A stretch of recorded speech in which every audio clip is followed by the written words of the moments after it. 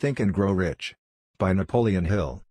In every chapter of this book, mention has been made of the money-making secret which has made fortunes for more than 500 exceedingly wealthy men whom I have carefully analyzed over a long period of years. The secret was brought to my attention by Andrew Carnegie, more than a quarter of a century ago. The canny, lovable old Scotsman carelessly tossed it into my mind, when I was but a boy. Then he sat back in his chair, with a merry twinkle in his eyes, and watched carefully to see if I had brains enough to understand the full significance of what he had said to me. When he saw that I had grasped the idea, he asked if I would be willing to spend 20 years or more, preparing myself to take it to the world, to men and women who, without the secret, might go through life as failures. I said I would, and with Mr. Carnegie's cooperation, I have kept my promise. This book contains the secret, after having been put to a practical test by thousands of people, in almost every walk of life. It was Mr. Carnegie's idea that the magic formula, which gave him a stupendous fortune, ought to be placed within reach of people who do not have time to investigate how men make money, and it was his hope that I might test and demonstrate the soundness of the formula through the experience of men and women in every calling.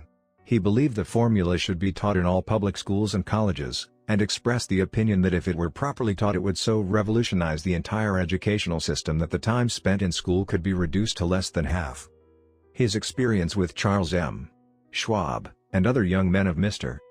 Schwab's type, convinced Mr. Carnegie that much of that which is taught in the schools is of no value whatsoever in connection with the business of earning a living or accumulating riches. He had arrived at this decision, because he had taken into his business one young man after another, many of them with but little schooling, and by coaching them in the use of this formula, developed in them rare leadership. Moreover, his coaching made fortunes for every one of them who followed his instructions.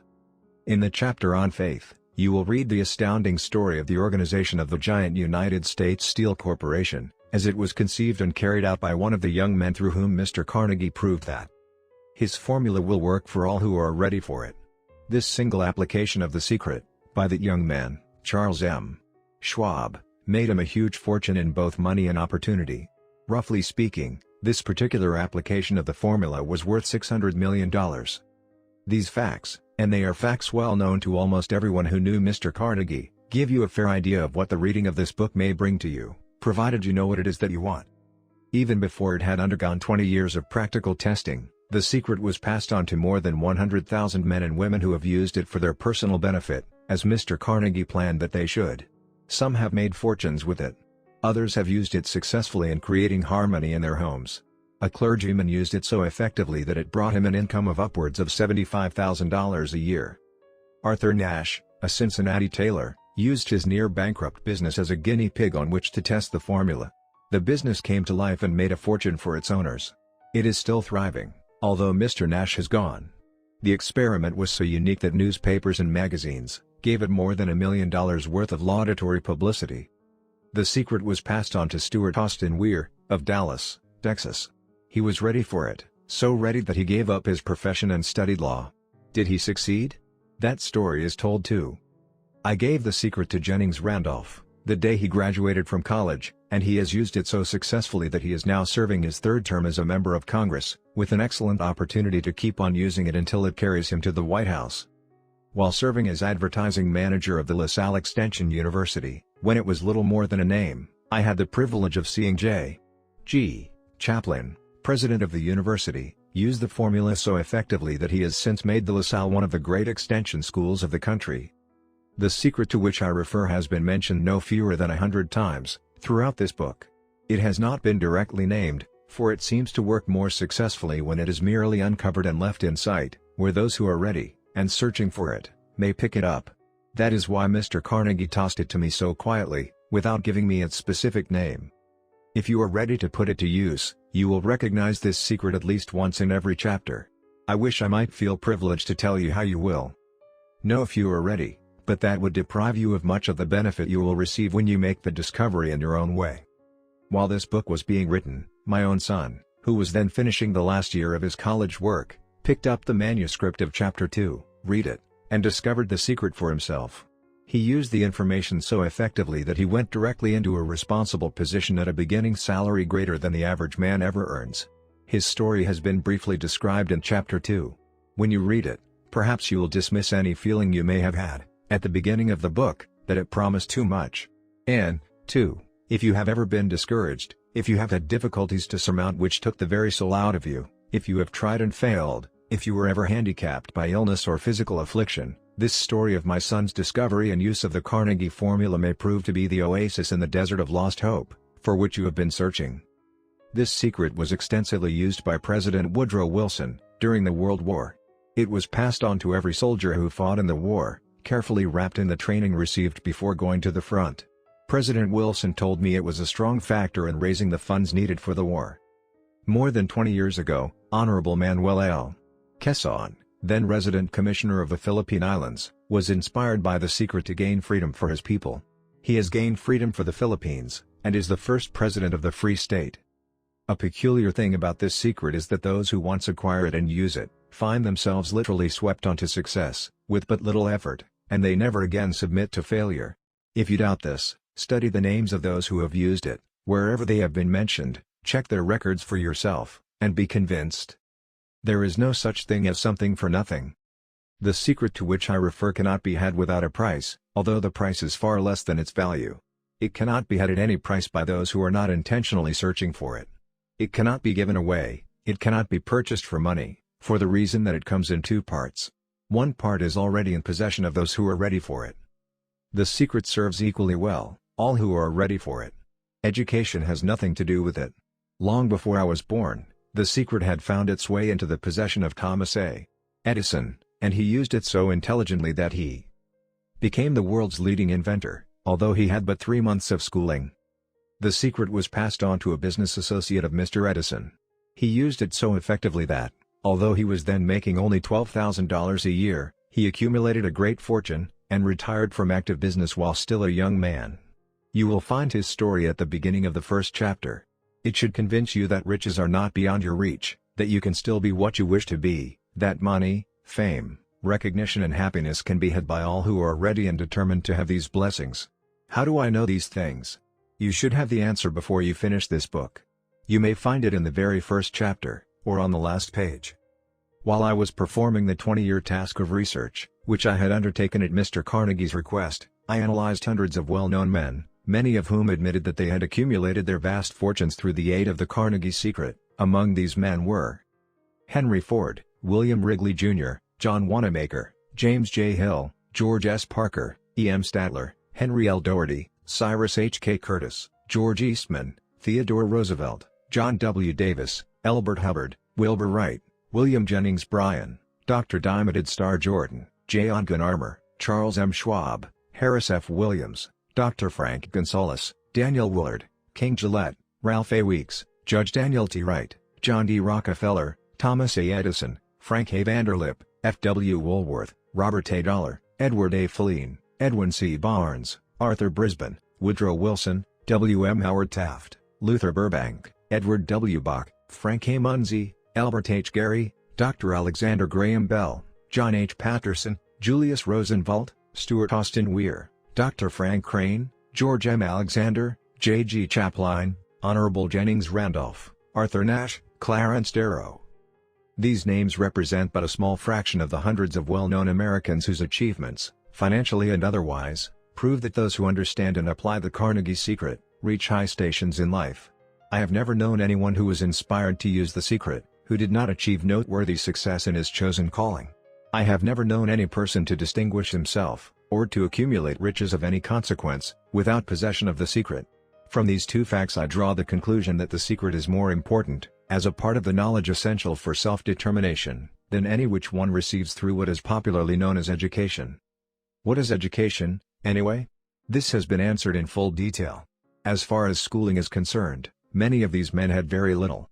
John Wanamaker once told me that what little schooling he had, he acquired in very much the same manner as a modern locomotive takes on water, by scooping it up as it runs. Henry Ford never reached high school, let alone college.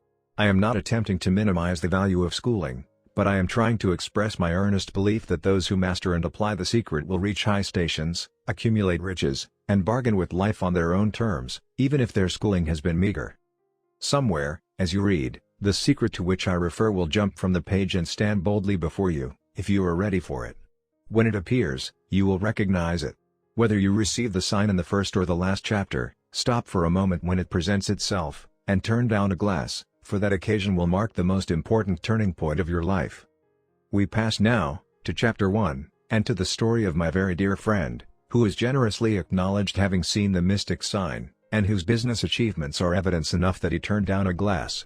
As you read his story, and the others, remember that they deal with the important problems of life, such as all men experience. The problems arising from one's endeavor to earn a living, to find hope, courage, contentment and peace of mind, to accumulate riches and to enjoy freedom of body and spirit. Remember, too, as you go through the book, that it deals with facts and not with fiction, its purpose being to convey a great universal truth through which all who are ready may learn, not only what to do, but also how to do it. And receive, as well, the needed stimulus to make a start. As a final word of preparation, before you begin the first chapter, may I offer one brief suggestion which may provide a clue by which the Carnegie secret may be recognized? It is this: all achievement, all earned riches, have their beginning in an idea. If you are ready for the secret, you already possess one half of it, therefore, you will readily recognize the other half the moment it reaches your mind. Chapter 1. Introduction. The man who thought his way into partnership with Thomas A. Edison. Truly, thoughts are things, and powerful things at that, when they are mixed with definiteness of purpose, persistence, and a burning desire for their translation into riches, or other material objects. A little more than 30 years ago, Edwin C. Barnes discovered how true it is that men really do think and grow rich. His discovery did not come about at one sitting. It came little by little, beginning with a burning desire to become a business associate of the great Edison. One of the chief characteristics of Barnes' desire was that it was definite. He wanted to work with Edison, not for him. Observe, carefully, the description of how he went about translating his desire into reality, and you will have a better understanding of the 13 principles which lead to riches. When this desire, or impulse of thought, first flashed into his mind, he was in no position to act upon it. Two difficulties stood in his way. He did not know Mr. Edison, and he did not have enough money to pay his railroad fare to Orange, New Jersey. These difficulties were sufficient to have discouraged the majority of men from making any attempt to carry out the desire. But his was no ordinary desire. He was so determined to find a way to carry out his desire that he finally decided to travel by blind baggage, rather than be defeated. To the uninitiated, this means that he went to East Orange on a freight train. He presented himself at Mr. Edison's laboratory, and announced he had come to go into business with the inventor. In speaking of the first meeting between Barnes and Edison, years later, Mr. Edison said, "He stood there before me, looking like an ordinary tramp, but there was something in the expression of his face which conveyed the impression that he was determined to get what he had come after. I had learned, from years of experience with men, that when a man really desires a thing so deeply that he is willing to stake his entire future on a single turn of the wheel in order to get it, he is sure to win. I gave him the opportunity he asked for, because I saw he had made up his mind to stand by until he succeeded." Subsequent events proved that no mistake was made. Just what young Barnes said to Mr. Edison on that occasion was far less important than that which he thought. Edison, himself, said so. It could not have been the young man's appearance which got him his start in the Edison office, for that was definitely against him. It was what he thought that counted. If the significance of this statement could be conveyed to every person who reads it, there would be no need for the remainder of this book. Barnes did not get his partnership with Edison on his first interview. He did get a chance to work in the Edison offices, at a very nominal wage, doing work that was unimportant to Edison, but most important to Barnes, because it gave him an opportunity to display his merchandise where his intended partner could see it. Months went by. Apparently nothing happened to bring the coveted goal which Barnes had set up in his mind as his definite major purpose. But something important was happening in Barnes' mind. He was constantly intensifying his desire to become the business associate of Edison. Psychologists have correctly said that when one is truly ready for a thing, it puts in its appearance. Barnes was ready for a business association with Edison. Moreover, he was determined to remain ready until he got that which he was seeking. He did not say to himself, "Ah well, what's the use? I guess I'll change my mind and try for a salesman's job."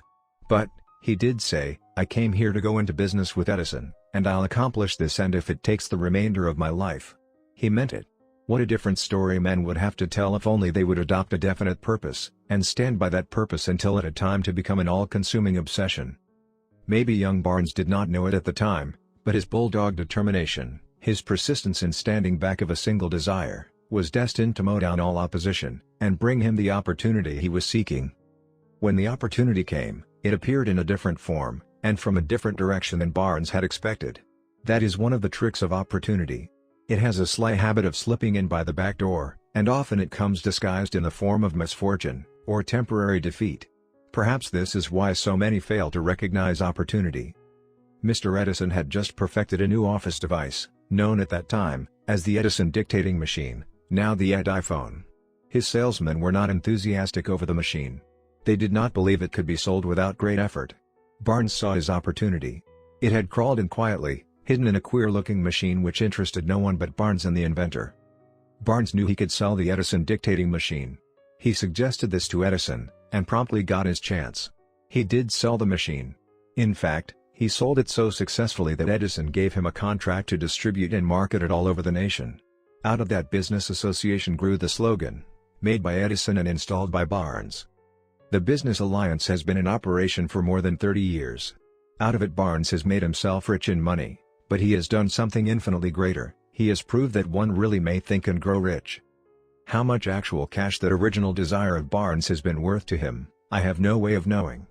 Perhaps it has brought him $2 or $3 million, but the amount, whatever it is, becomes insignificant when compared with the greater asset he acquired in the form of definite knowledge that an intangible impulse of thought can be transmuted into its physical counterpart by the application of known principles. Barnes literally thought himself into a partnership with the great Edison. He thought himself into a fortune. He had nothing to start with, except the capacity to know what he wanted, and the determination to stand by that desire until he realized it. He had no money to begin with. He had but little education. He had no influence. But he did have initiative, faith, and the will to win. With these intangible forces he made himself #1 man with the greatest inventor who ever lived. Now, let us look at a different situation, and study a man who had plenty of tangible evidence of riches, but lost it, because he stopped 3 feet short of the goal he was seeking. 3 feet from gold. One of the most common causes of failure is the habit of quitting when one is overtaken by temporary defeat. Every person is guilty of this mistake at one time or another. An uncle of R.U. Darby was caught by the gold fever in the gold rush days, and went west to dig and grow rich. He had never heard that more gold has been mined from the brains of men than has ever been taken from the earth. He staked a claim and went to work with pick and shovel. The going was hard, but his lust for gold was definite. After weeks of labor, he was rewarded by the discovery of the shining ore. He needed machinery to bring the ore to the surface. Quietly, he covered up the mine, retraced his footsteps to his home in Williamsburg, Maryland, told his relatives and a few neighbors of the strike. They got together money for the needed machinery, had it shipped. The uncle and Darby went back to work the mine. The first car of ore was mined, and shipped to a smelter. The returns proved they had one of the richest mines in Colorado. A few more cars of that ore would clear the debts. Then would come the big killing and profits. Down went the drills. Up went the hopes of Darby and uncle. Then something happened. The vein of gold ore disappeared. They had come to the end of the rainbow, and the pot of gold was no longer there. They drilled on, desperately trying to pick up the vein again, all to no avail. Finally, they decided to quit. They sold the machinery to a junk man for a few $100s, and took the train back home. Some junk men are dumb, but not this one. He called in a mining engineer to look at the mine and do a little calculating.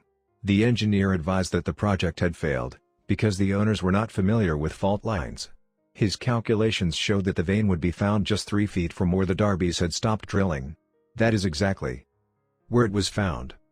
The junk man took millions of dollars in ore from the mine, because he knew enough to seek expert counsel before giving up. Most of the money which went into the machinery was procured through the efforts of R.U. Darby, who was then a very young man. The money came from his relatives and neighbors, because of their faith in him. He paid back every dollar of it, although he was years in doing so. Long afterward, Mr. Darby recouped his loss many times over, when he made the discovery that desire can be transmuted into gold. The discovery came after he went into the business of selling life insurance. Remembering that he lost a huge fortune, because he stopped 3 feet from gold, Darby profited by the experience in his chosen work, by the simple method of saying to himself, "I stopped 3 feet from gold, but I will never stop." Because men say no when I ask them to buy insurance. Darby is one of a small group of fewer than 50 men who sell more than $1 million in life insurance annually. He owes his stickability to the lesson he learned from his quitability in the gold mining business. Before success comes in any man's life, he is sure to meet with much temporary defeat, and, perhaps, some failure. When defeat overtakes a man, the easiest and most logical thing to do is to quit. That is exactly what the majority of men do. More than 500 of the most successful men this country has ever known told the author their greatest success came just one step beyond the point at which defeat had overtaken them. Failure is a trickster with a keen sense of irony and cunning. It takes great delight in tripping one when success is almost within reach. A 50-cent lesson in persistence. Shortly after Mr. Darby received his degree from the University of Hard Knocks, and had decided to profit by his experience in the gold mining business, he had the good fortune to be present on an occasion that proved to him that no does not necessarily mean no. One afternoon he was helping his uncle grind wheat in an old-fashioned mill. The uncle operated a large farm on which a number of colored sharecrop farmers lived. Quietly, the door was opened, and a small colored child, the daughter of a tenant, walked in and took her place near the door. The uncle looked up, saw the child, and barked at her roughly, "What do you want?" Meekly, the child replied, "My mammy say send her 50 cents. "I'll not do it," the uncle retorted, "now you run on home." "Yas saw," the child replied. But she did not move.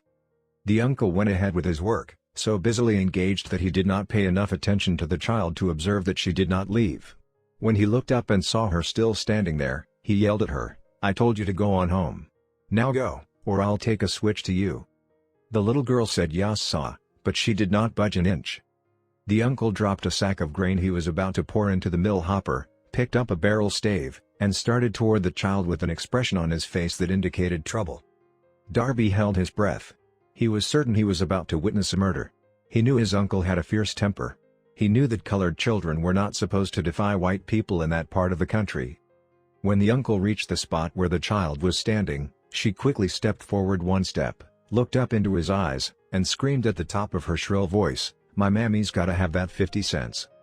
The uncle stopped, looked at her for a minute, then slowly laid the barrel stave on the floor, put his hand in his pocket, took out $50, and gave it to her.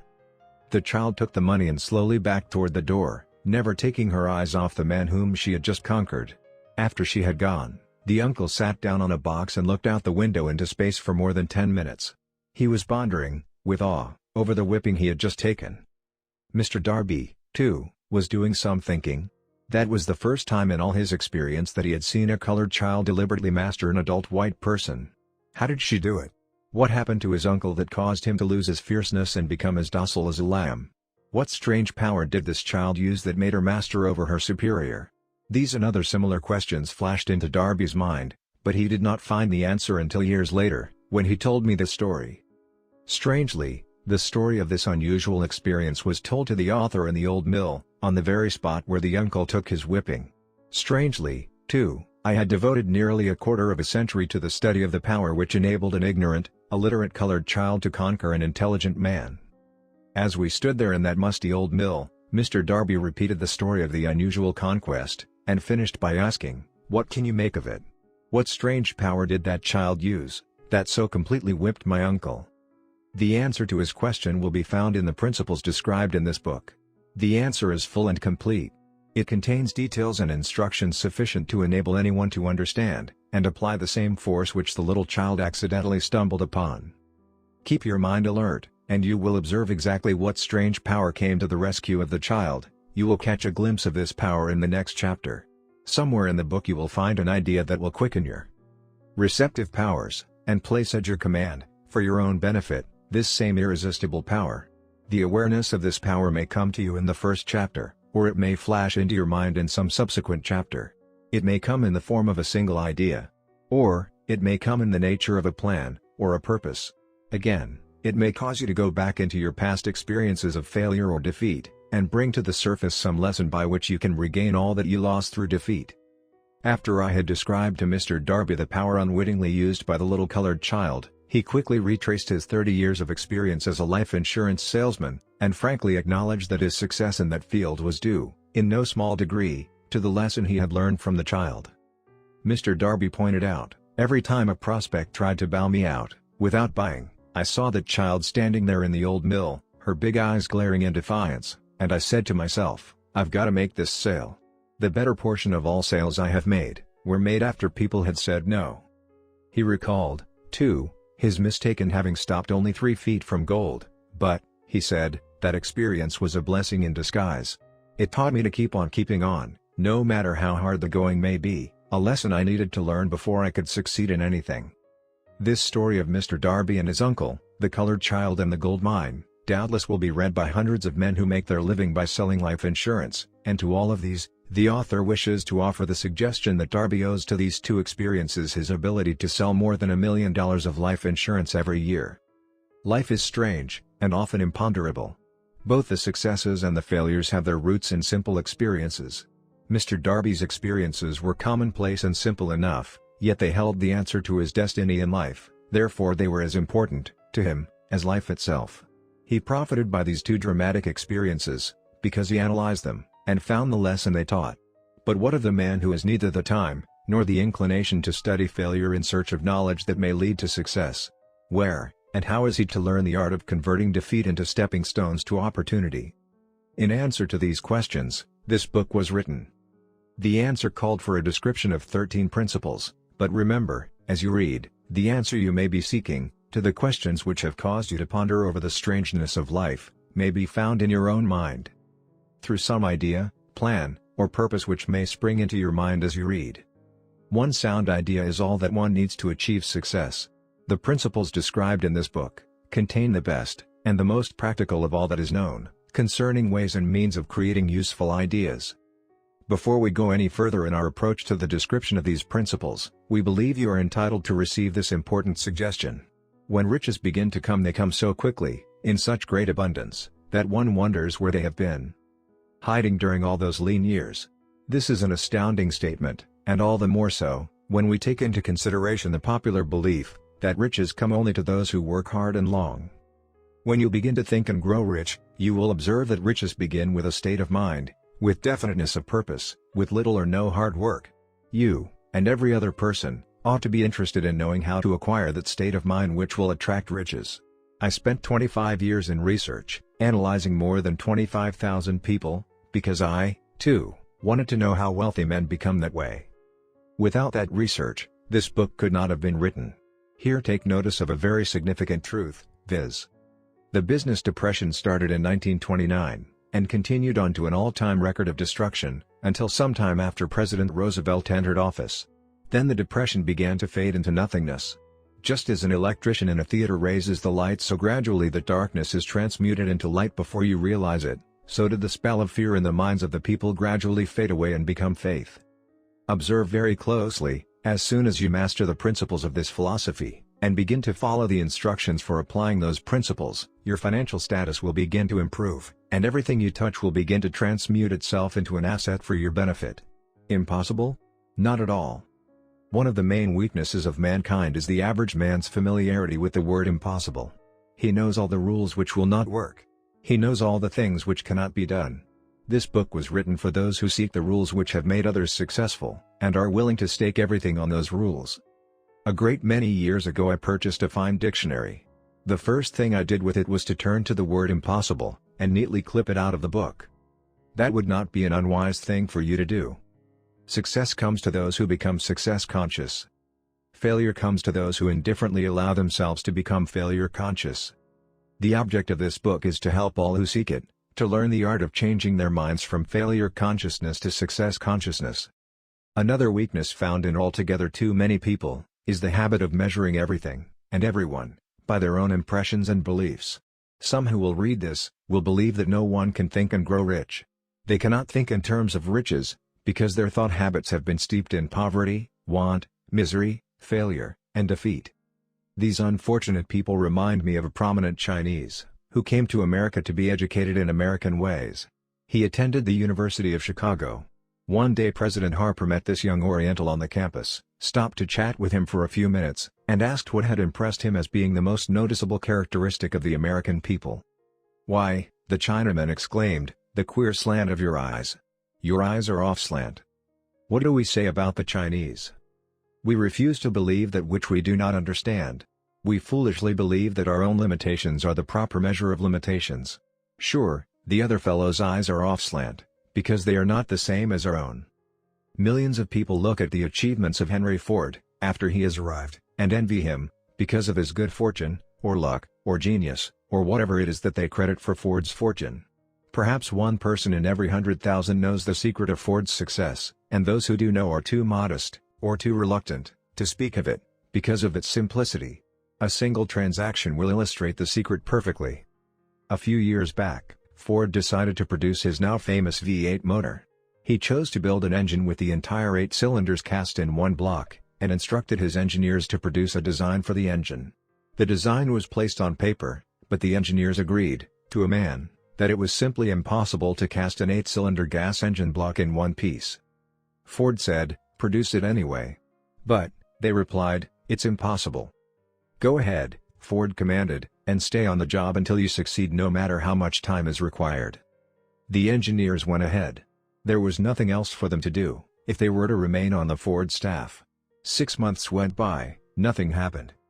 Another 6 months passed, and still nothing happened. The engineers tried every conceivable plan to carry out the orders, but the thing seemed out of the question, impossible. At the end of the year, Ford checked with his engineers, and again they informed him they had found no way to carry out his orders. "Go right ahead," said Ford, "I want it, and I'll have it." They went ahead, and then, as if by a stroke of magic, the secret was discovered. The Ford determination had won once more. This story may not be described with minute accuracy, but the sum and substance of it is correct. Deduce from it, you who wish to think and grow rich, the secret of the Ford millions, if you can. You'll not have to look very far.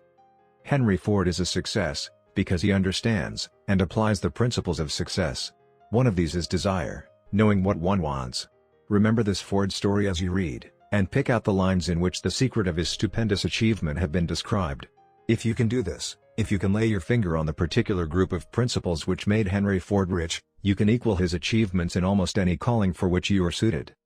You are the master of your fate, the captain of your soul, because when Henley wrote the prophetic lines, "I am the master of my fate, I am the captain of my soul," he should have informed us that we are the masters of our fate, the captains of our souls, because we have the power to control our thoughts.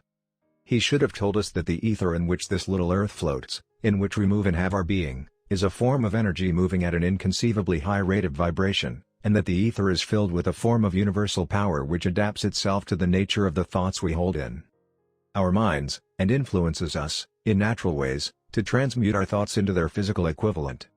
If the poet had told us of this great truth, we would know why it is that we are the masters of our fate, the captains of our souls.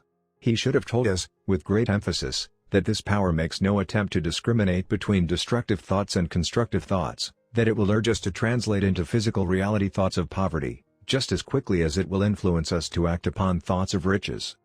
He should have told us, too, that our brains become magnetized with the dominating thoughts which we hold in our minds, and, by means with which no man is familiar, these magnets attract to us the forces, the people, the circumstances of life which harmonize with the nature of our dominating thoughts.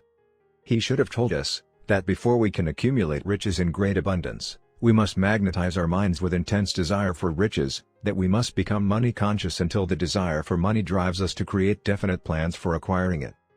But, being a poet, and not a philosopher, Henley contented himself by stating a great truth in poetic form, leaving those who followed him to interpret the philosophical meaning of his lines. Little by little, the truth has unfolded itself, until it now appears certain that the principles described in this book hold the secret of mastery over our economic fate. We are now ready to examine the first of these principles. Maintain a spirit of open-mindedness, and remember as you read, they are the invention of no one man. The principles were gathered from the life experiences of more than 500 men who actually accumulated riches in huge amounts, men who began in poverty, with but little education, without influence. The principles worked for these men. You can put them to work for your own enduring benefit. You will find it easy, not hard, to do. Before you read the next chapter, I want you to know that it conveys factual information which might easily change your entire financial destiny, as it has so definitely brought changes of stupendous proportions to two people described. I want you to know, also, that the relationship between these two men and myself is such that I could have taken no liberties with the facts, even if I had wished to do so. One of them has been my closest personal friend for almost 25 years, the other is my own son. The unusual success of these two men, Success which they generously accredit to the principle described in the next chapter, more than justifies this personal reference as a means of emphasizing the far-flung power of this principle. Almost 15 years ago, I delivered the commencement address at Salem College, Salem, West Virginia. I emphasized the principle described in the next chapter, with so much intensity that one of the members of the graduating class definitely appropriated it, and made it a part of his own philosophy. The young man is now a member of Congress, and an important factor in the present administration. Just before this book went to the publisher, he wrote me a letter in which he so clearly stated his opinion of the principle outlined in the next chapter, that I have chosen to publish his letter as an introduction to that chapter. It gives you an idea of the rewards to come. My dear Napoleon, my service as a member of Congress having given me an insight into the problems of men and women, I am writing to offer a suggestion which may become helpful to thousands of worthy people. With apologies, I must state that the suggestion, if acted upon, will mean several years of labor and responsibility for you, but I am enheartened to make the suggestion, because I know your great love for rendering useful service. In 1922, you delivered the commencement address at Salem College, when I was a member of the graduating class. In that address, you planted in my mind an idea which has been responsible for the opportunity I now have to serve the people of my state, and will be responsible, in a very large measure, for whatever success I may have in the future. The suggestion I have in mind is, that you put into a book the sum and substance of the address you delivered at Salem College, and in that way give the people of America an opportunity to profit by your many years of experience and association with the men who, by their greatness, have made America the richest nation on earth.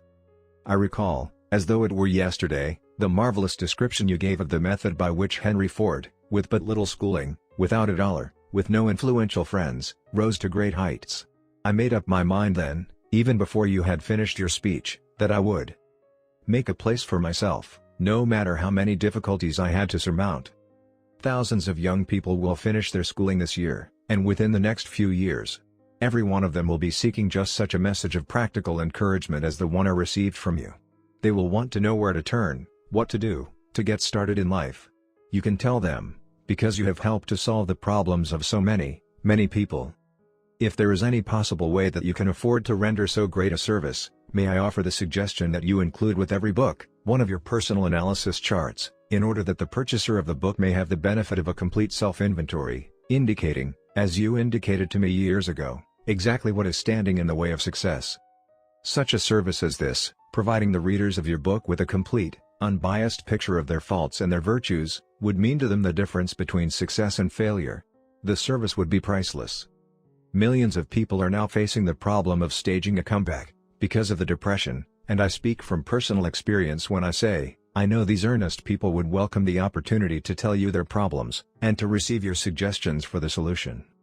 You know the problems of those who face the necessity of beginning all over again.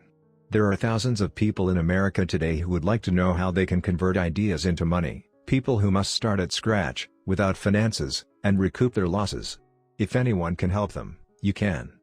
If you publish the book, I would like to own the first copy that comes from the press, personally autographed by you. With best wishes, believe me, cordially yours. Jennings Randolph. Chapter 2. Desire. The starting point of all achievement. The first step toward riches. When Edwin C.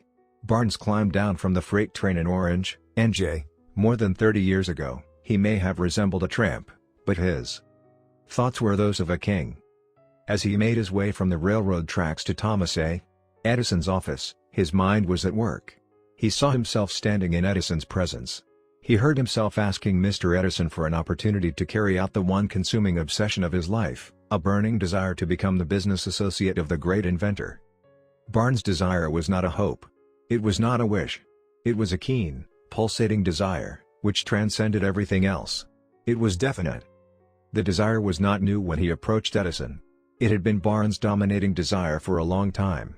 In the beginning, when the desire first appeared in his mind, it may have been, probably was, only a wish, but it was no mere wish when he appeared before Edison with it. A few years later, Edwin C. Barnes again stood before Edison, in the same office where he first met the inventor. This time his desire had been translated into reality. He was in business with Edison. The dominating dream of his life had become a reality. Today, people who know Barnes envy him, because of the break life yielded him. They see him in the days of his triumph, without taking the trouble to investigate the cause of his success. Barnes succeeded because he chose a definite goal, placed all his energy, all his willpower, all his effort, everything back of that goal.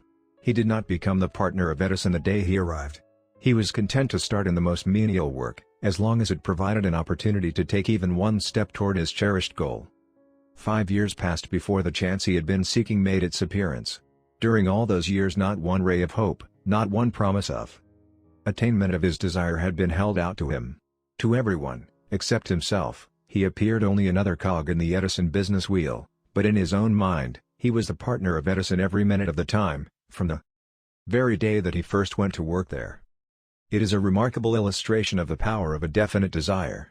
Barnes won his goal, because he wanted to be a business associate of Mr. Edison, more than he wanted anything else. He created a plan by which to attain that purpose. But he burned all bridges behind him. He stood by his desire until it became the dominating obsession of his life, and, finally, a fact. When he went to Orange, he did not say to himself, "I will try to induce Edison to give me a job of some sort." He said, "I will see Edison, and put him on notice that I have come to go into business with him."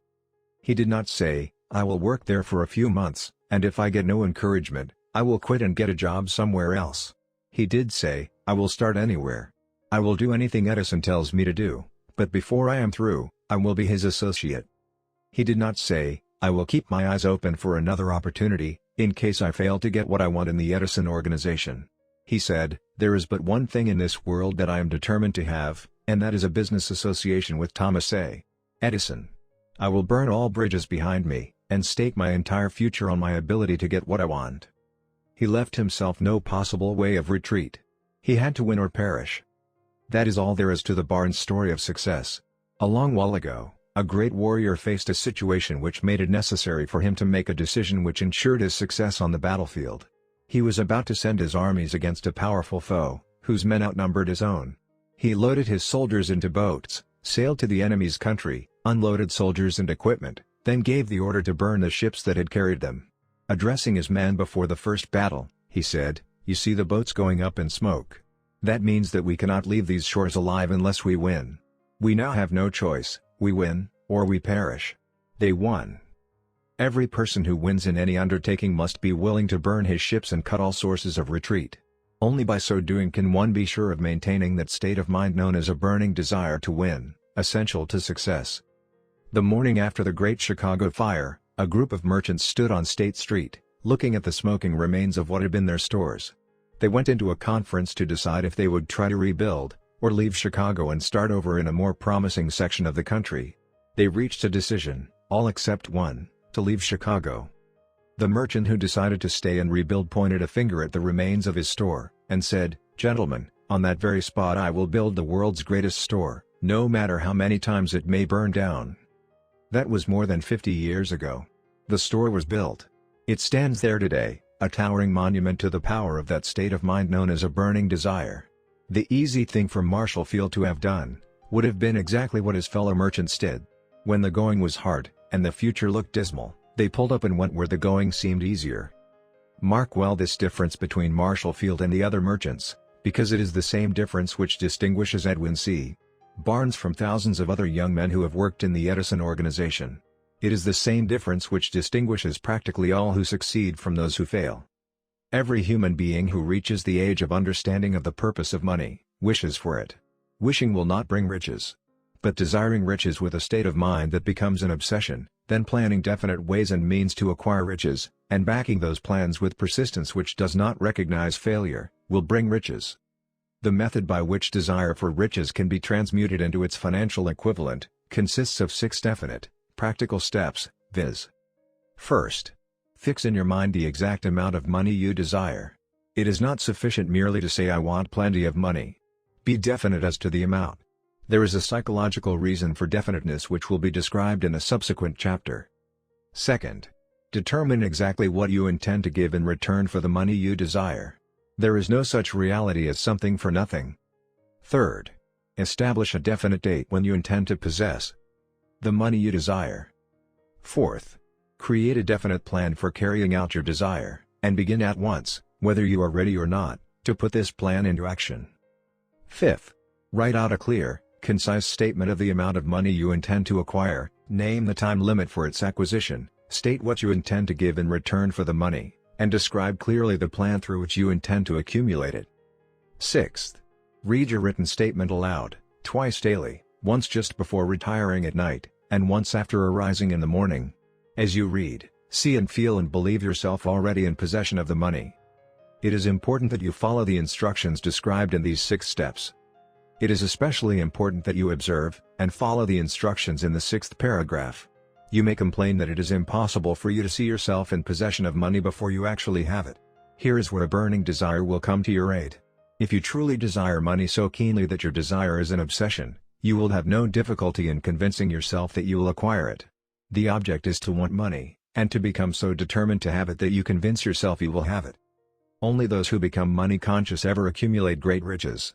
Money consciousness means that the mind has become so thoroughly saturated with the desire for money, that one can see oneself already in possession of it. To the uninitiated, who has not been schooled in the working principles of the human mind, these instructions may appear impractical.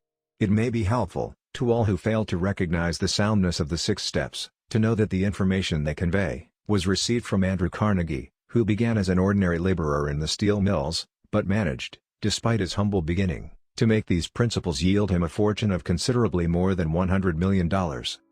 It may be a further help to know that the 6 steps here recommended were carefully scrutinized by the late Thomas A. Edison, who placed his stamp of approval upon them as being, not only the steps essential for the accumulation of money, but necessary for the attainment of any definite goal. The steps call for no hard labor. They call for no sacrifice. They do not require one to become ridiculous, or credulous. To apply them calls for no great amount of education. But the successful application of these 6 steps does call for sufficient imagination to enable one to see, and to understand, that accumulation of money cannot be left to chance, good fortune, and luck.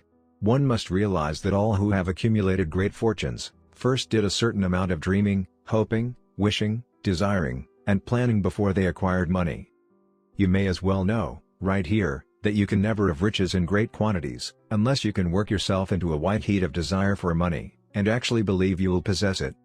You may as well know, also, that every great leader, from the dawn of civilization down to the present, was a dreamer. Christianity is the greatest potential power in the world today, because its founder was an intense dreamer who had the vision and the imagination to see realities in their mental and spiritual form before they had been transmuted into physical form.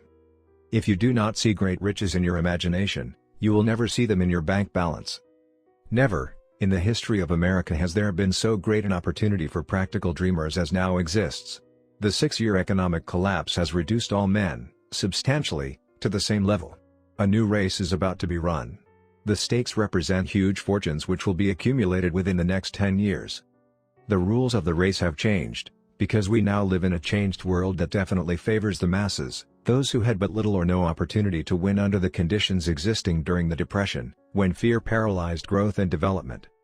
We who are in this race for riches, should be encouraged to know that this changed world in which we live is demanding new ideas, new ways of doing things, new leaders, new inventions, new methods of teaching, new methods of marketing, new books, new literature, new features for the radio, new ideas for moving pictures.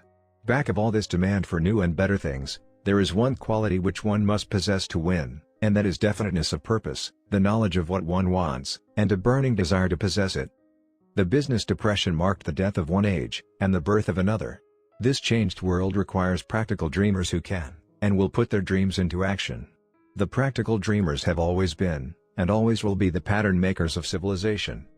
We who desire to accumulate riches, should remember the real leaders of the world always have been men who harnessed, and put into practical use, the intangible, unseen forces of unborn opportunity, and have converted those forces, or impulses of thought, into skyscrapers, cities, factories, airplanes, automobiles, and every form of convenience that makes life more pleasant. Tolerance, and an open mind are practical necessities of the dreamer of today. Those who are afraid of new ideas are doomed before they start. Never has there been a time more favorable to pioneers than the present. True, there is no wild and woolly West to be conquered, as in the days of the covered wagon, but there is a vast business, financial, and industrial world to be remolded and redirected along new and better lines. In planning to acquire your share of the riches, let no one influence you to scorn the dreamer. To win the big stakes in this changed world, you must catch the spirit of the great pioneers of the past, whose dreams have given to civilization all that it has of value, the spirit which serves as the lifeblood of her own country, your opportunity and mine, to develop and market our talents. Let us not forget, Columbus dreamed of an unknown world, staked his life on the existence of such a world, and discovered it. Copernicus, the great astronomer, dreamed of a multiplicity of worlds, and revealed them. No one denounced him as impractical after he had triumphed. Instead, the world worshipped at his shrine, thus proving once more that success requires no apologies, failure permits no alibis. If the thing you wish to do is right, and you believe in it, go ahead and do it. Put your dream across, and never mind what they say if you meet with temporary defeat, for they, perhaps, do not know that every failure brings with it the seed of an equivalent success. Henry Ford, poor and uneducated, dreamed of a horseless carriage, went to work with what tools he possessed, without waiting for opportunity to favor him, and now evidence of his dream belts the entire earth. He has put more wheels into operation than any man who ever lived, because he was not afraid to back his dreams.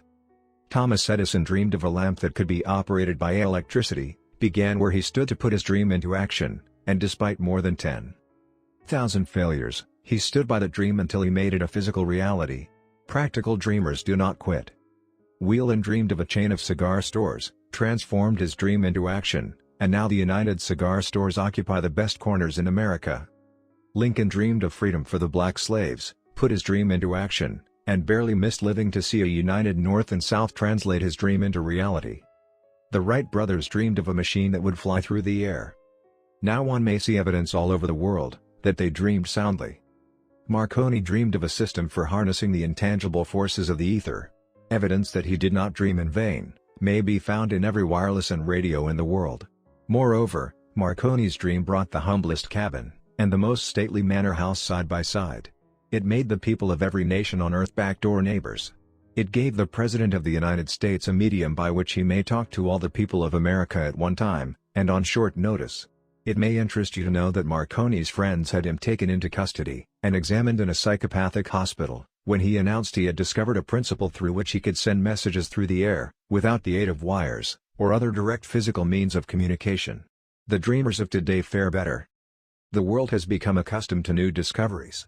Nay, it has shown a willingness to reward the dreamer who gives the world a new idea. The greatest achievement was, at first, and for a time, but a dream. The oak sleeps in the acorn. The bird waits in the egg, and in the highest vision of the soul, a waking angel stirs. Dreams are the seedlings of reality. Awake, arise, and assert yourself, you dreamers of the world. Your star is now in the ascendancy. The World Depression brought the opportunity you have been waiting for. It taught people humility, tolerance, and open-mindedness. The world is filled with an abundance of opportunity which the dreamers of the past never knew. A burning desire to be, and to do is the starting point from which the dreamer must take off. Dreams are not born of indifference, laziness, or lack of ambition. The world no longer scoffs at the dreamer, nor calls him impractical. If you think it does, take a trip to Tennessee, and witness what a dreamer president has done in the way of harnessing and using the great water power of America. A score of years ago, such a dream would have seemed like madness.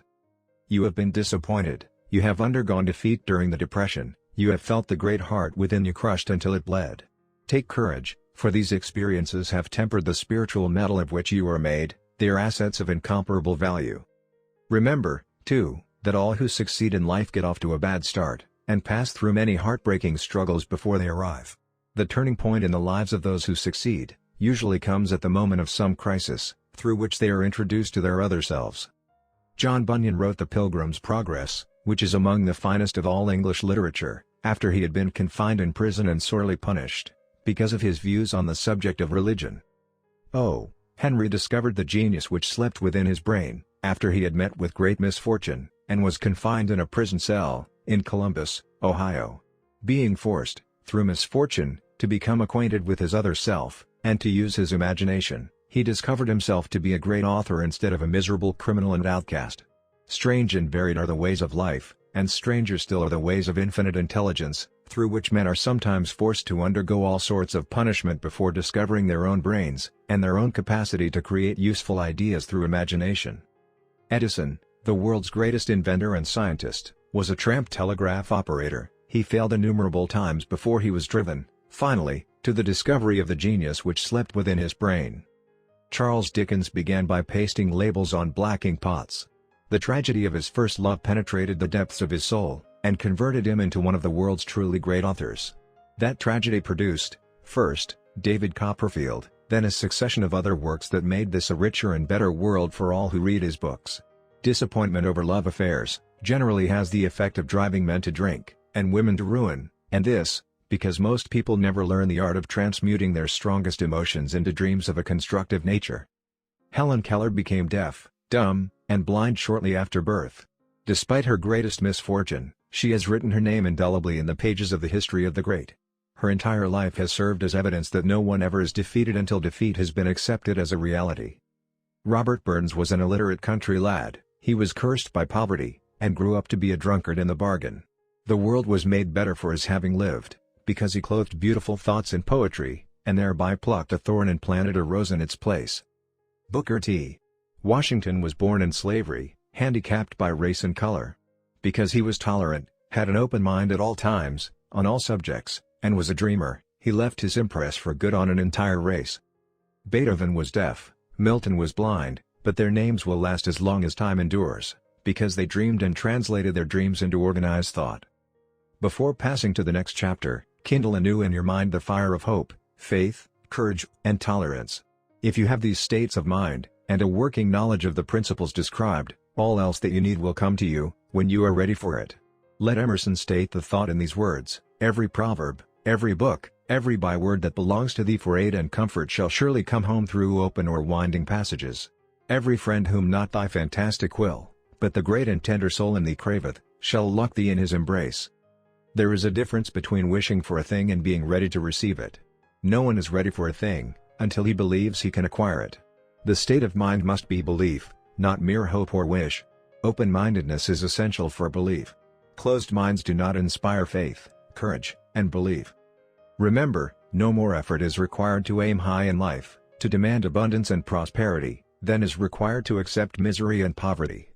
A great poet has correctly stated this universal truth through these lines. I bargained with life for a penny, and life would pay no more, however I begged at evening when I counted my scanty store. For life is a just employer, he gives you what you ask. But once you have set the wages, why, you must bear the task. I worked for a menial's hire, only to learn, dismayed, that any wage I had asked of life, life would have willingly paid. Desire outwits Mother Nature. As a fitting climax to this chapter, I wish to introduce one of the most unusual persons I have ever known. I first saw him 24 years ago, a few minutes after he was born. He came into the world without any physical sign of ears, and the doctor admitted, when pressed for an opinion, that the child might be deaf, and mute for life. I challenged the doctor's opinion. I had the right to do so, I was the child's father.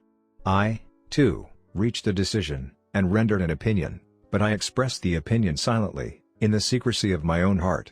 I decided that my son would hear and speak. Nature could send me a child without ears, but nature could not induce me to accept the reality of the affliction. In my own mind I knew that my son would hear and speak. How? I was sure there must be a way, and I knew I would find it. I thought of the words of the immortal Emerson, the whole course of things goes to teach us faith. We need only obey. There is guidance for each of us, and by lowly listening, we shall hear the right word. The right word? Desire. More than anything else, I desired that my son should not be a deaf-mute. From that desire I never receded, not for a second.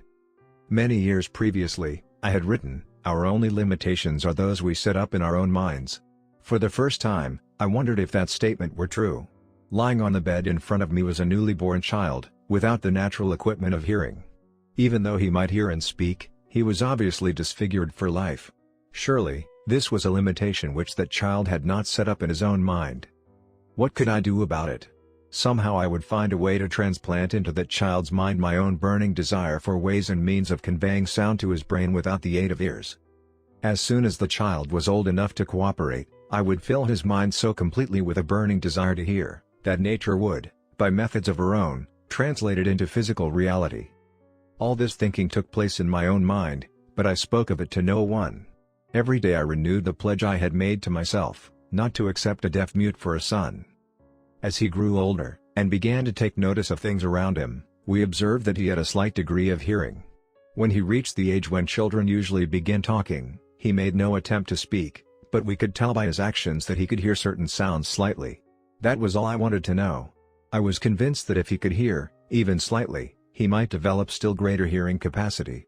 Then something happened which gave me hope. It came from an entirely unexpected source. We bought a Victrola.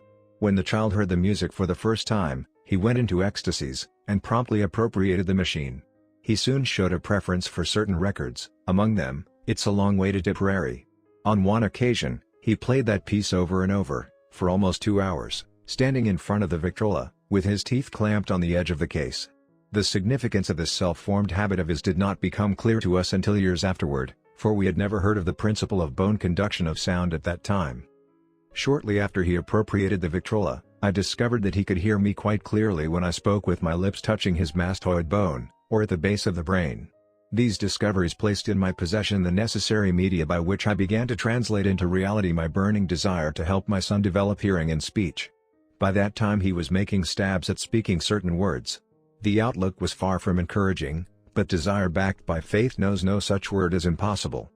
Having determined that he could hear the sound of my voice plainly, I began, immediately, to transfer to his mind the desire to hear and speak. I soon discovered that the child enjoyed bedtime stories, so I went to work, creating stories designed to develop in him self-reliance, imagination, and a keen desire to hear and to be normal. There was one story in particular, which I emphasized by giving it some new and dramatic coloring each time it was told. It was designed to plant in his mind the thought that his affliction was not a liability, but an asset of great value. Despite the fact that all the philosophy I had examined clearly indicated that every adversity brings with it the seed of an equivalent advantage, I must confess that I had not the slightest idea how this affliction could ever become an asset. However, I continued my practice of wrapping that philosophy in bedtime stories, hoping the time would come when he would find some plan by which his handicap could be made to serve some useful purpose. Reason told me plainly that there was no adequate compensation for the lack of ears and natural hearing equipment. Desire backed by faith pushed reason aside, and inspired me to carry on. As I analyze the experience in retrospect, I can see now that my son's faith in me had much to do with the astounding results. He did not question anything I told him. I sold him the idea that he had a distinct advantage over his older brother, and that this advantage would reflect itself in many ways.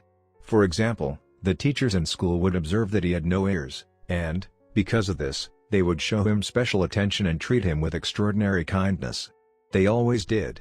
His mother saw to that, by visiting the teachers and arranging with them to give the child the extra attention necessary. I sold him the idea, too, that when he became old enough to sell newspapers, his older brother had already become a newspaper merchant. He would have a big advantage over his brother, for the reason that people would pay him extra money for his wares, because they could see that he was a bright, industrious boy, despite the fact he had no ears. We could notice that, gradually, the child's hearing was improving. Moreover, he had not the slightest tendency to be self-conscious, because of his affliction. When he was about 7, he showed the first evidence that our method of servicing his mind was bearing fruit. For several months he begged for the privilege of selling newspapers, but his mother would not give her consent. She was afraid that his deafness made it unsafe for him to go on the street alone. Finally, he took matters in his own hands. One afternoon, when he was left at home with the servants, he climbed through the kitchen window, shinnied to the ground, and set out on his own. He borrowed 6 cents in capital from the neighborhood shoemaker, invested it in papers, sold out, reinvested, and kept repeating until late in the evening. After balancing his accounts, and paying back the 6 cents he had borrowed from his banker, he had a net profit of 42 cents. When we got home that night, we found him in bed asleep, with the money tightly clenched in his hand. His mother opened his hand, removed the coins, and cried. Of all things, crying over her son's first victory seemed so inappropriate. My reaction was the reverse. I laughed heartily, for I knew that my endeavor to plant in the child's mind an attitude of faith in himself had been successful. His mother saw, in his first business venture, a little deaf boy who had gone out in the streets and risked his life to earn money. I saw a brave, ambitious, self-reliant little businessman whose stock in himself had been increased 100%, because he had gone into business on his own initiative, and had won. The transaction pleased me, because I knew that he had given evidence of a trait of resourcefulness that would go with him all through life. Later events proved this to be true. When his older brother wanted something, he would lie down on the floor, kick his feet in the air, cry for it, and get it. When the little deaf boy wanted something, he would plan a way to earn the money, then buy it for himself. He still follows that plan. Truly, my own son has taught me that handicaps can be converted into stepping stones on which one may climb towards some worthy goal, unless they are accepted as obstacles, and used as alibis. The little deaf boy went through the grades, high school, and college without being able to hear his teachers, excepting when they shouted loudly, at close range. He did not go to a school for the deaf. We would not permit him to learn the sign language. We were determined that he should live a normal life, and associate with normal children, and we stood by that decision, although it cost us many heated debates with school officials. While he was in high school, he tried an electrical hearing aid, but it was of no value to him, due, we believed, to a condition that was disclosed when the child was 6, by Dr. J. Gordon Wilson, of Chicago, when he operated on one side of the boy's head, and discovered that there was no sign of natural hearing equipment. During his last week in college, 18 years after the operation, something happened which marked the most important turning point of his life. Through what seemed to be mere chance, he came into possession of another electrical hearing device, which was sent to him on trial. He was slow about testing it, due to his disappointment with a similar device. Finally he picked the instrument up, and more or less carelessly, placed it on his head, hooked up the battery, and lo! As if by a stroke of magic, his lifelong desire for normal hearing became a reality. For the first time in his life he heard. Practically as well as any person with normal hearing. God moves in mysterious ways, His wonders to perform. Overjoyed because of the changed world which had been brought to him through his hearing device, he rushed to the telephone, called his mother, and heard her voice perfectly. The next day he plainly heard the voices of his professors in class, for the first time in his life. Previously he could hear them only when they shouted, at short range. He heard the radio. He heard the talking pictures. For the first time in his life, he could converse freely with other people, without the necessity of their having to speak loudly. Truly, he had come into possession of a changed world. We had refused to accept nature's error, and, by persistent desire, we had induced nature to correct that error, through the only practical means available. Desire had commenced to pay dividends, but the victory was not yet complete. The boy still had to find a definite and practical way to convert his handicap into an equivalent asset. Hardly realizing the significance of what had already been accomplished, but intoxicated with the joy of his newly discovered world of sound, he wrote a letter to the manufacturer of the hearing aid, enthusiastically describing his experience. Something in his letter, something, perhaps which was not written on the lines, but back of them, caused the company to invite him to New York. When he arrived, he was escorted through the factory, and while talking with the chief engineer, telling him about his changed world, a hunch, an idea, or an inspiration, call it what you wish, flashed into his mind. It was this impulse of thought which converted his affliction into an asset, destined to pay dividends in both money and happiness to thousands for all time to come. The sum and substance of that impulse of thought was this: it occurred to him that he might be of help to the millions of deafened people who go through life without the benefit of hearing devices, if he could find a way to tell them the story of his changed world. Then and there, he reached a decision to devote the remainder of his life to rendering useful service to the hard of hearing. For an entire month, he carried on an intensive research, during which he analyzed the entire marketing system of the manufacturer of the hearing device, and created ways and means of communicating with the hard of hearing all over the world for the purpose of sharing with them his newly discovered changed world. When this was done, he put in writing a 2-year plan, based upon his findings. When he presented the plan to the company, he was instantly given a position, for the purpose of carrying out his ambition. Little did he dream, when he went to work, that he was destined to bring hope and practical relief to thousands of deafened people who, without his help, would have been doomed forever to deaf-mutism. Shortly after he became associated with the manufacturer of his hearing aid, he invited me to attend a class conducted by his company, for the purpose of teaching deaf-mutes to hear, and to speak. I had never heard of such a form of education, therefore I visited the class, skeptical but hopeful that my time would not be entirely wasted. Here I saw a demonstration which gave me a greatly enlarged vision of what I had done to arouse and keep alive in my son's mind the desire for normal hearing. I saw deaf-mutes actually being taught to hear and to speak, through application of the self-same principle I had used, more than 20 years previously, in saving my son from deaf-mutism. Thus, through some strange turn of the wheel of fate, my son, Blair, and I have been destined to aid in correcting deaf-mutism for those as yet unborn, because we are the only living human beings, as far as I know, who have established definitely the fact that deaf mutism can be corrected to the extent of restoring to normal life those who suffer with this affliction. It has been done for one, it will be done for others. There is no doubt in my mind that Blair would have been a deaf mute all his life, if his mother and I had not managed to shape his mind as we did. The doctor who attended at his birth told us, confidentially, the child might never hear or speak. A few weeks ago, Dr. Irving Voorhees, a noted specialist on such cases, examined Blair very thoroughly. He was astounded when he learned how well my son now hears and speaks, and said his examination indicated that theoretically, the boy should not be able to hear at all. But the lad does hear, despite the fact that X-ray pictures show there is no opening in the skull, whatsoever, from where his ears should be to the brain. When I planted in his mind the desire to hear and talk, and live as a normal person, there went with that impulse some strange influence which caused nature to become bridge builder, and span the gulf of silence between his brain and the outer world, by some means which the keenest medical specialists have not been able to interpret. It would be sacrilege for me to even conjecture as to how nature performed this miracle. It would be unforgivable if I neglected to tell the world as much as I know of the humble part I assumed in the strange experience. It is my duty, and a privilege to say I believe, and not without reason, that nothing is impossible to the person who backs desire with enduring faith. Verily, a burning desire has devious ways of transmuting itself into its physical equivalent. Blair desired normal hearing, now he has it. He was born with a handicap which might easily have sent one with a less defined desire to the street with a bundle of pencils and a tin cup. That handicap now promises to serve as the medium by which he will render useful service to many millions of hard of hearing, also, to give him useful employment at adequate financial compensation the remainder of his life.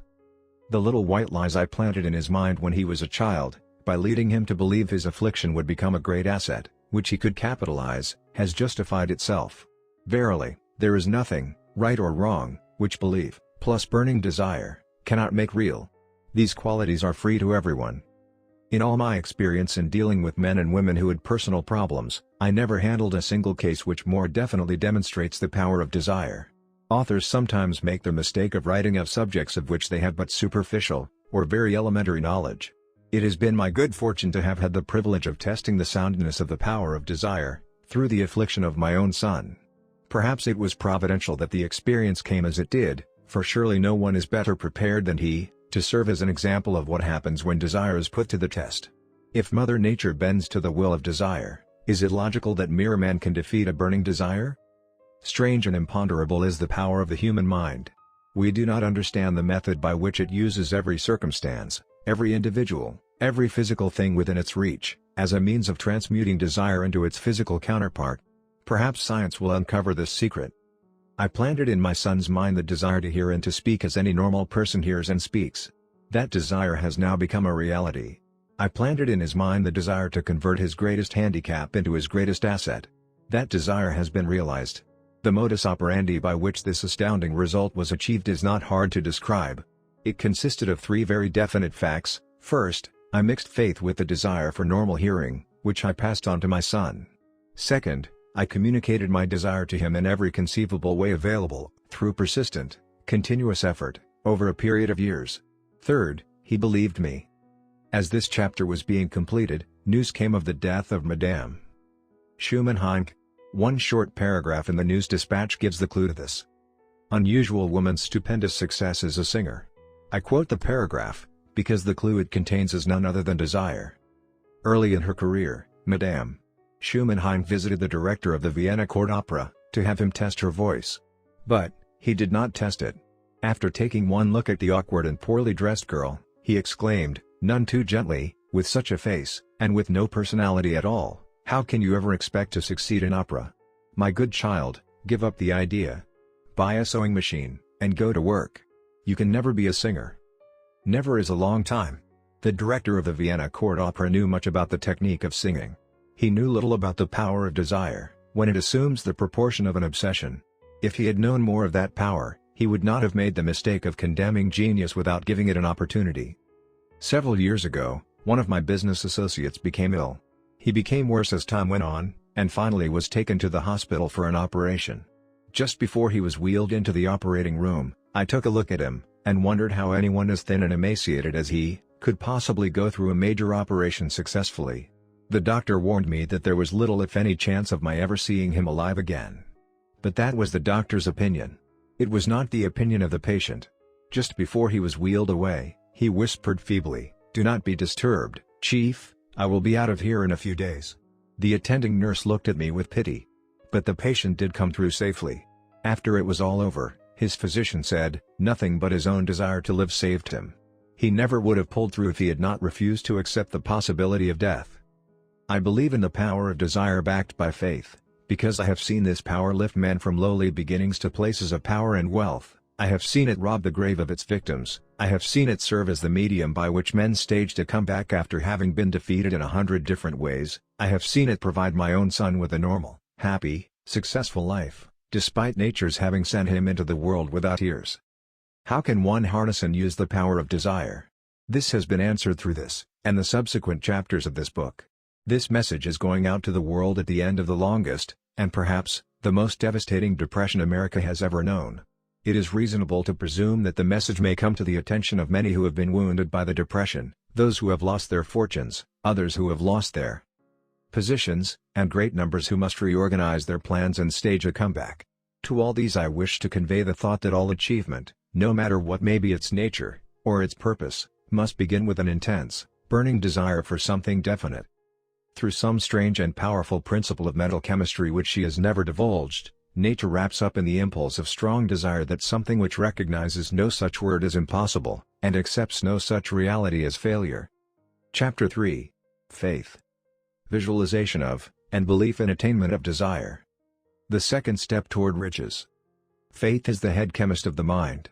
When faith is blended with the vibration of thought, the subconscious mind instantly picks up the vibration, translates it into its spiritual equivalent, and transmits it to infinite intelligence, as in the case of prayer. The emotions of faith, love, and sex are the most powerful of all the major positive emotions. When the three are blended, they have the effect of coloring the vibration of thought in such a way that it instantly reaches the subconscious mind, where it is changed into its spiritual equivalent, the only form that induces a response from infinite intelligence. Love and faith are psychic, related to the spiritual side of man. Sex is purely biological, and related only to the physical. The mixing, or blending, of these three emotions has the effect of opening a direct line of communication between the finite, thinking mind of man, and infinite intelligence. How to develop faith? There comes, now, a statement which will give a better understanding of the importance the principle of autosuggestion assumes in the transmutation of desire into its physical, or monetary equivalent, namely, faith is a state of mind which may be induced, or created, by affirmation or repeated instructions to the subconscious mind, through the principle of autosuggestion. As an illustration, consider the purpose for which you are, presumably, reading this book.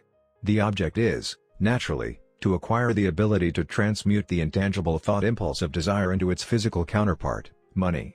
By following the instructions laid down in the chapters on autosuggestion, and the subconscious mind, as summarized in the chapter on autosuggestion, you may convince the subconscious mind that you believe you will receive that for which you ask, and it will act upon that belief, which your subconscious mind passes back to you in the form of faith, followed by definite plans for procuring that which you desire.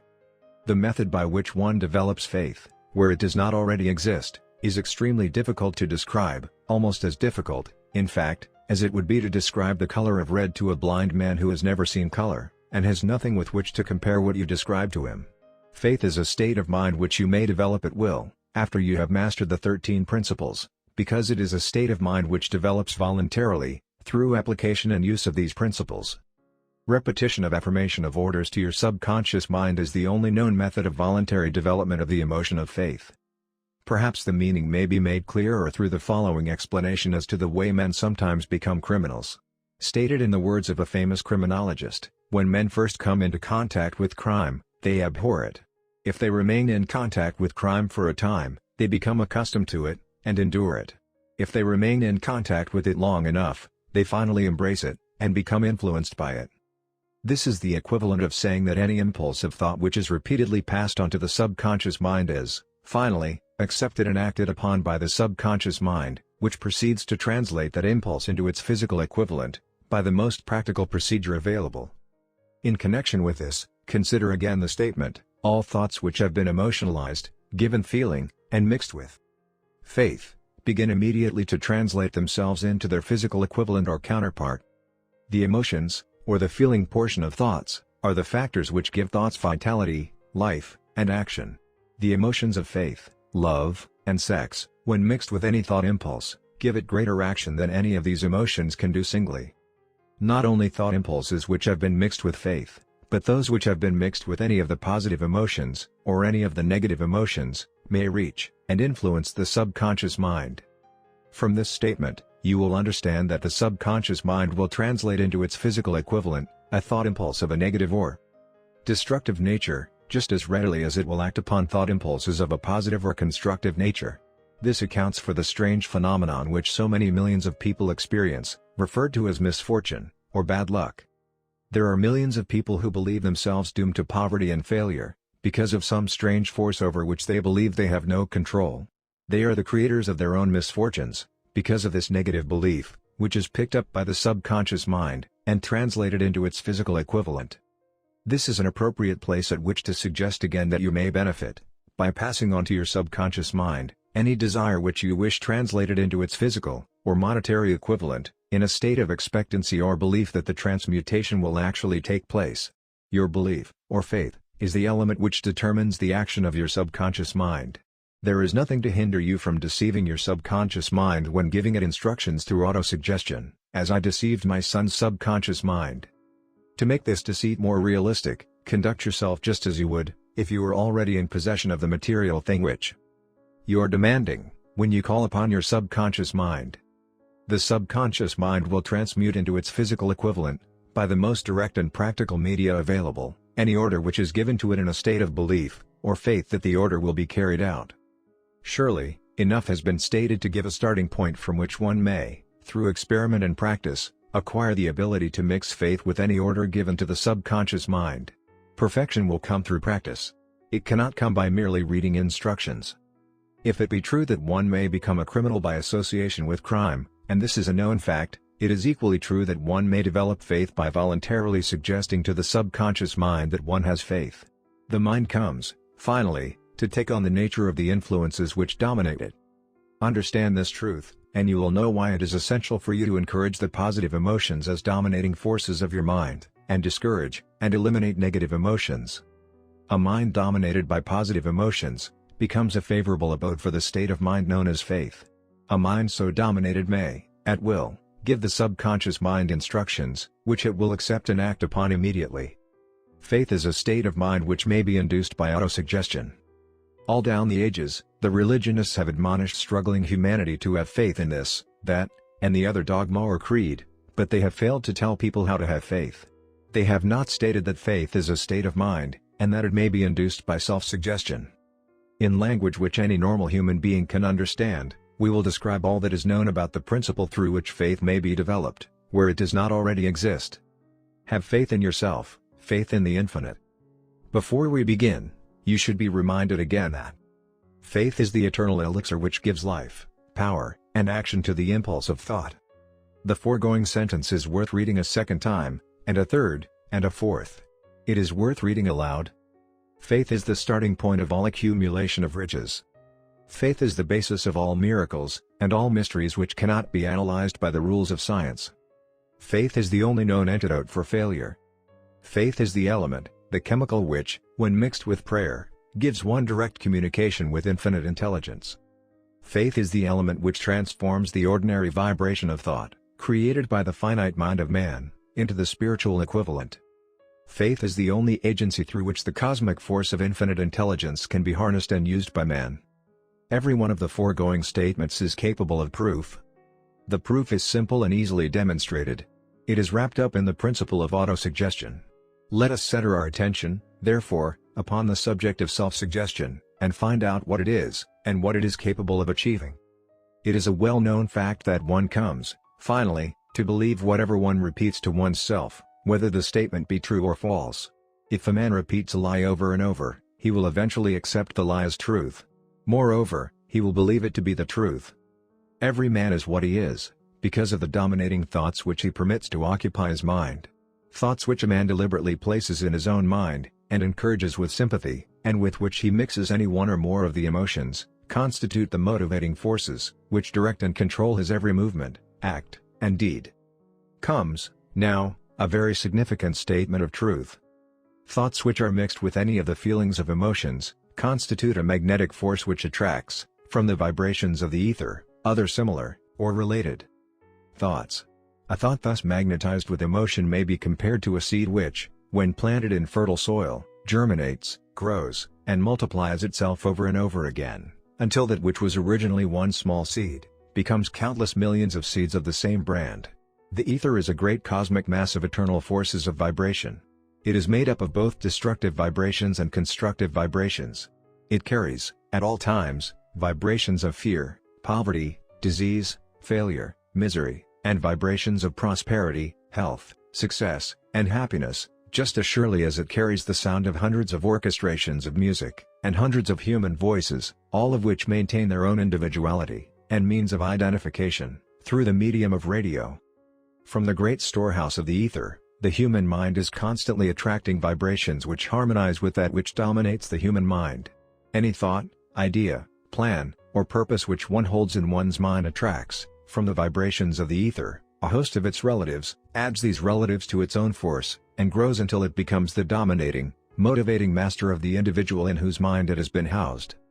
Now, let us go back to the starting point, and become informed as to how the original seed of an idea, plan, or purpose may be planted in the mind. The information is easily conveyed. Any idea, plan, or purpose may be placed in the mind through repetition of thought. This is why you are asked to write out a statement of your major purpose, or definite chief aim, commit it to memory, and repeat it, in audible words, day after day, until these vibrations of sound have reached your subconscious mind.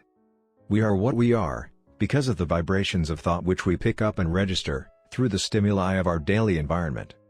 Resolve to throw off the influences of any unfortunate environment, and to build your own life to order.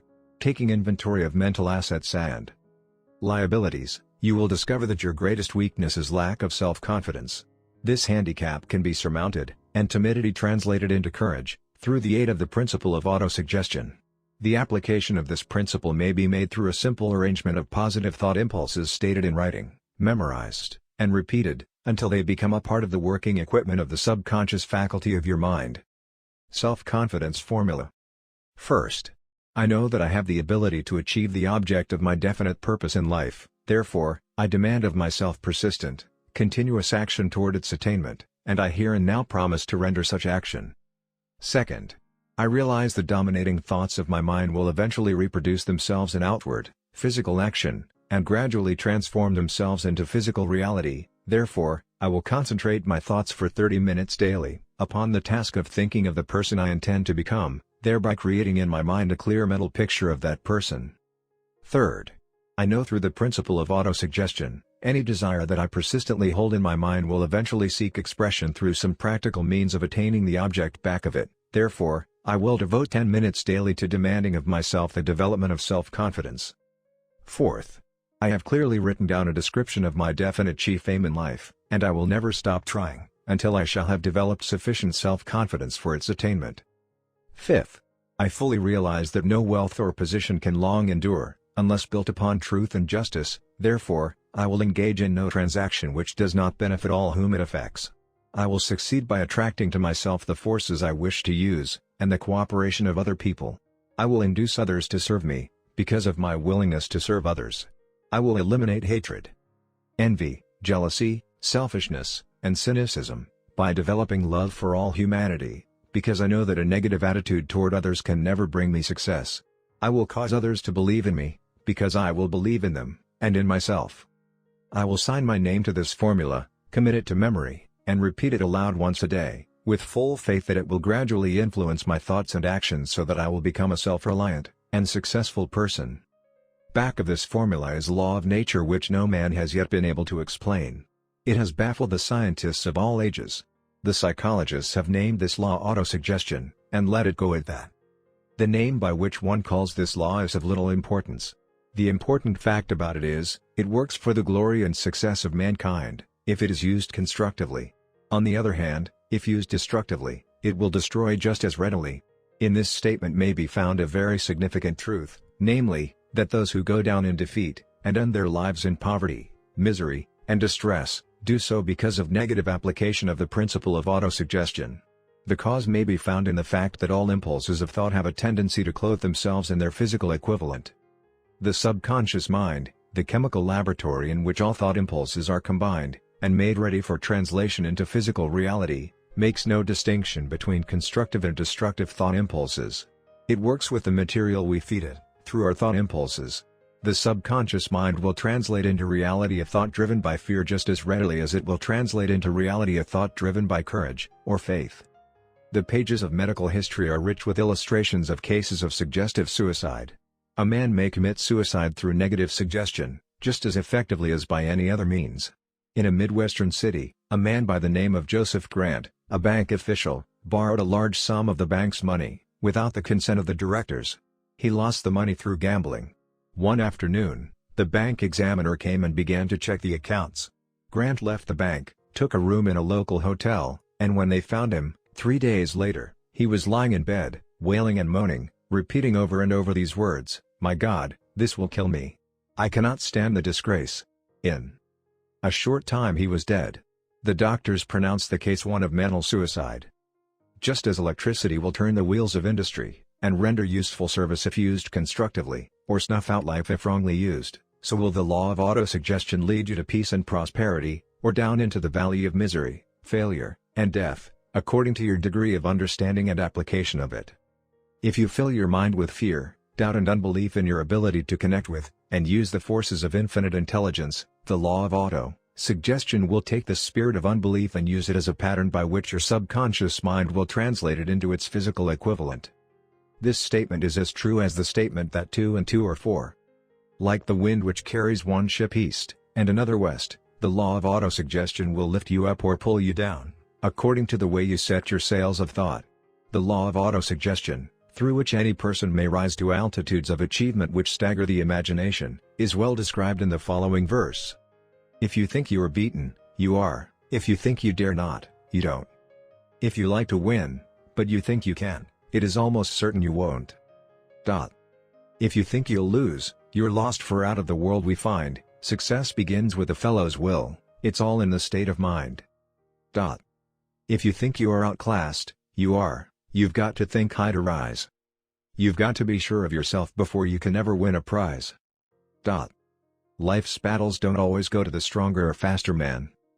But soon or late the man who wins is the man who thinks he can. Observe the words which have been emphasized, and you will catch the deep meaning which the poet had in mind. Somewhere in your makeup, perhaps in the cells of your brain, there lies sleeping, the seed of achievement which, if aroused and put into action, would carry you to heights, such as you may never have hoped to attain. Just as a master musician may cause the most beautiful strains of music to pour forth from the strings of a violin, so may you arouse the genius which lies asleep in your brain, and cause it to drive you upward to whatever goal you may wish to achieve. Abraham Lincoln was a failure at everything he tried, until he was well past the age of 40. He was a Mr. Nobody from nowhere, until a great experience came into his life, aroused the sleeping genius within his heart and brain, and gave the world one of its really great men. That experience was mixed with the emotions of sorrow and love. It came to him through Anne Rutledge, the only woman whom he ever truly loved. It is a known fact that the emotion of love is closely akin to the state of mind known as faith, and this for the reason that love comes very near to translating one's thought impulses into their spiritual equivalent.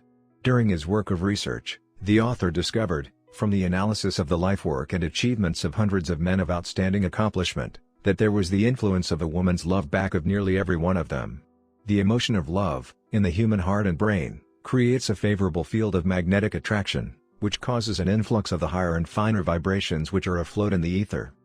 If you wish evidence of the power of faith, study the achievements of men and women who have employed it. At the head of the list comes the Nazarene. Christianity is the greatest single force which influences the minds of men. The basis of Christianity is faith, no matter how many people may have perverted, or misinterpreted the meaning of this great force, and no matter how many dogmas and creeds have been created in its name, which do not reflect its tenets. The sum and substance of the teachings and the achievements of Christ, which may have been interpreted as miracles, were nothing more nor less than faith. If there are any such phenomena as miracles, they are produced only through the state of mind known as faith.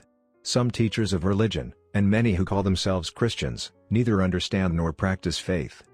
Let us consider the power of faith, as it is now being demonstrated, by a man who is well known to all of civilization, Mahatma Gandhi, of India. In this man the world has one of the most astounding examples known to civilization, of the possibilities of faith. Gandhi wields more potential power than any man living at this time, and this, despite the fact that he has none of the orthodox tools of power, such as money, battleships, soldiers, and materials of warfare. Gandhi has no money, he has no home, he does not own a suit of clothes, but he does have power. How does he come by that power? He created it out of his understanding of the principle of faith, and through his ability to transplant that faith into the minds of 200 million people. Gandhi has accomplished, through the influence of faith, that which the strongest military power on earth could not, and never will accomplish through soldiers and military equipment. He has accomplished the astounding feat of influencing 200 million minds to coalesce and move in unison, as a single mind. What other force on earth, except faith, could do as much?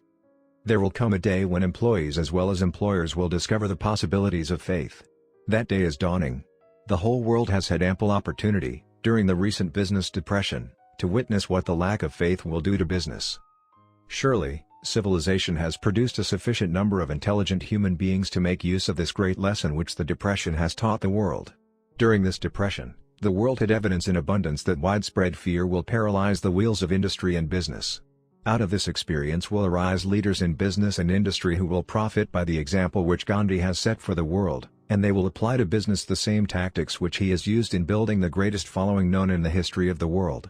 These leaders will come from the rank and file of the unknown men, who now labor in the steel plants, the coal mines, the automobile factories, and in the small towns and cities of America.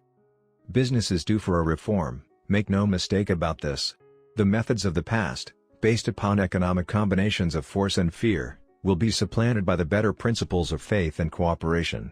Men who labor will receive more than daily wages, they will receive dividends from the business, the same as those who supply the capital for business, but, first they must give more to their employers, and stop this bickering and bargaining by force, at the expense of the public. They must earn the right to dividends. Moreover, and this is the most important thing of all, they will be led by leaders who will understand and apply the principles employed by Mahatma Gandhi. Only in this way may leaders get from their followers the spirit of full cooperation which constitutes power in its highest and most enduring form. This stupendous machine age in which we live, and from which we are just emerging, has taken the soul out of men. Its leaders have driven men as though they were pieces of cold machinery. They were forced to do so by the employees who have bargained, at the expense of all concerned, to get and not to give. The watchword of the future will be human happiness and contentment, and when this state of mind shall have been attained, the production will take care of itself, more effectively than anything that has ever been accomplished where men did not, and could not mix faith and individual interest with their labor. Because of the need for faith and cooperation in operating business and industry, it will be both interesting and profitable to analyze an event which provides an excellent understanding of the method by which industrialists and businessmen accumulate great fortunes, by giving before they try to get. The event chosen for this illustration dates back to 1900, when the United States Steel Corporation was being formed. As you read the story, keep in mind these fundamental facts and you will understand how ideas have been converted into huge fortunes. First, the huge United States Steel Corporation was born in the mind of Charles M. Schwab, in the form of an idea he created through his imagination. Second, he mixed faith with his idea. Third, he formulated a plan for the transformation of his idea into physical and financial reality. Fourth, he put his plan into action with his famous speech at the University Club. Fifth, he applied, and followed through on his plan with persistence, and backed it with firm decision until it had been fully carried out. Sixth, he prepared the way for success by a burning desire for success. If you are one of those who have often wondered how great fortunes are accumulated, this story of the creation of the United States Steel Corporation will be enlightening. If you have any doubt that men can think and grow rich, this story should dispel that doubt, because you can plainly see in the story of the United States Steel, the application of a major portion of the 13 principles described in this book. This astounding description of the power of an idea was dramatically told by John Lowell, in the New York World Telegram, with whose courtesy it is here reprinted. A pretty after-dinner speech for $1 billion. When, on the evening of December 12, 1900, some 80 of the nation's financial nobility gathered in the banquet hall of the University Club on Fifth Avenue to do honor to a young man from out of the West, not half a dozen of the guests realized they were to witness the most significant episode in American industrial history. J. Edward Simmons and Charles Stuart Smith, their hearts full of gratitude for the lavish hospitality bestowed on them by Charles M. Schwab during a recent visit to Pittsburgh, had arranged the dinner to introduce the 38-year-old steel man to Eastern banking society. But they didn't expect him to stampede the convention. They warned him, in fact, that the bosoms within New York's stuffed shirts would not be responsive to oratory, and that, if he didn't want to bore the Stillmans and Harrimans and Vanderbilts, he had better limit himself to 15 or 20 minutes of polite vaporings and let it go at that. Even John Pierpont Morgan, sitting on the right hand of Schwab as became his imperial dignity, intended to grace the banquet table with his presence only briefly. And so far as the press and public were concerned, the whole affair was of so little moment that no mention of it found its way into print the next day. So the two hosts and their distinguished guests ate their way through the usual 7 or 8 courses. There was little conversation, and what there was of it was restrained. Few of the bankers and brokers had met Schwab, whose career had flowered along the banks of the Monongahela, and none knew him well. But before the evening was over, they, and with them Money Master Morgan, were to be swept off their feet, and a billion-dollar baby, the United States Steel Corporation, was to be conceived. It is perhaps unfortunate, for the sake of history, that no record of Charlie Schwab's speech at the dinner ever was made. He repeated some parts of it at a later date during a similar meeting of Chicago bankers. And still later, when the government brought suit to dissolve the Steel Trust, he gave his own version, from the witness stand, of the remarks that stimulated Morgan into a frenzy of financial activity. It is probable, however, that it was a homely speech, somewhat ungrammatical, for the niceties of language never bothered Schwab, full of epigram and threaded with wit. But aside from that, it had a galvanic force and effect upon the 5 billions of estimated capital that was represented by the diners. After it was over and the gathering was still under its spell, although Schwab had talked for 90 minutes, Morgan led the order to a recessed window where, dangling their legs from the high, uncomfortable seat, they talked for an hour more. The magic of the Schwab personality had been turned on, full force, but what was more important and lasting was the full-fledged, clear-cut program he laid down for the aggrandizement of steel. Many other men had tried to interest Morgan in slapping together a steel trust after the pattern of the biscuit, wire and hoop, sugar, rubber, whiskey, oil or chewing gum combinations. John W. Gates, the gambler, had urged it, but Morgan distrusted him. The Moore boys, Bill and Jim, Chicago stock jobbers who had glued together a match trust and a cracker corporation, had urged it and failed. Elbert H. Gary, the sanctimonious country lawyer, wanted to foster it, but he wasn't big enough to be impressive. Until Schwab's eloquence took J.P. Morgan to the heights from which he could visualize the solid results of the most daring financial undertaking ever conceived, the project was regarded as a delirious dream of easy money crackpots. The financial magnetism that began, a generation ago, to attract thousands of small and sometimes inefficiently managed companies into large and competition-crushing combinations, had become operative in the steel world through the devices of the jovial business pirate, John W. Gates. Gates already had formed the American Steel and Wire Company out of a chain of small concerns, and together with Morgan had created the Federal Steel Company. The National Tube and American Bridge Companies were 2 more Morgan concerns, and the Moore brothers had forsaken the match and cookie business to form the American Group, Tin Plate, Steel Hoop, Sheet Steel, and the National Steel Company. But by the side of Andrew Carnegie's gigantic vertical trust, a trust owned and operated by 53 partners, those other combinations were picayune. They might combine to their heart's content, but the whole lot of them couldn't make a dent in the Carnegie organization, and Morgan knew it. The eccentric old Scot knew it, too. From the magnificent heights of Skibo Castle he had viewed, first with amusement and then with resentment, the attempts of Morgan's smaller companies to cut into his business. When the attempts became too bold, Carnegie's temper was translated into anger and retaliation. He decided to duplicate every mill owned by his rivals. Hitherto, he hadn't been interested in wire, pipe, hoops, or sheet. Instead, he was content to sell such companies the raw steel and let them work it into whatever shape they wanted. Now, with Schwab as his chief and able lieutenant, he planned to drive his enemies to the wall. So it was that in the speech of Charles M. Schwab, Morgan saw the answer to his problem of combination. A trust without Carnegie, giant of them all, would be no trust at all, a plum pudding, as one writer said, without the plums. Schwab's speech on the night of December 12, 1900, undoubtedly carried the inference, though not the pledge, that the vast Carnegie enterprise could be brought under the Morgan tent.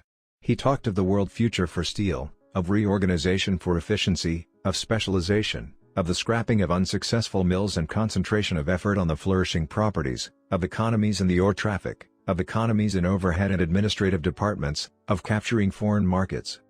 More than that, he told the buccaneers among them were and lay the errors of their customary piracy. Their purposes, he inferred, had been to create monopolies, raise prices, and pay themselves fat dividends out of privilege. Schwab condemned this system in his heartiest manner. The short-sightedness of such a policy, he told his hearers, lay in the fact that it restricted the market in an era when everything cried for expansion. By cheapening the cost of steel, he argued, an ever-expanding market would be created, more uses for steel would be devised, and a goodly portion of the world trade could be captured. Actually, though he did not know it, Schwab was an apostle of modern mass production. So the dinner at the University Club came to an end. Morgan went home, to think about Schwab's rosy predictions. Schwab went back to Pittsburgh to run the steel business for Andrew Carnegie, while Gary and the rest went back to their stock tickers, to fiddle around in anticipation of the next move. It was not long coming. It took Morgan about 1 week to digest the feast of reason Schwab had placed before him. When he had assured himself that no financial indigestion was to result, he sent for Schwab, and found that young man rather coy. Mr. Carnegie, Schwab indicated, might not like it if he found his trusted company president had been flirting with the Emperor of Wall Street, the street upon which Carnegie was resolved never to tread. Then it was suggested by John W. Gates, the go-between, that if Schwab happened to be in the Bellevue Hotel in Philadelphia, J.P. Morgan might also happen to be there. When Schwab arrived, however, Morgan was inconveniently ill at his New York home, and so, on the elder man's pressing invitation, Schwab went to New York and presented himself at the door of the financier's library. Now certain economic historians have professed the belief that from the beginning to the end of the drama, the stage was set by Andrew Carnegie, that the dinner to Schwab, the famous speech, the Sunday night conference between Schwab and the Money King, were events arranged by the canny Scot. The truth is exactly the opposite. When Schwab was called in to consummate the deal, he didn't even know whether the little boss, as Andrew was called, would so much as listen to an offer to sell, particularly to a group of men whom Andrew regarded as being endowed with something less than holiness. But Schwab did take into the conference with him, in his own handwriting, 6 sheets of copper-plate figures, representing to his mind the physical worth and the potential earning capacity of every steel company he regarded as an essential star in the new metal firmament. 4 men pondered over these figures all night. The chief, of course, was Morgan, steadfast in his belief in the divine right of money. With him was his aristocratic partner, Robert Bacon, a scholar and a gentleman. The third was John W. Gates, whom Morgan scorned as a gambler and used as a tool. The fourth was Schwab, who knew more about the processes of making and selling steel than any whole group of men then living. Throughout that conference, the Pittsburghers' figures were never questioned. If he said a company was worth so much, then it was worth that much and no more. He was insistent, too, upon including in the combination only those concerns he nominated. He had conceived a corporation in which there would be no duplication, not even to satisfy the greed of friends who wanted to unload their companies upon the broad Morgan shoulders. Thus he left out, by design, a number of the larger concerns upon which the walruses and carpenters of Wall Street had cast hungry eyes. When dawn came, Morgan rose and straightened his back. Only one question remained. "Do you think you can persuade Andrew Carnegie to sell?" he asked. "I can try," said Schwab. "If you can get him to sell, I will undertake the matter," said Morgan. So far so good. But would Carnegie sell? How much would he demand? Schwab thought about $320 million. What would he take payment in? Common or preferred stocks? Bonds? Cash? Nobody could raise $1/3 billion in cash. There was a golf game in January on the frost-cracking heath of the street.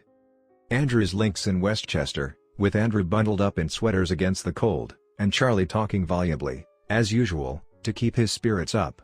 But no word of business was mentioned until the pair sat down in the cozy warmth of the Carnegie cottage hard by.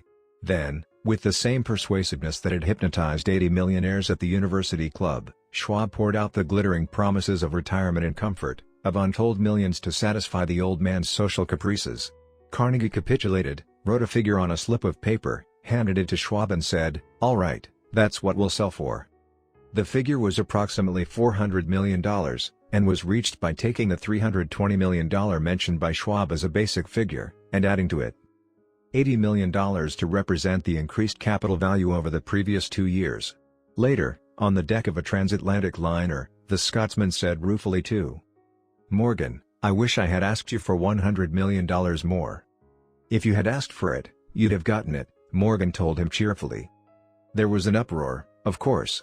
A British correspondent cabled that the foreign steel world was appalled by the gigantic combination. President Hadley, of Yale, declared that unless trusts were regulated the country might expect an emperor in Washington within the next 25 years. But that able stock manipulator, Keene, went at his work of shoving the new stock at the public so vigorously that all the excess water, estimated by some at nearly $600 million, was absorbed in a twinkling. So Carnegie had his millions, and the Morgan Syndicate had $62 million for all its trouble, and all the boys, from Gates to Gary, had their millions. The 38-year-old Schwab had his reward. He was made president of the new corporation and remained in control until 1930. The dramatic story of big business which you have just finished, was included in this book, because it is a perfect illustration of the method by which desire can be transmuted into its physical equivalent. I imagine some readers will question the statement that a mere, intangible desire can be converted into its physical equivalent. Doubtless some will say, you cannot convert nothing into something. The answer is in the story of United States Steel. That giant organization was created in the mind of one man. The plan by which the organization was provided with the steel mills that gave it financial stability was created in the mind of the same man. His faith, his desire, his imagination, his persistence were the real ingredients that went into United States Steel. The steel mills and mechanical equipment acquired by the corporation, after it had been brought into legal existence, were incidental, but careful analysis will disclose the fact that the appraised value of the properties acquired by the corporation increased in value by an estimated $600 million, by the mere transaction which consolidated them under one management. In other words, Charles M. Schwab's idea, plus the faith with which he conveyed it to the minds of J. P. Morgan and the others, was marketed for a profit of approximately $600 million. Not an insignificant sum for a single idea. What happened to some of the men who took their share of the millions of dollars of profit made by this transaction, is a matter with which we are not now concerned. The important feature of the astounding achievement is that it serves as unquestionable evidence of the soundness of the philosophy described in this book, because this philosophy was the warp and the woof of the entire transaction. Moreover, the practicability of the philosophy has been established by the fact that the United States Steel Corporation prospered, and became one of the richest and most powerful corporations in America, employing thousands of people, developing new uses for steel, and opening new markets, thus proving that the $600 million in profit which the Schwab idea produced was earned. Riches begin in the form of thought. The amount is limited only by the person in whose mind the thought is put into motion. Faith removes limitations. Remember this when you are ready to bargain with life for whatever it is that you ask as your price for having passed this way. Remember, also, that the man who created the United States Steel Corporation was practically unknown at the time. He was merely Andrew Carnegie's man Friday until he gave birth to his famous idea. After that he quickly rose to a position of power, fame, and riches. There are no limitations to the mind except those we acknowledge. Both poverty and riches are the offspring of thought. Chapter 4. Autosuggestion. The medium for influencing the subconscious mind. The third step toward riches.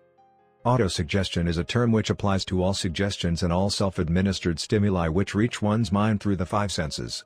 Stated in another way, autosuggestion is self-suggestion. It is the agency of communication between that part of the mind where conscious thought takes place, and that which serves as the seat of action for the subconscious mind. Through the dominating thoughts which one permits to remain in the conscious mind, whether these thoughts be negative or positive, is immaterial. The principle of autosuggestion voluntarily reaches the subconscious mind and influences it with these thoughts.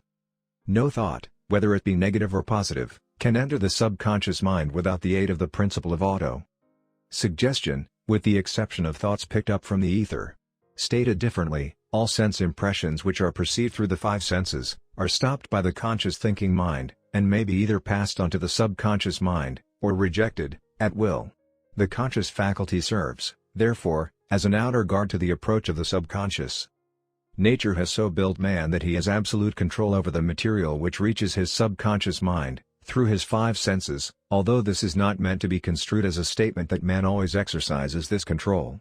In the great majority of instances, he does not exercise it, which explains why so many people go through life in poverty. Recall what has been said about the subconscious mind resembling a fertile garden spot, in which weeds will grow in abundance, if the seeds of more desirable crops are not sown therein. Autosuggestion is the agency of control through which an individual may voluntarily feed his subconscious mind on thoughts of a creative nature, or, by neglect, permit thoughts of a destructive nature to find their way into this rich garden of the mind. You were instructed, in the last of the 6 steps described in the chapter on desire, to read aloud twice daily the written statement of your desire for money, and to see and feel yourself already in possession of the money. By following these instructions, you communicate the object of your desire directly to your subconscious mind in a spirit of absolute faith. Through repetition of this procedure, you voluntarily create thought habits which are favorable to your efforts to transmute desire into its monetary equivalent. Go back to these 6 steps described in Chapter 2, and read them again, very carefully, before you proceed further. Then, when you come to it, read very carefully the 4 instructions for the organization of your mastermind group, described in the chapter on organized planning. By comparing these 2 sets of instructions with that which has been stated on autosuggestion, you, of course, will see that the instructions involve the application of the principle of autosuggestion. Remember, therefore, when reading aloud the statement of your desire, through which you are endeavoring to develop a money consciousness, that the mere reading of the words is of no consequence, unless you mix emotion, or feeling with your words. If you repeat 1,000,000 times the famous Émile Coué formula, day by day, in every way, I am getting better and better, without mixing emotion and faith with your words, you will experience no desirable results. Your subconscious mind recognizes and acts upon only thoughts which have been well mixed with emotion or feeling. This is a fact of such importance as to warrant repetition in practically every chapter, because the lack of understanding of this is the main reason the majority of people who try to apply the principle of autosuggestion get no desirable results. Plain, unemotional words do not influence the subconscious mind. You will get no appreciable results until you learn to reach your subconscious mind with thoughts, or spoken words which have been well emotionalized with belief. Do not become discouraged, if you cannot control and direct your emotions the first time you try to do so. Remember, there is no such possibility as something for nothing. Ability to reach, and influence your subconscious mind has its price, and you must pay that price. You cannot cheat, even if you desire to do so. The price of ability to influence your subconscious mind is everlasting persistence in applying the principles described here. You cannot develop the desired ability for a lower price. You, and you alone, must decide whether or not the reward for which you are striving, the money consciousness, is worth the price you must pay for it in effort. Wisdom and cleverness alone will not attract and retain money except in a few very rare instances, where the law of averages favors the attraction of money through these sources. The method of attracting money described here does not depend upon the law of averages. Moreover, the method plays no favorites. It will work for one person as effectively as it will for another. Where failure is experienced, it is the individual, not the method, which has failed. If you try and fail, make another effort, and still another, until you succeed. Your ability to use the principle of autosuggestion will depend, very largely, upon your capacity to concentrate upon a given desire until that desire becomes a burning obsession. When you begin to carry out the instructions in connection with the 6 steps described in the 2nd chapter, it will be necessary for you to make use of the principle of concentration. Let us here offer suggestions for the effective use of concentration. When you begin to carry out the first of the 6 steps, which instructs you to fix in your own mind the exact amount of money you desire, hold your thoughts on that amount of money by concentration, or fixation of attention, with your eyes closed, until you can actually see the physical appearance of the money. Do this at least once each day. As you go through these exercises, follow the instructions given in the chapter on faith, and see yourself actually in possession of the money. Here's a most significant fact: the subconscious mind takes any orders given it in a spirit of absolute faith, and acts upon those orders, although the orders often have to be presented over and over again, through repetition, before they are interpreted by the subconscious mind. Following the preceding statement, consider the possibility of playing a perfectly legitimate trick on your subconscious mind, by making it believe, because you believe it, that you must have the amount of money you are visualizing, that this money is already awaiting your claim, that the subconscious mind must hand over to you practical plans for acquiring the money which is yours. Hand over the thoughts suggested in the preceding paragraph to your imagination, and see what your imagination can, or will do, to create practical plans for the accumulation of money through transmutation of your desire. Do not wait for a definite plan, through which you intend to exchange services or merchandise in return for the money you are visualizing. But begin at once to see yourself in possession of the money, demanding and expecting meanwhile, that your subconscious mind will hand over the plan, or plans you need. Be on the alert for these plans, and when they appear, put them into action immediately. When the plans appear, they will probably flash into your mind through the sixth sense, in the form of an inspiration. This inspiration may be considered a direct telegram, or message from infinite intelligence. Treat it with respect, and act upon it as soon as you receive it. Failure to do this will be fatal to your success. In the fourth of the 6 steps, you are instructed to create a definite plan for carrying out your desire, and begin at once to put this plan into action. You should follow this instruction in the manner described in the preceding paragraph. Do not trust your reason when creating your plan for accumulating money through the transmutation of desire. Your reason is faulty. Moreover, your reasoning faculty may be lazy, and, if you depend entirely upon it to serve you, it may disappoint you. When visualizing the money you intend to accumulate, with closed eyes, see yourself rendering the service, or delivering the merchandise you intend to give in return for this money. This is important. Summary of instructions. The fact that you are reading this book is an indication that you earnestly seek knowledge. It is also an indication that you are a student of this subject. If you are only a student, there is a chance that you may learn much that you did not know, but you will learn only by assuming an attitude of humility. If you choose to follow some of the instructions but neglect, or refuse to follow others, you will fail. To get satisfactory results, you must follow all instructions in a spirit of faith. The instructions given in connection with the 6 steps in the 2nd chapter will now be summarized, and blended with the principles covered by this chapter, as follows. First, go into some quiet spot, preferably in bed at night, where you will not be disturbed or interrupted. Close your eyes, and repeat aloud, so you may hear your own words, the written statement of the amount of money you intend to accumulate, the time limit for its accumulation, and a description of the service or merchandise you intend to give in return for the money. As you carry out these instructions, see yourself already in possession of the money. For example, suppose that you intend to accumulate $50,000 by the 1st of January, 5 years hence, that you intend to give personal services in return for the money, in the capacity of a salesman. Your written statement of your purpose should be similar to the following. By the 1st day of January, 19, I will have in my possession $50,000, which will come to me in various amounts from time to time during the interim. In return for this money I will give the most efficient service of which I am capable, rendering the fullest possible quantity, and the best possible quality of service in the capacity of salesman of. Describe the service or merchandise you intend to sell. I believe that I will have this money in my possession. My faith is so strong that I can now see this money before my eyes. I can touch it with my hands. It is now awaiting transfer to me at the time, and in the proportion that I deliver the service I intend to render in return for it. I am awaiting a plan by which to accumulate this money, and I will follow that plan, when it is received.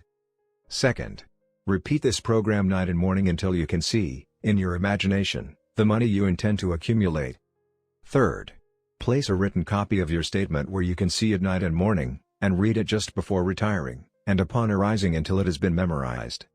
Remember, as you carry out these instructions, that you are applying the principle of autosuggestion, for the purpose of giving orders to your subconscious mind.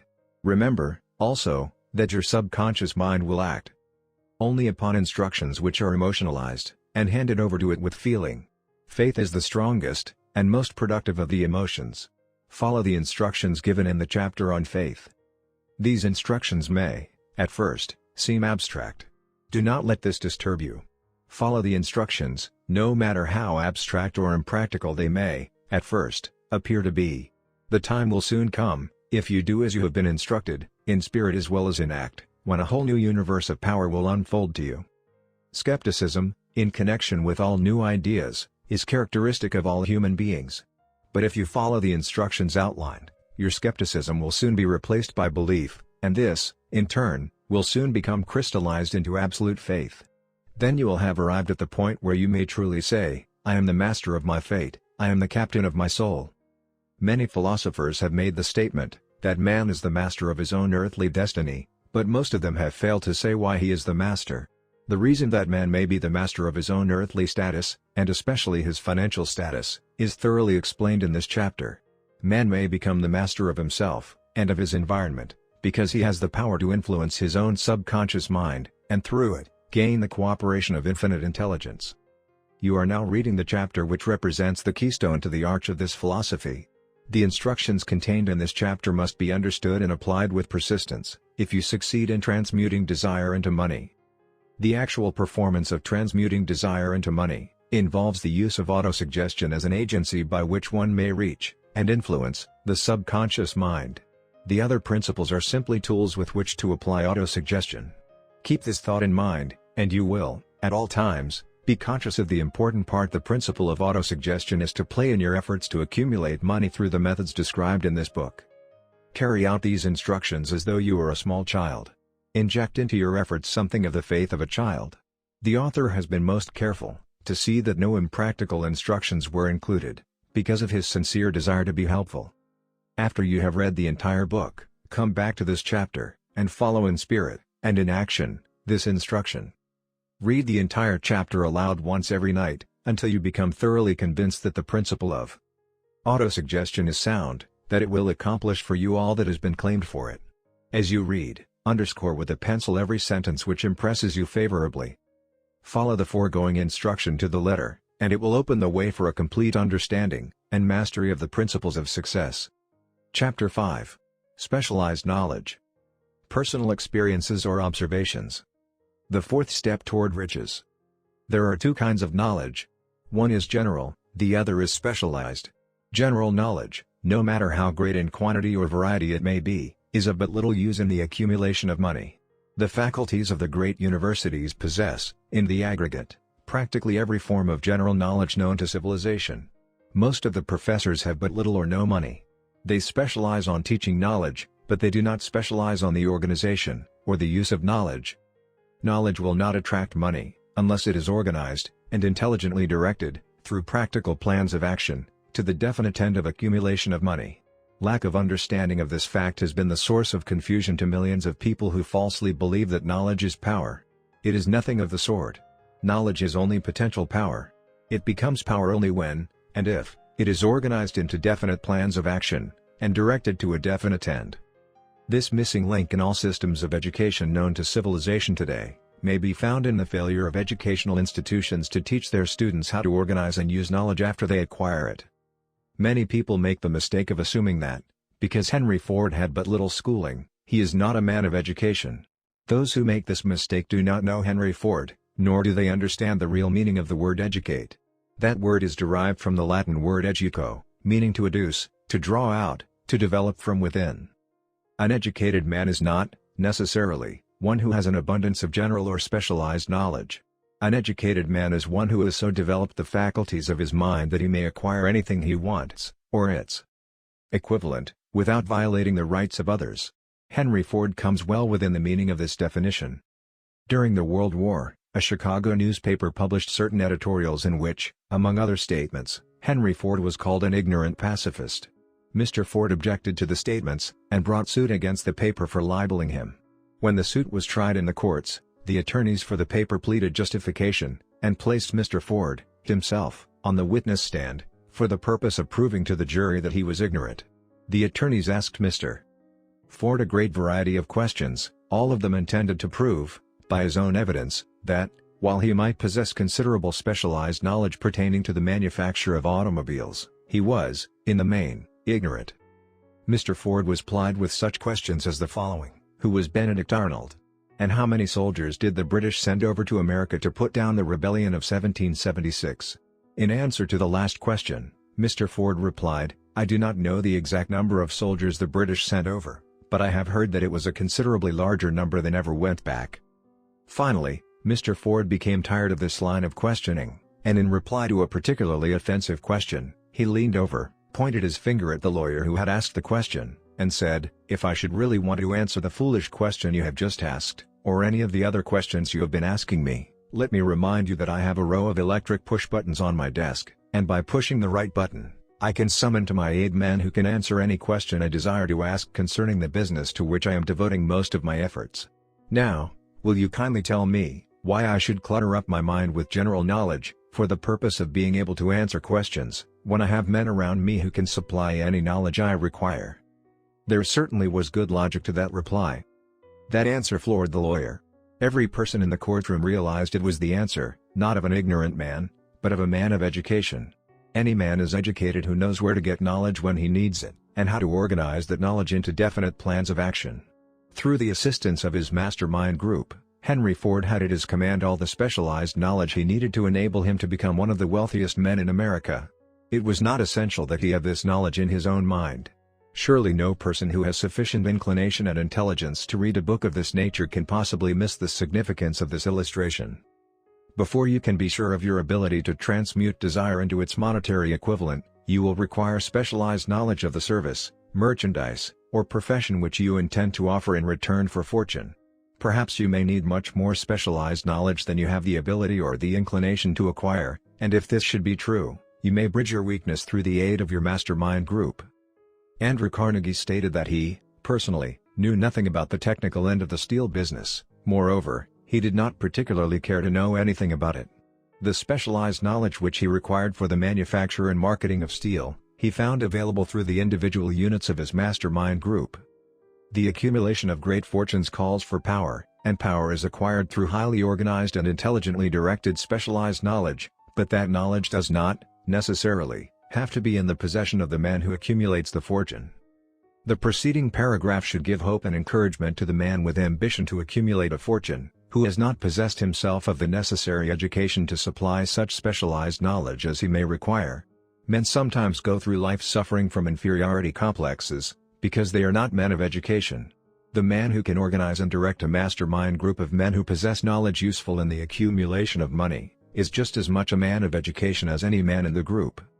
Remember this, if you suffer from a feeling of inferiority, because your schooling has been limited. Thomas A. Edison had only 3 months of schooling during his entire life. He did not lack education, neither did he die poor. Henry Ford had less than a 6th grade schooling, but he has managed to do pretty well by himself, financially. Specialized knowledge is among the most plentiful, and the cheapest forms of service which may be had. If you doubt this, consult the payroll of any university. It pays to know how to purchase knowledge. First of all, decide the sort of specialized knowledge you require, and the purpose for which it is needed. To a large extent, your major purpose in life, the goal toward which you are working, will help determine what knowledge you need. With this question settled, your next move requires that you have accurate information concerning dependable sources of knowledge. The more important of these are: A. One's own experience and education. B. Experience and education available through cooperation of others, mastermind alliance. C. Colleges and universities. D. Public libraries, through books and periodicals in which may be found all the knowledge organized by civilization. E. Special training courses, through night schools and home study schools in particular. As knowledge is acquired, it must be organized and put into use, for a definite purpose, through practical plans. Knowledge has no value except that which can be gained from its application toward some worthy end. This is one reason why college degrees are not valued more highly. They represent nothing but miscellaneous knowledge. If you contemplate taking additional schooling, first determine the purpose for which you want the knowledge you are seeking, then learn where this particular sort of knowledge can be obtained, from reliable sources. Successful men, in all callings, never stop acquiring specialized knowledge related to their major purpose, business, or profession. Those who are not successful usually make the mistake of believing that the knowledge acquiring period ends when one finishes school. The truth is that schooling does but little more than to put one in the way of learning how to acquire practical knowledge. With this changed world, which began at the end of the economic collapse, came also astounding changes in educational requirements. The order of the day is specialization. This truth was emphasized by Robert P. Moore, Secretary of Appointments of Columbia University. Specialists most particularly sought after by employing companies are candidates who have specialized in some field, business school graduates with training in accounting and statistics, engineers of all varieties, journalists, architects, chemists, and also outstanding leaders and activity men of the senior class. The man who has been active on the campus, whose personality is such that he gets along with all kinds of people and who has done an adequate job with his studies, has a most decided edge over the strictly academic student. Some of these, because of their all-around qualifications, have received several offers of positions, a few of them as many as 6.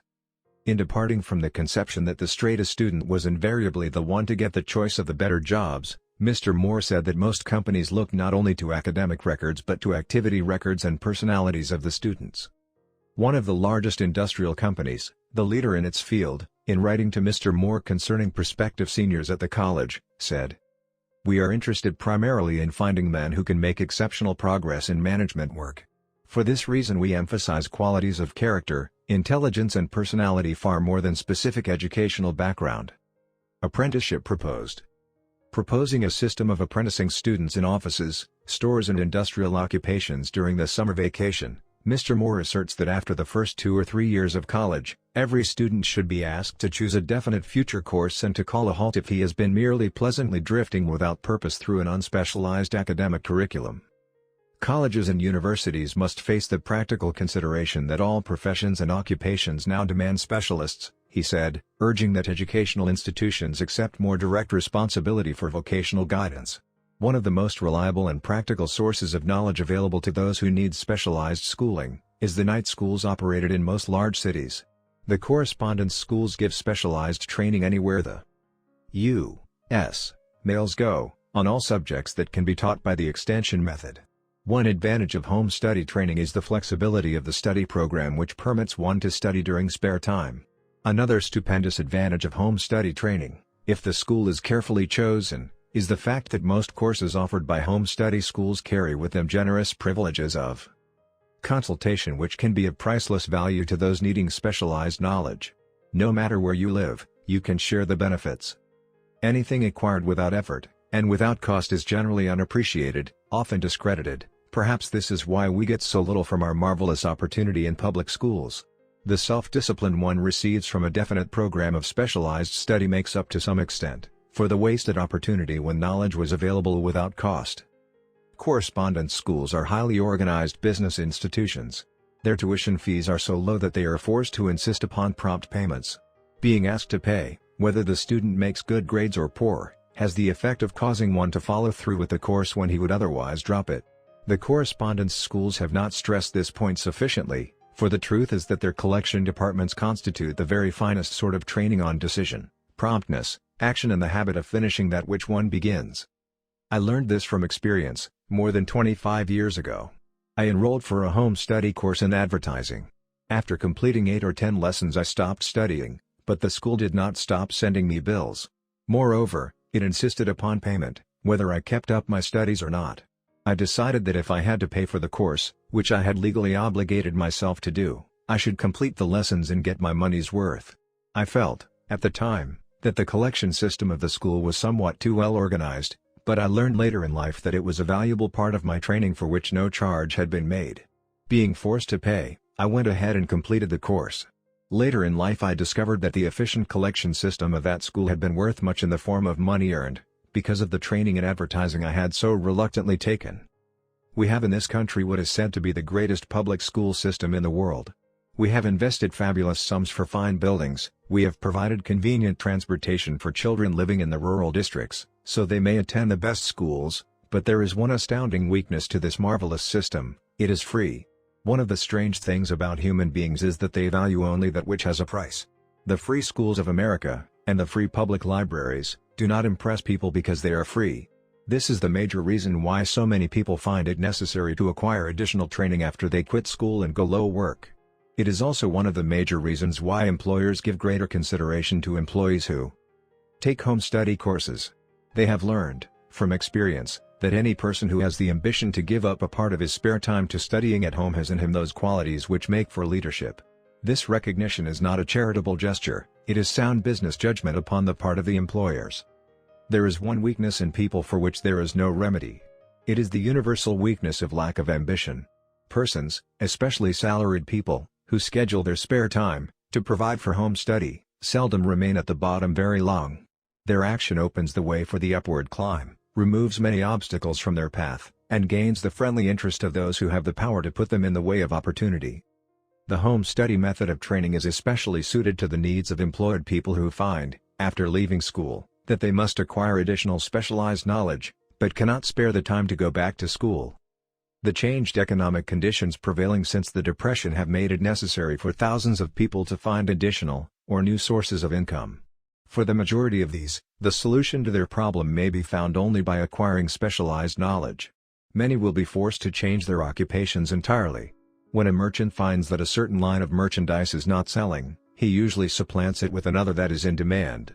The person whose business is that of marketing personal services must also be an efficient merchant. If his services do not bring adequate returns in one occupation, he must change to another, where broader opportunities are available. Stuart Austin Weir prepared himself as a construction engineer and followed this line of work until the Depression limited his market to where it did not give him the income he required. He took inventory of himself, decided to change his profession to law, went back to school and took special courses by which he prepared himself as a corporation lawyer. Despite the fact the Depression had not ended, he completed his training, passed the bar examination, and quickly built a lucrative law practice in Dallas, Texas. In fact, he is turning away clients. Just to keep the record straight, and to anticipate the alibis of those who will say, "I couldn't go to school because I have a family to support," or "I'm too old," I will add the information that Mr. Weir was past 40, and married when he went back to school. Moreover, by carefully selecting highly specialized courses, in colleges best prepared to teach the subjects chosen, Mr. Weir completed in 2 years the work for which the majority of law students require 4 years. It pays to know how to purchase knowledge. The person who stops studying merely because he has finished school is forever hopelessly doomed to mediocrity, no matter what may be his calling. The way of success is the way of continuous pursuit of knowledge. Let us consider a specific instance. During the Depression, a salesman in a grocery store found himself without a position. Having had some bookkeeping experience, he took a special course in accounting, familiarized himself with all the latest bookkeeping and office equipment, and went into business for himself. Starting with the grocer for whom he had formerly worked, he made contracts with more than 100 small merchants to keep their books, at a very nominal monthly fee. His idea was so practical that he soon found it necessary to set up a portable office and a light delivery truck, which he equipped with modern bookkeeping machinery. He now has a fleet of these bookkeeping offices on wheels and employs a large staff of assistants, thus providing small merchants with accounting service equal to the best that money can buy, at very nominal cost. Specialized knowledge, plus imagination, were the ingredients that went into this unique and successful business. Last year the owner of that business paid an income tax of almost 10 times as much as was paid by the merchant for whom he worked when the Depression forced upon him a temporary adversity which proved to be a blessing in disguise. The beginning of this successful business was an idea. Inasmuch as I had the privilege of supplying the unemployed salesman with that idea, I now assume the further privilege of suggesting another idea which has within it the possibility of even greater income. Also the possibility of rendering useful service to thousands of people who badly need that service. The idea was suggested by the salesman who gave up selling and went into the business of keeping books on a wholesale basis. When the plan was suggested as a solution of his unemployment problem, he quickly exclaimed, "I like the idea, but I would not know how to turn it into cash." In other words, he complained he would not know how to market his bookkeeping knowledge after he acquired it. So, that brought up another problem which had to be solved. With the aid of a young woman typist, clever at hand lettering, and who could put the story together, a very attractive book was prepared, describing the advantages of the new system of bookkeeping. The pages were neatly typed and pasted in an ordinary scrapbook, which was used as a silent salesman with which the story of this new business was so effectively told that its owner soon had more accounts than he could handle.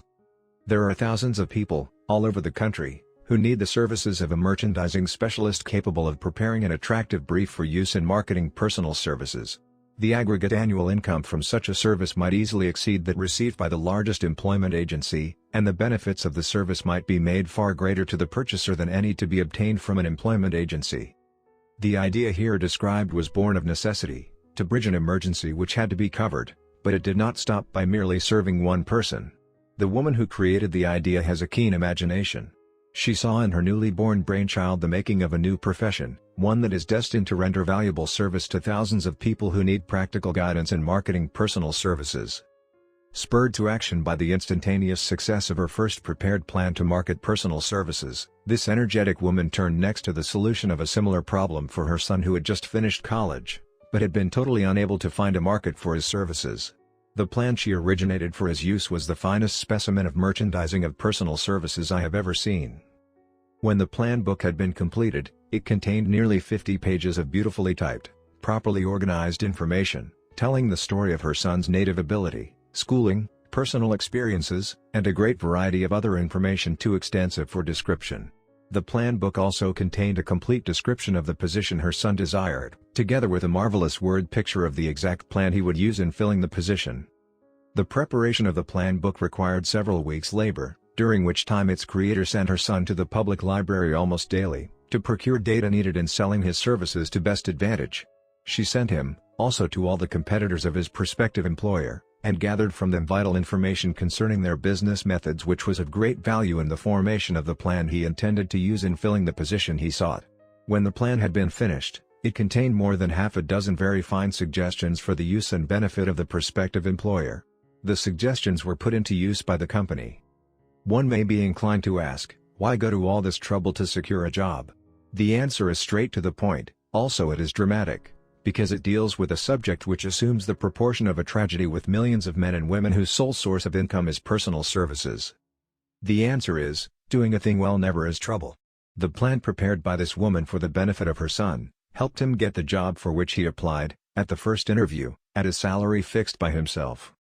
Moreover, and this, too, is important, the position did not require the young man to start at the bottom.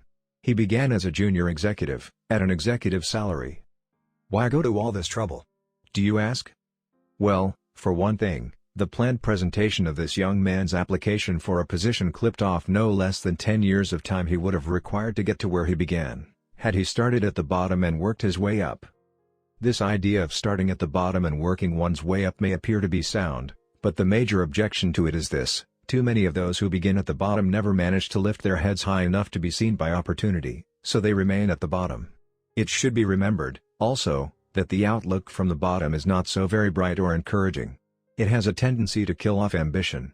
We call it getting into a rut, which means that we accept our fate because we form the habit of daily routine, a habit that finally becomes so strong we cease to try to throw it off. And that is another reason why it pays to start 1 or 2 steps above the bottom. By so doing, one forms the habit of looking around, of observing how others get ahead, of seeing opportunity, and of embracing it without hesitation. Dan Halpin is a splendid example of what I mean. During his college days, he was manager of the famous 1930 national championship Notre Dame football team, when it was under the direction of the late Knute Rockne. Perhaps he was inspired by the great football coach to aim high, and not mistake temporary defeat for failure, just as Andrew Carnegie, the great industrial leader, inspired his young business lieutenants to set high goals for themselves.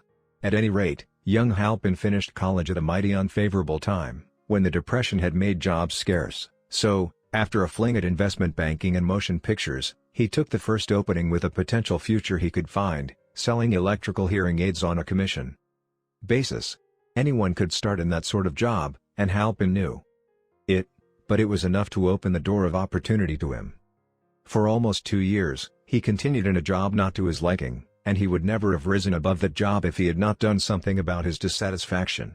He aimed, first, at the job of assistant sales manager of his company, and got the job. That one step upward placed him high enough above the crowd to enable him to see still greater opportunity. Also, it placed him where opportunity could see him. He made such a fine record selling hearing aids, that A.M. Andrews, chairman of the board of the Dictograph Products Company, a business competitor of the company for which Halpin worked, wanted to know something about that man Dan Halpin, who was taking big sales away from the long-established Dictograph Company. He sent for Halpin. When the interview was over, Halpin was the new sales manager, in charge of the Acoustican division. Then, to test young Halpin's mettle, Mr. Andrews went away to Florida for 3 months, leaving him to sink or swim in his new job. He did not sink.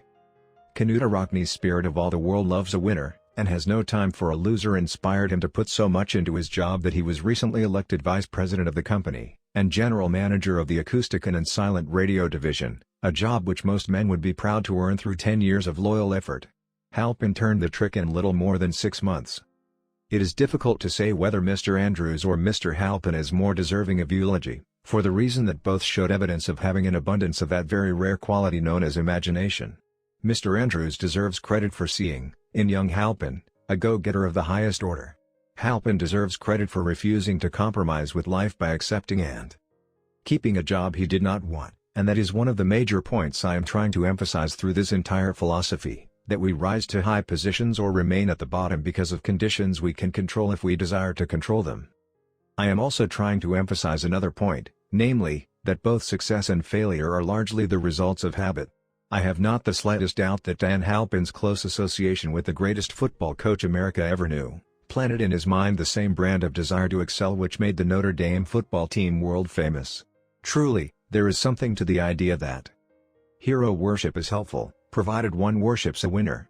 Halpin tells me that Rockne was one of the world's greatest leaders of men in all history. My belief in the theory that business associations are vital factors, both in failure and in success, was recently demonstrated, when my son Blair was negotiating with Dan Halpin for a position. Mr. Halpin offered him a beginning salary of about one-half what he could have gotten from a rival company. I brought parental pressure to bear, and induced him to accept the place with Mr. Halpin, because I believe that close association with one who refuses to compromise with circumstances he does not like, is an asset that can never be measured in terms of money. The bottom is a monotonous, dreary, unprofitable place for any person. That is why I have taken the time to describe how lowly beginnings may be circumvented by proper planning.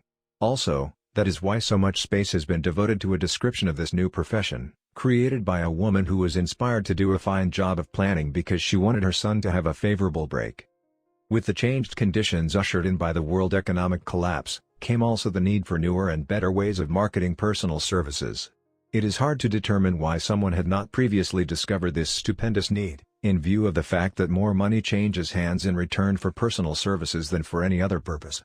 The sum paid out monthly, to people who work for wages and salaries, is so huge that it runs into hundreds of millions, and the annual distribution amounts to billions. Perhaps some will find, in the idea here briefly described, the nucleus of the riches they desire.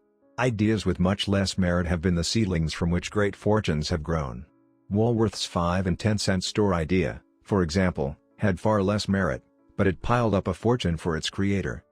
Those seeing opportunity lurking in this suggestion will find valuable aid in the chapter on organized planning. Incidentally, an efficient merchandiser of personal services would find a growing demand for his services wherever there are men and women who seek better markets for their services. By applying the mastermind principle, a few people with suitable talent could form an alliance and have a paying business very quickly.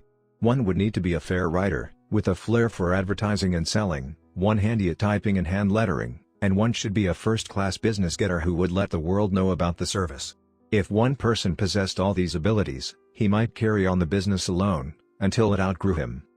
The woman who prepared the personal service sales plan for her son now receives requests from all parts of the country for her cooperation in preparing similar plans for others who desire to market their personal services for more money.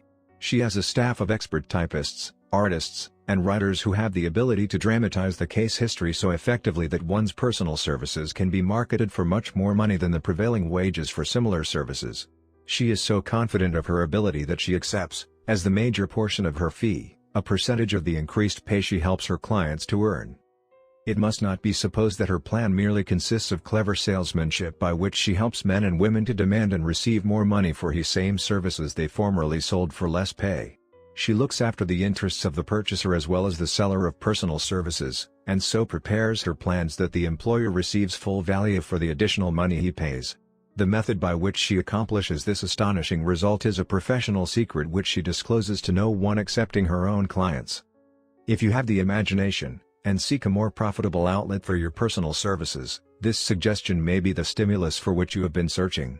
The idea is capable of yielding an income far greater than that of the average doctor, lawyer, or engineer whose education required several years in college.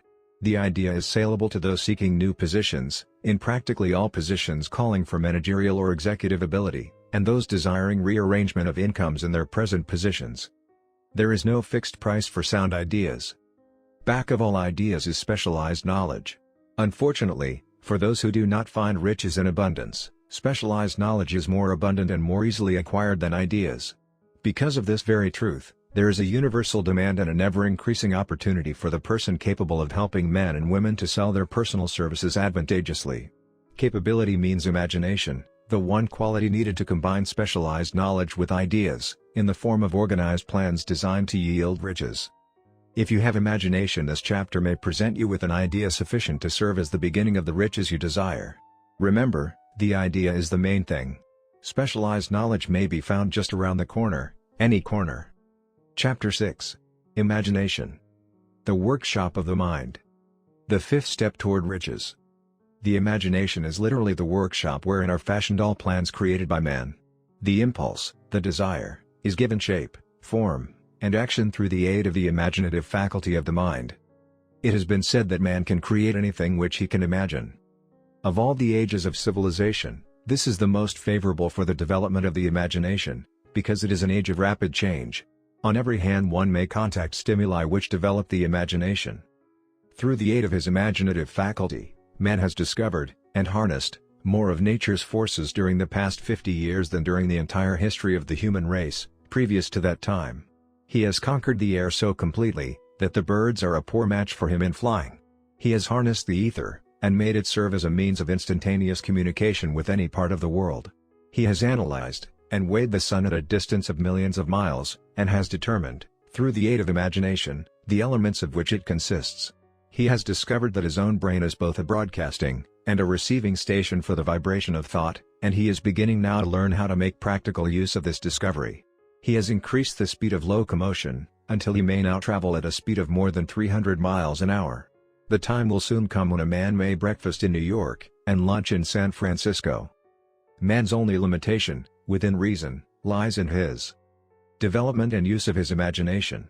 He has not yet reached the apex of development in the use of his imaginative faculty. He has merely discovered that he has an imagination, and has commenced to use it in a very elementary way. Two forms of imagination.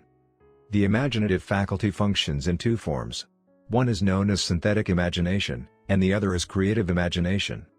Synthetic imagination: through this faculty, one may arrange old concepts, ideas, or plans into new combinations. This faculty creates nothing. It merely works with the material of experience, education, and observation with which it is fed. It is the faculty used most by the inventor, with the exception of the who draws upon the creative imagination, when he cannot solve his problem through synthetic imagination.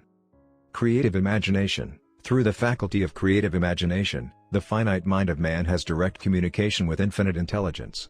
It is the faculty through which hunches and inspirations are received. It is by this faculty that all basic, or new ideas are handed over to man. It is through this faculty that thought vibrations from the minds of others are received. It is through this faculty that one individual may tune in, or communicate with the subconscious minds of other men. The creative imagination works automatically, in the manner described in subsequent pages. This faculty functions only when the conscious mind is vibrating at an exceedingly rapid rate, as for example, when the conscious mind is stimulated through the emotion of a strong desire. The creative faculty becomes more alert, more receptive to vibrations from the sources mentioned, in proportion to its development through use. This statement is significant. Ponder over it before passing on. Keep in mind as you follow these principles, that the entire story of how one may convert desire into money cannot be told in one statement. The story will be complete, only when one has mastered, assimilated, and begun to make use of all the principles. The great leaders of business, industry, finance, and the great artists, musicians, poets, and writers became great, because they developed the faculty of creative imagination. Both the synthetic and creative faculties of imagination become more alert with use, just as any muscle or organ of the body develops through use. Desire is only a thought, an impulse. It is nebulous and ephemeral. It is abstract, and of no value, until it has been transformed into its physical counterpart. While the synthetic imagination is the one which will be used most frequently, in the process of transforming the impulse of desire into money. You must keep in mind the fact, that you may face circumstances and situations which demand use of the creative imagination as well. Your imaginative faculty may have become weak through inaction. It can be revived and made alert through use. This faculty does not die, though it may become quiescent through lack of use. Center your attention, for the time being, on the development of the synthetic imagination, because this is the faculty which you will use more often in the process of converting desire into money. Transformation of the intangible impulse, of desire, into the tangible reality, of money, calls for the use of a plan, or plans. These plans must be formed with the aid of the imagination, and mainly, with the synthetic faculty. Read the entire book through, then come back to this chapter, and begin at once to put your imagination to work on the building of a plan, or plans, for the transformation of your desire into money. Detailed instructions for the building of plans have been given in almost every chapter. Carry out the instructions best suited to your needs, reduce your plan to writing, if you have not already done so. The moment you complete this, you will have definitely given concrete form to the intangible desire. Read the preceding sentence once more. Read it aloud, very slowly, and as you do so, remember that the moment you reduce the statement of your desire, and a plan for its realization, to writing, you have actually taken the first of a series of steps, which will enable you to convert the thought into its physical counterpart. The earth on which you live, you, yourself, and every other material thing are the result of evolutionary change, through which microscopic bits of matter have been organized and arranged in an orderly fashion. Moreover, and this statement is of stupendous importance, this earth, every one of the billions of individual cells of your body, and every atom of matter, began as an intangible form of energy. Desire is thought impulse. Thought impulses are forms of energy. When you begin with the thought impulse, desire, to accumulate money, you are drafting into your service the same stuff that nature used in creating this earth, and every material form in the universe, including the body and brain in which the thought impulses function.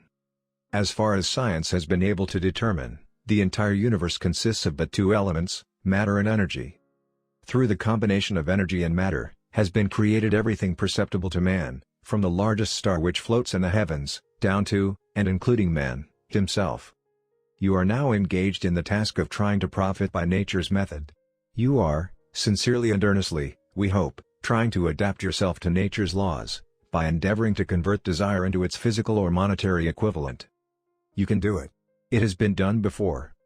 You can build a fortune through the aid of laws which are immutable. But, first, you must become familiar with these laws, and learn to use them. Through repetition, and by approaching the description of these principles from every conceivable angle, the author hopes to reveal to you the secret through which every great fortune has been accumulated. Strange and paradoxical as it may seem, the secret is not a secret. Nature, herself, advertises it in the earth on which we live, the stars, the planets suspended within our view, in the elements above and around us, in every blade of grass, and every form of life within our vision. Nature advertises this secret in the terms of biology, in the conversion of a tiny cell, so small that it may be lost on the point of a pin, into the human being now reading this line. The conversion of desire into its physical equivalent is, certainly, no more miraculous. Do not become discouraged if you do not fully comprehend all that has been stated. Unless you have long been a student of the mind, it is not to be expected that you will assimilate all that is in this chapter upon a first reading. But you will, in time, make good progress. The principles which follow will open the way for understanding of imagination. Assimilate that which you understand, as you read this philosophy for the first time, then, when you reread and study it, you will discover that something has happened to clarify it, and give you a broader understanding of the whole. Above all, do not stop, nor hesitate in your study of these principles until you have read the book at least 3 times, for 95-96 then, you will not want to stop. How to make practical use of imagination. Ideas are the beginning points of all fortunes. Ideas are products of the imagination. Let us examine a few well-known ideas which have yielded huge fortunes, with the hope that these illustrations will convey definite information concerning the method by which imagination may be used in accumulating riches. The Enchanted Kettle. 50 years ago, an old country doctor drove to town, hitched his horse, quietly slipped into a drug store by the back door, and began dickering with the young drug clerk. His mission was destined to yield great wealth to many people. It was destined to bring to the South the most far-flung benefits since the Civil War. For more than an hour, behind the prescription counter, the old doctor and the clerk talked in low tones. Then the doctor left. He went out to the buggy and brought back a large, old-fashioned kettle, a big wooden paddle, used for stirring the contents of the kettle, and deposited them in the back of the store. The clerk inspected the kettle, reached into his inside pocket, took out a roll of bills, and handed it over to the doctor. The roll contained exactly $500, the clerk's entire savings. The doctor handed over a small slip of paper on which was written a secret formula. The words on that small slip of paper were worth a king's ransom. But not to the doctor. Those magic words were needed to start the kettle to boiling, but neither the doctor nor the young clerk knew what fabulous fortunes were destined to flow from that kettle. The old doctor was glad to sell the outfit for $500. The money would pay off his debts, and give him freedom of mind. The clerk was taking a big chance by staking his entire life's savings on a mere scrap of paper and an old kettle. He never dreamed his investment would start a kettle to overflowing with gold that would surpass the miraculous performance of Aladdin's lamp. What the clerk really purchased was an idea. The old kettle and the wooden paddle, and the secret message on a slip of paper were incidental. The strange performance of the kettle began to take place after the new owner mixed with the secret instructions an ingredient of which the doctor knew nothing. Read this story carefully, give your imagination a test. See if you can discover what it was that the young man added to the secret message, which caused the kettle to overflow with gold.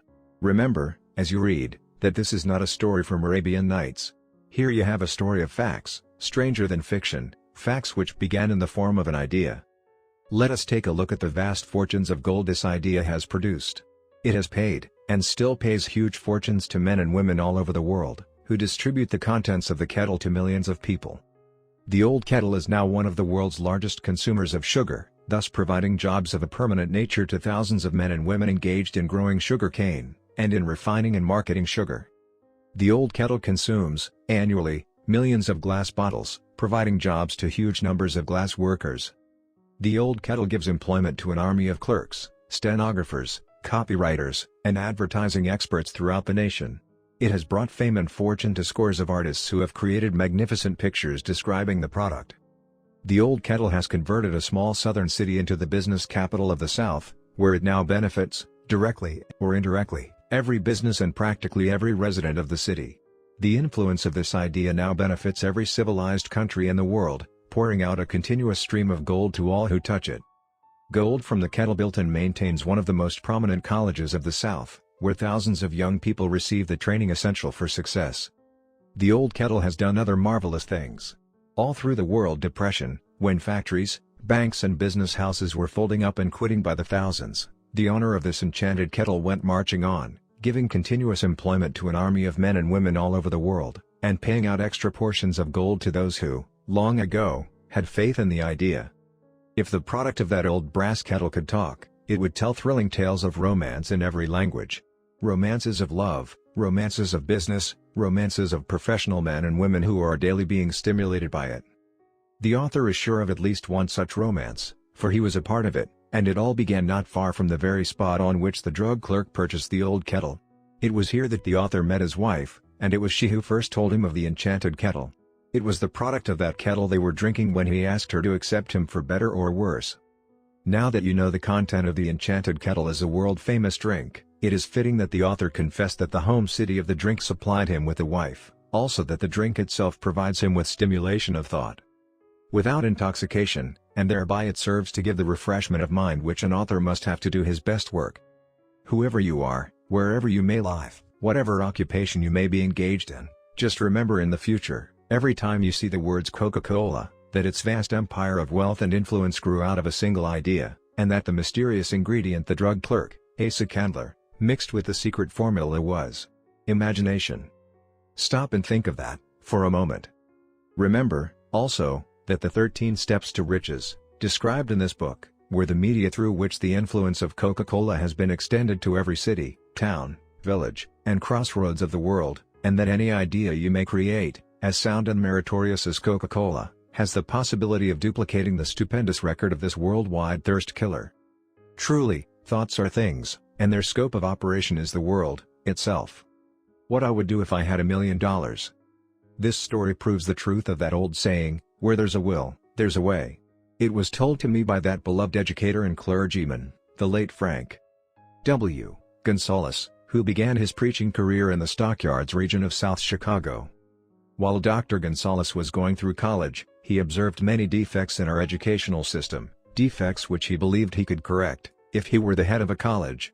His deepest desire was to become the directing head of an educational institution in which young men and women would be taught to learn by doing. He made up his mind to organize a new college in which he could carry out his ideas, without being handicapped by orthodox methods of education. He needed $1 million to put the project across. Where was he to lay his hands on so large a sum of money? That was the question that absorbed most of this ambitious young preacher's thought. But he couldn't seem to make any progress. Every night he took that thought to bed with him. He got up with it in the morning. He took it with him everywhere he went. He turned it over and over in his mind until it became a consuming obsession with him. $1 million is a lot of money. He recognized that fact, but he also recognized the truth that the only limitation is that which one sets up in one's own mind. Being a philosopher as well as a preacher, Dr. Gonzalez recognized, as do all who succeed in life, that definiteness of purpose is the starting point from which one must begin.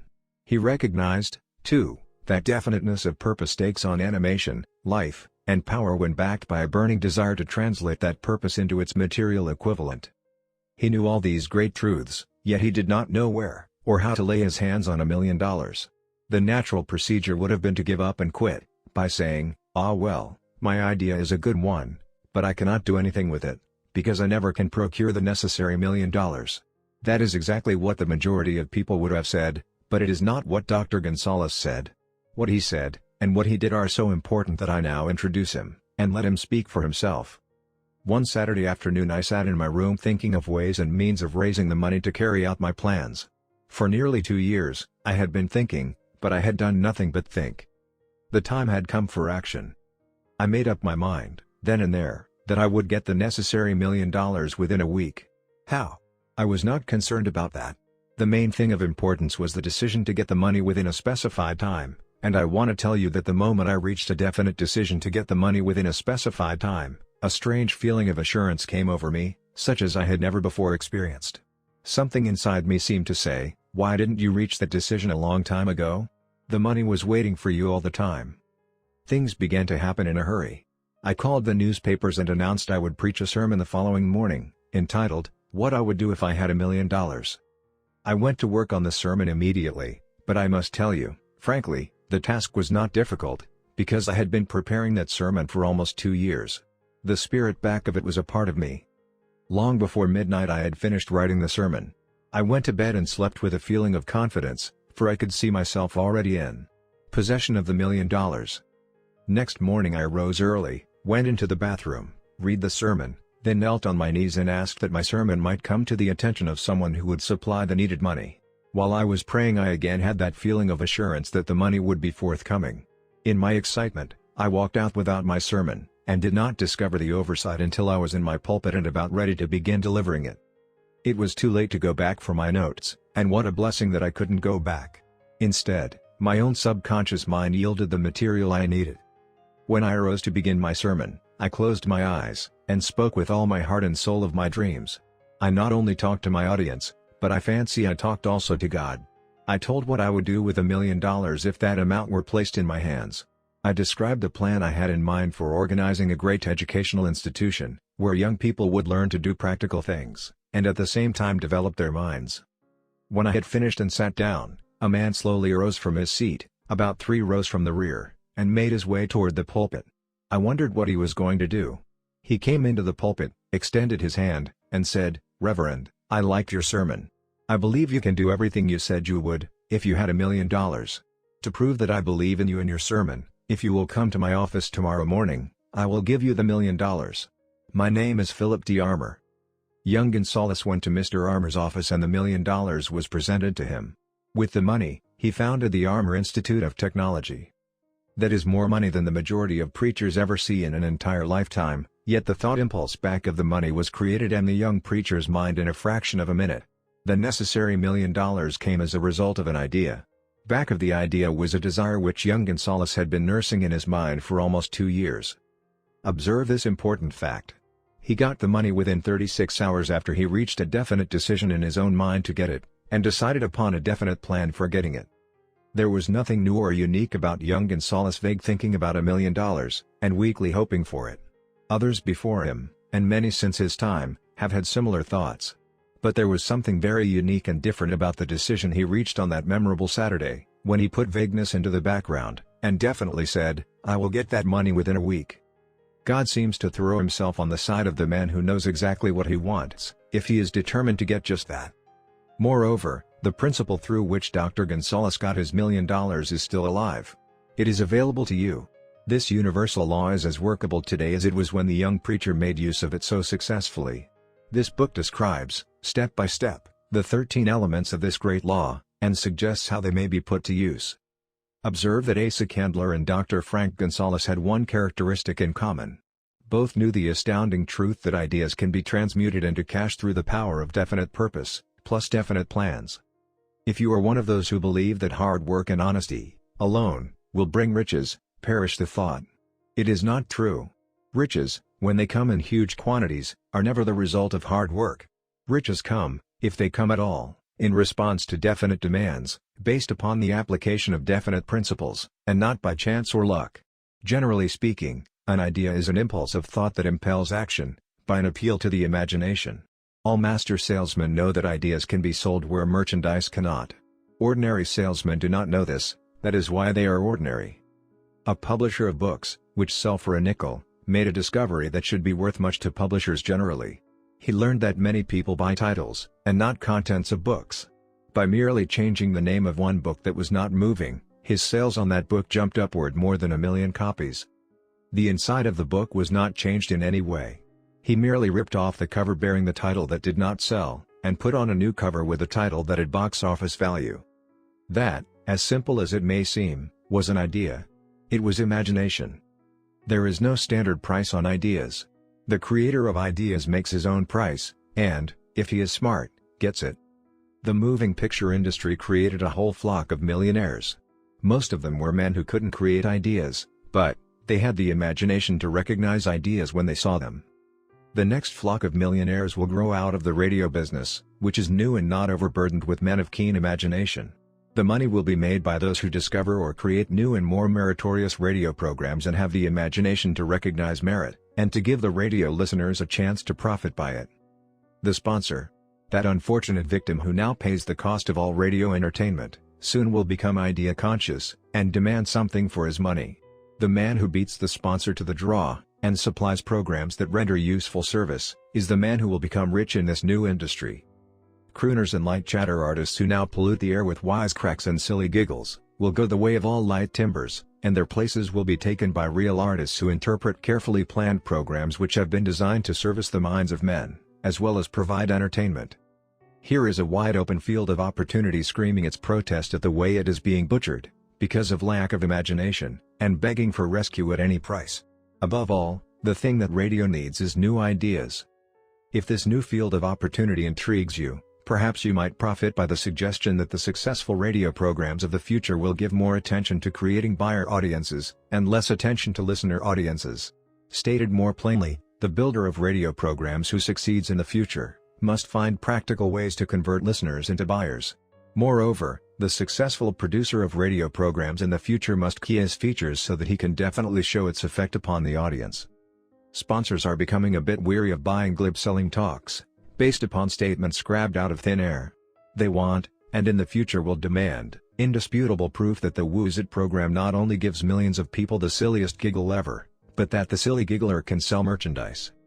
Another thing that might as well be understood by those who contemplate entering this new field of opportunity: radio advertising is going to be handled by an entirely new group of advertising experts, separate and distinct from the old-time newspaper and magazine advertising agency men.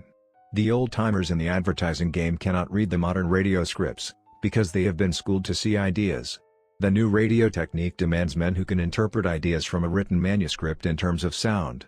It costs the author a year of hard labor, and many thousands of dollars to learn this. Radio, right now, is about where the moving pictures were, when Mary Pickford and her curls first appeared on the screen.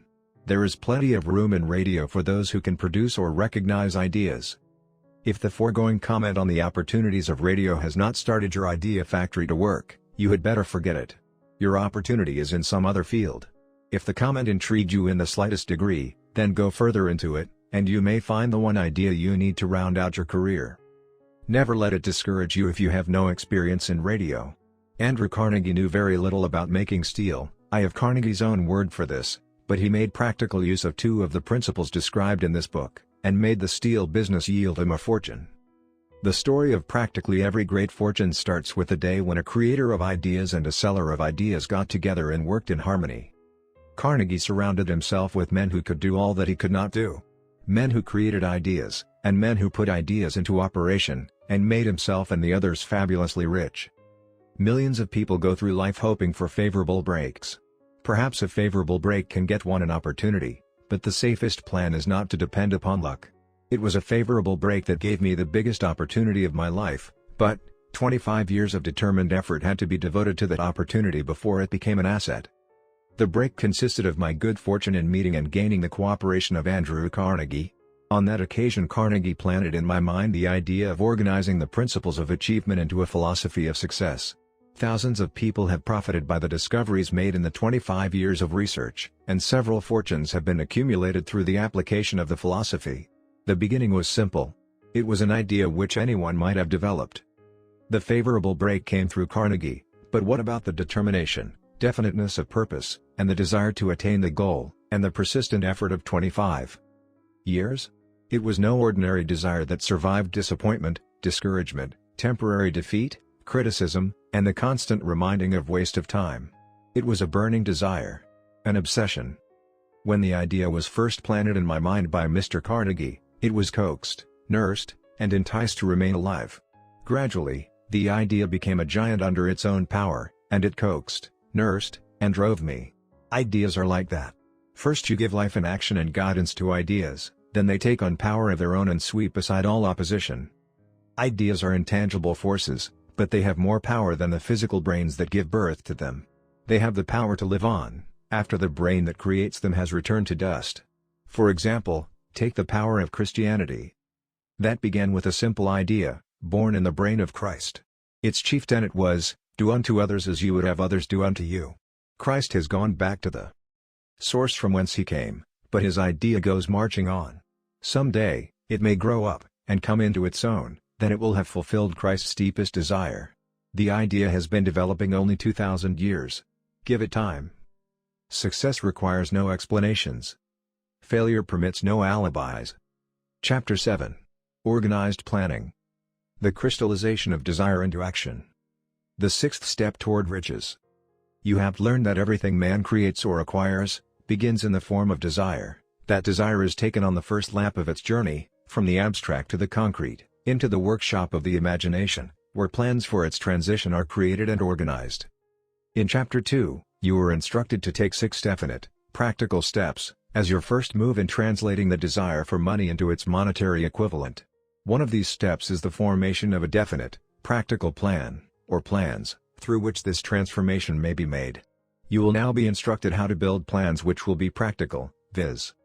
A. Ally yourself with a group of as many people as you may need for the creation, and carrying out of your plan, or plans for the accumulation of money.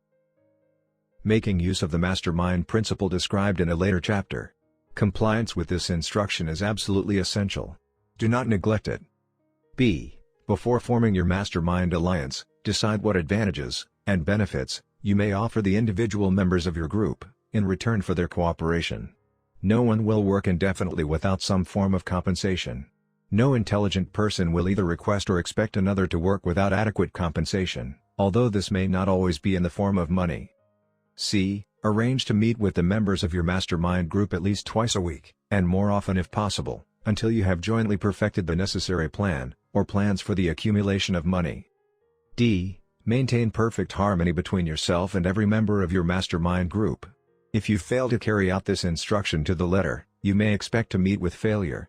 The mastermind principle cannot obtain where perfect harmony does not prevail. Keep in mind these facts. First, you are engaged in an undertaking of major importance to you. To be sure of success, you must have plans which are faultless. Second, you must have the advantage of the experience, education, native ability and imagination of other minds. This is in harmony with the methods followed by every person who has accumulated a great fortune.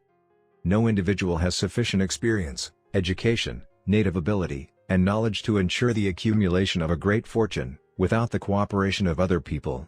Every plan you adopt, in your endeavor to accumulate wealth, should be the joint creation of yourself and every other member of your mastermind group. You may originate your own plans, either in whole or in part, but see that those plans are checked and approved by the members of your mastermind alliance. If the first plan which you adopt does not work successfully, replace it with a new plan. If this new plan fails to work, replace it, in turn with still another, and so on, until you find a plan which does work. Right here is the point at which the majority of men meet with failure, because of their lack of persistence in creating new plans to take the place of those which fail. The most intelligent man living cannot succeed in accumulating money, nor in any other undertaking, without plans which are practical and workable. Just keep this fact in mind, and remember when your plans fail, that temporary defeat is not permanent failure. It may only mean that your plans have not been sound. Build other plans. Start all over again. Thomas A. Edison failed 10,000 times before he perfected the incandescent electric light bulb. That is, he met with temporary defeat 10,000 times, before his efforts were crowned with success. Temporary defeat should mean only one thing: the certain knowledge that there is something wrong with your plan. Millions of men go through life in misery and poverty, because they lack a sound plan through which to accumulate a fortune. Henry Ford accumulated a fortune, not because of his superior mind, but because he adopted and followed a plan which proved to be sound. 1,000 men could be pointed out, each with a better education than Ford's, yet each of whom lives in poverty, because he does not possess the right plan for the accumulation of money. Your achievement can be no greater than your plans are sound. That may seem to be an axiomatic statement, but it is true. Samuel Insull lost his fortune of over $100 million. The Insull fortune was built on plans which were sound. The business depression forced Mr. Insull to change his plans, and the change brought temporary defeat, because his new plans were not sound. Mr. Insull is now an old man. He may, consequently, accept failure instead of temporary defeat, but if his experience turns out to be failure, it will be for the reason that he lacks the fire of persistence to rebuild his plans. No man is ever whipped, until he quits, in his own mind. This fact will be repeated many times, because it is so easy to take the count at the first sign of defeat. James J. Hill met with temporary defeat when he first endeavored to raise the necessary capital to build a railroad from the east to the west, but he, too, turned defeat into victory through new plans. Henry Ford met with temporary defeat, not only at the beginning of his automobile career, but after he had gone far toward the top. He created new plans, and went marching on to financial victory. We see men who have accumulated great fortunes, but we often recognize only their triumph, overlooking the temporary defeats which they had to surmount before arriving. No follower of this philosophy can reasonably expect to accumulate a fortune without experiencing temporary defeat. When defeat comes, accept it as a signal that your plans are not sound, rebuild those plans, and set sail once more toward your coveted goal. If you give up before your goal has been reached, you are a quitter. A quitter never wins, and a winner never quits. Lift this sentence out, write it on a piece of paper in letters an inch high, and place it where you will see it every night before you go to sleep, and every morning before you go to work. When you begin to select members for your mastermind group, endeavor to select those who do not take defeat seriously. Some people foolishly believe that only money can make money. This is not true. Desire, transmuted into its monetary equivalent, through the principles laid down here, is the agency through which money is made. Money, of itself, is nothing but inert matter. It cannot move, think, or talk, but it can hear when a man who desires it, calls it to come. Planning the sale of services. The remainder of this chapter has been given over to a description of ways and means of marketing personal services. The information here conveyed will be of practical help to any person having any form of personal services to market, but it will be of priceless benefit to those who aspire to leadership in their chosen occupations. Intelligent planning is essential for success in any undertaking designed to accumulate riches. Here will be found detailed instructions to those who must begin the accumulation of riches by selling personal services. It should be encouraging to know that practically all the great fortunes began in the form of compensation for personal services, or from the sale of ideas. What else, except ideas and personal services, would one not possessed of property have to give in return for riches? Broadly speaking, there are two types of people in the world. One type is known as leaders, and the other as followers. Decide at the outset whether you intend to become a leader in your chosen calling, or remain a follower. The difference in compensation is vast. The follower cannot reasonably expect the compensation to which a leader is entitled, although many followers make the mistake of expecting such pay. It is no disgrace to be a follower. On the other hand, it is no credit to remain a follower. Most great leaders began in the capacity of followers. They became great leaders because they were intelligent followers. With few exceptions, the man who cannot follow a leader intelligently, cannot become an efficient leader. The man who can follow a leader most efficiently, is usually the man who develops into leadership most rapidly. An intelligent follower has many advantages, among them the opportunity to acquire knowledge from his leader. The major attributes of leadership. The following are important factors of leadership. 1. Unwavering courage based upon knowledge of self, and of one's occupation. No follower wishes to be dominated by a leader who lacks self-confidence and courage. No intelligent follower will be dominated by such a leader very long. 2. Self-control. The man who cannot control himself, can never control others. Self-control sets a mighty example for one's followers, which the more intelligent will emulate. 3. A keen sense of justice. Without a sense of fairness and justice, no leader can command and retain the respect of his followers. 4. Definiteness of decision. The man who wavers in his decisions shows that he is not sure of himself. He cannot lead others successfully. 5. Definiteness of plans. The successful leader must plan his work, and work his plan. A leader who moves by guesswork, without practical, definite plans, is comparable to a ship without a rudder. Sooner or later he will land on the rocks. 6. The habit of doing more than paid for. One of the penalties of leadership is the necessity of willingness, upon the part of the leader, to do more than he requires of his followers. 7. A pleasing personality. No slovenly, careless person can become a successful leader. Leadership calls for respect.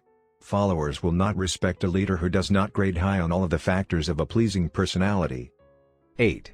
Sympathy and understanding. The successful leader must be in sympathy with his followers. Moreover, he must understand them and their problems.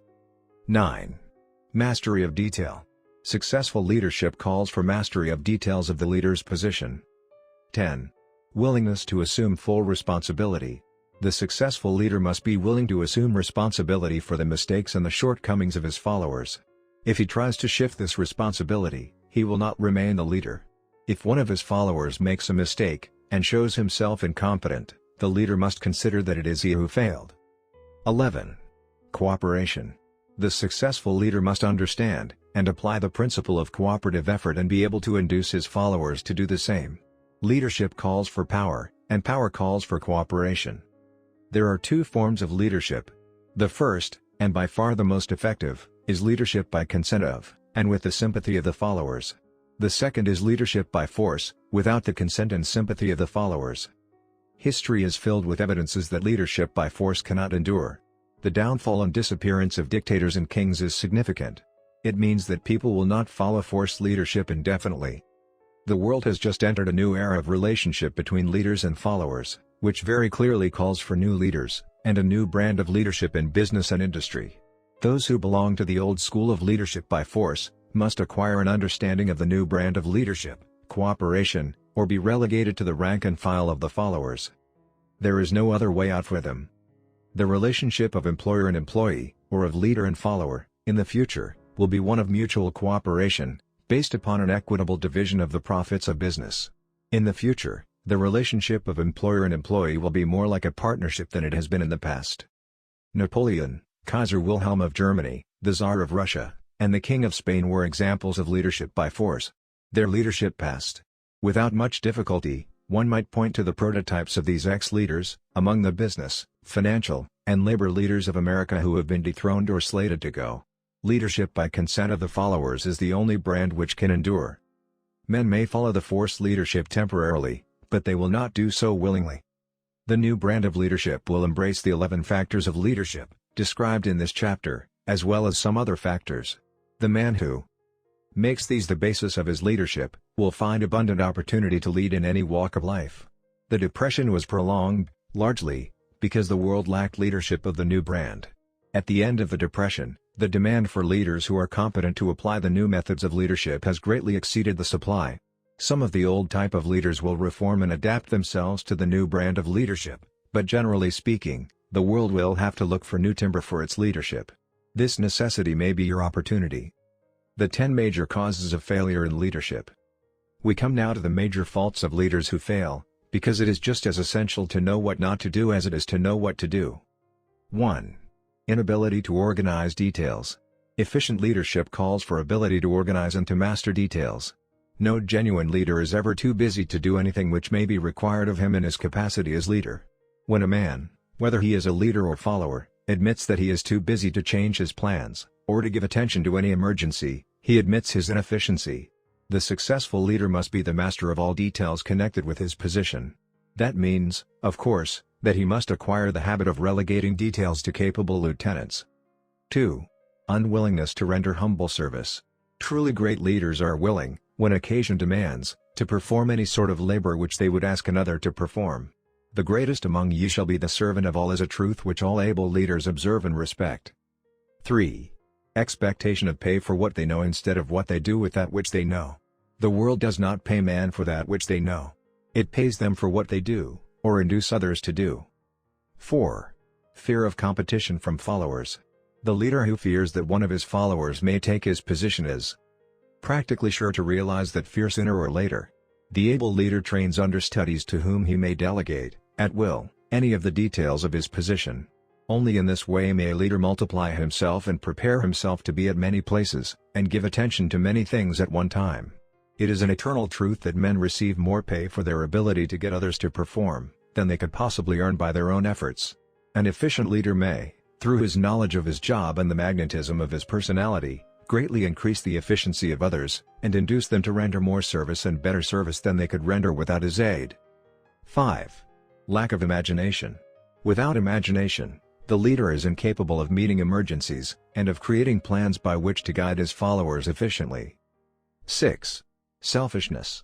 The leader who claims all the honor for the work of his followers, is sure to be met by resentment. The really great leader claims none of the honors. He is contented to see the honors, when there are any, go to his followers, because he knows that most men will work harder for commendation and recognition than they will for money alone. 7. Intemperance. Followers do not respect an intemperate leader. Moreover, intemperance in any of its various forms, destroys the endurance and the vitality of all who indulge in it. 8. Disloyalty. Perhaps this should have come at the head of the list. The leader who is not loyal to his trust, and to his associates, those above him, and those below him, cannot long maintain his leadership.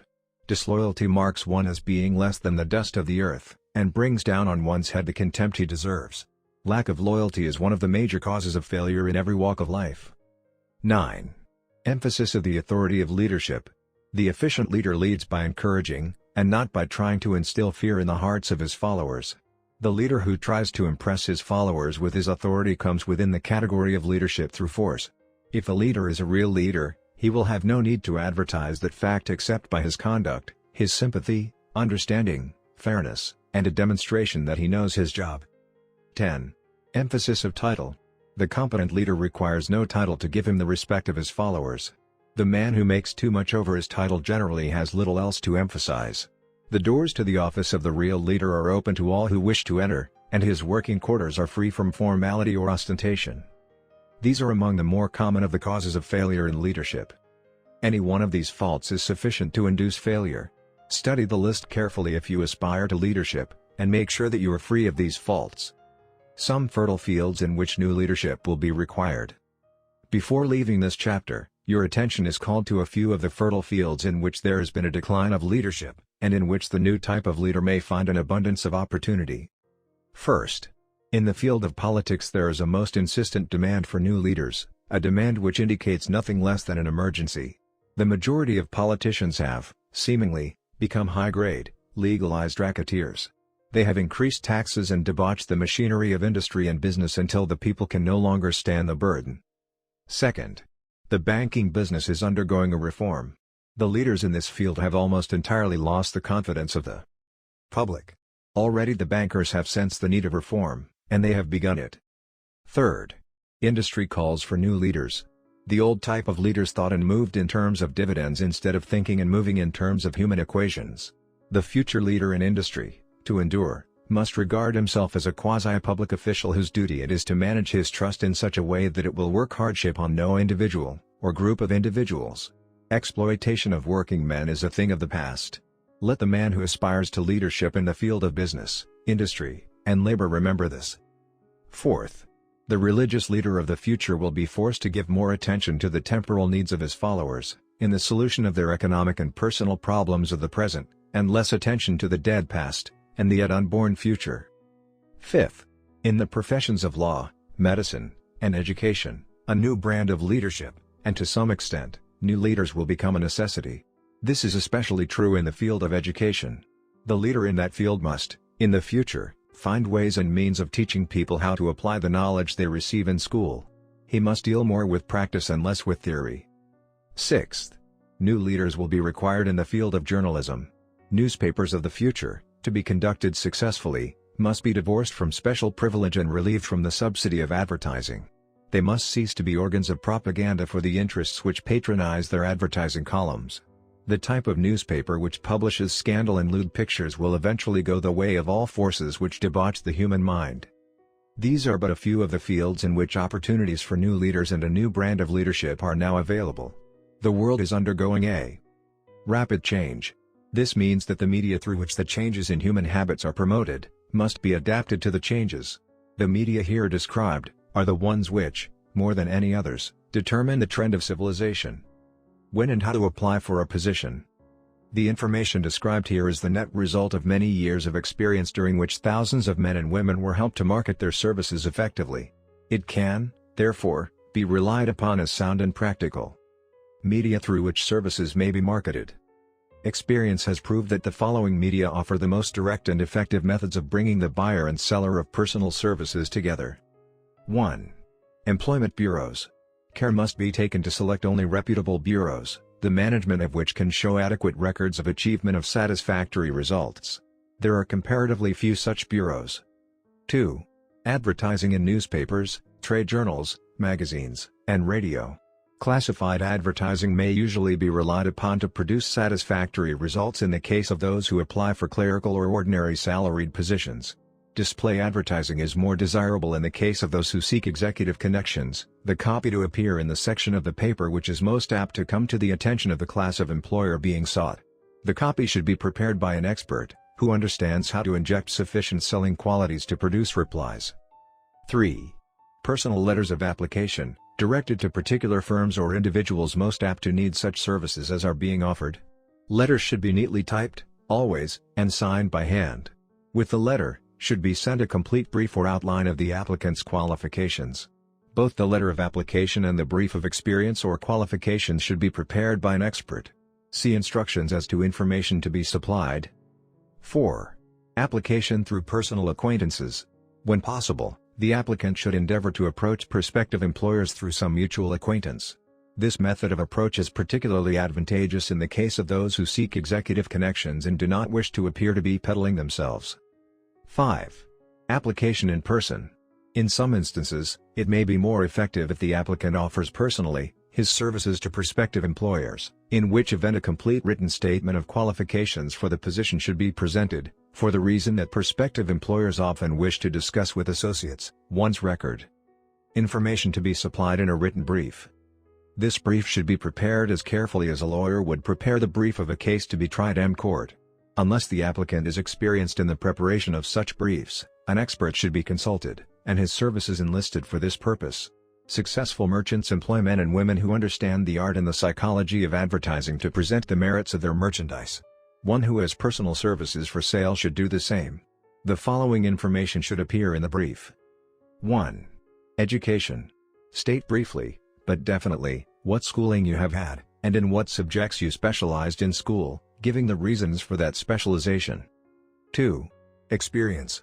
If you have had experience in connection with positions similar to the one you seek, describe it fully, state names and addresses of former employers. Be sure to bring out clearly any special experience you may have had which would equip you to fill the position you seek. 3. References. Practically every business firm desires to know all about the previous records, antecedents, etc., of prospective employees who seek positions of responsibility. Attach to your brief photostatic copies of letters from A. Former employers. B. Teachers under whom you studied. C. Prominent people whose judgment may be relied upon. 4. Photograph of self. Attach to your brief a recent, unmounted photograph of yourself. 5. Apply for a specific position. Avoid application for a position without describing exactly what particular position you seek. Never apply for just a position. That indicates you lack specialized qualifications. 6. State your qualifications for the particular position for which you apply. Give full details as to the reason you believe you are qualified for the particular position you seek. This is the application. It will determine, more than anything else, what consideration you receive. 7. Offer to go to work on probation. In the majority of instances, if you are determined to have the position for which you apply, it will be most effective if you offer to work for a week, or a month, or for a sufficient length of time to enable your prospective employer to judge your value without pay. This may appear to be a radical suggestion, but experience has proved that it seldom fails to win at least a trial. If you are sure of your qualifications, a trial is all you need.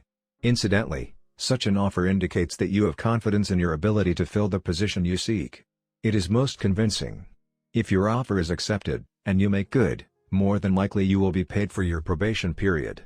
Make clear the fact that your offer is based upon A. Your confidence in your ability to fill the position. B. Your confidence in your prospective employer's decision to employ you after trial. C. Your determination to have the position you seek. 8. Knowledge of your prospective employer's business. Before applying for a position, do sufficient research in connection with the business to familiarize yourself thoroughly with that business, and indicate in your brief the knowledge you have acquired in this field. This will be impressive, as it will indicate that you have imagination, and a real interest in the position you seek. Remember that it is not the lawyer who knows the most law, but the one who best prepares his case, who wins. If your case is properly prepared and presented, your victory will have been more than half won at the outset. Do not be afraid of making your brief too long. Employers are just as much interested in purchasing the services of well-qualified applicants as you are in securing employment. In fact, the success of most successful employers is due, in the main, to their ability to select well-qualified lieutenants. They want all the information available. Remember another thing, neatness in the preparation of your brief will indicate that you are a painstaking person. I have helped to prepare briefs for clients which were so striking and out of the ordinary that they resulted in the employment of the applicant without a personal interview. When your brief has been completed, have it neatly bound by an experienced binder, and lettered by an artist, or printer similar to the following. Brief of the qualifications of Robert K. Smith applying for the position of Private Secretary to the President of the Blank Company Incorporated. Change names each time brief is shown. This personal touch is sure to command attention. Have your brief neatly typed or mimeographed on the finest paper you can obtain, and bound with the heavy paper of the book cover variety, the binder to be changed, and the proper firm name to be inserted if it is to be shown to more than one company. Your photograph should be pasted on one of the pages of your brief. Follow these instructions to the letter, improving upon them wherever your imagination suggests. Successful salesmen groom themselves with care. They understand that first impressions are lasting. Your brief is your salesman. Give it a good suit of clothes, so it will stand out in bold contrast to anything your prospective employer ever saw, in the way of an application for a position. If the position you seek is worth having, it is worth going after with care. Moreover, if you sell yourself to an employer in a manner that impresses him with your individuality, you probably will receive more money for your services from the very start, than you would if you applied for employment in the usual conventional way. If you seek employment through an advertising agency, or an employment agency, have the agent use copies of your brief in marketing your services. This will help to gain preference for you, both with the agent, and the prospective employers. How to get the exact position you desire. Everyone enjoys doing the kind of work for which he is best suited. An artist loves to work with paints, a craftsman with his hands, a writer loves to write. Those with less definite talents have their preferences for certain fields of business and industry. If America does anything well, it offers a full range of occupations, tilling the soil, manufacturing, marketing, and the professions. First, decide exactly what kind of a job you want. If the job doesn't already exist, perhaps you can create it. Second, choose the company, or individual for whom you wish to work. Third, study your prospective employer, as to policies, personnel, and chances of advancement. Fourth, by analysis of yourself, your talents and capabilities, figure what you can offer, and plan ways and means of giving advantages, services, developments, ideas that you believe you can successfully deliver. Fifth, forget about a job. Forget whether or not there is an opening. Forget the usual routine of "have you got a job for me?" Concentrate on what you can give. Sixth, once you have your plan in mind, arrange with an experienced writer to put it on paper in neat form, and in full detail. Seventh, present it to the proper person with authority and he will do the rest. Every company is looking for men who can give something of value, whether it be ideas, services, or connections. Every company has room for the man who has a definite plan of action which is to the advantage of that company. This line of procedure may take a few days or weeks of extra time, but the difference in income, in advancement, and in gaining recognition will save years of hard work at small pay. It has many advantages, the main one being that it will often save from 1 to 5 years of time in reaching a chosen goal. Every person who starts, or gets in halfway up the ladder, does so by deliberate and careful planning, accepting, of course, the boss's son. The new way of marketing services jobs are now partnerships. Men and women who market their services to best advantage in the future must recognize the stupendous change which has taken place in connection with the relationship between employer and employee. In the future, the golden rule, and not the rule of gold, will be the dominating factor in the marketing of merchandise as well as personal services. The future relationship between employers and their employees will be more in the nature of a partnership consisting of A. The employer, B. The employee, C. The public they serve. This new way of marketing personal services is called new for many reasons. First, both the employer and the employee of the future will be considered as fellow employees whose business it will be to serve the public efficiently. In times past, employers and employees have bartered among themselves, driving the best bargains they could with one another, not considering that in the final analysis they were, in reality, bargaining at the expense of the third party, the public they served. The Depression served as a mighty protest from an injured public, whose rights had been trampled upon in every direction by those who were clamoring for individual advantages and profits. When the debris of the Depression shall have been cleared away, and business shall have been once again restored to balance, both employers and employees will recognize that they are no longer privileged to drive bargains at the expense of those whom they serve. The real employer of the future will be the public. This should be kept uppermost in mind by every person seeking to market personal services effectively. Nearly every railroad in America is in financial difficulty.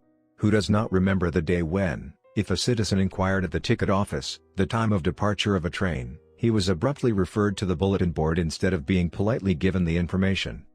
The streetcar companies have experienced a change of times also. There was a time not so very long ago when streetcar conductors took pride in giving argument to passengers. Many of the streetcar tracks have been removed and passengers ride on a bus whose driver is the last word in politeness. All over the country streetcar tracks are rusting from abandonment, or have been taken up.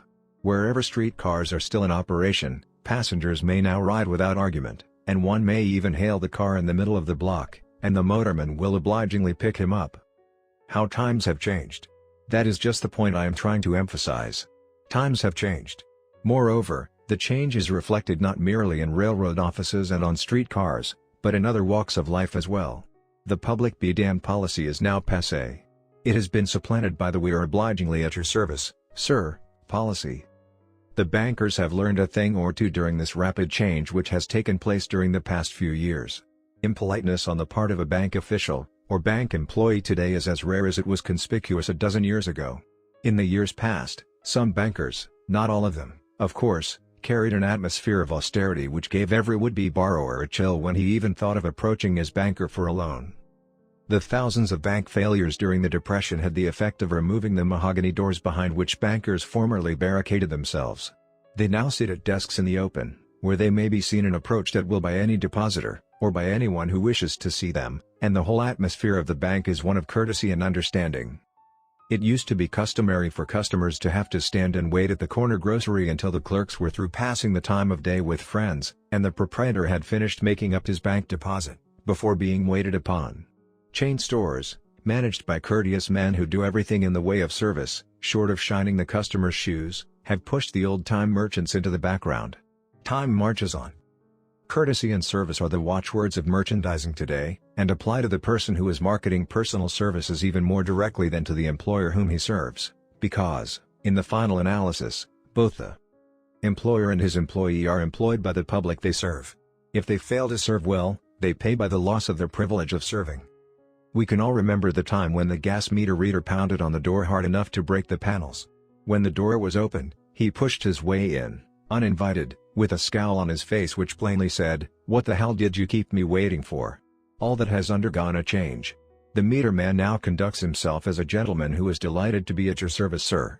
Before the gas companies learned that their scowling meter men were accumulating liabilities never to be cleared away, the polite salesman of oil burners came along and did a land office business. During the Depression, I spent several months in the anthracite coal region of Pennsylvania, studying conditions which all but destroyed the coal industry. Among several very significant discoveries, was the fact that greed on the part of operators and their employees was the chief cause of the loss of business for the operators, and loss of jobs for the miners. Through the pressure of a group of overzealous labor leaders, representing the employees, and the greed for profits on the part of the operators, the anthracite business suddenly dwindled. The coal operators and their employees drove sharp bargains with one another, adding the cost of the bargaining to the price of the coal, until, finally, they discovered they had built up a wonderful business for the manufacturers of oil-burning outfits and the producers of crude oil. The wages of sin is death. Many have read this in the Bible, but few have discovered its meaning. Now, and for several years, the entire world has been listening by force, to a sermon which might well be called "Whatsoever a man soweth, that shall he also reap." Nothing as widespread and effective as the Depression could possibly be just a coincidence. Behind the Depression was a cause. Nothing ever happens without a cause. In the main, the cause of the Depression is traceable directly to the worldwide habit of trying to reap without sowing. This should not be mistaken to mean that the Depression represents a crop which the world is being forced to reap without having sown. The trouble is that the world sowed the wrong sort of seed. Any farmer knows he cannot sow the seed of thistles, and reap a harvest of grain. Beginning at the outbreak of the World War, the people of the world began to sow the seed of service inadequate in both quality and quantity. Nearly everyone was engaged in the pastime of trying to get without giving. These illustrations are brought to the attention of those who have personal services to market, to show that we are where we are, and what we are, because of our own conduct. If there is a principle of cause and effect, which controls business, finance, and transportation, this same principle controls individuals and determines their economic status. What is your QQS rating? The causes of success in marketing services effectively and permanently have been clearly described. Unless those causes are studied, analyzed, understood and applied, no man can market his services effectively and permanently. Every person must be his own salesman of personal services. The quality and the quantity of service rendered, and the spirit in which it is rendered, determine to a large extent the price and the duration of employment.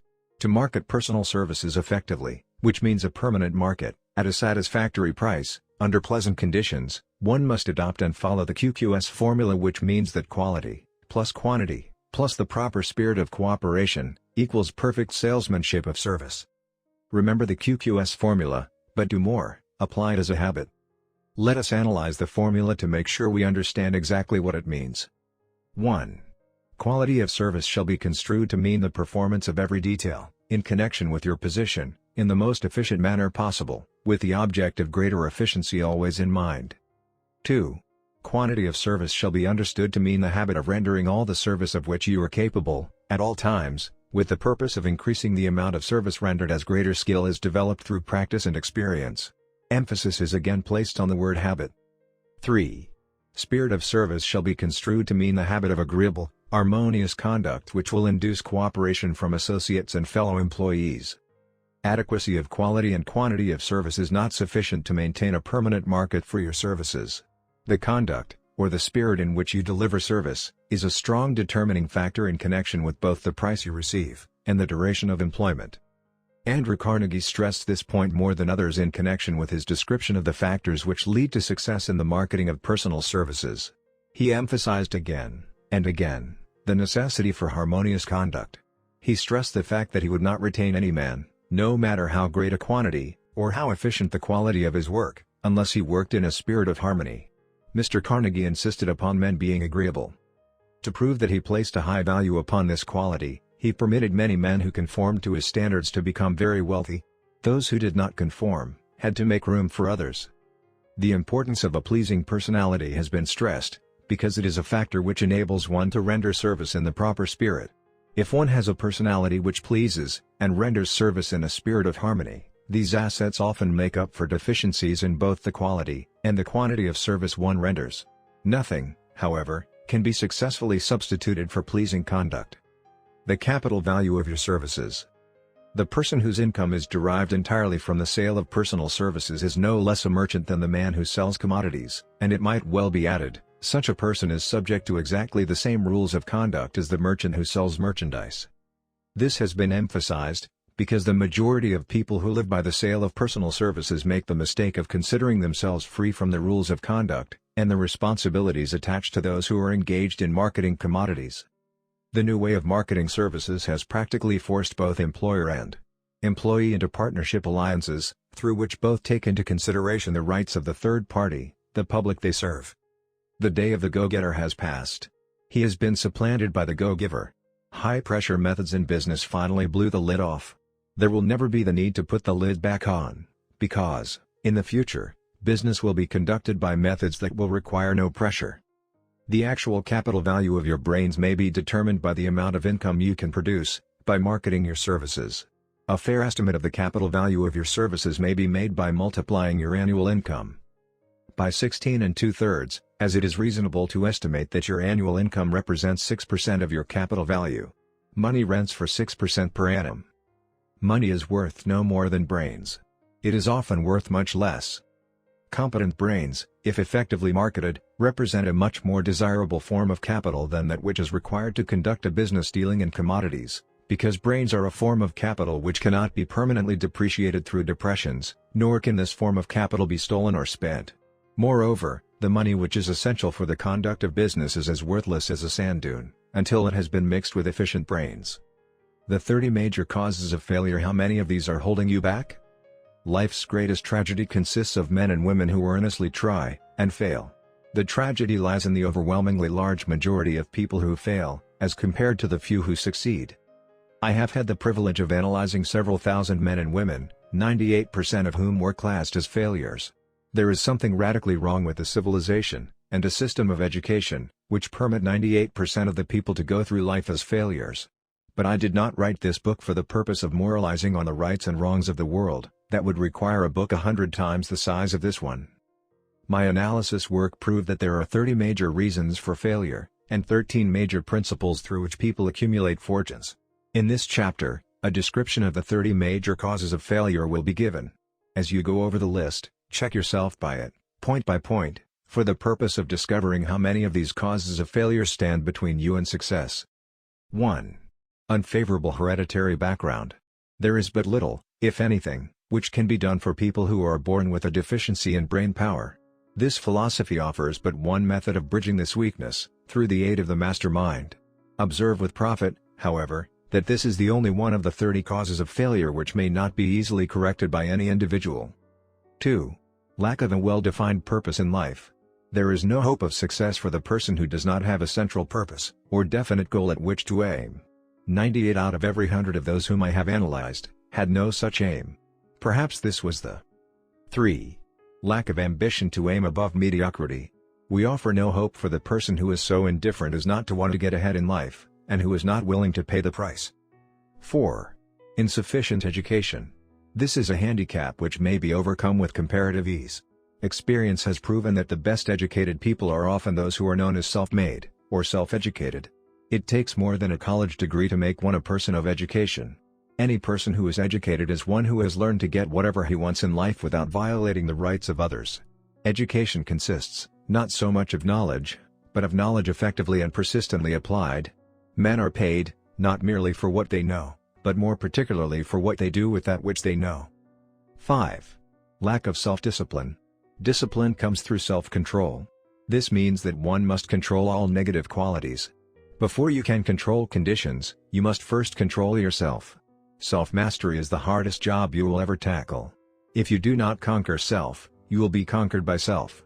You may see at one and the same time both your best friend and your greatest enemy, by stepping in front of a mirror.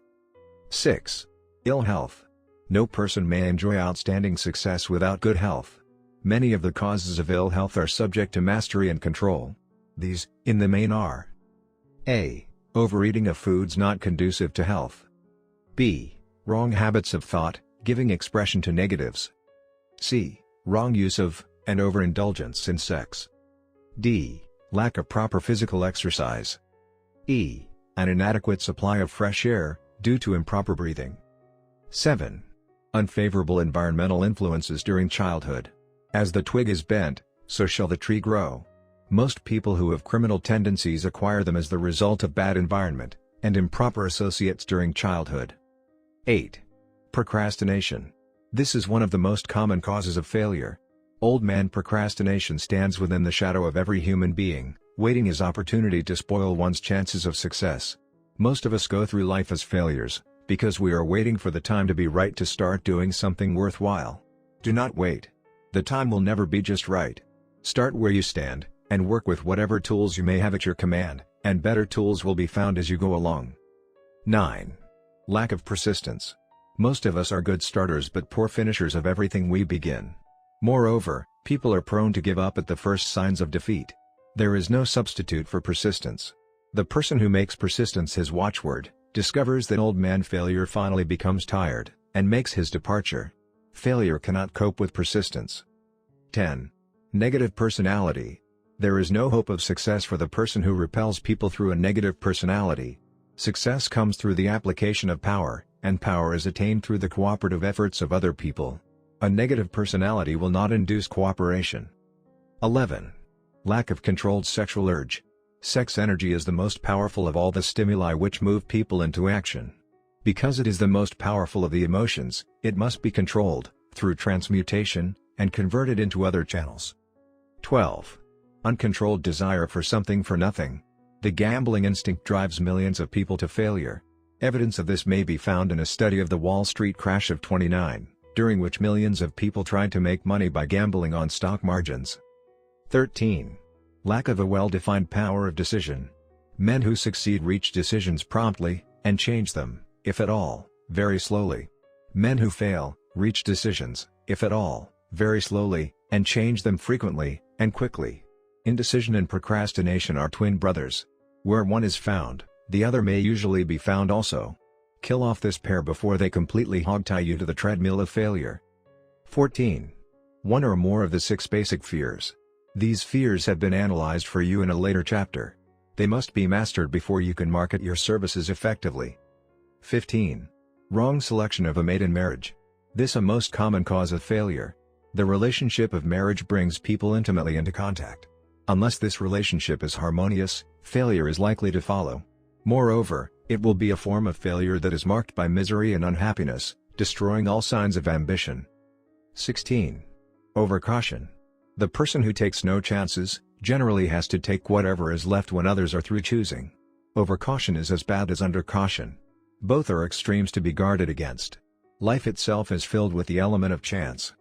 17. Wrong selection of associates in business.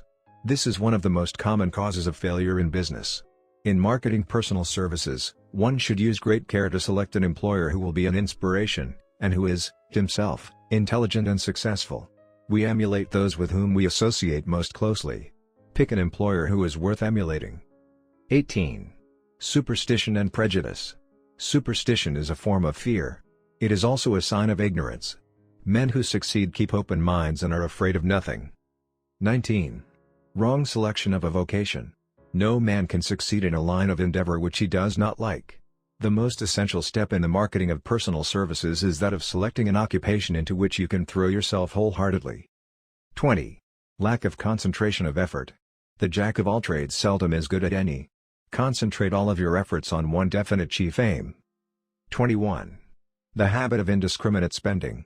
The spendthrift cannot succeed, mainly because he stands eternally in fear of poverty. Form the habit of systematic saving by putting aside a definite percentage of your income. Money in the bank gives one a very safe foundation of courage when bargaining for the sale of personal services. Without money, one must take what one is offered, and be glad to get it. 22. Lack of enthusiasm. Without enthusiasm one cannot be convincing. Moreover, enthusiasm is contagious, and the person who has it, under control, is generally welcome in any group of people. 23. Intolerance. The person with a closed MMD on any subject seldom gets ahead. Intolerance means that one has stopped acquiring knowledge. The most damaging forms of intolerance are those connected with religious, racial, and political differences of opinion. 24. Intemperance. The most damaging forms of intemperance are connected with eating, strong drink, and sexual activities. Overindulgence in any of these is fatal to success. 25. Inability to cooperate with others. More people lose their positions and their big opportunities in life, because of this fault, than for all other reasons combined. It is a fault which no well-informed businessman, or leader will tolerate. 26. Possession of power that was not acquired through self-effort.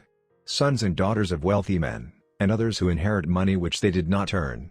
Power in the hands of one who did not acquire it gradually, is often fatal to success.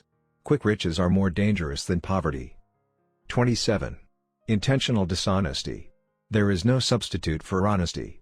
One may be temporarily dishonest by force of circumstances over which one has no control, without permanent damage. But, there is no hope for the person who is dishonest by choice. Sooner or later, his deeds will catch up with him, and he will pay by loss of reputation, and perhaps even loss of liberty. 28. Egotism and vanity. These qualities serve as red lights which warn others to keep away. They are fatal to success. 29. Guessing instead of thinking. Most people are too indifferent or lazy to acquire facts with which to think accurately. They prefer to act on opinions created by guesswork or snap judgments. 30. Lack of capital. This is a common cause of failure among those who start out in business for the first time, without sufficient reserve of capital to absorb the shock of their mistakes, and to carry them over until they have established a reputation. 31. Under this, name any particular cause of failure from which you have suffered that has not been included in the foregoing list. In these 30 major causes of failure is found a description of the tragedy of life, which obtains for practically every person who tries and fails. It will be helpful if you can induce someone who knows you well to go over this list with you, and help to analyze you by the 30 causes of failure. It may be beneficial if you try this alone. Most people cannot see themselves as others see them. You may be one who cannot. The oldest of admonitions is man, know thyself. If you market merchandise successfully, you must know the merchandise. The same is true in marketing personal services. You should know all of your weaknesses in order that you may either bridge them or eliminate them entirely. You should know your strength in order that you may call attention to it when selling your services. You can know yourself only through accurate analysis. The folly of ignorance in connection with self was displayed by a young man who applied to the manager of a well-known business for a position.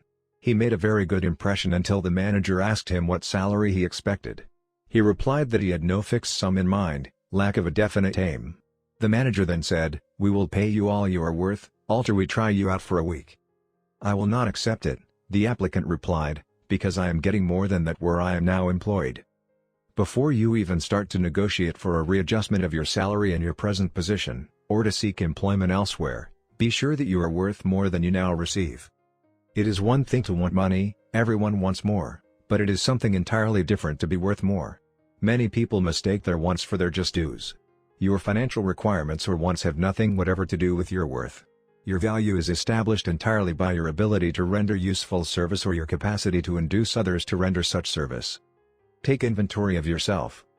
28 questions you should answer. Annual self-analysis is an essential in the effective marketing of personal services, as is annual inventory in merchandising.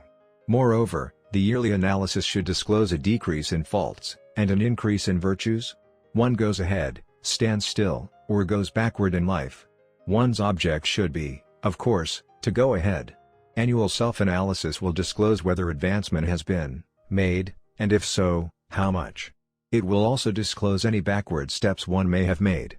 The effective marketing of personal services requires one to move forward even if the progress is slow.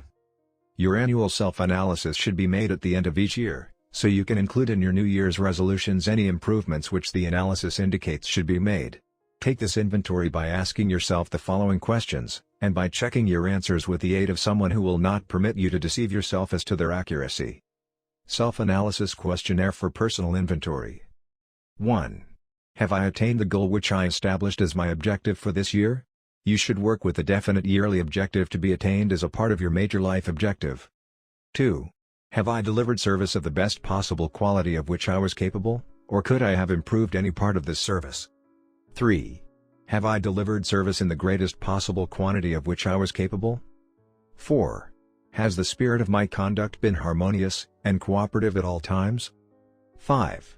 Have I permitted the habit of procrastination to decrease my efficiency, and if so, to what extent? 6. Have I improved my personality, and if so, in what ways? 7. Have I been persistent in following my plans through to completion? 8. Have I reached decisions promptly and definitely on all occasions? 9. Have I permitted any one or more of the 6 basic fears to decrease my efficiency? 10. Have I been either overcautious, or undercautious? 11.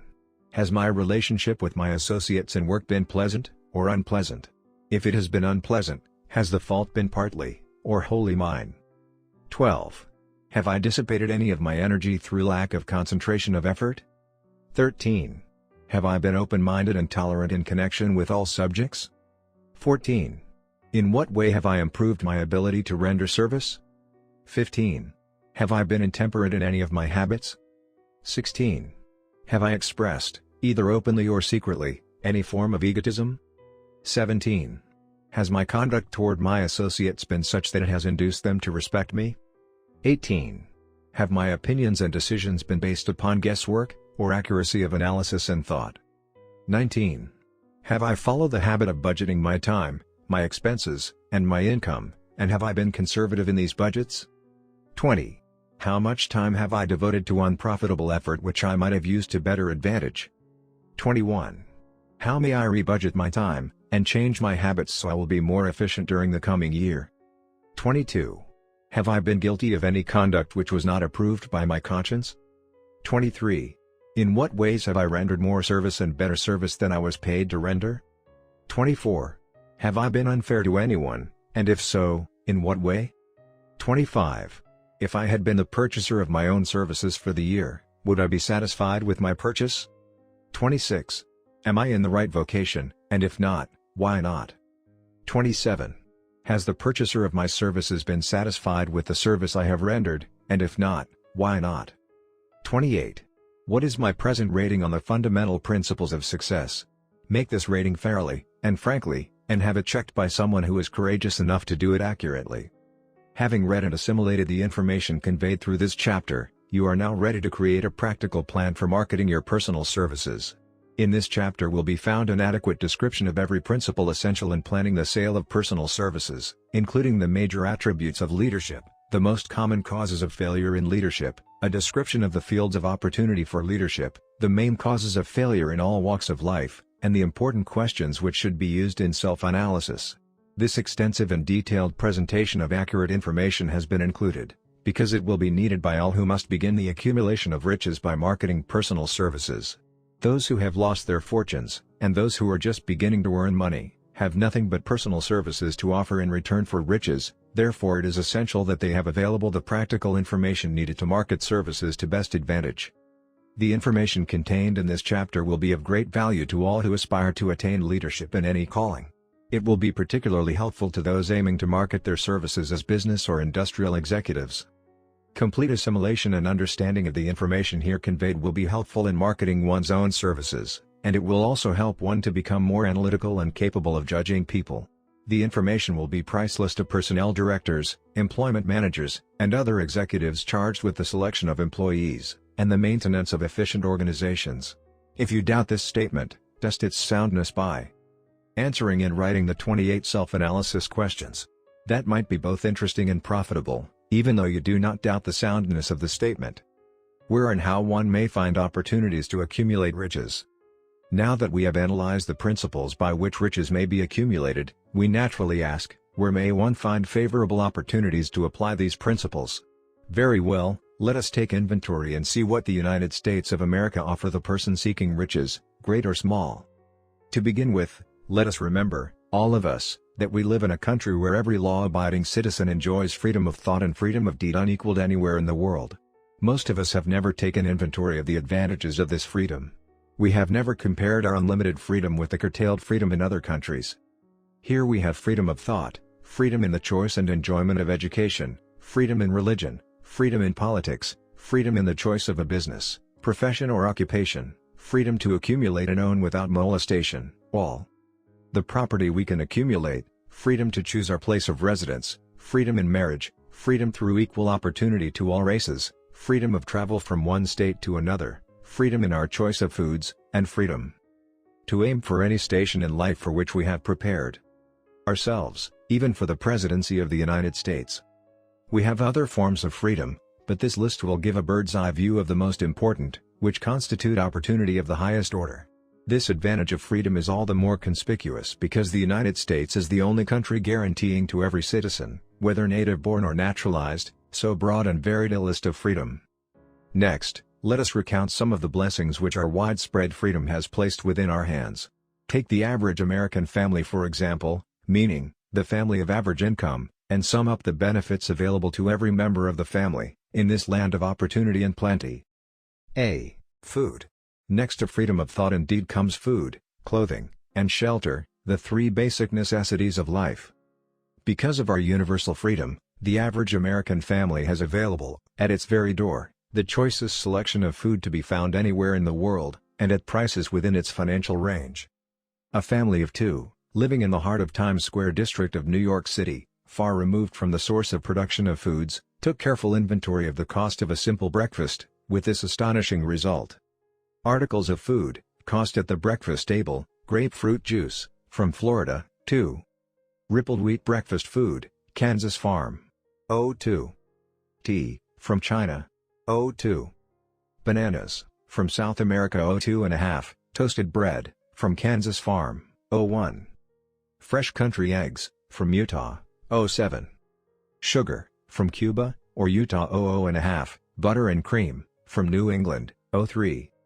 Grand total 20. It is not very difficult to obtain food in a country where two people can have breakfast consisting of all they want or need for a dime apiece. Observe that this simple breakfast was gathered, by some strange form of magic, from China, South America, Utah, Kansas and the New England states, and delivered on the breakfast table, ready for consumption, in the very heart of the most crowded city in America, at a cost well within the means of the most humble laborer. The cost included all federal, state and city taxes. Here is a fact that politicians did not mention when they were crying out to the voters to throw their opponents out of office because the people were being taxed to death. B. Shelter.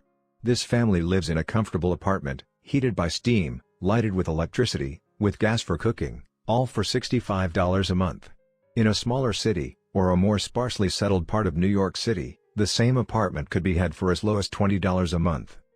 The toast they had for breakfast in the food estimate was toasted on an electric toaster, which cost but a few dollars. The apartment is cleaned with a vacuum sweeper that is run by electricity. Hot and cold water is available, at all times, in the kitchen and the bathroom. The food is kept cool in a refrigerator that is run by electricity. The wife curls her hair, washes her clothes and irons them with easily operated electrical equipment, on power obtained by sticking a plug in the wall. The husband shaves with an electric shaver, and they receive entertainment from all over the world, 24 hours a day, if they want it, without cost, by merely turning the dial of their radio. There are other conveniences in this apartment, but the foregoing list will give a fair idea of some of the concrete evidences of the freedom we, of America, enjoy. And this is neither political nor economic propaganda. C. Clothing. Anywhere in the United States, the woman of average clothing requirements can dress very comfortably and neatly for less than $200 a year, and the average man can dress for the same, or less. Only the three basic necessities of food, clothing, and shelter have been mentioned. The average American citizen has other privileges and advantages available in return for modest effort, not exceeding 8 hours per day of labor. Among these is the privilege of automobile transportation, with which one can go and come at will, at very small cost. The average American has security of property rights not found in any other country in the world. He can place his surplus money in a bank with the assurance that his government will protect it, and make good to him if the bank fails. If an American citizen wants to travel from one state to another, he needs no passport, no one's permission. He may go when he pleases, and return at will. Moreover, he may travel by train, private automobile, bus, airplane, or ship, as his pocketbook permits. In Germany, Russia, Italy, and most of the other European and Oriental countries, the people cannot travel with so much freedom, and at so little cost. The miracle that has provided these blessings. We often hear politicians proclaiming the freedom of America, when they solicit votes, but seldom do they take the time or devote sufficient effort to the analysis of the source or nature of this freedom. Having no axe to grind, no grudge to express, no ulterior motives to be carried out, I have the privilege of going into a frank analysis of that mysterious, abstract, greatly misunderstood something which gives to every citizen of America more blessings, more opportunities to accumulate wealth, more freedom of every nature, than may be found in any other country. I have the right to analyze the source and nature of this unseen power, because I know, and have known for more than a quarter of a century, many of the men who organized that power, and many who are now responsible for its maintenance. The name of this mysterious benefactor of mankind is capital.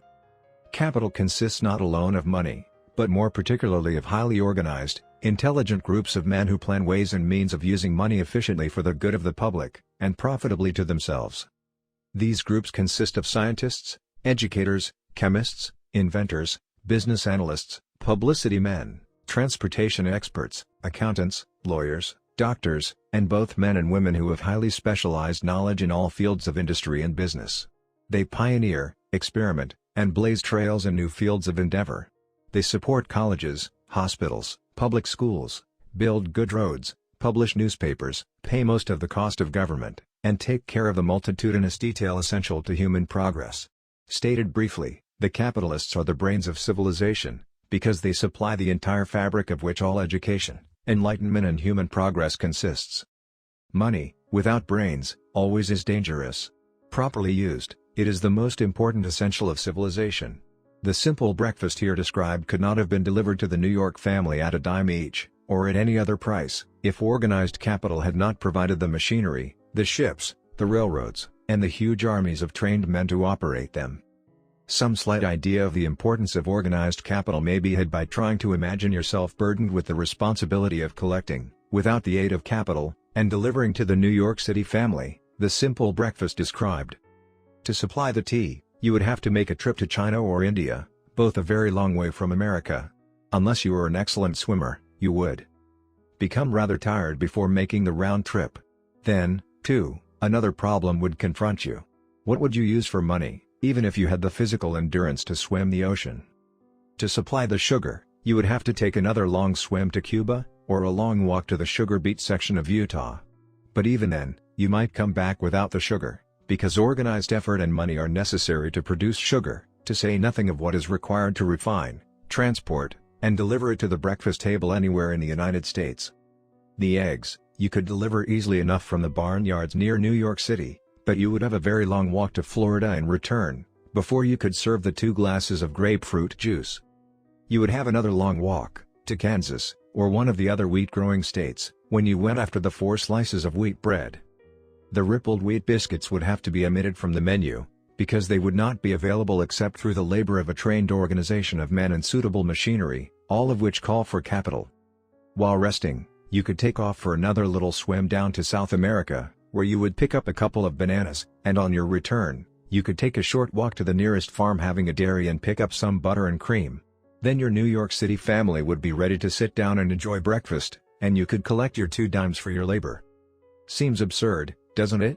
Well, the procedure described would be the only possible way these simple items of food could be delivered to the heart of New York City, if we had no capitalistic system. The sum of money required for the building and maintenance of the railroads and steamships used in the delivery of that simple breakfast is so huge that it staggers one's imagination. It runs into hundreds of millions of dollars, not to mention the armies of trained employees required to man the ships and trains. But, transportation is only a part of the requirements of modern civilization in capitalistic America. Before there can be anything to haul, something must be grown from the ground, or manufactured and prepared for market. This calls for more millions of dollars for equipment, machinery, boxing, marketing, and for the wages of millions of men and women. Steamships and railroads do not spring up from the earth and function automatically.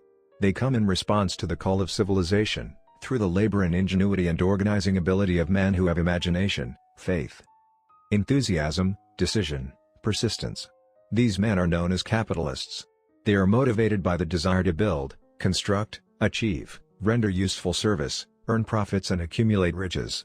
And, because they render service without which there would be no civilization, they put themselves in the way of great riches.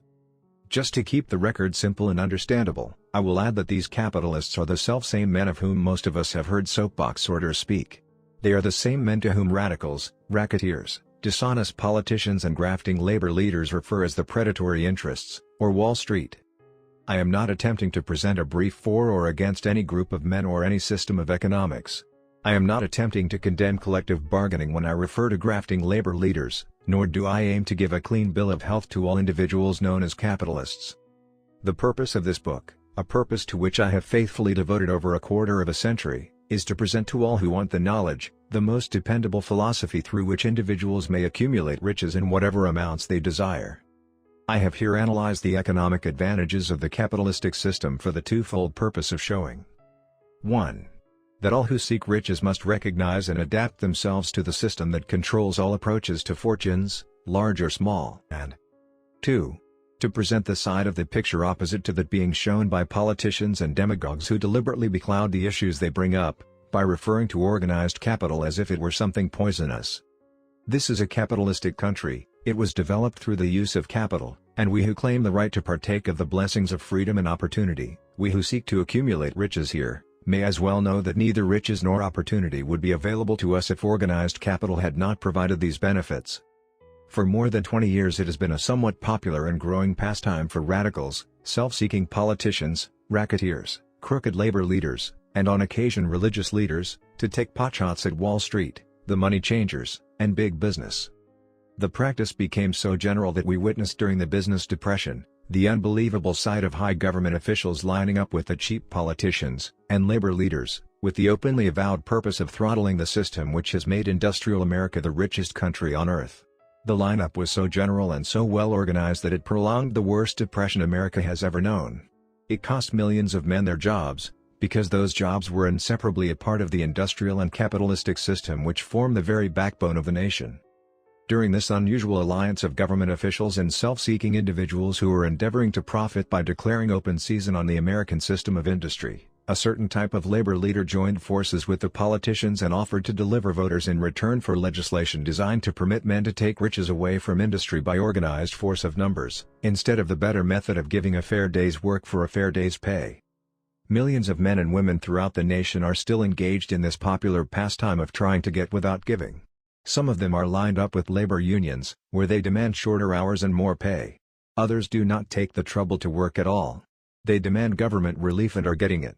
Their idea of their rights of freedom was demonstrated in New York City, where violent complaint was registered with the postmaster, by a group of relief beneficiaries, because the postman awakened them at 7:30 a.m. to deliver government relief checks. They demanded that the time of delivery be set up to 10:00 o'clock. If you are one of those who believe that riches can be accumulated by the mere act of men who organize themselves into groups and demand more pay for less service, if you are one of those who demand government relief without early morning disturbance when the money is delivered to you, if you are one of those who believe in trading their votes to politicians in return for the passing of laws which permit the raiding of the public treasury, you may rest securely on your belief, with certain knowledge that no one will disturb you, because this is a free country where every man may think as he pleases, where nearly everybody can live with but little effort, where many may live well without doing any work whatsoever. However, you should know the full truth concerning this freedom of which so many people boast, and so few understand. As great as it is, as far as it reaches, as many privileges as it provides, it does not, and cannot bring riches without effort. There is but one dependable method of accumulating, and legally holding riches, and that is by rendering useful service. No system has ever been created by which man can legally acquire riches through mere force of numbers, or without giving in return an equivalent value of one form or another. There is a principle known as the law of economics. This is more than a theory. It is a law no man can beat. Mark well the name of the principle, and remember it, because it is far more powerful than all the politicians and political machines. It is above and beyond the control of all the labor unions. It cannot be swayed, nor influenced nor bribed by racketeers or self-appointed leaders in any calling. Moreover, it has an all-seeing eye, and a perfect system of bookkeeping, in which it keeps an accurate account of the transactions of every human being engaged in the business of trying to get without giving. Sooner or later its auditors come around, look over the records of individuals both great and small, and demand an accounting. Wall Street, big business, capital predatory interests, or whatever name you choose to give the system which has given us American freedom, represents a group of men who understand, respect, and adapt themselves to this powerful law of economics. Their financial continuation depends upon their respecting the law. Most people living in America like this country, its capitalistic system and all. I must confess I know of no better country, where one may find greater opportunities to accumulate riches. Judging by their acts and deeds, there are some in this country who do not like it. That, of course, is their privilege. If they do not like this country, its capitalistic system, its boundless opportunities, they have the privilege of clearing out. Always there are other countries, such as Germany, Russia, and Italy, where one may try one's hand at enjoying freedom, and accumulating riches providing one is not too particular. America provides all the freedom and all the opportunity to accumulate riches that any honest person may require. When one goes hunting for game, one selects hunting grounds where game is plentiful. When seeking riches, the same rule would naturally obtain. If it is riches you are seeking, do not overlook the possibilities of a country whose citizens are so rich that women, alone, Spend over $200 million annually for lipsticks, rouge and cosmetics. Think twice, you who are seeking riches, before trying to destroy the capitalistic system of a country whose citizens spend over $50 million a year for greeting cards, with which to express their appreciation of their freedom. If it is money you are seeking, consider carefully a country that spends hundreds of millions of dollars annually for cigarettes, the bulk of the income from which goes to only 4 major companies engaged in supplying this national builder of nonchalance and quiet nerves. By all means give plenty of consideration to a country whose people spend annually more than $15 million for the privilege of seeing moving pictures, and toss in a few additional millions for liquor, narcotics, and other less potent soft drinks and giggle waters. Do not be in too big a hurry to get away from a country whose people willingly, even eagerly, hand over millions of dollars annually for football, baseball, and prize fights. And, by all means, stick by a country whose inhabitants give up more than $1 million a year for chewing gum, and another $1 million for safety razor blades. Remember, also, that this is but the beginning of the available sources for the accumulation of wealth. Only a few of the luxuries and non-essentials have been mentioned. But, remember that the business of producing, transporting, and marketing these few items of merchandise gives regular employment to many millions of men and women, who receive for their services many millions of dollars monthly, and spend it freely for both the luxuries and the necessities. Especially remember, that back of all this exchange of merchandise and personal services may be found an abundance of opportunity to accumulate riches. Here our American freedom comes to one's aid. There is nothing to stop you, or anyone from engaging in any portion of the effort necessary to carry on these businesses. If one has superior talent, training, experience, one may accumulate riches in large amounts.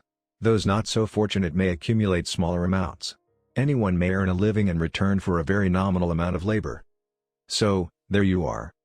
Opportunity has spread its wares before you. Step up to the front, select what you want, create your plan, put the plan into action, and follow through with persistence. Capitalistic America will do the rest. You can depend upon this much: capitalistic America ensures every person the opportunity to render useful service, and to collect riches in proportion to the value of the service. The system denies no one this right, but it does not, and cannot promise something for nothing, because the system, itself, is irrevocably controlled by the law of economics, which neither recognizes nor tolerates for long, getting without giving. The law of economics was passed by nature. There is no Supreme Court to which violators of this law may appeal. The law hands out both penalties for its violation, and appropriate rewards for its observance, without interference or the possibility of interference by any human being. The law cannot be repealed. It is as fixed as the stars in the heavens, and subject to, and a part of the same system that controls the stars. May one refuse to adapt oneself to the law of economics? Certainly.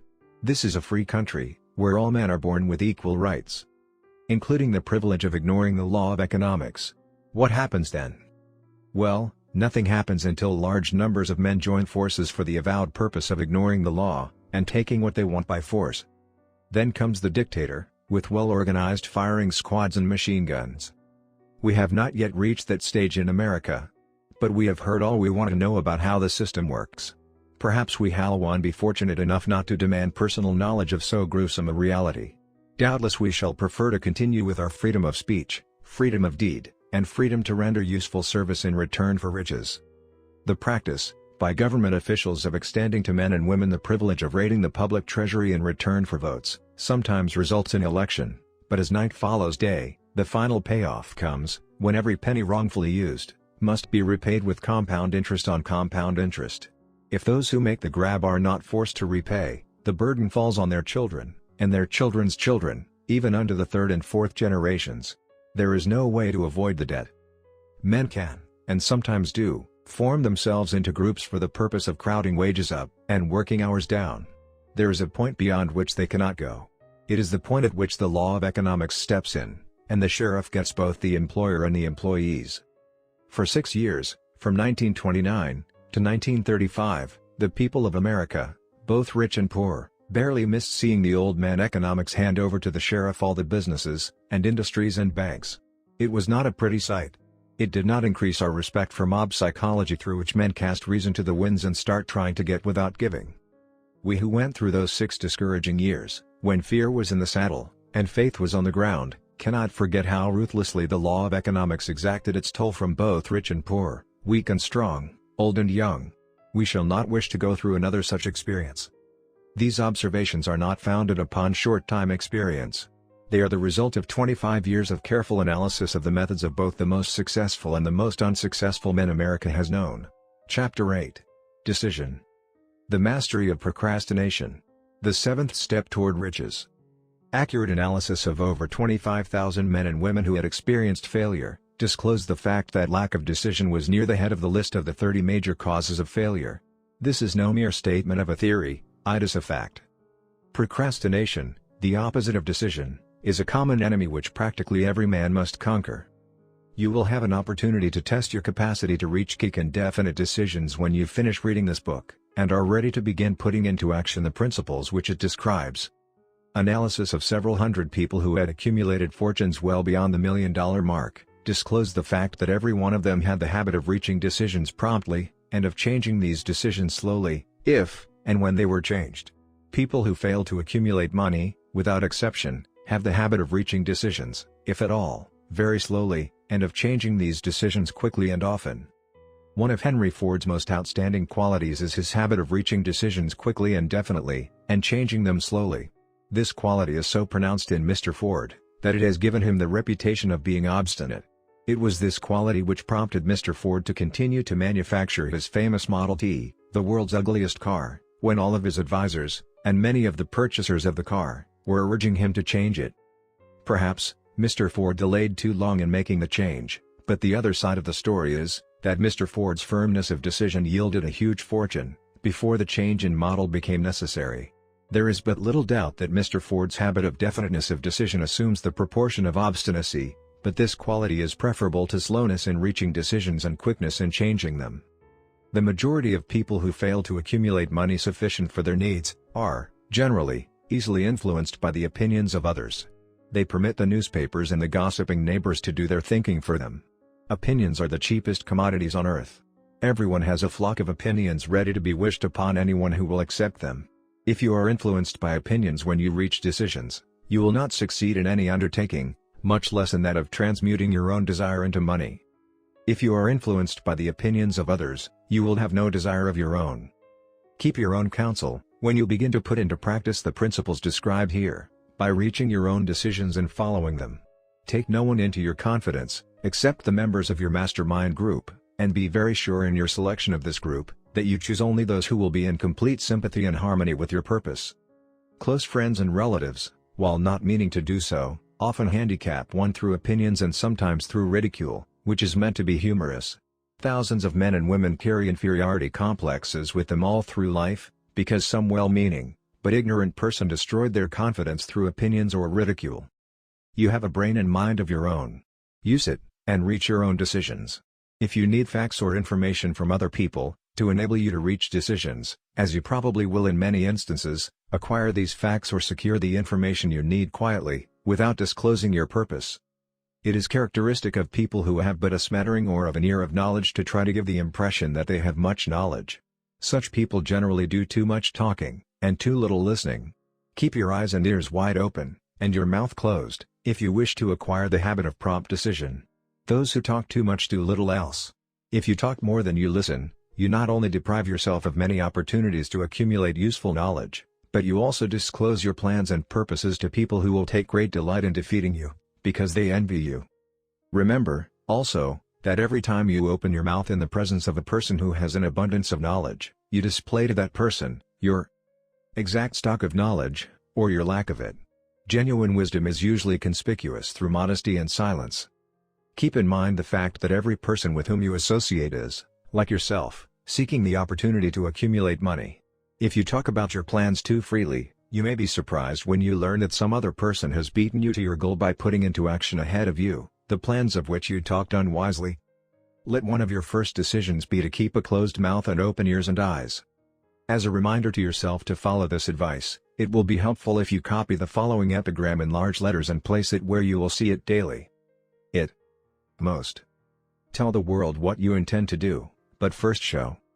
This is the equivalent of saying that deeds, and not words, are what count freedom or death on a decision. The value of decisions depends upon the courage required to render them.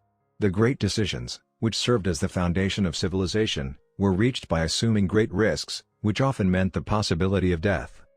Lincoln's decision to issue his famous Proclamation of Emancipation, which gave freedom to the colored people of America, was rendered with full understanding that his act would turn thousands of friends and political supporters against him. He knew, too, that the carrying out of that proclamation would mean death to thousands of men on the battlefield. In the end, it cost Lincoln his life. That required courage. Socrates' decision to drink the cup of poison, rather than compromise in his personal belief, was a decision of courage. It turned time ahead 1,000 years, and gave to people then unborn, the right to freedom of thought and of speech. The decision of General Robert E. Lee, when he came to the parting of the way with the Union, and took up the cause of the South, was a decision of courage, for he well knew that it might cost him his own life, that it would surely cost the lives of others. But, the greatest decision of all time, as far as any American citizen is concerned, was reached in Philadelphia, July 4, 1776, when 56 men signed their names to a document, which they well knew would bring freedom to all Americans, or leave every one of the 56 hanging from a gallows. You have heard of this famous document, but you may not have drawn from it the great lesson in personal achievement it so plainly taught. We all remember the date of this momentous decision, but few of us realize what courage that decision required. We remember our history, as it was taught, we remember dates, and the names of the men who fought, we remember Valley Forge, and Yorktown, we remember George Washington, and Lord Cornwallis. But we know little of the real forces back of these names, dates, and places. We know still less of that intangible power, which ensured us freedom long before Washington's armies reached Yorktown. We read the history of the Revolution, and falsely imagine that George Washington was the father of our country, that it was he who won our freedom, while the truth is, Washington was only an accessory after the fact, because victory for his armies had been ensured long before Lord Cornwallis surrendered. This is not intended to rob Washington of any of the glory he so richly merited. Its purpose, rather, is to give greater attention to the astounding power that was the real cause of his victory.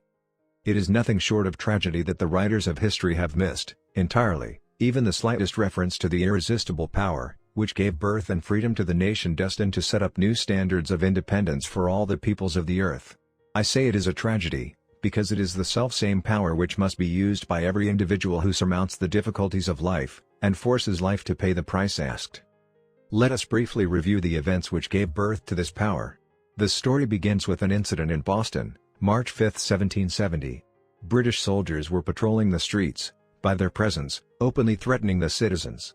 The colonists resented armed men marching in their midst.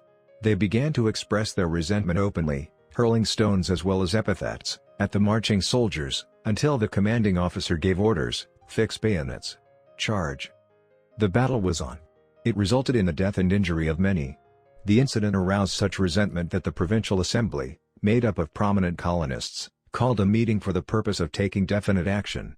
Two of the members of that assembly were John Hancock and Samuel Adams. Long live their names!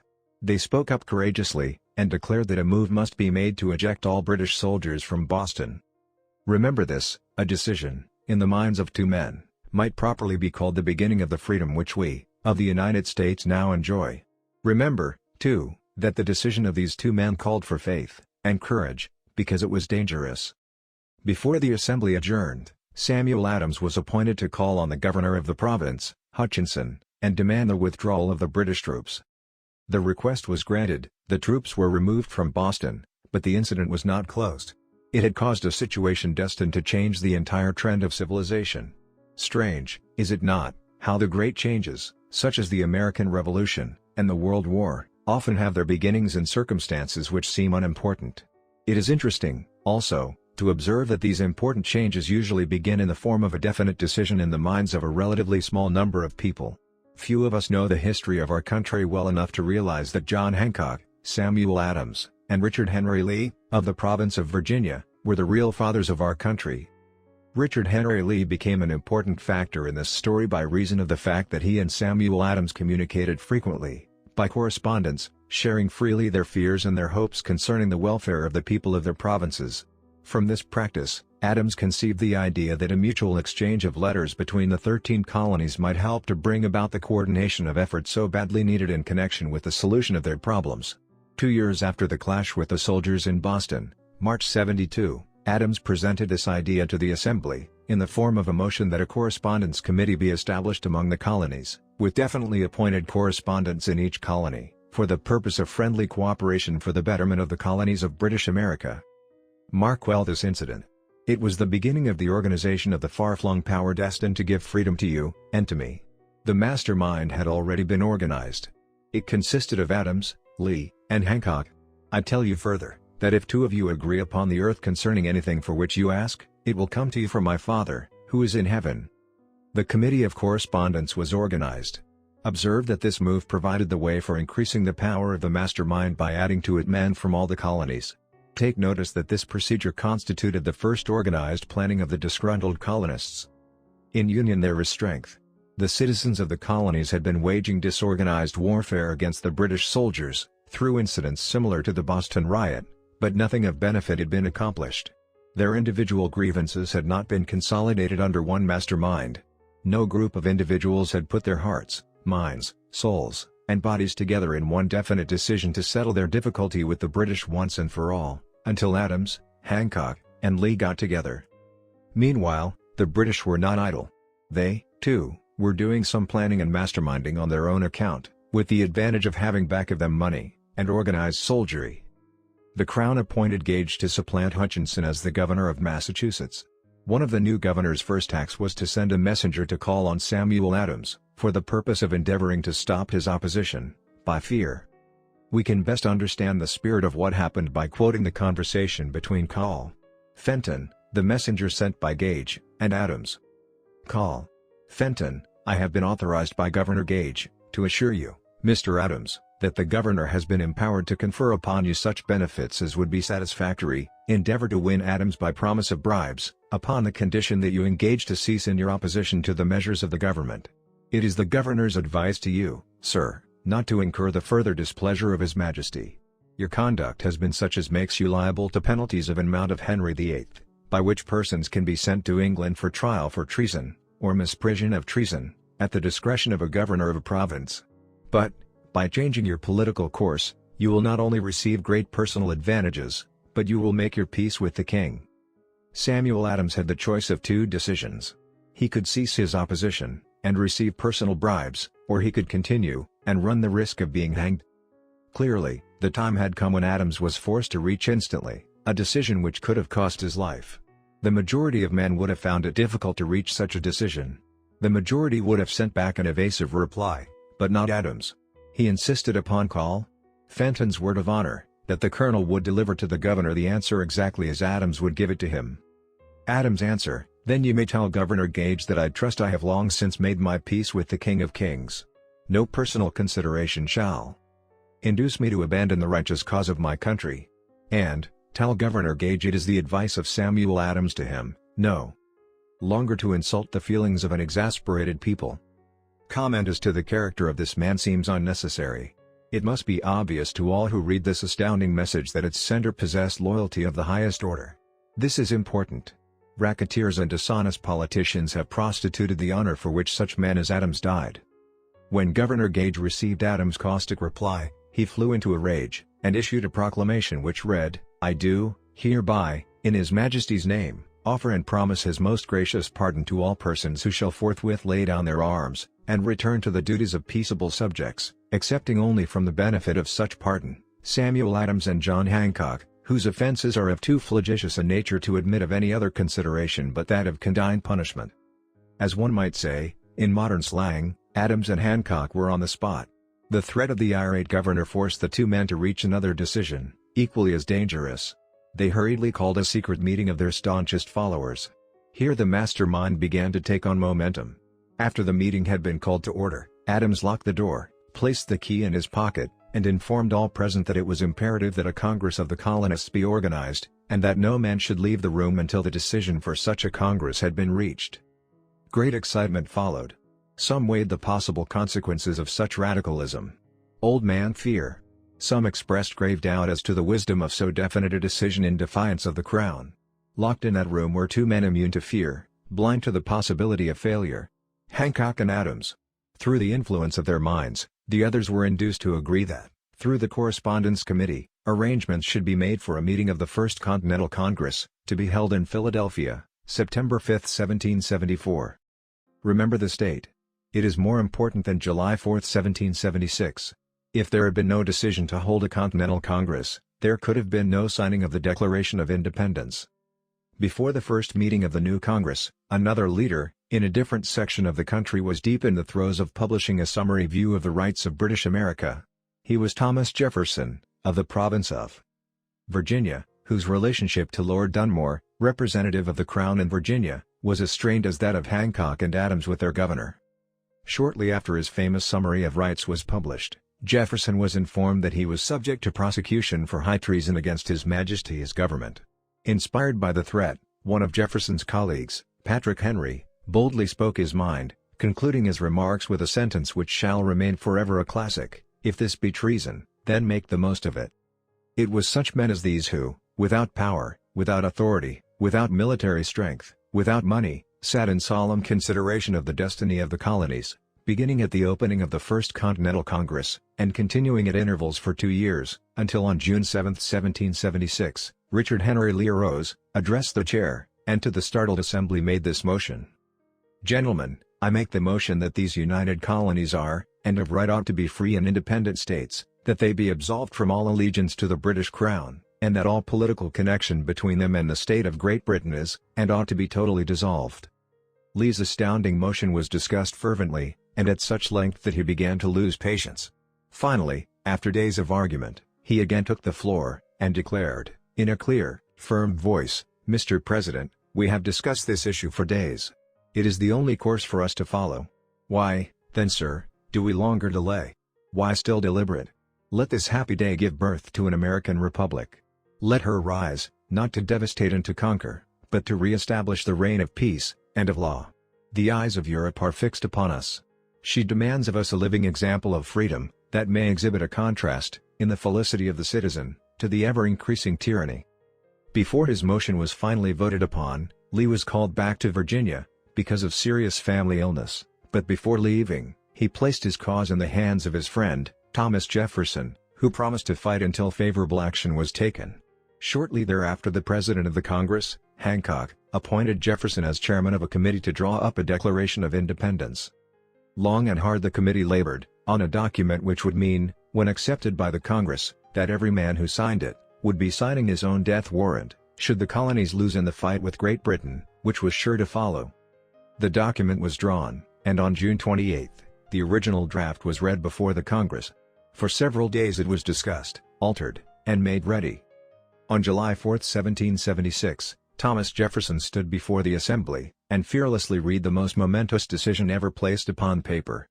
When in the course of human events it is necessary for one people to dissolve the political bands which have connected them with another, and to assume, among the powers of the earth, the separate and equal station to which the laws of nature, and of nature's God entitle them, a decent respect to the opinions of mankind requires that they should declare the causes which impel them to the separation.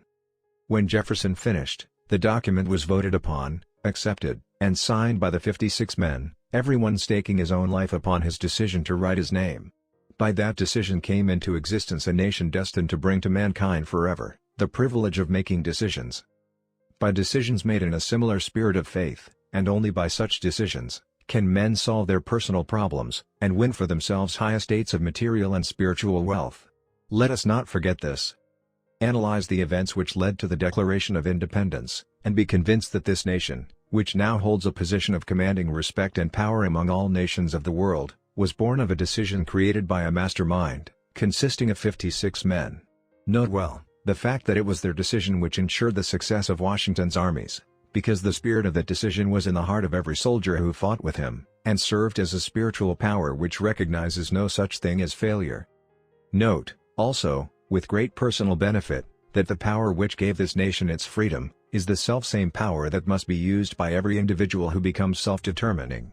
This power is made up of the principles described in this book. It will not be difficult to detect, in the story of the Declaration of Independence, at least 6 of these principles: desire, decision, faith, persistence, the mastermind, and organized planning. Throughout this philosophy will be found the suggestion that thought, backed by strong desire, has a tendency to transmute itself into its physical equivalent. Before passing on, I wish to leave with you the suggestion that one may find in this story, and in the story of the organization of the United States Steel Corporation, a perfect description of the method by which thought makes this astounding transformation. In your search for the secret of the method, do not look for a miracle, because you will not find it. You will find only the eternal laws of nature. These laws are available to every person who has the faith and the courage to use them. They may be used to bring freedom to a nation, or to accumulate riches.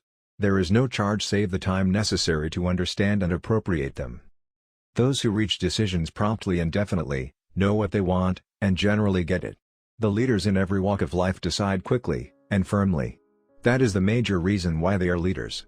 The world has the habit of making room for the man whose words and actions show that he knows where he is going.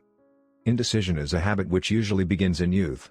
The habit takes on permanency as the youth goes through graded school, high school, and even through college, without definiteness of purpose. The major weakness of all educational systems is that they neither teach nor encourage the habit of definite decision.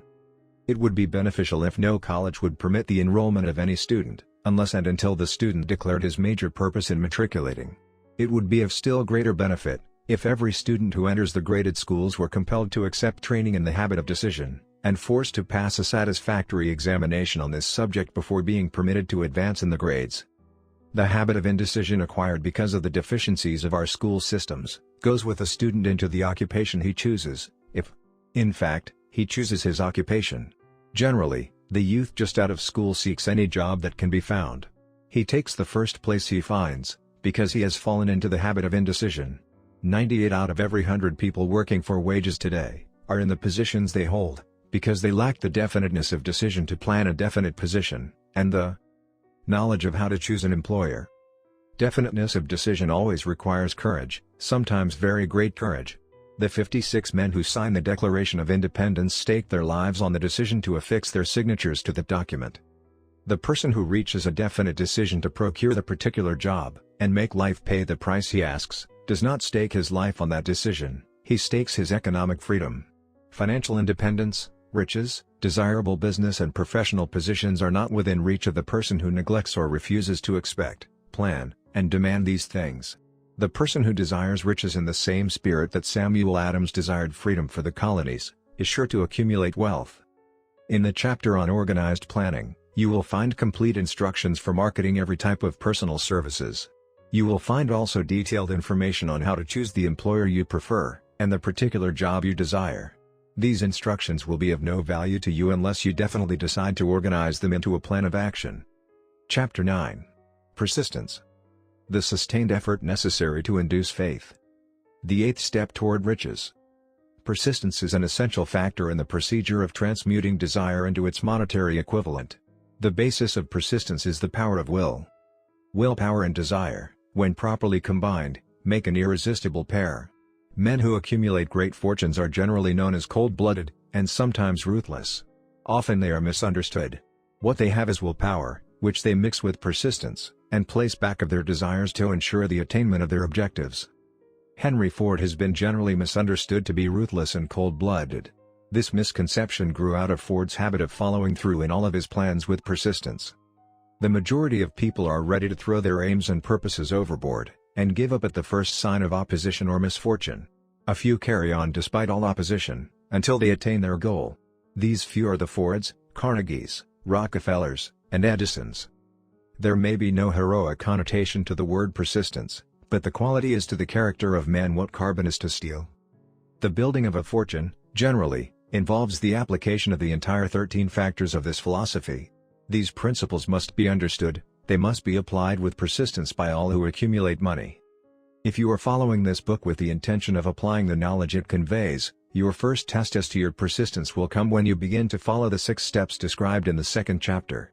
Unless you are one of the 2 out of every 100 who already have a definite goal at which you are aiming, and a definite plan for its attainment, you may read the instructions, and then pass on with your daily routine, and never comply with those instructions.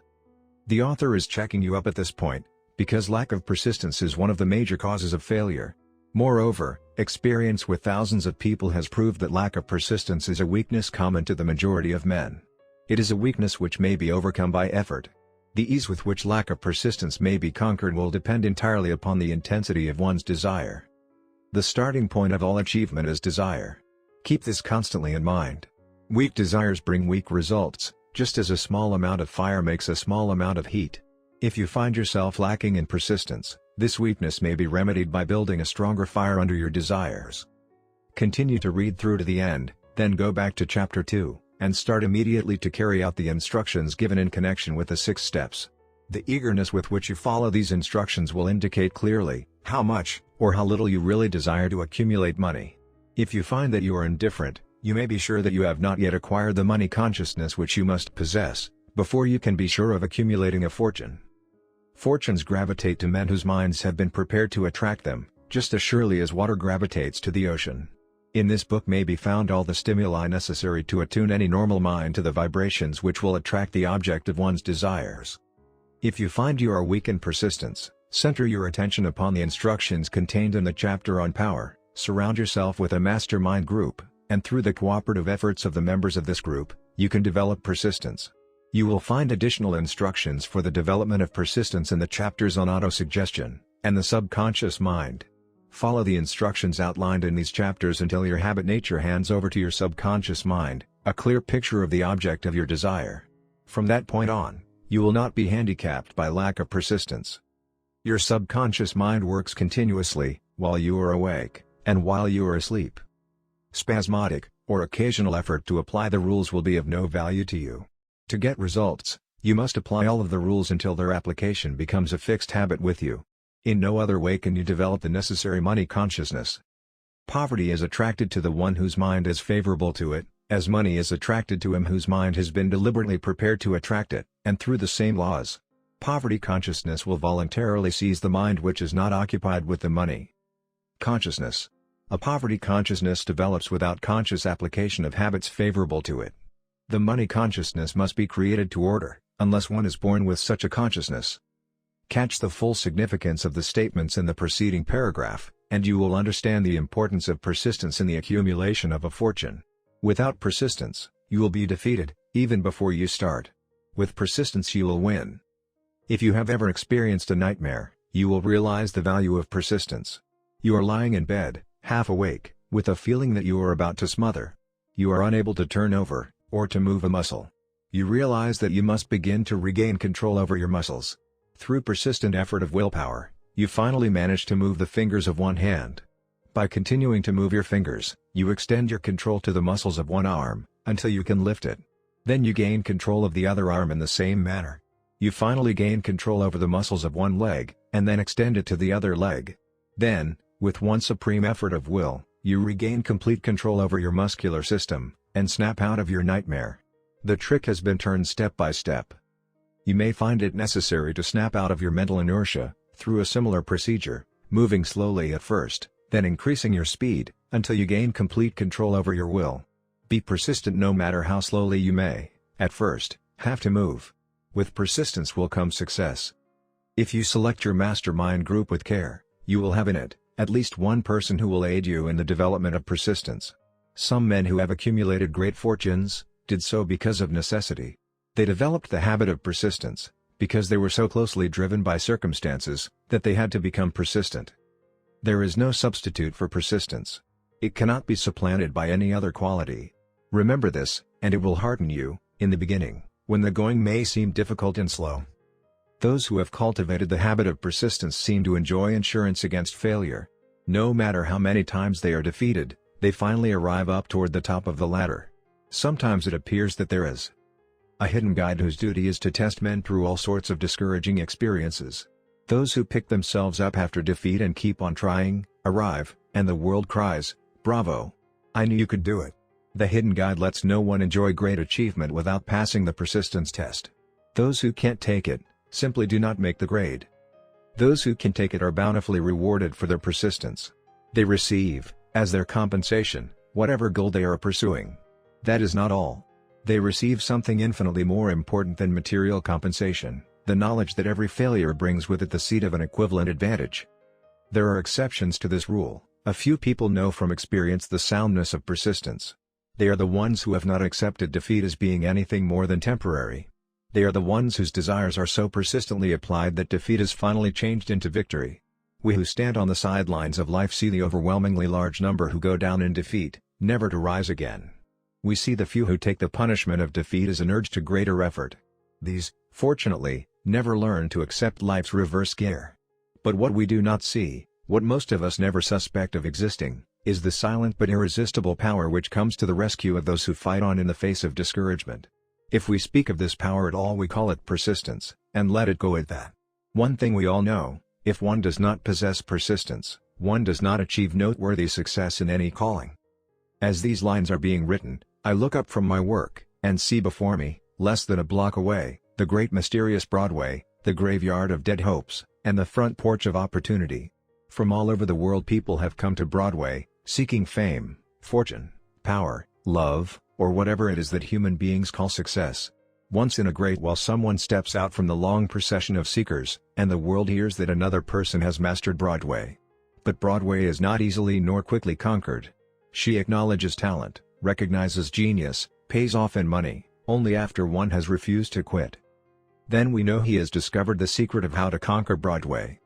The secret is always inseparably attached to one word: persistence. The secret is told in the struggle of Fannie Hurst, whose persistence conquered the Great White Way.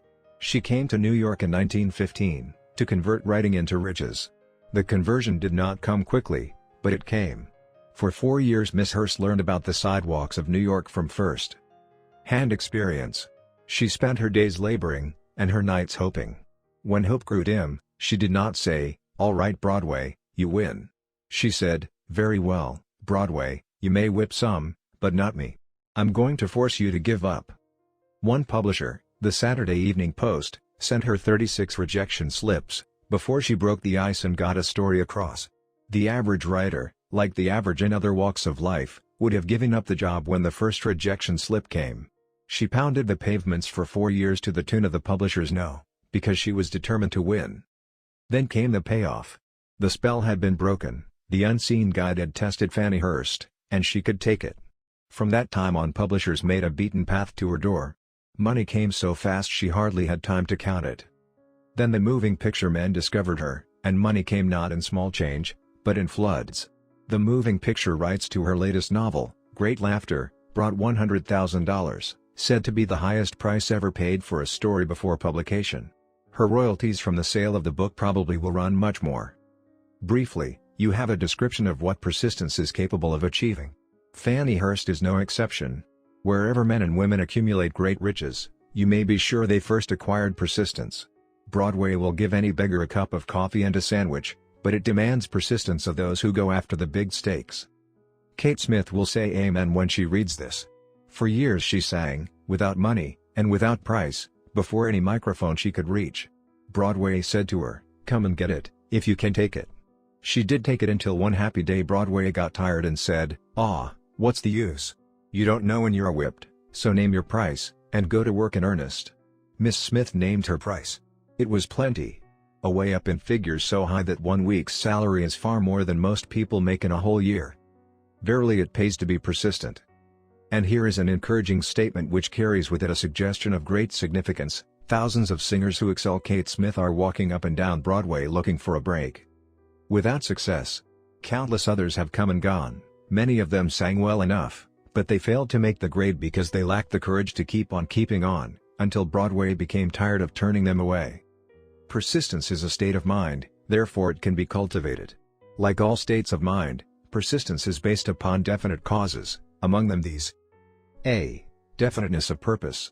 Knowing what one wants is the first and, perhaps, the most important step toward the development of persistence.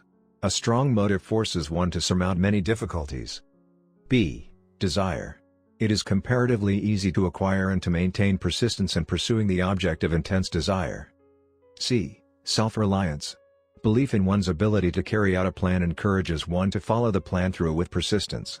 Self-reliance can be developed through the principle described in the chapter on autosuggestion. D. Definiteness of plans. Organized plans, even though they may be weak and entirely impractical, encourage persistence. E. Accurate knowledge. Knowing that one's plans are sound, based upon experience or observation, encourages persistence. Guessing instead of knowing destroys persistence. F. Cooperation. Sympathy, understanding, and harmonious cooperation with others tend to develop persistence. G. Willpower. The habit of concentrating one's thoughts upon the building of plans for the attainment of a definite 164 page 165 purpose, leads to persistence. H. Habit. Persistence is the direct result of habit. The mind absorbs and becomes a part of the daily experiences upon which it feeds. Fear, the worst of all enemies, can be effectively cured by forced repetition of acts of courage. Everyone who has seen active service in war knows this. Before leaving the subject of persistence, take inventory of yourself, and determine in what particular, if any, you are lacking in this essential quality. Measure yourself courageously, point by point, and see how many of the 8 factors of persistence you lack. The analysis may lead to discoveries that will give you a new grip on yourself. Symptoms of lack of persistence. Here you will find the real enemies which stand between you and noteworthy achievement. Here you will find not only the symptoms indicating weakness of persistence, but also the deeply seated subconscious causes of this weakness. Study the list carefully, and face yourself squarely if you really wish to know who you are, and what you are capable of doing. These are the weaknesses which must be mastered by all who accumulate riches. Wants. 1. Failure to recognize and to clearly define exactly what one. 2.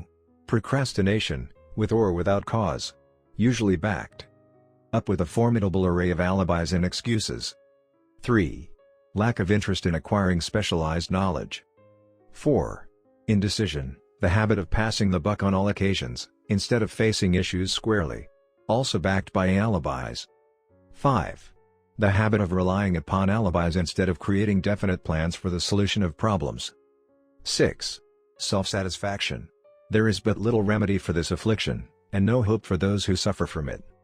7. Indifference, usually reflected in one's readiness to compromise on all occasions, rather than meet opposition and fight it. 8. The habit of blaming others for one's mistakes, and accepting unfavorable circumstances as being unavoidable. 9. Weakness of desire, due to neglect in the choice of motives that impel action. 10. Willingness, even eagerness, to quit at the first sign of defeat, based upon one or more of the 6 basic fears. 11. Lack of organized plans, placed in writing where they may be analyzed. 12. The habit of neglecting to move on ideas, or to grasp opportunity when it presents itself. 13.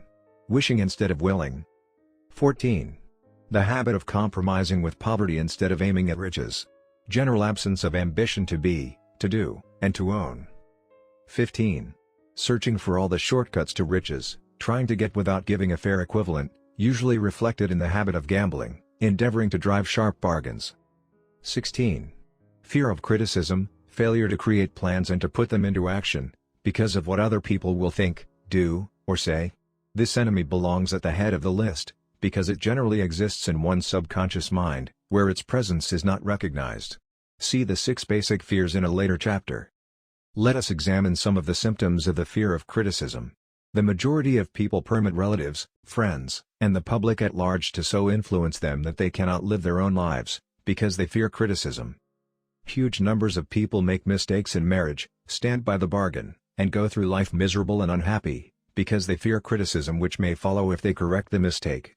Anyone who is submitted to this form of fear knows the irreparable damage it does, by destroying ambition, self-reliance, and the desire to achieve. Millions of people neglect to acquire belated educations, after having left school, because they fear criticism. Countless numbers of men and women, both young and old, permit relatives to wreck their lives in the name of duty, because they fear criticism. Duty does not require any person to submit to the destruction of his personal ambitions and the right to live his own life in his own way. People refuse to take chances in business, because they fear the criticism which may follow if they fail. The fear of criticism, in such cases, is stronger than the desire for success. Too many people refuse to set high goals for themselves, or even neglect selecting a career, because they fear the criticism of relatives and friends who may say, "Don't aim so high, people will think you are crazy." When Andrew Carnegie suggested that I devote 20 years to the organization of a philosophy of individual achievement, my first impulse of thought was fear of what people might say. The suggestion set up a goal for me, far out of proportion to any I had ever conceived. As quick as a flash, My mind began to create alibis and excuses, all of them traceable to the inherent fear of criticism. Something inside of me said, "You can't do it, the job is too big, and requires too much time. What will your relatives think of you? How will you earn a living? No one has ever organized a philosophy of success. What right have you to believe you can do it? Who are you, anyway, to aim so high? Remember your humble birth. What do you know about philosophy? People will think you are crazy, and they did. Why hasn't some other person done this before now?" These, and many other questions flashed into my mind, and demanded attention. It seemed as if the whole world had suddenly turned its attention to me with the purpose of ridiculing me into giving up all desire to carry out Mr. Carnegie's suggestion. I had a fine opportunity, then and there, to kill off ambition before it gained control of me. Later in life, after having analyzed thousands of people, I discovered that most ideas are stillborn, and need the breath of life injected into them through definite plans of immediate action. The time to nurse an idea is at the time of its birth. Every minute it lives, gives it a better chance of surviving. The fear of criticism is at the bottom of the destruction of most ideas which never reach the planning and action stage. Many people believe that material success is the result of favorable breaks. There is an element of ground for the belief, but those depending entirely upon luck, are nearly always disappointed, because they overlook another important factor which must be present before one can be sure of success. It is the knowledge with which favorable breaks can be made to order. During the Depression, W.C. Fields, the comedian, lost all his money, and found himself without income, without a job, and his means of earning a living, vaudeville, no longer existed. Moreover, he was past 60, when many men consider themselves old. He was so eager to stage a comeback that he offered to work without pay, in a new field, movies. In addition to his other troubles, he fell and injured his neck. To many that would have been the place to give up and quit. But Fields was persistent. He knew that if he carried on he would get the breaks sooner or later, and he did get them, but not by chance. Marie Dressler found herself down and out, with her money gone, with no job, when she was about 60. She, too, went after the breaks, and got them. Her persistence brought an astounding triumph late in life, long beyond the age when most men and women are done with ambition to achieve. Eddie Cantor lost his money in the 1929 stock crash, but he still had his persistence and his courage. With these, plus 2 prominent eyes, he exploited himself back into an income of $10,000 a week. Verily, if one has persistence, one can get along very well without many other qualities. The only break anyone can afford to rely upon is a self-made break. These come through the application of persistence. The starting point is definiteness of purpose. Examine the first 100 people you meet, ask them what they want most in life, and 98 of them will not be able to tell you. If you press them for an answer, some will say, security, many will say, money, a few will say, happiness, others will say, fame and power, and still others will say, social recognition, ease in living, ability to sing, dance, or write, but none of them will be able to define these terms, or give the slightest indication of a plan by which they hope to attain these vaguely expressed wishes. Riches do not respond to wishes. They respond only to definite plans, backed by definite desires, through constant persistence. How to develop persistence? There are 4 simple steps which lead to the habit of persistence.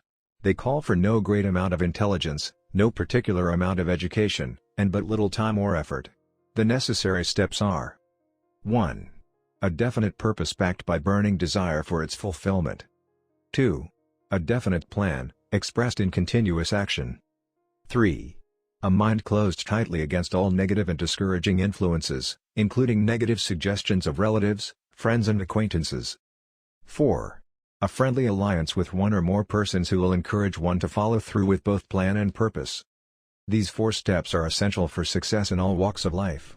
The entire purpose of the 13 principles of this philosophy is to enable one to take these 4 steps as a matter of habit. These are the steps by which one may control one's economic destiny. They are the steps that lead to freedom and independence of thought. They are the steps that lead to riches, in small or great quantities. They lead the way to power, fame, and worldly recognition. They are the 4 steps which guarantee favorable breaks. They are the steps that convert dreams into physical realities. They lead, also, to the mastery of fear, discouragement, indifference. There is a magnificent reward for all who learn to take these 4 steps. It is the privilege of writing one's own ticket, and of making life yield whatever price is asked. I have no way of knowing the facts, but I venture to conjecture that Mrs. Wallis Simpson's great love for a man was not accidental, nor the result of favorable breaks alone. There was a burning desire, and careful searching at every step of the way. Her first duty was to love. What is the greatest thing on earth? The Master called it love, not man-made rules, criticism, bitterness, slander, or political marriages, but love. She knew what she wanted, not after she met the Prince of Wales, but long before that. Twice when she had failed to find it, she had the courage to continue her search. To thine own self be true, and it must follow, as the night the day, thou canst not then be false to any man. Her rise from obscurity was of the slow, progressive, persistent order, but it was sure. She triumphed over unbelievably long odds, and, no matter who you are, or what you may think of Wallis Simpson, or the king who gave up his crown for her love, she is an astounding example of applied persistence, an instructor on the rules of self-determination, from whom the entire world might profitably take lessons. When you think of Wallis Simpson, think of one who knew what she wanted, and shook the greatest empire on earth to get it. Women who complain that this is a man's world, that women do not have an equal chance to win, owe it to themselves to study carefully the life of this unusual woman, who, at an age which most women consider old, captured the affections of the most desirable bachelor in the entire world. And what of King Edward? What lesson may we learn from his part in the world's greatest drama of recent times? Did he pay too high a price for the affections of the woman of his choice? Surely no one but he can give the correct answer. The rest of us can only conjecture. This much we know: the king came into the world without his own consent. He was born to great riches, without requesting them. He was persistently sought in marriage. Politicians and statesmen throughout Europe tossed dowagers and princesses at his feet. Because he was the firstborn of his parents, he inherited a crown, which he did not seek, and perhaps did not desire. For more than 40 years he was not a free agent, could not live his life in his own way, had but little privacy, and finally assumed duties inflicted upon him when he ascended the throne. Some will say, with all these blessings, King Edward should have found peace of mind, contentment, and joy of living. The truth is that back of all the privileges of a crown, all the money, the fame, and the power inherited by King Edward, there was an emptiness which could be filled only by love. His greatest desire was for love. Long before he met Wallis Simpson, he doubtless felt this great universal emotion tugging at the strings of his heart, beating upon the door of his soul, and crying out for expression. And when he met a kindred spirit, crying out for this same holy privilege of expression, he recognized it, and without fear or apology, opened his heart and bade it enter. All the scandalmongers in the world cannot destroy the beauty of this international drama, through which two people found love, and had the courage to face open criticism, renounce all else to give it holy expression. King Edward's decision to give up the crown of the world's most powerful empire, for the privilege of going the remainder of the way through life with the woman of his choice, was a decision that required courage. The decision also had a price, but who has the right to say the price was too great? Surely not he who said, "He among you who is without sin, let him cast the first stone." As a suggestion to any evil-minded person who chooses to find fault with the Duke of Windsor, because his desire was for love, and for openly declaring his love for Wallis Simpson, and giving up his throne for her, let it be remembered that the open declaration was not essential. He could have followed the custom of clandestine liaison which has prevailed in Europe for centuries, without giving up either his throne, or the woman of his choice, and there would have been no complaint from either church or laity. But this unusual man was built of sterner stuff. His love was clean. It was deep and sincere. It represented the one thing which, above all else, he truly desired. Therefore, he took what he wanted, and paid the price demanded. If Europe had been blessed with more rulers with the human heart and the traits of honesty of ex-King Edward, for the past century, that unfortunate hemisphere now seething with greed, hate, lust, political connivance, and threats of war, would have a different and a better story to tell. A story in which love and not hate would rule. In the words of Stuart Austin, where we raise our cup and drink this toast to ex-King Edward and Wallis Simpson. Blessed is the man who has come to know that our muted thoughts are our sweetest thoughts. Blessed is the man who, from the blackest depths, can see the luminous figure of love, and seeing, sing, and singing, say, "Sweeter far than uttered lays are the thoughts I have of you." In these words would we pay tribute to the two people who, more than all others of modern times, have been the victims of criticism and the recipients of abuse, because they found life's greatest treasure, and claimed it. Mrs. Simpson read and approved this analysis. Most of the world will applaud the Duke of Windsor and Wallis Simpson, because of their persistence in searching until they found life's greatest reward. All of us can profit by following their example in our own search for that which we demand of life. What mystical power gives to men of persistence the capacity to master difficulties? Does the quality of persistence set up in one's mind some form of spiritual, mental or chemical activity which gives one access to supernatural forces? Does infinite intelligence throw itself on the side of the person who still fights on, after the battle has been lost, with the whole world on the opposing side? These and many other similar questions have arisen in my mind as I have observed men like Henry Ford, who started at scratch, and built an industrial empire of huge proportions, with little else in the way of a beginning but persistence. Or, Thomas A. Edison, who, with less than 3 months of schooling, became the world's leading inventor and converted persistence into the talking machine, the moving picture machine, and the incandescent light, to say nothing of 100 other useful inventions. I had the happy privilege of analyzing both Mr. Edison and Mr. Ford, year by year, over a long period of years, and therefore, the opportunity to study them at close range, so I speak from actual knowledge when I say that I found no quality save persistence, in either of them, that even remotely suggested the major source of their stupendous achievements. As one makes an impartial study of the prophets, philosophers, miracle men, and religious leaders of the past, one is drawn to the inevitable conclusion that persistence, concentration of effort, and definiteness of purpose, were the major sources of their achievements. Consider, for example, the strange and fascinating story of Muhammad, analyze his life, compare him with men of achievement in this modern age of industry and finance, and observe how they have one outstanding trait in common: persistence. If you are keenly interested in studying the strange power which gives potency to persistence, read a biography of Muhammad, especially the one by Asad Bey. This brief review of that book, by Thomas Segru, in the Herald Tribune, will provide a preview of the rare treat in store for those who take the time to read the entire story of one of the most astounding examples of the power of persistence known to civilization. The Last Great Prophet. Reviewed by Thomas Segru. Muhammad was a prophet, but he never performed a miracle.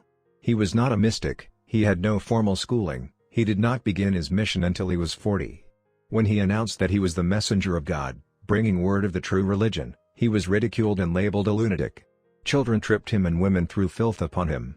He was banished from his native city, Mecca, and his followers were stripped of their worldly goods and sent into the desert after him. When he had been preaching 10 years he had nothing to show for it but banishment, poverty and ridicule. Yet before another 10 years had passed, he was dictator of all Arabia, ruler of Mecca, and the head of a new world. Religion which was to sweep to the Danube and the Pyrenees before exhausting the impetus he gave it. That impetus was threefold: the power of words, the efficacy of prayer and man's kinship with God. His career never made sense. Muhammad was born to impoverished members of a leading family of Mecca. Because Mecca, the crossroads of the world, home of the magic stone called the Kaaba, great city of trade and the center of trade routes, was unsanitary, its children were sent to be raised in the desert by Bedouins. Muhammad was thus nurtured, drawing strength and health from the milk of nomad, vicarious mothers. He tended sheep and soon hired out to a rich widow as leader of her caravans. He traveled to all parts of the Eastern world, talked with many men of diverse beliefs and observed the decline of Christianity into warring sects. When he was 28, Khadijah, the widow, looked upon him with favor, and married him. Her father would have objected to such a marriage, so she got him drunk and held him up while he gave the paternal blessing. For the next 12 years Muhammad lived as a rich and respected and very shrewd trader. Then he took to wandering in the desert, and one day he returned with the first verse of the Quran and told Khadijah that the archangel Gabriel had appeared to him and said that he was to be the messenger of God. The Quran, the revealed word of God, was the closest thing to a miracle in Muhammad's life. He had not been a poet, he had no gift of words. Yet the verses of the Quran, as he received them and recited them to the faithful, were better than any verses which the professional poets of the tribes could produce. This, to the Arabs, was a miracle. To them the gift of words was the greatest gift, the poet was all-powerful. In addition, the Quran said that all men were equal before God, that the world should be a democratic state, Islam. It was this political heresy, plus Muhammad's desire to destroy all the 360 idols in the courtyard of the Kaaba, which brought about his banishment. The idols brought the desert tribes to Mecca, and that meant trade. So the businessmen of Mecca, the capitalists, of which he had been one, set upon Muhammad. Then he retreated to the desert and demanded sovereignty over the world. The rise of Islam began. Out of the desert came a flame which would not be extinguished, a democratic army fighting as a unit and prepared to die without wincing. Muhammad had invited the Jews and Christians to join him, for he was not building a new religion. He was calling all who believed in one God to join in a single faith. If the Jews and Christians had accepted his invitation, Islam would have conquered the world. They didn't. They would not even accept Muhammad's innovation of humane warfare. When the armies of the Prophet entered Jerusalem, not a single person was killed because of his faith. When the Crusaders entered the city, centuries later, not a Muslim man, woman, or child was spared. But the Christians did accept one Muslim idea, the place of learning, the university. Chapter 10. Power of the Mastermind. The driving force. The ninth step toward riches. Power is essential for success in the accumulation of money. Plans are inert and useless, without sufficient power to translate them into action. This chapter will describe the method by which an individual may attain and apply power. Power may be defined as organized and intelligently directed knowledge. Power, as the term is here used, refers to organized effort, sufficient to enable an individual to transmute desire into its monetary equivalent. Organized effort is produced through the coordination of effort of two or more people, who work toward a definite end, in a spirit of harmony. Power is required for the accumulation of money. Power is necessary for the retention of money after it has been accumulated. Let us ascertain how power may be acquired. If power is organized knowledge, let us examine the sources of knowledge. A. Infinite intelligence. This source of knowledge may be contacted through the procedure described in another chapter, with the aid of creative imagination. B. Accumulated experience. The accumulated experience of man, or that portion of it which has been organized and recorded, may be found in any well-equipped public library. An important part of this accumulated experience is taught in public schools and colleges, where it has been classified and organized. C. Experiment and research. In the field of science, and in practically every other walk of life, men are gathering, classifying, and organizing new facts daily. This is the source to which one must turn when knowledge is not available through accumulated experience. Here, too, the creative imagination must often be used. Knowledge may be acquired from any of the foregoing sources. It may be converted into power by organizing it into definite plans and by expressing those plans in terms of action. Examination of the three major sources of knowledge will readily disclose the difficulty an individual would have, if he depended upon his efforts alone, in assembling knowledge and expressing it through definite plans in terms of action. If his plans are comprehensive, and if they contemplate large proportions, he must, generally, induce others to cooperate with him, before he can inject into them the necessary element of power. Gaining power through the mastermind. The mastermind may be defined as coordination of knowledge and effort, in a spirit of harmony, between two or more people, for the attainment of a definite purpose. No individual may have great power without availing himself of the mastermind. In a preceding chapter, instructions were given for the creation of plans for the purpose of translating desire into its monetary equivalent. If you carry out these instructions with persistence and intelligence, and use discrimination in the selection of your mastermind group, your objective will have been halfway reached, even before you begin to recognize it.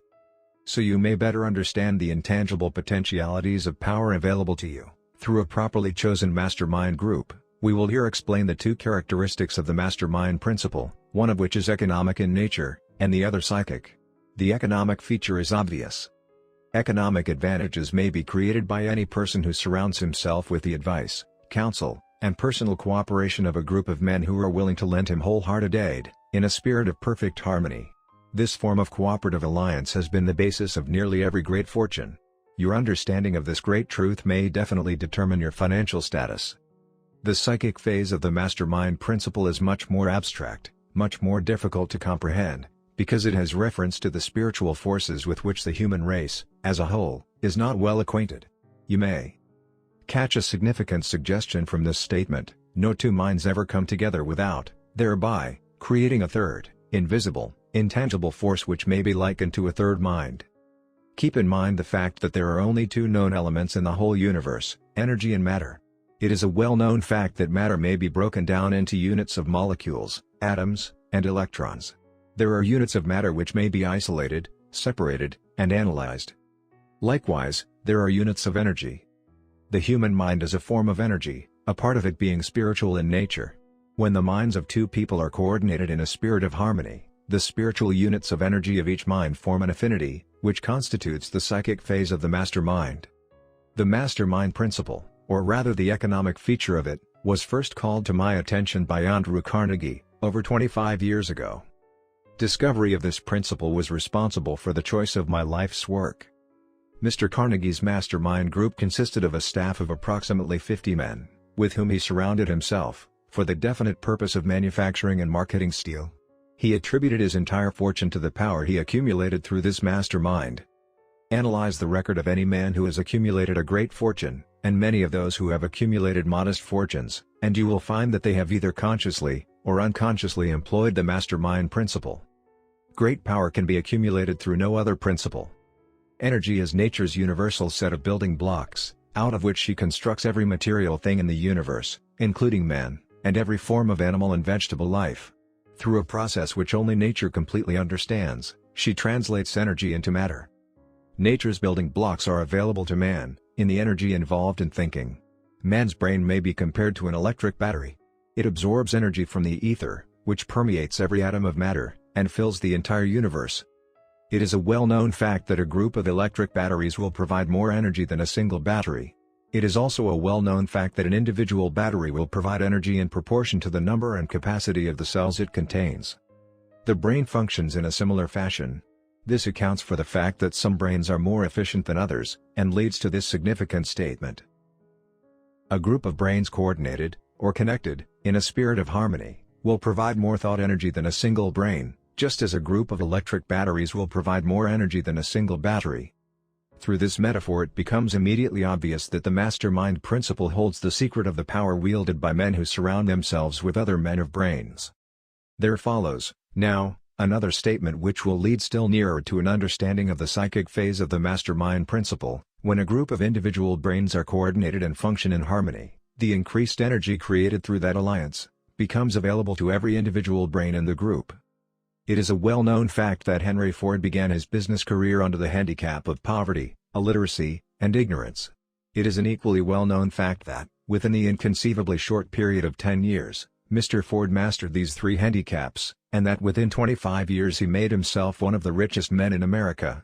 Connect with this fact the additional knowledge that Mr. Ford's most rapid strides became noticeable, from the time he became a personal friend of Thomas A. Edison, and you will begin to understand what the influence of one mind upon another can accomplish.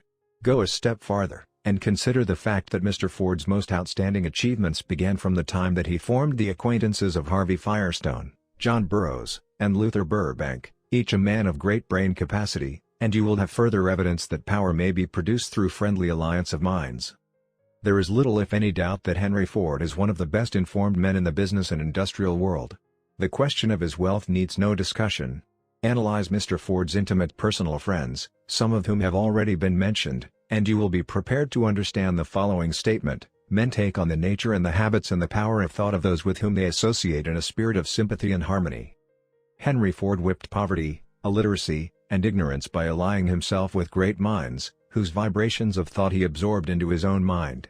Through his association with Edison, Burbank, Burroughs, and Firestone, Mr. Ford added to his own brain power, the sum and substance of the intelligence, experience, knowledge, and spiritual forces of these four men. Moreover, he appropriated, and made use of the mastermind principle through the methods of procedure described in this book. This principle is available to you. We have already mentioned Mahatma Gandhi. Perhaps the majority of those who have heard of Gandhi, look upon him as merely an eccentric little man, who goes around without formal wearing apparel, and makes trouble for the British government. In reality, Gandhi is not eccentric, but he is the most powerful man now living. Estimated by the number of his followers and their faith in their leader, moreover, he is probably the most powerful man who has ever lived. His power is passive, but it is real. Let us study the method by which he attained his stupendous power. It may be explained in a few words. He came by power through inducing over 200 million people to coordinate, with mind and body, in a spirit of harmony, for a definite purpose. In brief, Gandhi has accomplished a miracle, for it is a miracle when 200 million people can be induced, not forced, to cooperate in a spirit of harmony, for a limitless time. If you doubt that this is a miracle, try to induce any two people to cooperate in a spirit of harmony for any length of time. Every man who manages a business knows what a difficult matter it is to get employees to work together in a spirit even remotely resembling harmony. The list of the chief sources from which power may be attained is, as you have seen, headed by infinite intelligence. When two or more people coordinate in a spirit of harmony, and work toward a definite objective, they place themselves in position, through that alliance, to absorb power directly from the great universal storehouse of infinite intelligence. This is the greatest of all sources of power. It is the source to which the genius turns. It is the source to which every great leader turns, whether he may be conscious of the fact or not. The other two major sources from which the knowledge, necessary for the accumulation of power, may be obtained are no more reliable than the five senses of man. The senses are not always reliable. Infinite intelligence does not err. In subsequent chapters, the methods by which infinite intelligence may be most readily contacted will be adequately described. This is not a course on religion. No fundamental principle described in this book should be interpreted as being intended to interfere either directly, or indirectly, with any man's religious habits. This book has been confined, exclusively, to instructing the reader how to transmute the definite purpose of desire for money, into its monetary equivalent. Read, think, and meditate as you read. Soon, the entire subject will unfold, and you will see it in perspective. You are now seeing the detail of the individual chapters. Money is as shy and elusive as the old-time maiden. It must be wooed and won by methods not unlike those used by a determined lover, in pursuit of the girl of his choice. And, coincidental as it is, the power used in the wooing of money is not greatly different from that used in wooing a maiden. That power, when successfully used in the pursuit of money, must be mixed with faith. It must be mixed with desire. It must be mixed with persistence. It must be applied through a plan, and that plan must be set into action. When money comes in quantities known as the big money, it flows to the one who accumulates it, as easily as water flows downhill. There exists a great unseen stream of power, which may be compared to a river, except that one side flows in one direction, carrying all who get into that side of the stream, onward and upward to wealth, and the other side flows in the opposite direction, carrying all who are unfortunate enough to get into it, and not able to extricate themselves from it, downward to misery and poverty. Every man who has accumulated a great fortune, has recognized the existence of this stream of life. It consists of one's thinking process. The positive emotions of thought form the side of the stream which carries one to fortune. The negative emotions form the side which carries one down to poverty. This carries a thought of stupendous importance to the person who is following this book with the object of accumulating a fortune. If you are in the side of the stream of power which leads to poverty, this may serve as an oar, by which you may propel yourself over into the other side of the stream. It can serve you only through application and use. Merely reading, and passing judgment on it, either one way or another, will in no way benefit you. Some people undergo the experience of alternating between the positive and negative sides of the stream, being at times on the positive side, and at times on the negative side. The Wall Street crash of '29 swept millions of people from the positive to the negative side of the stream. These millions are struggling, some of them in desperation and fear, to get back to the positive side of the stream. This book was written especially for those millions. Poverty and riches often change places. The crash taught the world this truth, although the world will not long remember the lesson. Poverty may, and generally does, voluntarily take the place of riches. When riches take the place of poverty, the change is usually brought about through well-conceived and carefully executed plans. Poverty needs no plan. It needs no one to aid it, because it is bold and ruthless. Riches are shy and timid. They have to be attracted. Anybody can wish for riches, and most people do, but only a few know that a definite plan, plus a burning desire for wealth, are the only dependable means of accumulating wealth. Chapter 11. The Mystery of Sex Transmutation. The 10th Step Toward Riches. The meaning of the word transmute is, in simple language, the changing, or transferring of one element, or form of energy, into another. The emotion of sex brings into being a state of mind.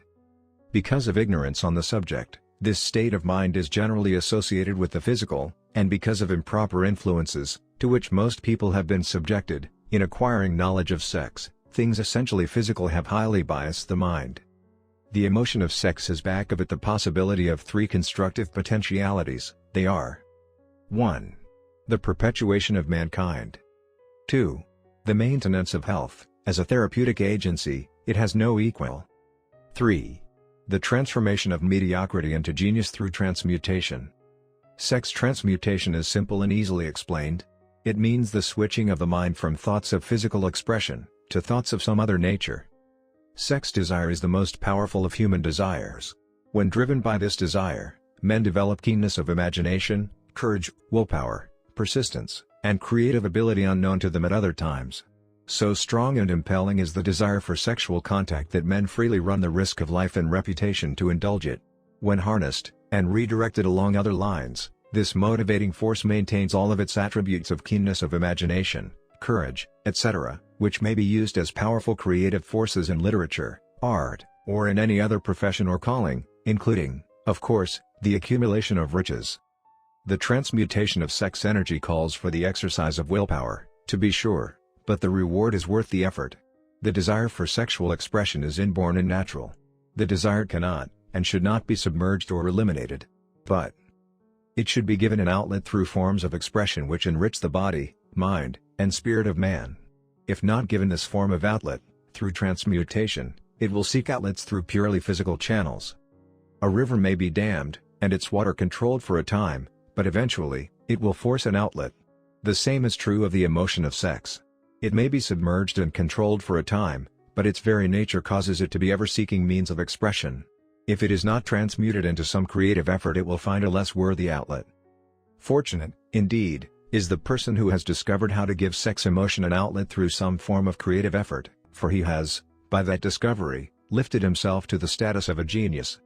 Scientific research has disclosed these significant facts. 1. The men of greatest achievement are men with highly developed sex natures, men who have learned the art of sex transmutation. 2. The men who have accumulated great fortunes and achieved outstanding recognition in literature, art, industry, architecture, and the professions, were motivated by the influence of a woman. The research from which these astounding discoveries were made, went back through the pages of biography and history for more than 2,000 years. Wherever there was evidence available in connection with the lives of men and women of great achievement, it indicated most convincingly that they possessed highly developed sex natures. The emotion of sex is an irresistible force, against which there can be no such opposition as an immovable body. When driven by this emotion, men become gifted with a superpower for action. Understand this truth, and you will catch the significance of the statement that sex transmutation will lift one to the status of a genius. The emotion of sex contains the secret of creative ability. Destroy the sex glands, whether in man or beast, and you have removed the major source of action. For proof of this, observe what happens to any animal after it has been castrated. A bull becomes as docile as a cow after it has been altered sexually. Sex alteration takes out of the male, whether man or beast, all the fight that was in him. Sex alteration of the female has the same effect. The 10 mind stimuli. The human mind responds to stimuli, through which it may be keyed up to high rates of vibration, known as enthusiasm, creative imagination, intense desire, etc. The stimuli to which the mind responds most freely are: 1. The desire for sex expression. 2. Love. 3. A burning desire for fame, power, or financial gain, money. 4. Music. 5. Friendship between either those of the same sex, or those of the opposite sex. 6. A mastermind alliance based upon the harmony of 2 or more people who ally themselves for spiritual or temporal advancement. 7. Mutual suffering, such as that experienced by people who are persecuted. 8. Autosuggestion. 9. Fear. 10. Narcotics and alcohol. The desire for sex expression comes at the head of the list of stimuli, which most effectively step up the vibrations of the mind and start the wheels of physical action. 8 of these stimuli are natural and constructive. 2 are destructive. The list is here presented for the purpose of enabling you to make a comparative study of the major sources of mind stimulation. From this study, it will be readily seen that the emotion of sex is, by great odds, the most intense and powerful of all mind stimuli. This comparison is necessary as a foundation for proof of the statement that transmutation of sex energy may lift one to the status of a genius. Let us find out what constitutes a genius. Some wiseacre has said that a genius is a man who wears long hair, eats queer food, lives alone, and serves as a target for the joke makers. A better definition of a genius is, a man who has discovered how to increase the vibrations of thought to the point where he can freely communicate with sources of knowledge not available through the ordinary rate of vibration of thought. The person who thinks will want to ask some questions concerning this definition of genius. The first question will be, how may one communicate with sources of knowledge which are not available through the ordinary rate of vibration of thought? The next question will be, are there known sources of knowledge which are available only to genii, and if so, what are these sources, and exactly how may they be reached?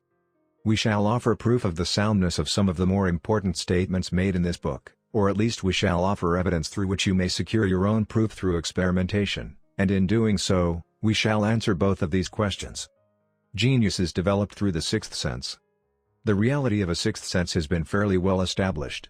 This sixth sense is creative imagination. The faculty of creative imagination is one which the majority of people never use during an entire lifetime, and if used at all, it usually happens by mere accident. A relatively small number of people of use, with deliberation and purpose aforethought, the faculty of creative imagination.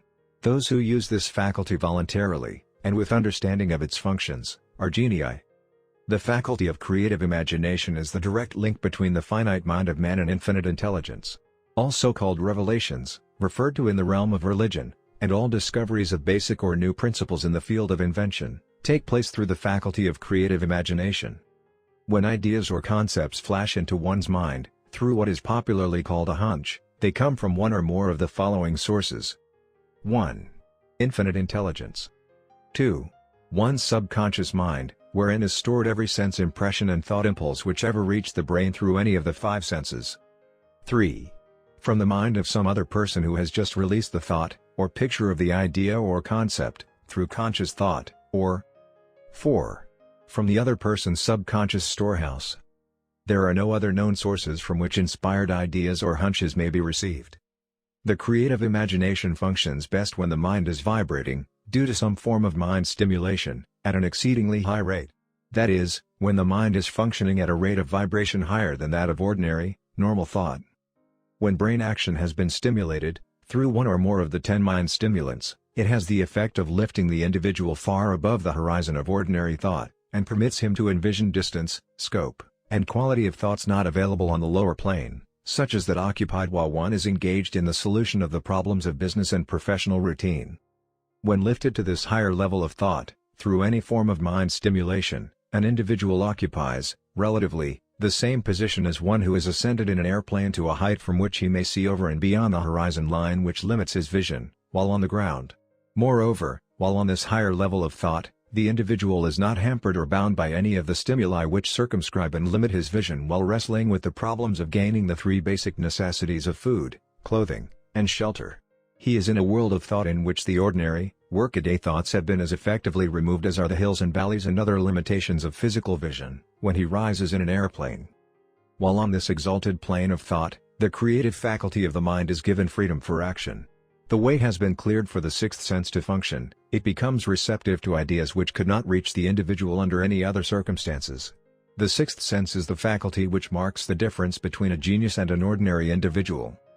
The creative faculty becomes more alert and receptive to vibrations, originating outside the individual's subconscious mind, the more this faculty is used, and the more the individual relies upon it, and makes demands upon it for thought impulses. This faculty can be cultivated and developed only through use. That which is known as one's conscience operates entirely through the faculty of the sixth sense. The great artists, writers, musicians, and poets become great, because they acquire the habit of relying upon the still small voice which speaks from within, through the faculty of creative imagination. It is a fact well known to people who have keen imaginations that their best ideas come through so-called hunches. There is a great orator who does not attain to greatness, until he closes his eyes and begins to rely entirely upon the faculty of creative imagination. When asked why he closed his eyes just before the climaxes of his oratory, he replied, "I do it, because, then I speak through ideas which come to me from within." One of America's most successful and best-known financiers followed the habit of closing his eyes for 2 or 3 minutes before making a decision. When asked why he did this, he replied, "With my eyes closed, I am able to draw upon a source of superior intelligence." The late Dr. Elmer R. Gates, of Chevy Chase, Maryland, created more than 200 useful patents, many of them basic, through the process of cultivating and using the creative faculty. His method is both significant and interesting to one interested in attaining to the status of genius, in which category Dr. Gates unquestionably belonged. Dr. Gates was one of the really great, though less publicized scientists of the world. In his laboratory, he had what he called his personal communication room. It was practically soundproof, and so arranged that all light could be shut out. It was equipped with a small table, on which he kept a pad of writing paper. In front of the table, on the wall, was an electric push button, which controlled the lights. When Dr. Gates desired to draw upon the forces available to him through his creative imagination, he would go into this room, seat himself at the table, shut off the lights, and concentrate upon the known factors of the invention on which he was working, remaining in that position until ideas began to flash into his mind in connection with the unknown factors of the invention. On one occasion, ideas came through so fast that he was forced to write for almost 3 hours. When the thoughts stopped flowing, and he examined his notes, he found they contained a minute description of principles which bade not a parallel among the known data of the scientific world. Moreover, the answer to his problem was intelligently presented in those notes. In this manner Dr. Gates completed over 200 patents, which had been begun, but not completed, by half-baked brains. Evidence of the truth of this statement is in the United States Patent Office. Dr. Gates earned his living by sitting for ideas for individuals and corporations. Some of the largest corporations in America paid him substantial fees, by the hour, for sitting for ideas. The reasoning faculty is often faulty, because it is largely guided by one's accumulated experience. Not all knowledge, which one accumulates through experience, is accurate. Ideas received through the creative faculty are much more reliable, for the reason that they come from sources more reliable than any which are available to the reasoning faculty of the mind. The major difference between the genius and the ordinary crank inventor may be found in the fact that the genius works through his faculty of creative imagination, while the crank knows nothing of this faculty. The scientific inventor, such as Mr. Edison, and Dr. Gates, makes use of both the synthetic and the creative faculties of imagination. For example, the scientific inventor, or genius, begins an invention by organizing and combining the known ideas, or principles accumulated through experience, through the synthetic faculty, the reasoning faculty. If he finds this accumulated knowledge to be insufficient for the completion of his invention, he then draws upon the sources of knowledge available to him through his creative faculty. The method by which he does this varies with the individual, but this is the sum and substance of his procedure. 1. He stimulates his mind so that it vibrates on a higher than average plane, using one or more of the 10 mind stimulants or some other stimulant of his choice. 2. He concentrates upon the known factors, the finished part, of his invention, and creates in his mind a perfect picture of unknown factors, the unfinished part, of his invention. He holds this picture in mind until it has been taken over by the subconscious mind, then relaxes by clearing his mind of all thought, and waits for his answer to flash into his mind. Sometimes the results are both definite and immediate. At other times, the results are negative, depending upon the state of development of the sixth sense, or creative faculty. Mr. Edison tried out more than 10,000 different combinations of ideas through the synthetic faculty of his imagination before he tuned in through the creative faculty, and got the answer which perfected the incandescent light.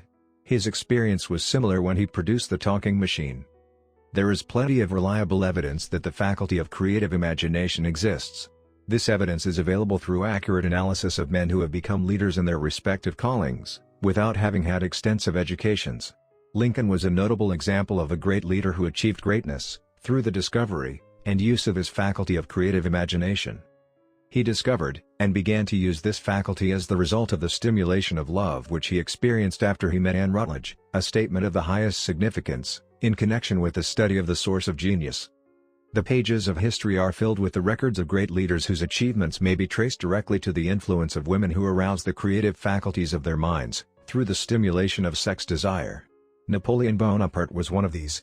When inspired by his first wife, Josephine, he was irresistible and invincible. When his better judgment or reasoning faculty prompted him to put Josephine aside, he began to decline.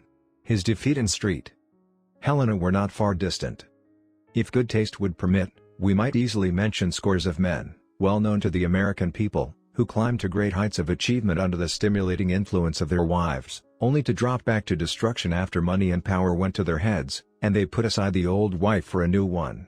Napoleon was not the only man to discover that sex influence, from the right source, is more powerful than any substitute of expediency, which may be created by mere reason. The human mind responds to stimulation. Among the greatest, and most powerful of these stimuli is the urge of sex. When harnessed and transmuted, This driving force is capable of lifting men into that higher sphere of thought which enables them to master the sources of worry and petty annoyance which beset their pathway on the lower plane. Unfortunately, only the genii have made the discovery. Others have accepted the experience of sex urge, without discovering one of its major potentialities, a fact which accounts for the great number of others as compared to the limited number of genii. For the purpose of refreshing the memory, in connection with the facts available from the biographies of certain men, we here present the names of a few men of outstanding achievement, each of whom was known to have been of a highly sexed nature. The genius which was theirs, undoubtedly found its source of power in transmuted sex energy. George Washington, Napoleon Bonaparte, William Shakespeare, Abraham Lincoln, Ralph Waldo Emerson, Robert Burns, Thomas Jefferson, Elbert Hubbard, Elbert H. Gary, Oscar Wilde, Woodrow Wilson, John H. Patterson, Andrew Jackson, Enrico Caruso. Your own knowledge of biography will enable you to add to this list. Find, if you can, a single man, in all history of civilization, who achieved outstanding success in any calling, who was not driven by a well-developed sex nature. If you do not wish to rely upon biographies of men not now living, take inventory of those whom you know to be men of great achievement, and see if you can find one among them who is not highly sexed. Sex energy is the creative energy of all genii. There never has been, and never will be a great leader, builder, or artist lacking in this driving force of sex. Surely no one will misunderstand these statements to mean that all who are highly sexed are genii. Man attains to the status of a genius only when, and if, he stimulates his mind so that it draws upon the forces available, through the creative faculty of the imagination. Chief among the stimuli with which this stepping up of the vibrations may be produced is sex energy. The mere possession of this energy is not sufficient to produce a genius. The energy must be transmuted from desire for physical contact, into some other form of desire and action, before it will lift one to the status of a genius. Far from becoming genii, because of great sex desires, the majority of men lower themselves, through misunderstanding and misuse of this great force, to the status of the lower animals. Why men seldom succeed before 40. I discovered, from the analysis of over 25,000 people, that men who succeed in an outstanding way, seldom do so before the age of 40, and more often they do not strike their real pace until they are well beyond the age of 50. This fact was so astounding that it prompted me to go into the study of its cause most carefully, carrying the investigation over a period of more than 12 years. This study disclosed the fact that the major reason why the majority of men who succeed do not begin to do so before the age of 40 to 50, is their tendency to dissipate their energies through overindulgence in physical expression of the emotion of sex. The majority of men never learn that the urge of sex has other possibilities, which far transcend in importance, that of mere physical expression. The majority of those who make this discovery, do so after having wasted many years at a period when the sex energy is at its height, prior to the age of 45 to 50. This usually is followed by noteworthy achievement. The lives of many men up to, and sometimes well past the age of 40, reflect a continued dissipation of energies, which could have been more profitably turned into better channels. Their finer and more powerful emotions are sown wildly to the four winds. Out of this habit of the male, grew the term, sowing his wild oats. The desire for sexual expression is by far the strongest and most impelling of all the human emotions, and for this very reason this desire, when harnessed and transmuted into action, other than that of physical expression, may raise one to the status of a genius. One of America's most able businessmen frankly admitted that his attractive secretary was responsible for most of the plans he created.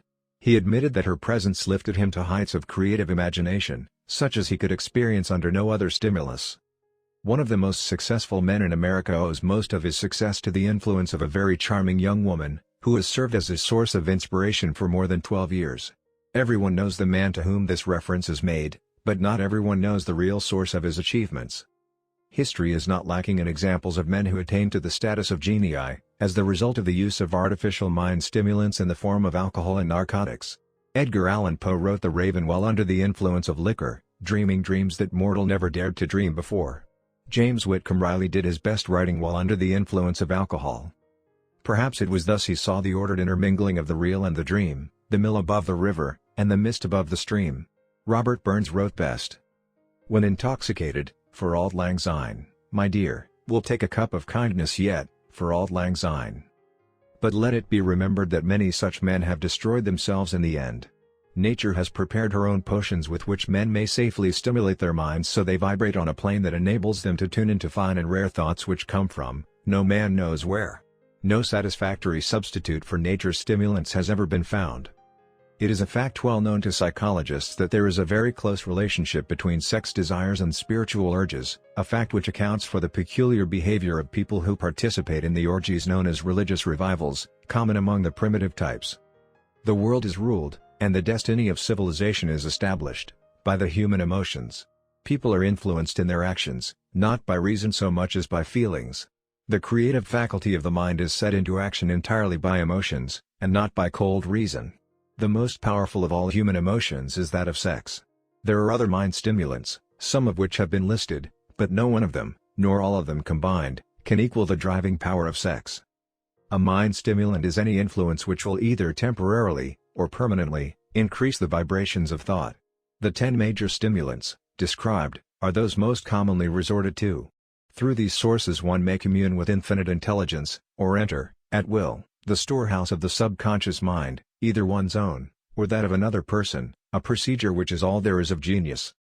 A teacher, who has trained and directed the efforts of more than 30,000 salespeople, made the astounding discovery that highly sexed men are the most efficient salesmen. The explanation is, that the factor of personality known as personal magnetism is nothing more nor less than sex energy.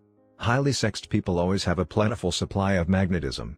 Through cultivation and understanding, this vital force may be drawn upon and used to great advantage in the relationships between people. This energy may be communicated to others through the following media. 1. The handshake. The touch of the hand indicates, instantly, the presence of magnetism, or the lack of it. 2. The tone of voice. Magnetism, or sex energy, is the factor with which the voice may be colored, or made musical and charming. 3. Posture and carriage of the body. Highly sexed people move briskly, and with grace and ease. 4.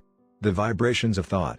Highly sexed people mix the emotion of sex with their thoughts, or may do so at will, and in that way, may influence those around them. 5. Body adornment. People who are highly sexed are usually very careful about their personal appearance. They usually select clothing of a style becoming to their personality, physique, complexion, etc.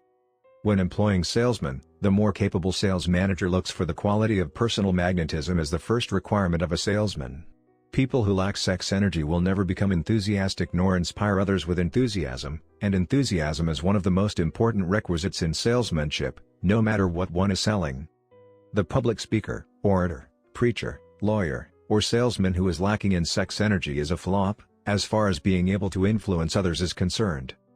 Couple with this the fact, that most people can be influenced only through an appeal to their emotions, and you will understand the importance of sex energy as a part of the salesman's native ability. Master salesmen attain the status of mastery in selling, because they, either consciously, or unconsciously, transmute the energy of sex into sales enthusiasm. In this statement may be found a very practical suggestion as to the actual meaning of sex transmutation. The salesman who knows how to take his mind off the subject of sex, and direct it in sales effort with as much enthusiasm and determination as he would apply to its original purpose, has acquired the art of sex transmutation, whether he knows it or not. The majority of salesmen who transmute their sex energy do so without being in the least aware of what they are doing, or how they are doing it. Transmutation of sex energy calls for more willpower than the average person cares to use for this purpose. Those who find it difficult to summon willpower sufficient for transmutation, may gradually acquire this ability. Though this requires willpower, the reward for the practice is more than worth the effort. The entire subject of sex is one with which the majority of people appear to be unpardonably ignorant. The urge of sex has been grossly misunderstood, slandered, and burlesqued by the ignorant and the evil-minded, for so long that the very word sex is seldom used in polite society. Men and women who are known to be blessed, yes, blessed, with highly sexed natures, are usually looked upon as being people who will bear watching. Instead of being called blessed, they are usually called cursed. Millions of people, even in this age of enlightenment, have inferiority complexes which they developed because of this false belief that a highly sexed nature is a curse. These statements, of the virtue of sex energy, should not be construed as justification for the libertine. The emotion of sex is a virtue only when used intelligently, and with discrimination. It may be misused, and often is, to such an extent that it debases, instead of enriches, both body and mind. The better use of this power is the burden of this chapter. It seemed quite significant to the author, when he made the discovery that practically every great leader, whom he had the privilege of analyzing, was a man whose achievements were largely inspired by a woman. In many instances, the woman in the case was a modest, self-denying wife, of whom the public had heard but little or nothing. In a few instances, the source of inspiration has been traced to the other woman. Perhaps such cases may not be entirely unknown to you. Intemperance in sex habits is just as detrimental as intemperance in habits of drinking and eating. In this age in which we live, an age which began with the World War, intemperance in habits of sex is common. This orgy of indulgence may account for the shortage of great leaders. No man can avail himself of the forces of his creative imagination, while dissipating them. Man is the only creature on earth which violates nature's purpose in this connection. Every other animal indulges its sex nature in moderation, and with purpose which harmonizes with the laws of nature. Every other animal responds to the call of sex only in season. Man's inclination is to declare open season. Every intelligent person knows that stimulation in excess, through alcoholic drink and narcotics, is a form of intemperance which destroys the vital organs of the body, including the brain. Not every person knows, however, that overindulgence in sex expression may become a habit as destructive and as detrimental to creative effort as narcotics or liquor. A sex madman is not essentially different than a dope madman. Both have lost control over their faculties of reason and willpower. Sexual overindulgence may not only destroy reason and willpower, but it may also lead to either temporary or permanent insanity. Many cases of hypochondria, imaginary illness, grow out of habits developed in ignorance of the true function of sex. From these brief references to the subject, it may be readily seen that ignorance on the subject of sex transmutation forces stupendous penalties upon the ignorant on the one hand, and withholds from them equally stupendous benefits, on the other. Widespread ignorance on the subject of sex is due to the fact that the subject has been surrounded with mystery and beclouded by dark silence. The conspiracy of mystery and silence has had the same effect upon the minds of young people that the psychology of prohibition had. The result has been increased curiosity, and desire to acquire more knowledge on this verboten subject, and to the shame of all lawmakers, and most physicians, by training best qualified to educate youth on that subject, information has not been easily available. Seldom does an individual enter upon highly creative effort in any field of endeavor before the age of 40. The average man reaches the period of his greatest capacity to create between 40 and 60. These statements are based upon analysis of thousands of men and women who have been carefully observed. They should be encouraging to those who fail to arrive before the age of 40, and to those who become frightened at the approach of old age, around the 40-year mark. The years between 40 and 50 are, as a rule, the most fruitful. Man should approach this age, not with fear and trembling, but with hope and eager anticipation. If you want evidence that most men do not begin to do their best work before the age of 40, study the records of the most successful men known to the American people, and you will find it. Henry Ford had not hit his pace of achievement until he had passed the age of 40. Andrew Carnegie was well past 40 before he began to reap the reward of his efforts. James J. Hill was still running a telegraph key at the age of 40. His stupendous achievements took place after that age. Biographies of American industrialists and financiers are filled with evidence that the period from 40 to 60 is the most productive age of man. Between the ages of 30 and 40, man begins to learn, if he ever learns, the art of sex transmutation. This discovery is generally accidental, and more often than otherwise, the man who makes it is totally unconscious of his discovery. He may observe that his powers of achievement have increased around the age of 35 to 40, but in most cases, he is not familiar with the cause of this change, that nature begins to harmonize the emotions of love and sex in the individual, between the ages of 30 and 40, so that he may draw upon these great forces, and apply them jointly as stimuli to action. Sex, alone, is a mighty urge to action, but its forces are like a cyclone, they are often uncontrollable. When the emotion of love begins to mix itself with the emotion of sex, the result is calmness of purpose, poise, accuracy of judgment, and balance. What person, who has attained to the age of 40, is so unfortunate as to be unable to analyze these statements, and to corroborate them by his own experience?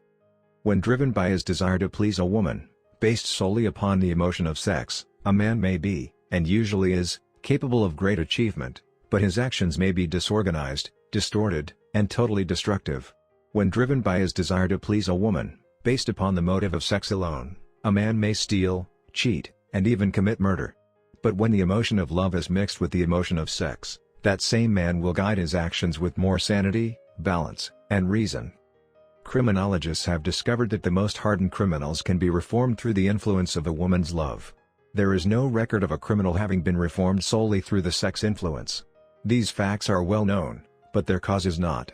Reformation comes, if at all, through the heart, or the emotional side of man, not through his head, or reasoning side. Reformation means a change of heart. It does not mean a change of head. A man may, because of reason, make certain changes in his personal conduct to avoid the consequences of undesirable effects, but genuine reformation comes only through a change of heart, through a desire to change.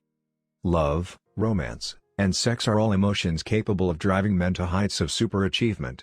Love is the emotion which serves as a safety valve, and ensures balance, poise, and constructive effort. When combined, these three emotions may lift one to an altitude of a genius. There are genii, however, who know but little of the emotion of love. Most of them may be found engaged in some form of action which is destructive, or at least, not based upon justice and fairness toward others. If good taste would permit, a dozen genii could be named in the field of industry and finance, who ride ruthlessly over the rights of their fellow men. They seem totally lacking in conscience. The reader can easily supply his own list of such men. The emotions are states of mind. Nature has provided man with a chemistry of the mind which operates in a manner similar to the principles of chemistry of matter. It is a well-known fact that, through the aid of chemistry of matter, a chemist may create a deadly poison by mixing certain elements, none of which are, in themselves, harmful in the right proportions. The emotions may, likewise, be combined so as to create a deadly poison. The emotions of sex and jealousy, when mixed, may turn a person into an insane beast. The presence of any one or more of the destructive emotions in the human mind, through the chemistry of the mind, sets up a poison which may destroy one's sense of justice and fairness. In extreme cases, the presence of any combination of these emotions in the mind may destroy one's reason.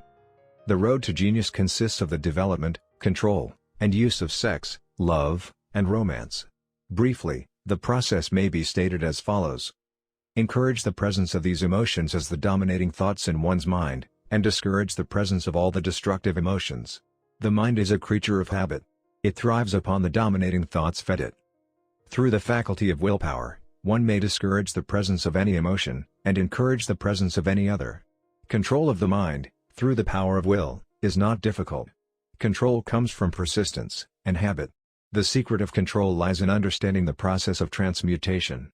When any negative emotion presents itself in one's mind, it can be transmuted into a positive, or constructive emotion, by the simple procedure of changing one's thoughts. There is no other road to genius than through voluntary self-effort.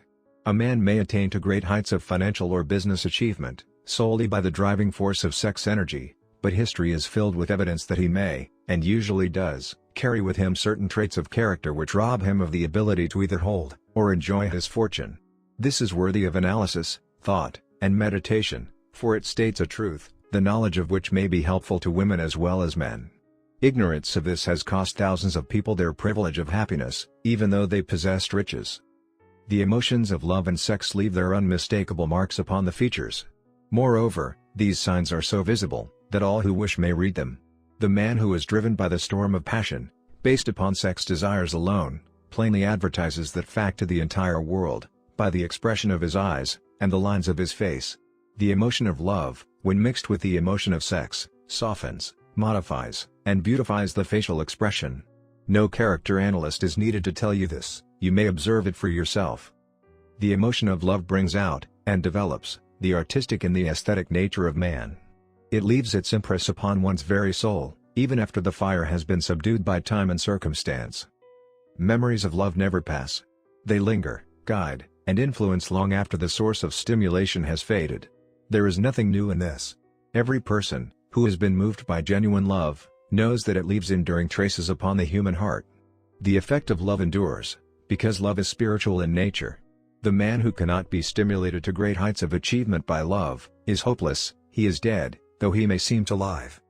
Even the memories of love are sufficient to lift one to a higher plane of creative effort. The major force of love may spend itself and pass away, like a fire which has burned itself out, but it leaves behind indelible marks as evidence that it passed that way. Its departure often prepares the human heart for a still greater love. Go back into your yesterdays, at times, and bathe your mind in the beautiful memories of past love. It will soften the influence of the present worries and annoyances. It will give you a source of escape from the unpleasant realities of life, and maybe, who knows, your mind will yield to you, during this temporary retreat into the world of fantasy, ideas, or plans which may change the entire financial or spiritual status of your life.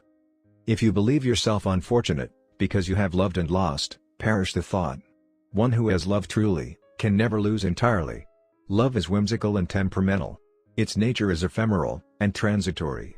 It comes when it pleases, and goes away without warning.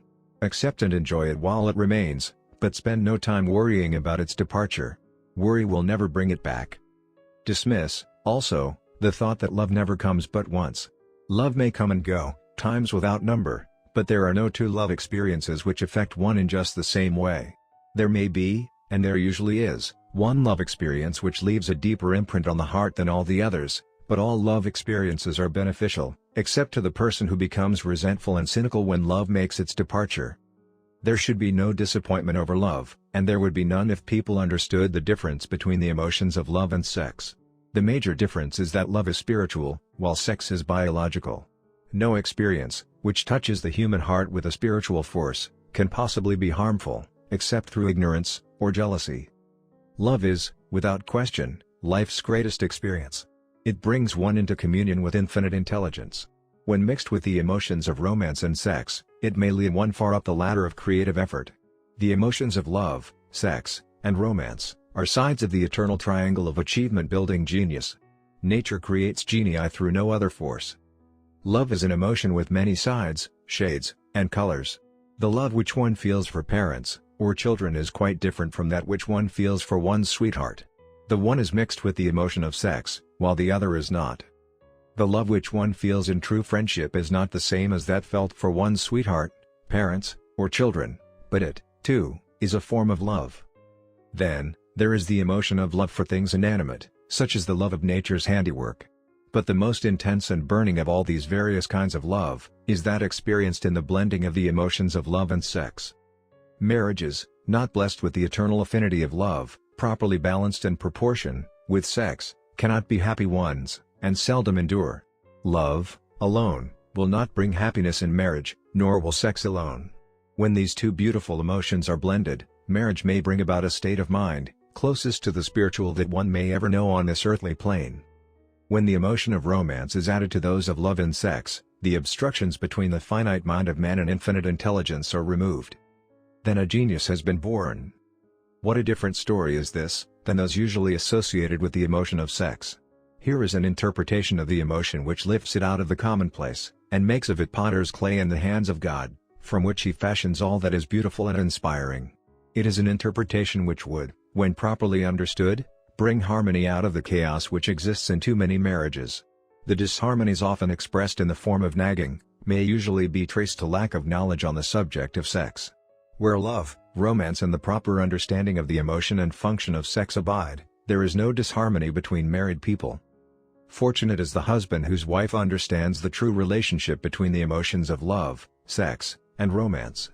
When motivated by this holy triumvirate, no form of labor is burdensome, because even the most lowly form of effort takes on the nature of a labor of love. It is a very old saying that a man's wife may either make him or break him, but the reason is not always understood. The making and breaking is the result of the wife's understanding, or lack of understanding of the emotions of love, sex, and romance. Despite the fact that men are polygamous, by the very nature of their biological inheritance, it is true that no woman has as great an influence on a man as his wife, unless he is married to a woman totally unsuited to his nature. If a woman permits her husband to lose interest in her, and become more interested in other women, it is usually because of her ignorance, or indifference toward the subjects of sex, love, and romance. This statement presupposes, of course, that genuine love once existed between a man and his wife. The facts are equally applicable to a man who permits his wife's interest in him to die. Married people often bicker over a multitude of trivialities. If these are analyzed accurately, the real cause of the trouble will often be found to be indifference, or ignorance on these subjects. Man's greatest motivating force is his desire to please woman. The hunter who excelled during prehistoric days, before the dawn of civilization, did so, because of his desire to appear great in the eyes of woman. Man's nature has not changed in this respect. The hunter of today brings home no skins of wild animals, but he indicates his desire for her favor by supplying fine clothes, motor cars, and wealth.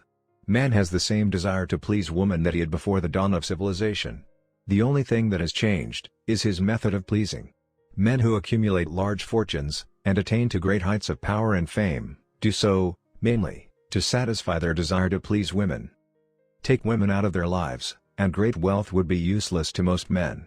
It is this inherent desire of man to please woman, which gives woman the power to make or break a man. The woman who understands man's nature and tactfully caters to it, need have no fear of competition from other women. Men may be giants with indomitable willpower when dealing with other men, but they are easily managed by the women of their choice. Most men will not admit that they are easily influenced by the women they prefer, because it is in the nature of the male to want to be recognized as the stronger of the species. Moreover, the intelligent woman recognizes this manly trait and very wisely makes no issue of it.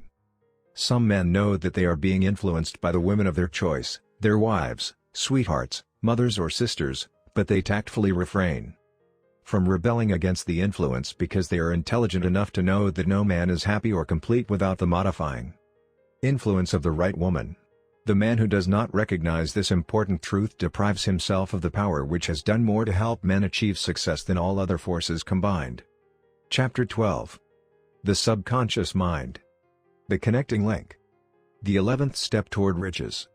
The subconscious mind consists of a field of consciousness, in which every impulse of thought that reaches the objective mind through any of the five senses, is classified and recorded, and from which thoughts may be recalled or withdrawn as letters may be taken from a filing cabinet.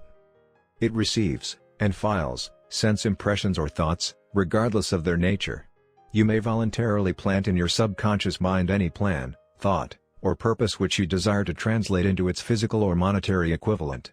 The subconscious acts first on the dominating desires which have been mixed with emotional feeling, such as faith. Consider this in connection with the instructions given in the chapter on desire, for taking the 6 steps there outlined, and the instructions given in the chapter on the building and execution of plans, and you will understand the importance of the thought conveyed. The subconscious mind works day and night. Through a method of procedure, unknown to man, the subconscious mind draws upon the forces of infinite intelligence for the power with which it voluntarily transmutes one's desires into their physical equivalent, making use, always of the most practical media by which this end may be accomplished. You cannot entirely control your subconscious mind, but you can voluntarily hand over to it any plan, desire, or purpose which you wish transformed into concrete form. Read, again, instructions for using the subconscious mind, in the chapter on autosuggestion. There is plenty of evidence to support the belief that the subconscious mind is the connecting link between the finite mind of man and infinite intelligence. It is the intermediary through which one may draw upon the forces of infinite intelligence at will. It, alone, contains the secret process by which mental impulses are modified and changed into their spiritual equivalent. It, alone, is the medium through which prayer may be transmitted to the source capable of answering prayer. The possibilities of creative effort connected with the subconscious mind are stupendous and imponderable. They inspire one with awe. I never approach the discussion of the subconscious mind without a feeling of littleness and inferiority due, perhaps, to the fact that man's entire stock of knowledge on this subject is so pitifully limited.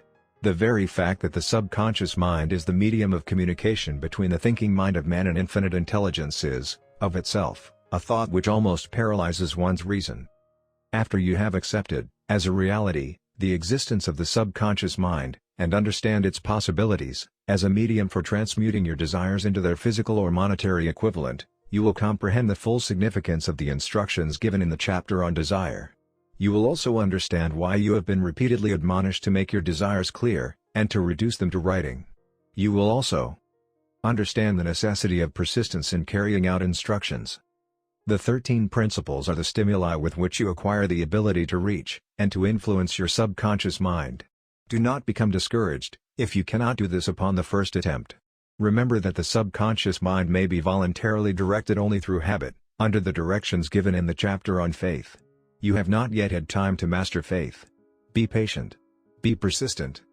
A good many statements in the chapters on faith and autosuggestion will be repeated here, for the benefit of your subconscious mind.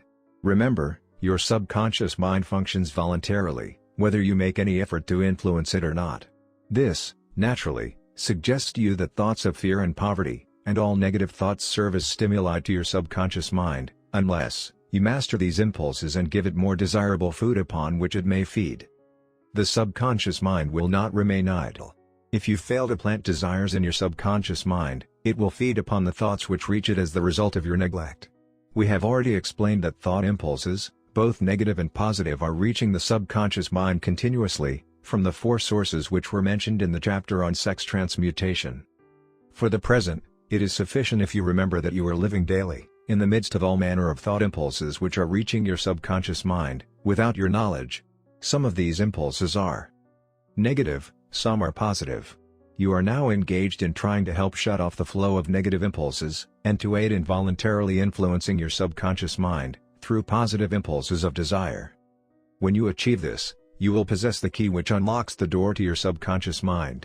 Moreover, you will control the door so completely, that no undesirable thought may influence your subconscious mind.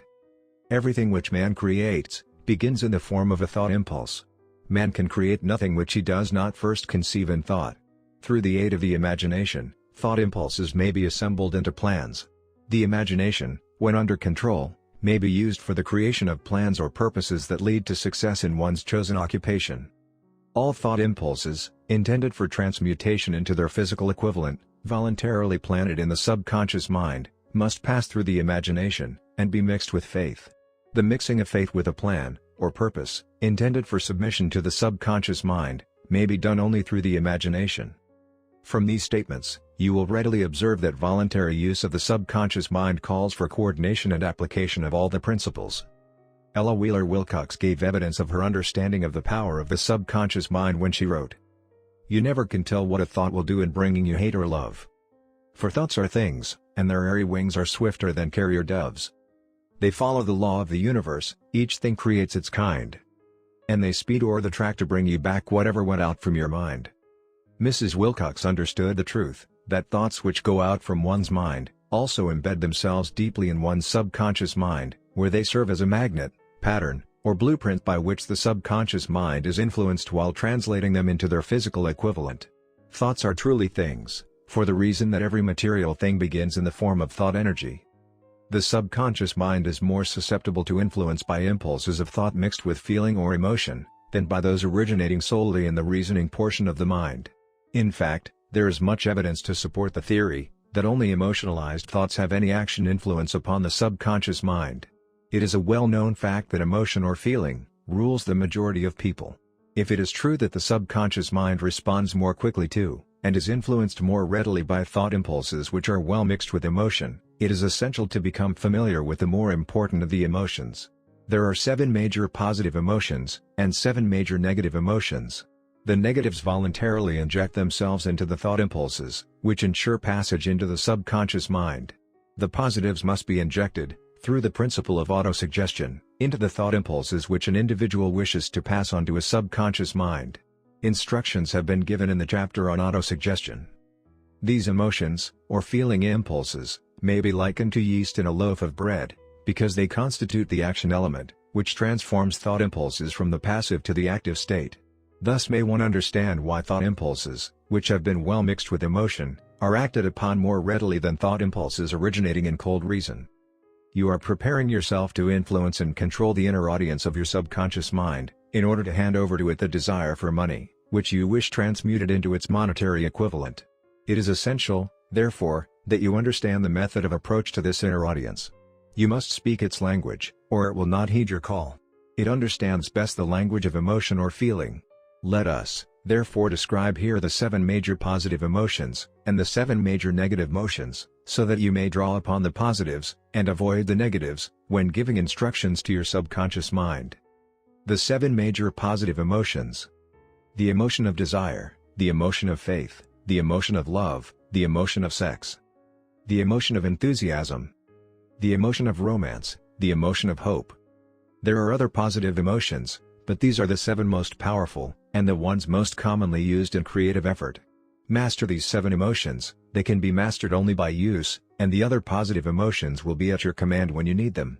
Remember, in this connection, that you are studying a book which is intended to help you develop a money consciousness by filling your mind with positive emotions. One does not become money conscious by filling one's mind with negative emotions. The 7 major negative emotions, to be avoided. The emotion of fear, the emotion of jealousy, the emotion of hatred, the emotion of revenge, the emotion of greed, the emotion of superstition, the emotion of anger. Positive and negative emotions cannot occupy the mind at the same time. One or the other must dominate. It is your responsibility to make sure that positive emotions constitute the dominating influence of your mind.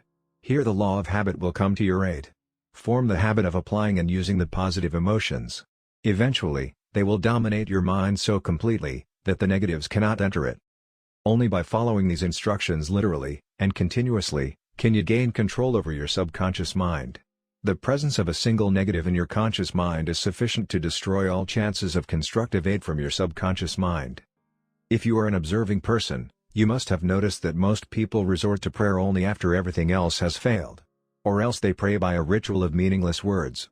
And, because it is a fact that most people who pray, do so only after everything else has failed, they go to prayer with their minds filled with fear and doubt, which are the emotions the subconscious mind acts upon, and passes on to infinite intelligence.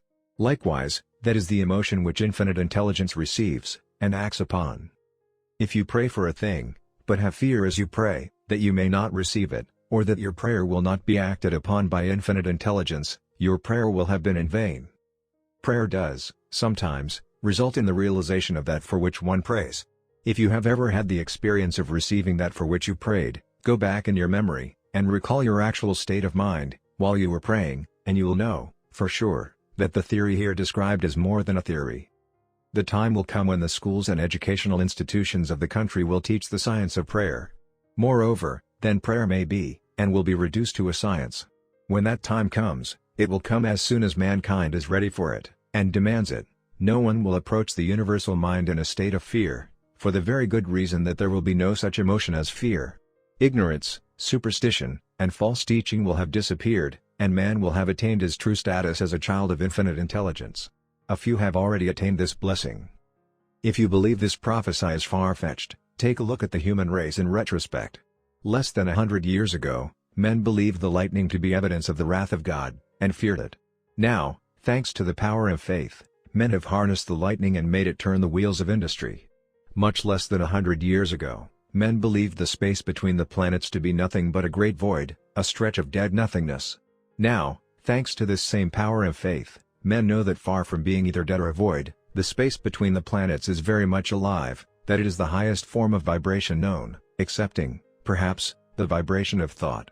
Moreover, men know that this living, pulsating, vibratory energy which permeates every atom of matter, and fills every niche of space, connects every human brain with every other human brain. What reason have men to believe that this same energy does not connect every human brain with infinite intelligence? There are no tall gates between the finite mind of man and infinite intelligence. The communication costs nothing except patience, faith, persistence, understanding, and a sincere desire to communicate. Moreover, the approach can be made only by the individual himself. Paid prayers are worthless. Infinite intelligence does no business by proxy. You either go direct, or you do not communicate. You may buy prayer books and repeat them until the day of your doom, without avail. Thoughts which you wish to communicate to infinite intelligence, must undergo transformation, such as can be given only through your own subconscious mind. The method by which you may communicate with infinite intelligence is very similar to that through which the vibration of sound is communicated by radio.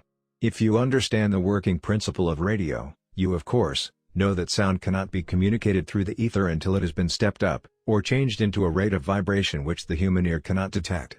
The radio sending station picks up the sound of the human voice, and scrambles, or modifies it by stepping up the vibration millions of times. Only in this way, can the vibration of sound be communicated through the ether. After this transformation has taken place, the ether picks up the energy, which originally was in the form of vibrations of sound, carries that energy to radio receiving stations, and these receiving sets step that energy back down to its original rate of vibration so it is recognized as sound. The subconscious mind is the intermediary, which translates one's prayers into terms which infinite intelligence can recognize, presents the message, and brings back the answer in the form of a definite plan or idea for procuring the object of the prayer.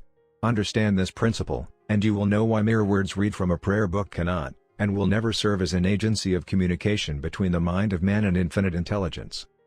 Before your prayer will reach infinite intelligence, a statement of the author's theory only, it probably is transformed from its original thought vibration into terms of spiritual vibration. Faith is the only known agency which will give your thoughts a spiritual nature. Faith and fear make poor bedfellows. Where one is found, the other cannot exist. Chapter 13. The Brain. A broadcasting and receiving station for thought. The 12th step toward riches. More than 20 years ago, the author, working in conjunction with the late Dr. Alexander Graham Bell, and Dr. Elmer R. Gates, observed that every human brain is both a broadcasting and receiving station for the vibration of thought. Through the medium of the ether, in a fashion similar to that employed by the radio broadcasting principle, every human brain is capable of picking up vibrations of thought which are being released by other brains. In connection with the statement in the preceding paragraph, compare and consider the description of the creative imagination, as outlined in the chapter on imagination. The creative imagination is the receiving set of the brain, which receives thoughts, released by the brains of others. It is the agency of communication between one's conscious, or reasoning mind, and the four sources from which one may receive thought stimuli. When stimulated, or stepped up to a high rate of vibration, the mind becomes more receptive to the vibration of thought which reaches it through the ether from outside sources. This stepping up process takes place through the positive emotions, or the negative emotions. Through the emotions, the vibrations of thought may be increased. Vibrations of an exceedingly high rate are the only vibrations picked up and carried, by the ether, from one brain to another. Thought is energy traveling at an exceedingly high rate of vibration. Thought, which has been modified or stepped up by any of the major emotions, vibrates at a much higher rate than ordinary thought, and it is this type of thought which passes from one brain to another, through the broadcasting machinery of the human brain. The emotion of sex stands at the head of the list of human emotions, as far as intensity and driving force are concerned. The brain which has been stimulated by the emotion of sex, vibrates at a much more rapid rate than it does when that emotion is quiescent or absent.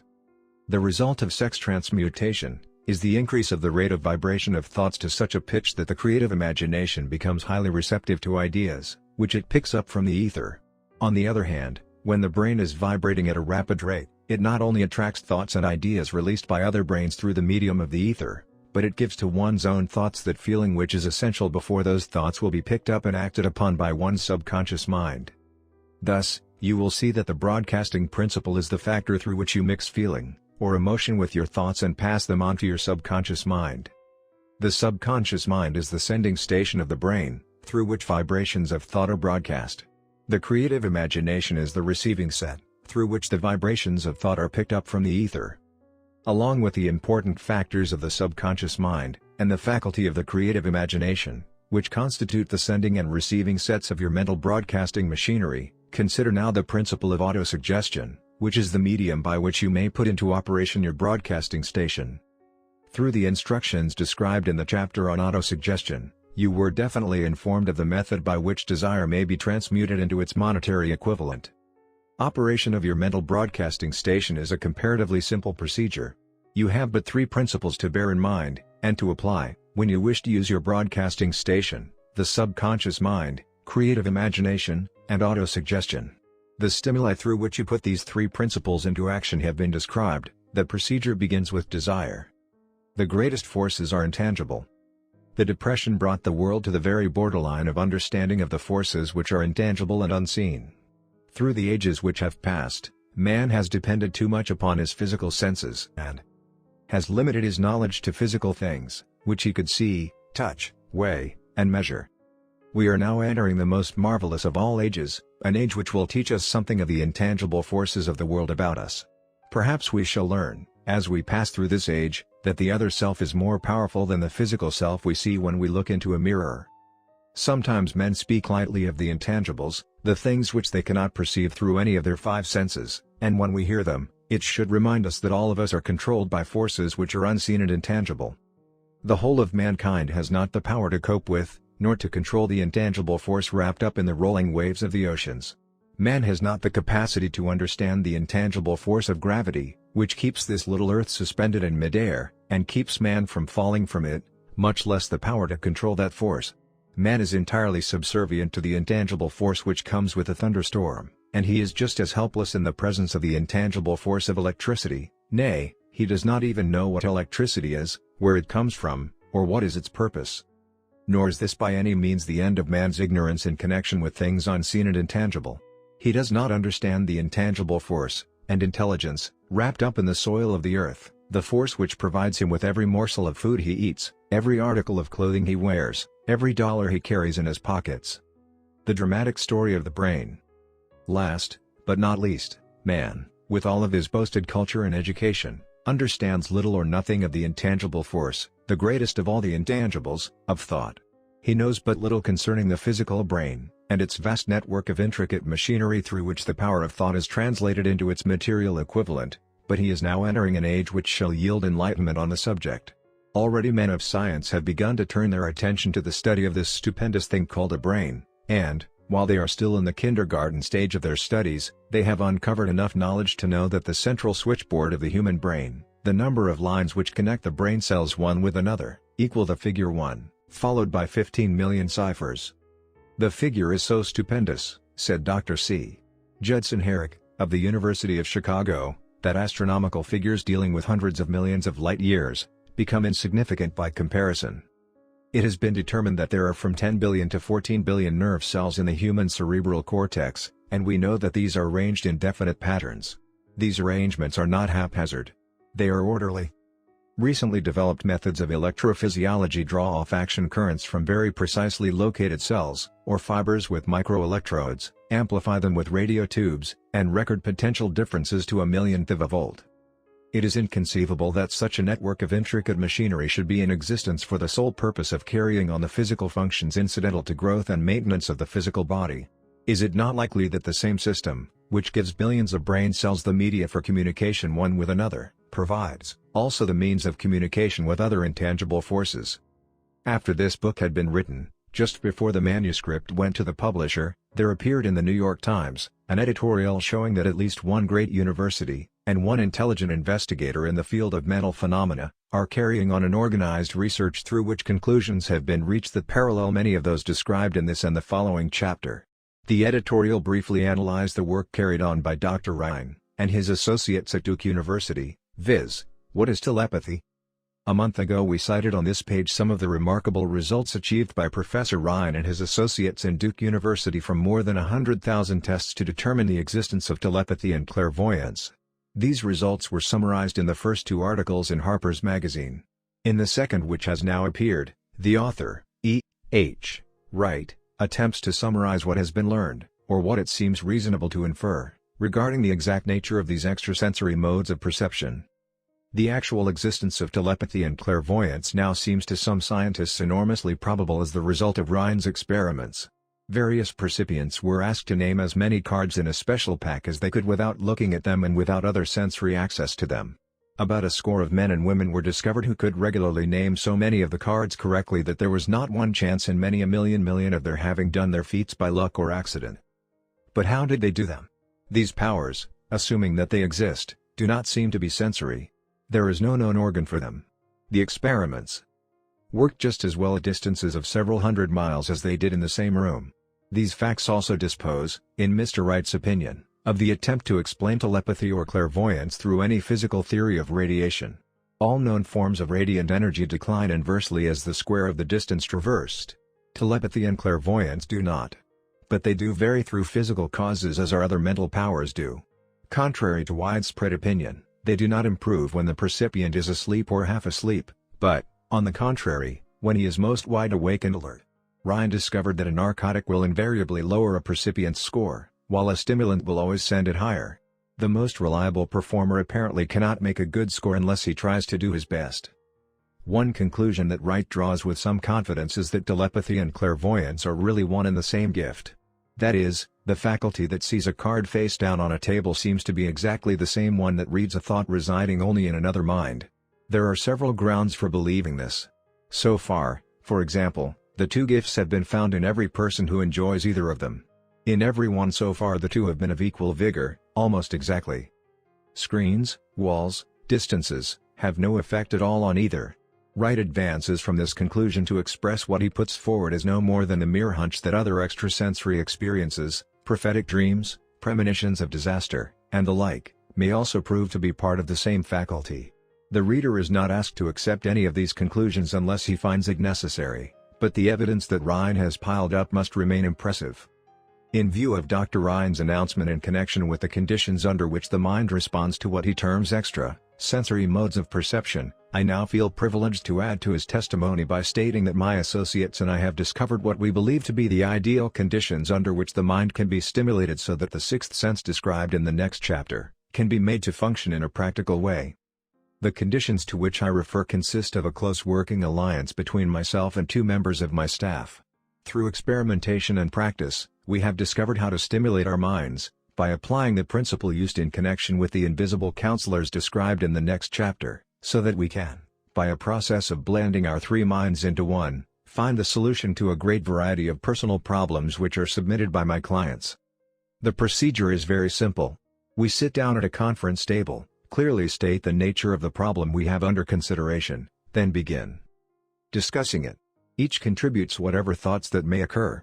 The strange thing about this method of mind stimulation is that it places each participant in communication with unknown sources of knowledge definitely outside his own experience. If you understand the principle described in the chapter on the master mind, you of course recognize the round table procedure here described as being a practical application of the master mind. This method of mind stimulation, through harmonious discussion of definite subjects, between 3 people, illustrates the simplest and most practical use of the master mind. By adopting and following a similar plan, any student of this philosophy may come into possession of the famous Carnegie formula briefly described in the introduction. If it means nothing to you at this time, mark this page and read it again after you have finished the last chapter. The depression was a blessing in disguise. It reduced the whole world to a new starting point that gives everyone a new opportunity. Chapter 14. The Sixth Sense. The Door to the Temple of Wisdom. The 13th Step Toward Riches. The 13th principle is known as the sixth sense, through which infinite intelligence may, and will communicate voluntarily, without any effort from, or demands by, the individual. This principle is the apex of the philosophy. It can be assimilated, understood, and applied only by first mastering the other 12 principles. The sixth sense is that portion of the subconscious mind which has been referred to as the creative imagination. It has also been referred to as the receiving set through which ideas, plans, and thoughts flash into the mind. The flashes are sometimes called hunches or inspirations. The sixth sense defies description. It cannot be described to a person who has not mastered the other principles of this philosophy, because such a person has no knowledge, and no experience with which the sixth sense may be compared. Understanding of the sixth sense comes only by meditation through mind development from within. The sixth sense probably is the medium of contact between the finite mind of man and infinite intelligence, and for this reason, it is a mixture of both the mental and the spiritual. It is believed to be the point at which the mind of man contacts the universal mind. After you have mastered the principles described in this book, you will be prepared to accept as truth a statement which may, otherwise, be incredible to you, namely, through the aid of the sixth sense, you will be warned of impending dangers in time to avoid them, and notified of opportunities in time to embrace them. There comes to your aid, and to do your bidding, with the development of the sixth sense, a guardian angel who will open to you at all times the door to the temple of wisdom. Whether or not this is a statement of truth, you will never know, except by following the instructions described in the pages of this book, or some similar method of procedure. The author is not a believer in, nor an advocate of miracles, for the reason that he has enough knowledge of nature to understand that nature never deviates from her established laws. Some of her laws are so incomprehensible that they produce what appear to be miracles. The sixth sense comes as near to being a miracle as anything I have ever experienced, and it appears so, only because I do not understand the method by which this principle is operated. This much the author does know, that there is a power, or a first cause, or an intelligence, which permeates every atom of matter, and embraces every unit of energy perceptible to man, that this infinite intelligence converts acorns into oak trees, causes water to flow downhill in response to the law of gravity, follows night with day, and winter with summer, each maintaining its proper place and relationship to the other. This intelligence may, through the principles of this philosophy, be induced to aid in transmuting desires into concrete, or material form. The author has this knowledge, because he has experimented with it, and has experienced it.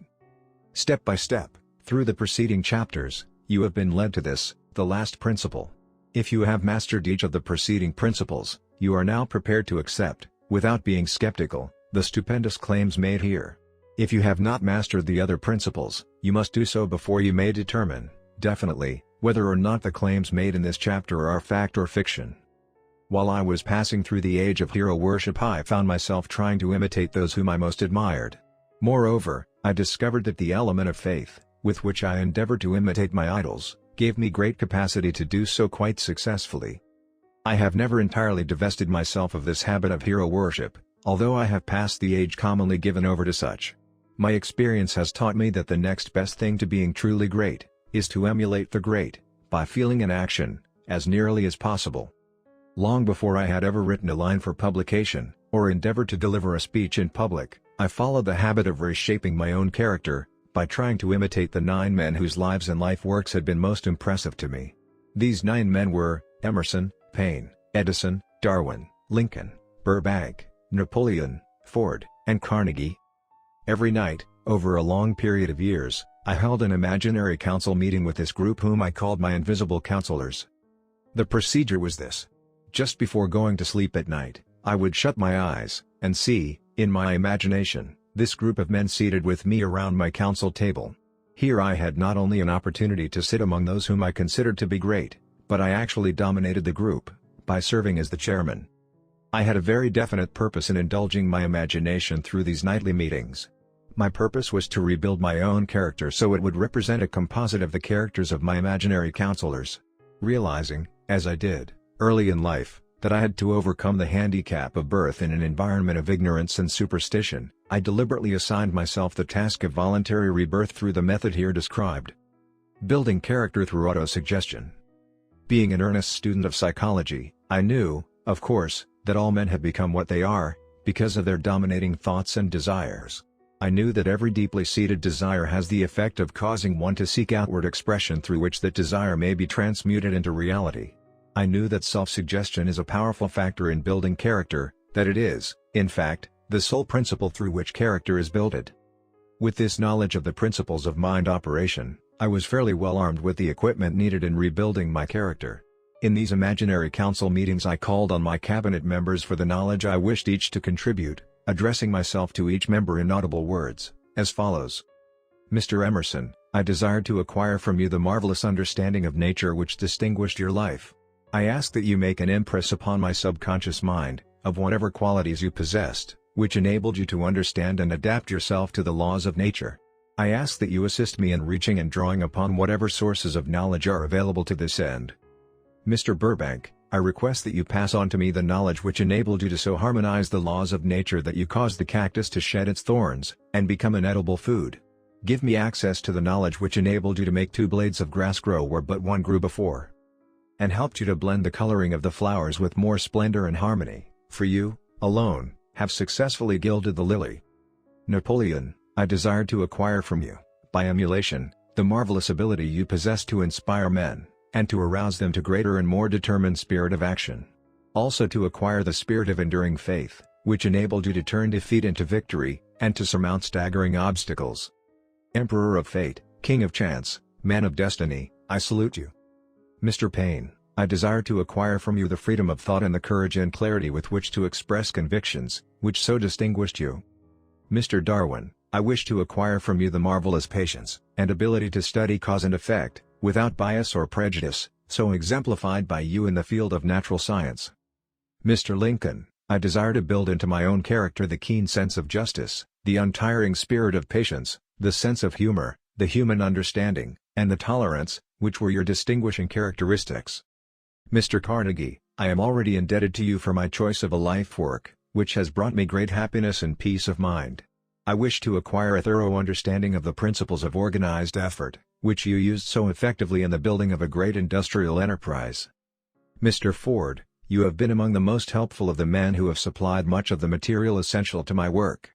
I wish to acquire your spirit of persistence, the determination, poise, and self-confidence which have enabled you to master poverty, organize, unify, and simplify human effort, so I may help others to follow in your footsteps. Mr. Edison, I have seated you nearest to me, at my right, Because of the personal cooperation you have given me, during my research into the causes of success and failure, I wish to acquire from you the marvelous spirit of faith, with which you have uncovered so many of nature's secrets, the spirit of unremitting toil with which you have so often wrested victory from defeat. My method of addressing the members of the imaginary cabinet would vary, according to the traits of character in which I was, for the moment, most interested in acquiring. I studied the records of their lives with painstaking care. After some months of this nightly procedure, I was astounded by the discovery that these imaginary figures became, apparently real. Each of these 9 men developed individual characteristics, which surprised me. For example, Lincoln developed the habit of always being late, then walking around in solemn parade. When he came, he walked very slowly, with his hands clasped behind him, and once in a while, he would stop as he passed, and rest his hand, momentarily, upon my shoulder. He always wore an expression of seriousness upon his face. Rarely did I see him smile. The cares of a sundered nation made him grave. That was not true of the others.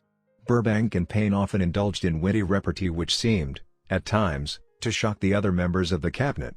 One night Payne suggested that I prepare a lecture on the age of reason, and deliver it from the pulpit of a church which I formerly attended. Many around the table laughed heartily at the suggestion. Not Napoleon. He drew his mouth down at the corners and groaned so loudly that all turned and looked at him with amazement.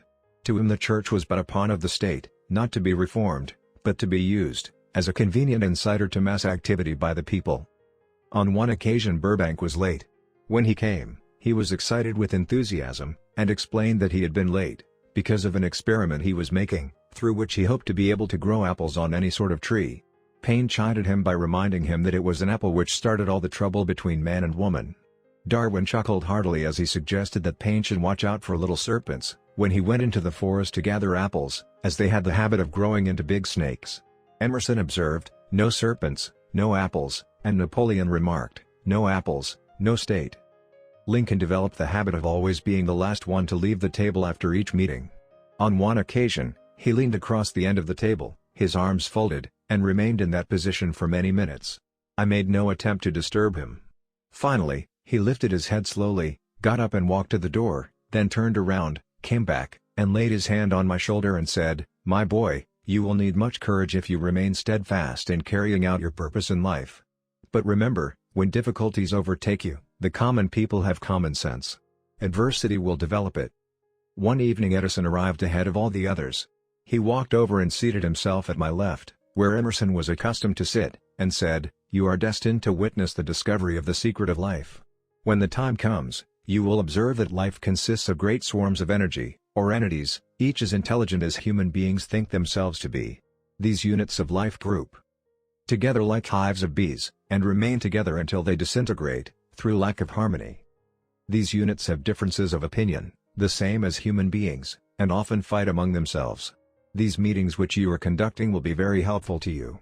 They will bring to your rescue some of the same units of life which serve the members of your cabinet, during their lives. These units are eternal. They never die. Your own thoughts and desires serve as the magnet which attracts units of life, from the great ocean of life out there. Only the friendly units are attracted, the ones which harmonize with the nature of your desires. The other members of the cabinet began to enter the room. Edison got up, and slowly walked around to his own seat. Edison was still living when this happened. It impressed me so greatly that I went to see him, and told him about the experience. He smiled broadly, and said, "Your dream was more a reality than you may imagine it to have been." He added no further explanation to his statement. These meetings became so realistic that I became fearful of their consequences, and discontinued them for several months. The experiences were so uncanny, I was afraid if I continued them I would lose sight of the fact that the meetings were purely experiences of my imagination. Some 6 months after I had discontinued the practice I was awakened one night, or thought I was, when I saw Lincoln standing at my bedside. He said, "The world will soon need your services. It is about to undergo a period of chaos which will cause men and women to lose faith, and become panic-stricken. Go ahead with your work and complete your philosophy. That is your mission in life. If you neglect it, for any cause whatsoever, you will be reduced to a primal state, and be compelled to retrace the cycles through which you have passed during thousands of years." I was unable to tell, the following morning, whether I had dreamed this, or had actually been awake, and I have never since found out which it was, but I do know that the dream, if it were a dream, was so vivid in my mind the next day that I resumed my meetings the following night. At our next meeting, the members of my cabinet all filed into the room together, and stood at their accustomed places at the council table, while Lincoln raised a glass and said, "Gentlemen, let us drink a toast to a friend who has returned to the fold." After that, I began to add new members to my cabinet, until now it consists of more than 50, among them Christ, St. Paul, Galileo, Copernicus, Aristotle, Plato, Socrates, Homer, Voltaire, Bruno, Spinoza, Drummond, Kant, Schopenhauer, Newton, Confucius, Elbert Hubbard, Brann, Ingersoll, Wilson, and William James. This is the first time that I have had the courage to mention this. Heretofore, I have remained quiet on the subject, because I knew, from my own attitude in connection with such matters, that I would be misunderstood if I described my unusual experience. I have been emboldened now to reduce my experience to the printed page, because I am now less concerned about what they say than I was in the years that have passed. One of the blessings of maturity is that it sometimes brings one greater courage to be truthful, regardless of what those who do not understand may think or say. Lest I be misunderstood, I wish here to state most emphatically, that I still regard my cabinet meetings as being purely imaginary, but I feel entitled to suggest that, while the members of my cabinet may be purely fictional, and the meetings exist only in my own imagination, they have led me into glorious paths of adventure, rekindled an appreciation of true greatness, encouraged creative endeavor, and emboldened the expression of honest thought. Somewhere in the cell structure of the brain, is located an organ which receives vibrations of thought ordinarily called hunches. So far, science has not discovered where this organ of the sixth sense is located, but this is not important. The fact remains that human beings do receive accurate knowledge, through sources other than the physical senses. Such knowledge, generally, is received when the mind is under the influence of extraordinary stimulation. Any emergency which arouses the emotions, and causes the heart to beat more rapidly than normal may, and generally does, bring the sixth sense into action. Anyone who has experienced a near accident while driving, knows that on such occasions, the sixth sense often comes to one's rescue, and aids, by split seconds, in avoiding the accident. These facts are mentioned preliminary to a statement of fact which I shall now make, namely, that during my meetings with the invisible counselors I find my mind most receptive to ideas, thoughts, and knowledge which reach me through the sixth sense. I can truthfully say that I owe entirely to my invisible counselors full credit for such ideas, facts, or knowledge as I received through inspiration. On scores of occasions, when I have faced emergencies, some of them so grave that my life was in jeopardy, I have been miraculously guided past these difficulties through the influence of my invisible counselors. My original purpose in conducting council meetings with imaginary beings, was solely that of impressing my own subconscious mind, through the principle of autosuggestion, with certain characteristics which I desired to acquire. In more recent years, my experimentation has taken on an entirely different trend. I now go to my imaginary counselors with every difficult problem which confronts me and my clients. The results are often astonishing, although I do not depend entirely on this form of counsel. You, of course, have recognized that this chapter covers a subject with which a majority of people are not familiar. The sixth sense is a subject that will be of great interest and benefit to the person whose aim is to accumulate vast wealth, but it need not claim the attention of those whose desires are more modest. Henry Ford, undoubtedly understands and makes practical use of the sixth sense. His vast business and financial operations make it necessary for him to understand and use this principle. The late Thomas A. Edison understood and used the sixth sense in connection with the development of inventions, especially those involving basic patents, in connection with which he had no human experience and no accumulated knowledge to guide him, as was the case while he was working on the talking machine, and the moving picture machine. Nearly all great leaders, such as Napoleon, Bismarck, Joan of Arc, Christ, Buddha, Confucius, and Muhammad, understood, and probably made use of the sixth sense almost continuously. The major portion of their greatness consisted of their knowledge of this principle. The sixth sense is not something that one can take off and put on at will. Ability to use this great power comes slowly, through application of the other principles outlined in this book. Seldom does any individual come into workable knowledge of the sixth sense before the age of 40. More often the knowledge is not available until one is well past 50, and this, for the reason that the spiritual forces, with which the sixth sense is so closely related, do not mature and become usable except through years of meditation, self-examination, and serious thought. No matter who you are, or what may have been your purpose in reading this book, you can profit by it without understanding the principle described in this chapter. This is especially true if your major purpose is that of accumulation of money or other material things. The chapter on the sixth sense was included, because the book is designed for the purpose of presenting a complete philosophy by which individuals may unerringly guide themselves in attaining whatever they ask of life. The starting point of all achievement is desire. The finishing point is that brand of knowledge which leads to understanding, understanding of self, understanding of others, understanding of the laws of nature, recognition and understanding of happiness. This sort of understanding comes in its fullness only through familiarity with, and use of the principle of the sixth sense, hence that principle had to be included as a part of this philosophy, for the benefit of those who demand more than money. Having read the chapter, you must have observed that while reading it, you were lifted to a high level of mental stimulation. Splendid! Come back to this again a month from now, read it once more, and observe that your mind will soar to a still higher level of stimulation.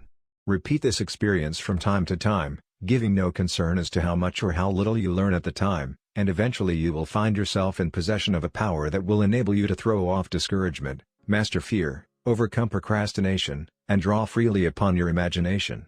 Then you will have felt the touch of that unknown something which has been the moving spirit of every truly great thinker, leader, artist, musician, writer, statesman. Then you will be in position to transmute your desires into their physical or financial counterpart as easily as you may lie down and quit at the first sign of opposition. Faith versus fear. Previous chapters have described how to develop faith, through autosuggestion, desire and the subconscious. The next chapter presents detailed instructions for the mastery of fear.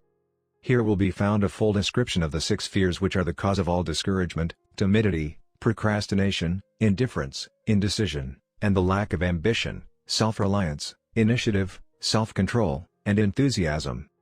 Search yourself carefully as you study these 6 enemies, as they may exist only in your subconscious mind, where their presence will be hard to detect. Remember, too, as you analyze the 6 ghosts of fear, that they are nothing but ghosts because they exist only in one's mind. Remember, also, that ghosts, creations of uncontrolled imagination, have caused most of the damage people have done to their own minds. Therefore, ghosts can be as dangerous as if they lived and walked on the earth in physical bodies. The ghost of the fear of poverty, which seized the minds of millions of people in 1929, was so real that it caused the worst business depression this country has ever known. Moreover, this particular ghost still frightens some of us out of our wits. Chapter 15. How to outwit the 6 ghosts of fear. Take inventory of yourself, as you read this closing chapter, and find out how many of the ghosts are standing in your way. Before you can put any portion of this philosophy into successful use, your mind must be prepared to receive it. The preparation is not difficult. It begins with study, analysis, and understanding of 3 enemies which you shall have to clear out. These are indecision, doubt, and fear. The 6th sense will never function while these 3 negatives, or any of them, remain in your mind. The members of this unholy trio are closely related. Where one is found, the other 2 are close at hand. Indecision is the seedling of fear. Remember this, as you read. Indecision crystallizes into doubt, the 2 blend and become fear. The blending process often is slow. This is one reason why these 3 enemies are so dangerous. They germinate and grow without their presence being observed. The remainder of this chapter describes an end which must be attained before the philosophy, as a whole, can be put into practical use. It also analyzes a condition which has, but lately, reduced huge numbers of people to poverty, and it states a truth which must be understood by all who accumulate riches, whether measured in terms of money or a state of mind of far greater value than money. The purpose of this chapter is to turn the spotlight of attention upon the cause and the cure of the 6 basic fears. Before we can master an enemy, we must know its name, its habits, and its place of abode. As you read, analyze yourself carefully, and determine which, if any, of the 6 common fears have attached themselves to you.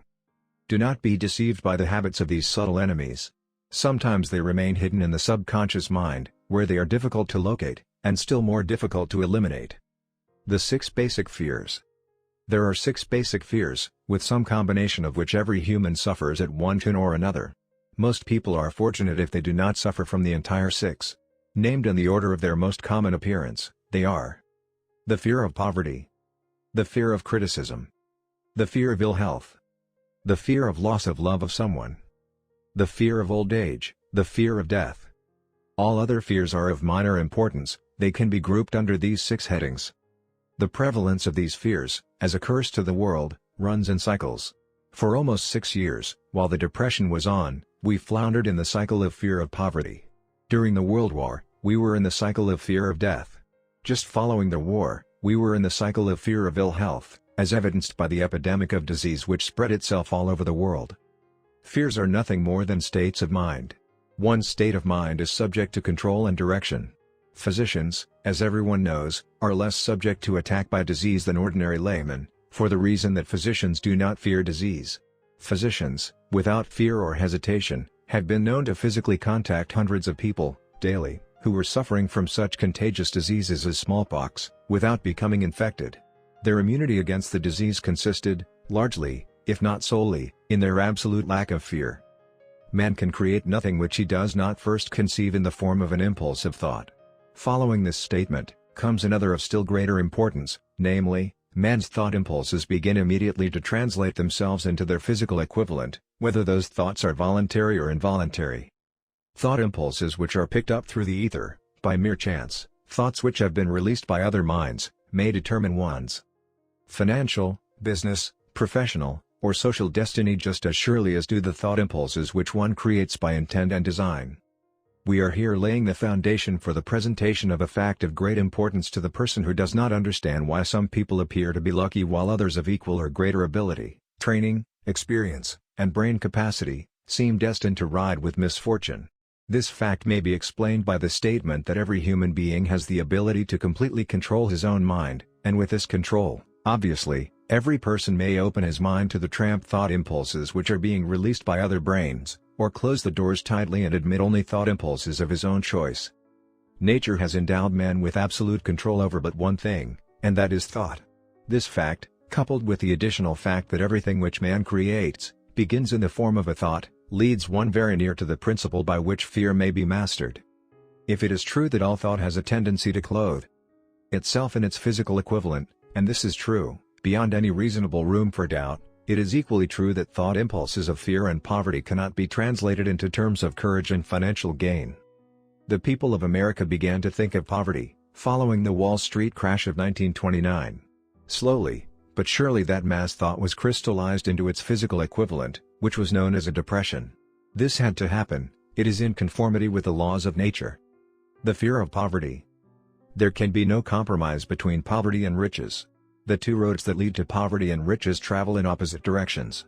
If you want riches, you must refuse to accept any circumstance that leads toward poverty. The word riches is here used in its broadest sense, meaning financial, spiritual, mental and material estates. The starting point of the path that leads to riches is desire. In Chapter 1, you received full instructions for the proper use of desire. In this chapter, on fear, you have complete instructions for preparing your mind to make practical use of desire. Here, then, is the place to give yourself a challenge which will definitely determine how much of this philosophy you have absorbed. Here is the point at which you can turn prophet and foretell, accurately, what the future holds in store for you. If, after reading this chapter, you are willing to accept poverty, you may as well make up your mind to receive poverty. This is one decision you cannot avoid. If you demand riches, determine what form, and how much will be required to satisfy you. You know the road that leads to riches. You have been given a road map which, if followed, will keep you on that road. If you neglect to make the start, or stop before you arrive, no one will be to blame, but you. This responsibility is yours. No alibi will save you from accepting the responsibility if you now fail or refuse to demand riches of life, because the acceptance calls for but one thing, incidentally, the only thing you can control, and that is a state of mind. A state of mind is something that one assumes. It cannot be purchased, it must be created. Fear of poverty is a state of mind, nothing else. But it is sufficient to destroy one's chances of achievement in any undertaking, a truth which became painfully evident during the Depression. This fear paralyzes the faculty of reason, destroys the faculty of imagination, kills off self-reliance, undermines enthusiasm, discourages initiative, leads to uncertainty of purpose, encourages procrastination, wipes out enthusiasm and makes self-control an impossibility. It takes the charm from one's personality, destroys the possibility of accurate thinking, diverts concentration of effort, it masters persistence, turns the willpower into nothingness, destroys ambition, beclouds the memory and invites failure in every conceivable form, it kills love and assassinates the finer emotions of the heart, discourages friendship and invites disaster in 100 forms, leads to sleeplessness, misery and unhappiness, and all this despite the obvious truth that we live in a world of overabundance of everything the heart could desire, with nothing standing between us and our desires, excepting lack of a definite purpose. The fear of poverty is, without doubt, the most destructive of the 6 basic fears. It has been placed at the head of the list, because it is the most difficult to master. Considerable courage is required to state the truth about the origin of this fear, and still greater courage to accept the truth after it has been stated. The fear of poverty grew out of man's inherited tendency to prey upon his fellow man economically. Nearly all animals lower than man are motivated by instinct, but their capacity to think is limited, therefore, they prey upon one another physically. Man, with his superior sense of intuition, with the capacity to think and to reason, does not eat his fellow man bodily, he gets more satisfaction out of eating him financially. Man is so avaricious that every conceivable law has been passed to safeguard him from his fellow man. Of all the ages of the world, of which we know anything, the age in which we live seems to be one that is outstanding because of man's money madness. A man is considered less than the dust of the earth, unless he can display a fat bank account, but if he has money, never mind how he acquired it, he is a king or a big shot, he is above the law, he rules in politics, he dominates in business, and the whole world about him bows in respect when he passes. Nothing brings man so much suffering and humility as poverty. Only those who have experienced poverty understand the full meaning of this. It is no wonder that man fears poverty. Through a long line of inherited experiences man has learned, for sure, that some men cannot be trusted, where matters of money and earthly possessions are concerned. This is a rather stinging indictment, the worst part of it being that it is true. The majority of marriages are motivated by the wealth possessed by one, or both of the contracting parties. It is no wonder, therefore, that the divorce courts are busy. So eager is man to possess wealth that he will acquire it in whatever manner he can, through legal methods if possible, through other methods if necessary or expedient. Self-analysis may disclose weaknesses which one does not like to acknowledge. This form of examination is essential to all who demand of life more than mediocrity and poverty. Remember, as you check yourself point by point, that you are both the court and the jury, the prosecuting attorney and the attorney for the defense, and that you are the plaintiff and the defendant, also, that you are on trial. Face the facts squarely. Ask yourself definite questions and demand direct replies. When the examination is over, you will know more about yourself.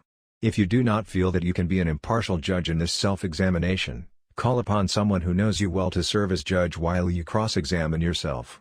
You are after the truth. Get it, no matter at what cost, even though it may temporarily embarrass you.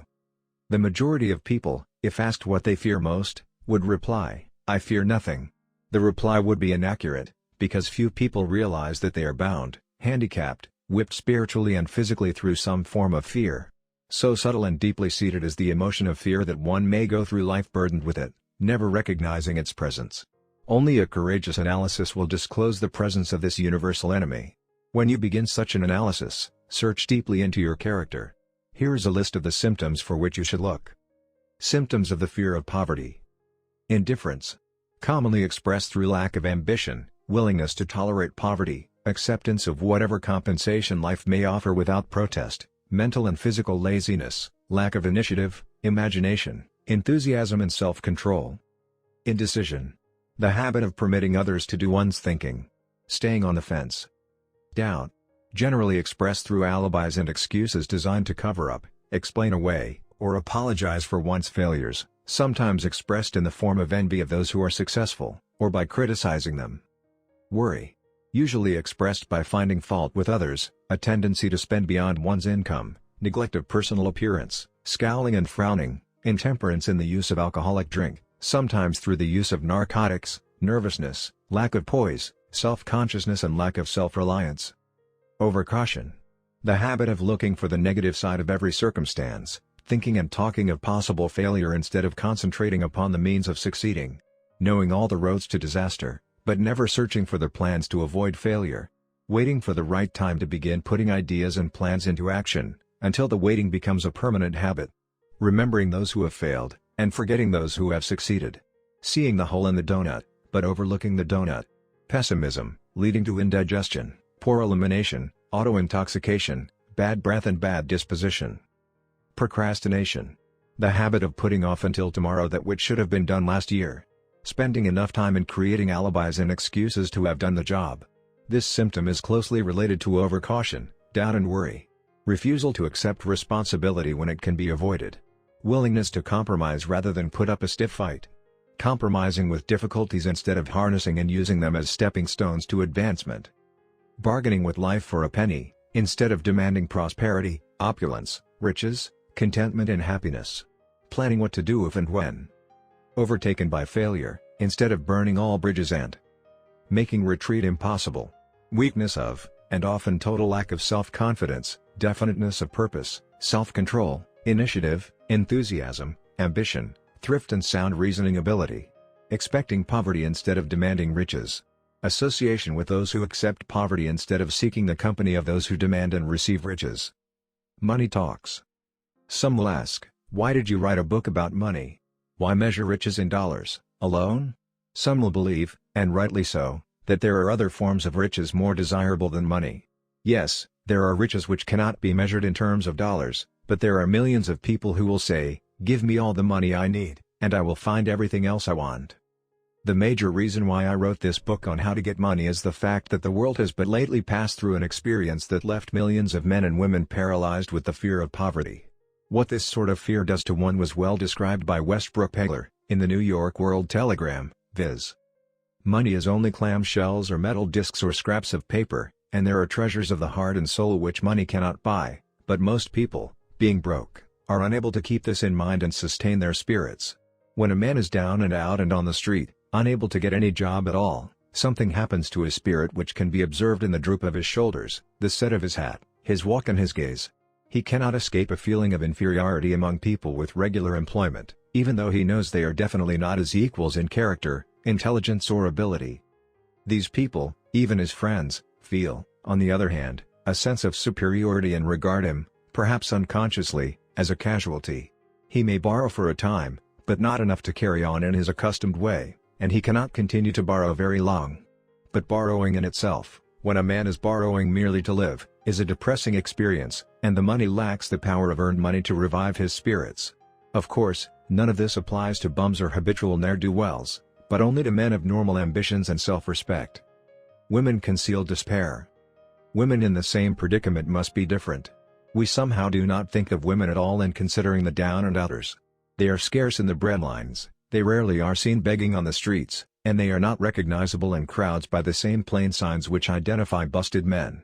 Of course, I do not mean the shuffling hags of the city streets who are the opposite number of the confirmed male bums.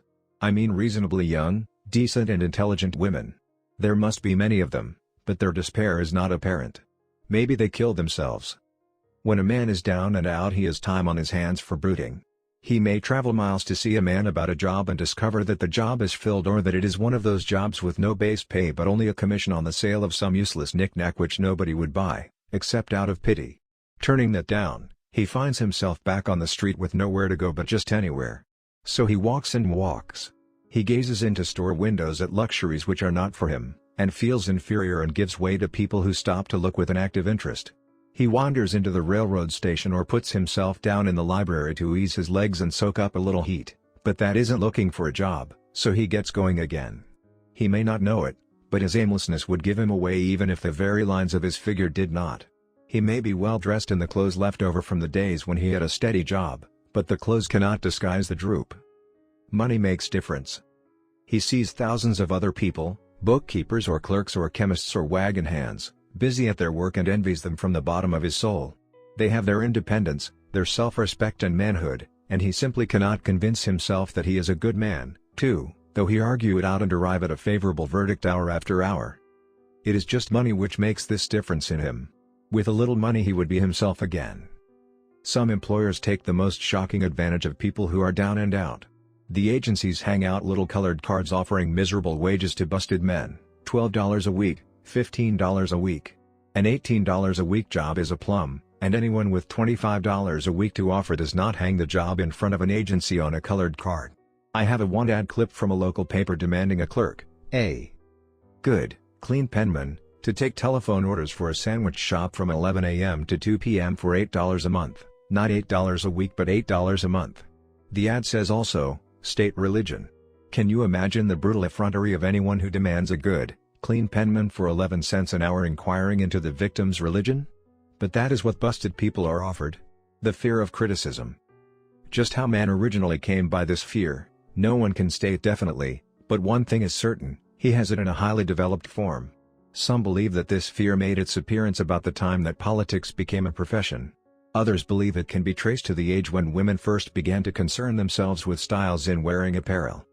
This author, being neither a humorist nor a prophet, is inclined to attribute the basic fear of criticism to that part of man's inherited nature which prompts him not only to take away his fellowman's goods and wares, but to justify his action by criticism of his fellowman's character. It is a well-known fact that a thief will criticize the man from whom he steals, that politicians seek office, not by displaying their own virtues and qualifications, but by attempting to besmirch their opponents. The fear of criticism takes on many forms, the majority of which are petty and trivial. Bald-headed men, for example, are bald for no other reason than their fear of criticism. Heads become bald because of the tight-fitting bands of hats which cut off the circulation from the roots of the hair. Men wear hats, not because they actually need them, but mainly because everyone is doing it. The individual falls into line and does likewise, lest some other individual criticize him. Women seldom have bald heads, or even thin hair, because they wear hats which fit their heads loosely, the only purpose of the hats being adornment. But, it must not be supposed that women are free from the fear of criticism. If any woman claims to be superior to man with reference to this fear, ask her to walk down a street wearing a hat of the vintage of 1890. The astute manufacturers of clothing have not been slow to capitalize this basic fear of criticism, with which all mankind has been cursed. Every season the styles in many articles of wearing apparel change.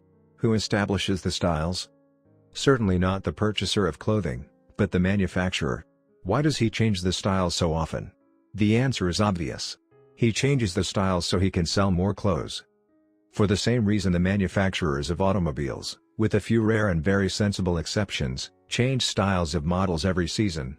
No man wants to drive an automobile which is not of the latest style, although the older model may actually be the better car. We have been describing the manner in which people behave under the influence of fear of criticism as applied to the small and petty things of life.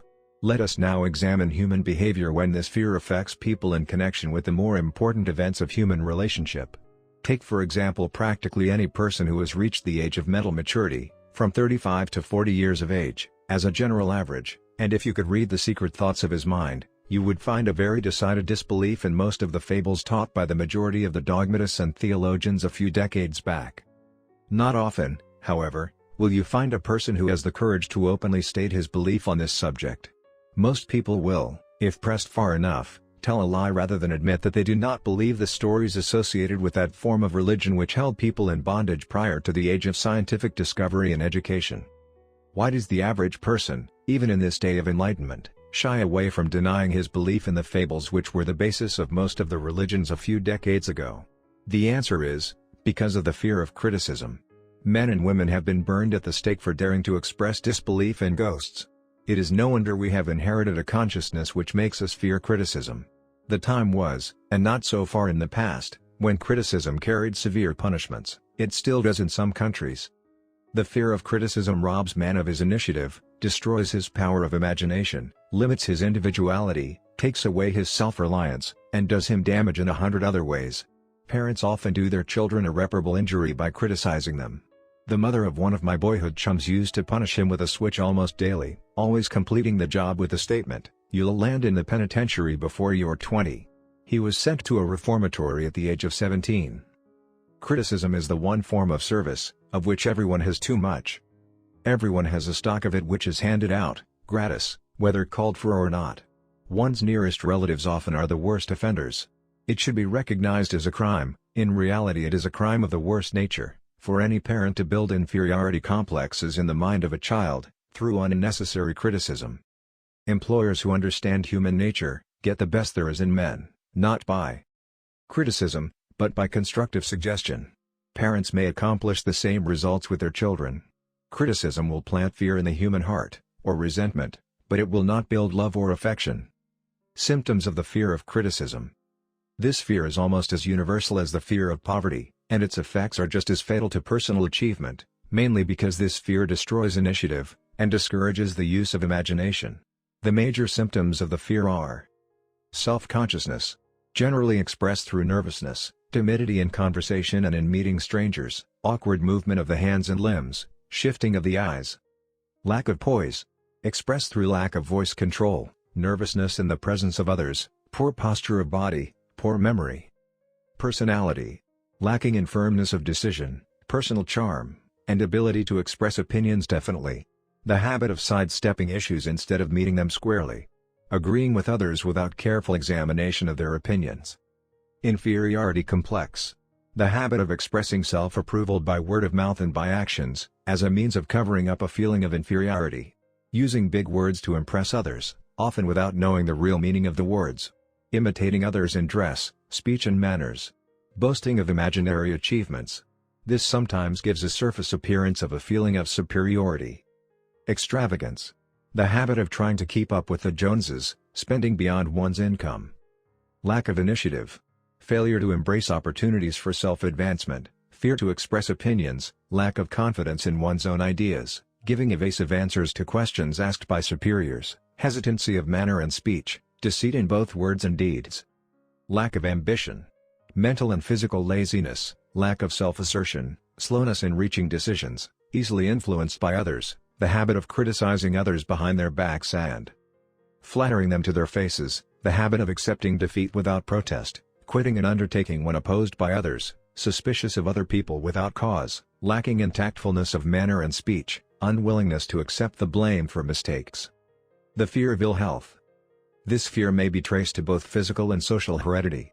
It is closely associated, as to its origin, with the causes of fear of old age and the fear of death, because it leads one closely to the border of terrible worlds of which man knows not, but concerning which he has been taught some discomforting stories.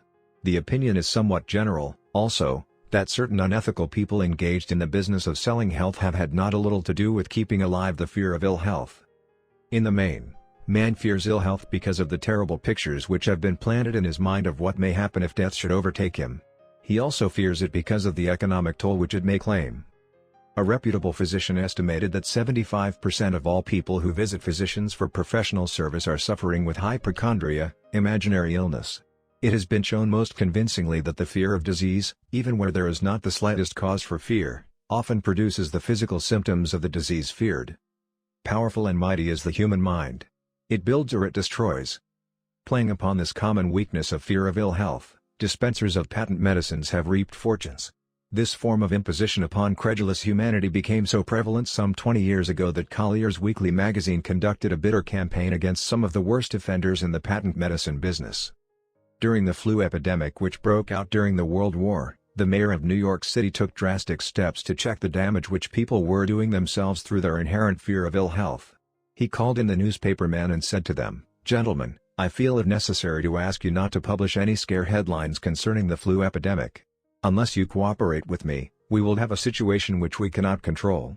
The newspapers quit publishing stories about the flu, and within 1 month the epidemic had been successfully checked.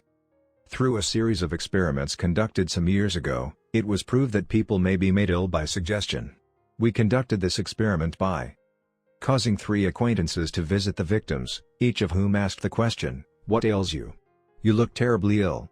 The first questioner usually provoked a grin, and a nonchalant "Oh, nothing, I'm all right," from the victim. The second questioner usually was answered with the statement, "I don't know exactly, but I do feel badly." The third questioner was usually met with the frank admission that the victim was actually feeling ill. Try this on an acquaintance if you doubt that it will make him uncomfortable, but do not carry the experiment too far. There is a certain religious sect whose members take vengeance upon their enemies by the hexing method. They call it placing a spell on the victim. There is overwhelming evidence that disease sometimes begins in the form of negative thought impulse. Such an impulse may be passed from one mind to another, by suggestion, or created by an individual in his own mind. A man who was blessed with more wisdom than this incident might indicate, once said, "When anyone asks me how I feel, I always want to answer by knocking him down." Doctors send patients into new climates for their health, because a change of mental attitude is necessary. The seed of fear of ill health lives in every human mind. Worry, fear, discouragement, disappointment in love and business affairs, cause this seed to germinate and grow. The recent business depression kept the doctors on the run, because every form of negative thinking may cause ill health. Disappointments in business and in love stand at the head of the list of causes of fear of ill health. A young man suffered a disappointment in love which sent him to a hospital. For months he hovered between life and death. A specialist in suggestive therapeutics was called in. The specialist changed nurses, placing him in charge of a very charming young woman who began, by pre-arrangement with the doctor, to make love to him the first day of her arrival on the job. Within 3 weeks the patient was discharged from the hospital, still suffering, but with an entirely different malady. He was in love again. The remedy was a hoax, but the patient and the nurse were later married. Both are in good health at the time of this writing. Symptoms of the fear of ill health. The symptoms of this almost universal fear are: autosuggestion. The habit of negative use of self-suggestion by looking for, and expecting to find the symptoms of all kinds of disease. Enjoying imaginary illness and speaking of it as being real. The habit of trying all fads and isms recommended by others as having therapeutic value. Talking to others of operations, accidents and other forms of illness. Experimenting with diets, physical exercises, reducing systems, without professional guidance. Trying home remedies, patent medicines and quack remedies. Hypochondria. The habit of talking of illness, concentrating the mind upon disease, and expecting its appearance until a nervous break occurs. Nothing that comes in bottles can cure this condition. It is brought on by negative thinking and nothing but positive thought can effect a cure. Hypochondria, a medical term for imaginary disease, is said to do as much damage on occasion, as the disease one fears might do. Most so-called cases of nerves come from imaginary illness. Exercise. Fear of ill health often interferes with proper physical exercise, and results in overweight, by causing one to avoid outdoor life. Susceptibility. Fear of ill health breaks down nature's body resistance, and creates a favorable condition for any form of disease one may contact. The fear of ill health often is related to the fear of poverty, especially in the case of the hypochondriac, who constantly worries about the possibility of having to pay doctor's bills, hospital bills, etc. This type of person spends much time preparing for sickness, talking about death, saving money for cemetery lots, and burial expenses, etc. Self-coddling. The habit of making a bid for sympathy, using imaginary illness as the lure. People often resort to this trick to avoid work. The habit of feigning illness to cover plain laziness, or to serve as an alibi for lack of ambition. Intemperance.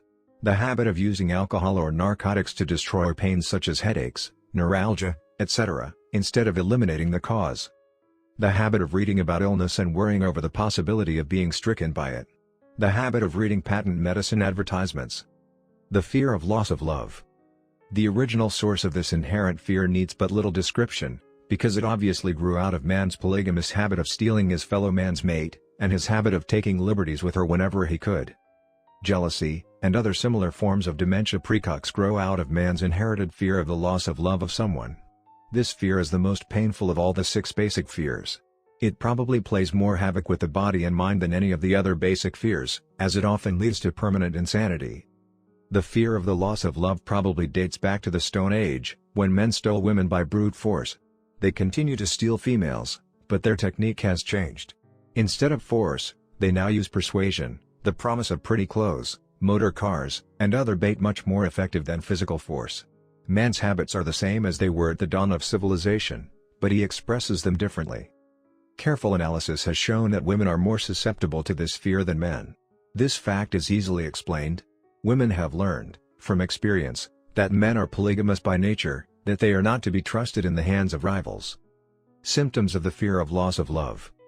The distinguishing symptoms of this fear are: jealousy. The habit of being suspicious of friends and loved ones without any reasonable evidence of sufficient grounds. Jealousy is a form of dementia precox which sometimes becomes violent without the slightest cause. The habit of accusing wife or husband of infidelity without grounds. General suspicion of everyone, absolute faith in no one. Fault finding. The habit of finding fault with friends, relatives, business associates and loved ones upon the slightest provocation, or without any cause whatsoever. Gambling. The habit of gambling, stealing, cheating, and otherwise taking hazardous chances to provide money for loved ones, with the belief that love can be bought. The habit of spending beyond one's means, or incurring debts, to provide gifts for loved ones, with the object of making a favorable showing. Insomnia, nervousness, lack of persistence, weakness of will, lack of self-control, lack of self-reliance, bad temper. The fear of old age. In the main, this fear grows out of 2 sources. First, The thought that old age may bring with it poverty. Secondly, and by far the most common source of origin, from false and cruel teachings of the past which have been too well mixed with fire and brimstone, and other bogies cunningly designed to enslave man through fear. In the basic fear of old age, man has two very sound reasons for his apprehension, one growing out of his distrust of his fellow men, who may seize whatever worldly goods he may possess, and the other arising from the terrible pictures of the world beyond, which were planted in his mind, through social heredity before he came into full possession of his mind. The possibility of ill health, which is more common as people grow older, is also a contributing cause of this common fear of old age. Eroticism also enters into the cause of the fear of old age, as no man cherishes the thought of diminishing sex attraction. The most common cause of fear of old age is associated with the possibility of poverty. Poorhouse is not a pretty word. It throws a chill into the mind of every person who faces the possibility of having to spend his declining years on a poor farm. Another contributing cause of the fear of old age is the possibility of loss of freedom and independence, as old age may bring with it the loss of both physical and economic freedom. Symptoms of the fear of old age. The commonest symptoms of this fear are the tendency to slow down and develop an inferiority complex at the age of mental maturity, around the age of 40. Falsely believing oneself to be slipping because of age. The truth is that man's most useful years, mentally and spiritually, are those between 40 and 60. The habit of speaking apologetically of oneself as being old merely because one has reached the age of 40, or 50, instead of reversing the rule and expressing gratitude for having reached the age of wisdom and understanding. The habit of killing off initiative, imagination, and self-reliance by falsely believing oneself too old to exercise these qualities. The habit of the man or woman of 40 dressing with the aim of trying to appear much younger, and affecting mannerisms of youth, thereby inspiring ridicule by both friends and strangers. The fear of death. To some this is the cruelest of all the basic fears. The reason is obvious. The terrible pangs of fear associated with the thought of death, in the majority of cases, may be charged directly to religious fanaticism. So-called heathen are less afraid of death than the more civilized. For hundreds of millions of years man has been asking the still unanswered questions, whence and whither? Where did I come from, and where am I going? During the darker ages of the past, the more cunning and crafty were not slow to offer the answer to these questions, for a price. Witness, now, the major source of origin of the fear of death. Come into my tent, embrace my faith, accept my dogmas, and I will give you a ticket that will admit you straight away into heaven when you die, cries a leader of sectarianism. Remain out of my tent, says the same leader, and may the devil take you and burn you throughout eternity. Eternity is a long time. Fire is a terrible thing. The thought of eternal punishment, with fire, not only causes man to fear death, it often causes him to lose his reason. It destroys interest in life and makes happiness impossible. During my research, I reviewed a book entitled A Catalogue of the Gods, in which were listed the 30,000 gods which man has worshipped. Think of it. 30,000 of them, represented by everything from a crawfish to a man. It is little wonder that men have become frightened at the approach of death. While the religious leader may not be able to provide safe conduct into heaven, nor, by lack of such provision, allow the unfortunate to descend into hell, the possibility of the latter seems so terrible that the very thought of it lays hold of the imagination in such a realistic way that it paralyzes reason, and sets up the fear of death. In truth, no man knows, and no man has ever known, what heaven or hell is like, nor does any man know if either place actually exists. This very lack of positive knowledge opens the door of the human mind to the charlatan, so he may enter and control that mind with his stock of legerdemain and various brands of pious fraud and trickery. The fear of death is not as common now as it was during the age when there were no great colleges and universities. Men of science have turned the spotlight of truth upon the world, and this truth is rapidly freeing men and women from this terrible fear of death. The young men and young women who attend the colleges and universities are not easily impressed by fire and brimstone. Through the aid of biology, astronomy, geology, and other related sciences, the fears of the Dark Ages which gripped the minds of men and destroyed their reason have been dispelled. Insane asylums are filled with men and women who have gone mad, because of the fear of death. This fear is useless. Death will come, no matter what anyone may think about it.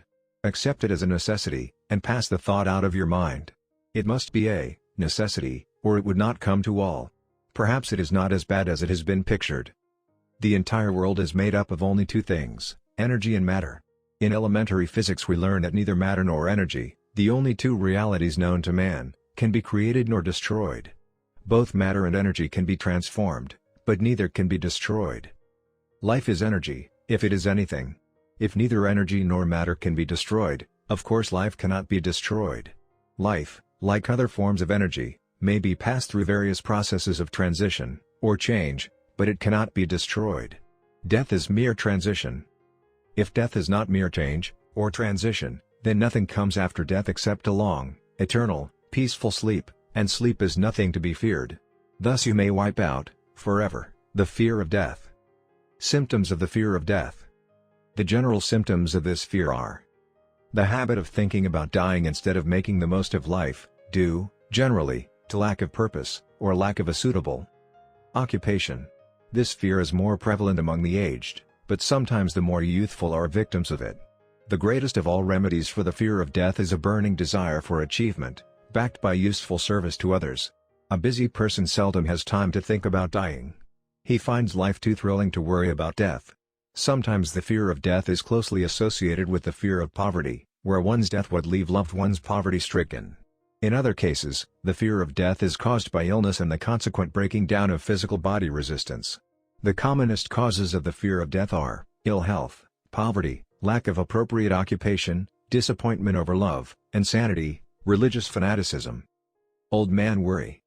Worry is a state of mind based upon fear. It works slowly, but persistently. It is insidious and subtle.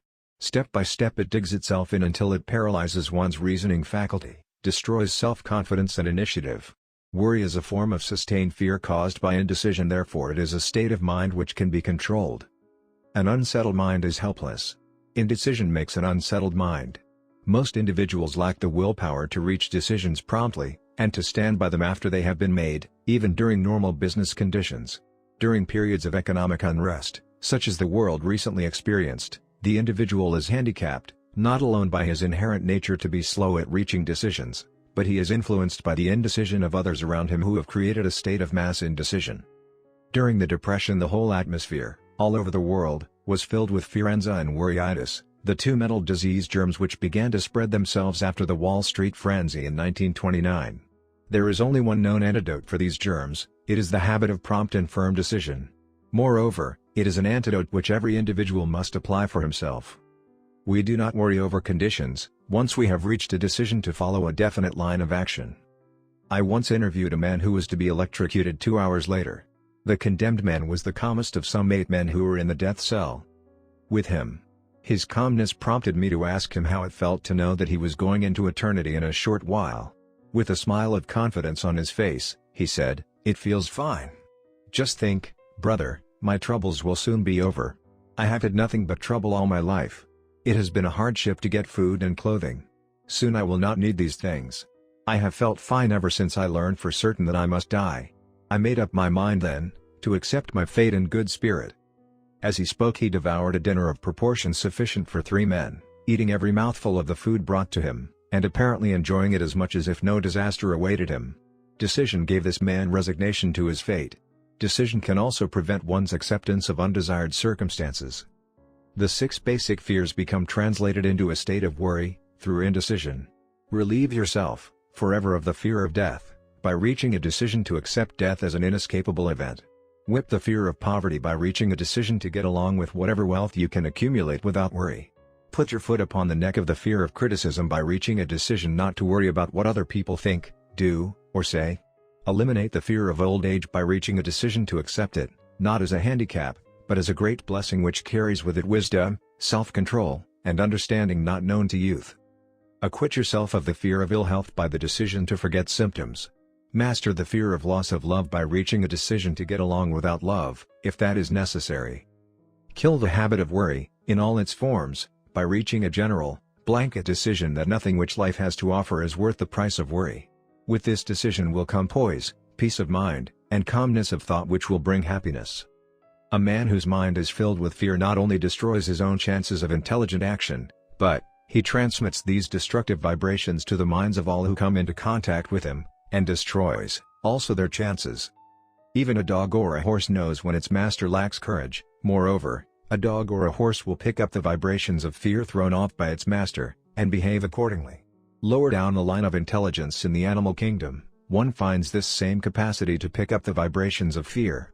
A honeybee immediately senses fear in the mind of a person. For reasons unknown, a bee will sting the person whose mind is releasing vibrations of fear, much more readily than it will molest the person whose mind registers no fear.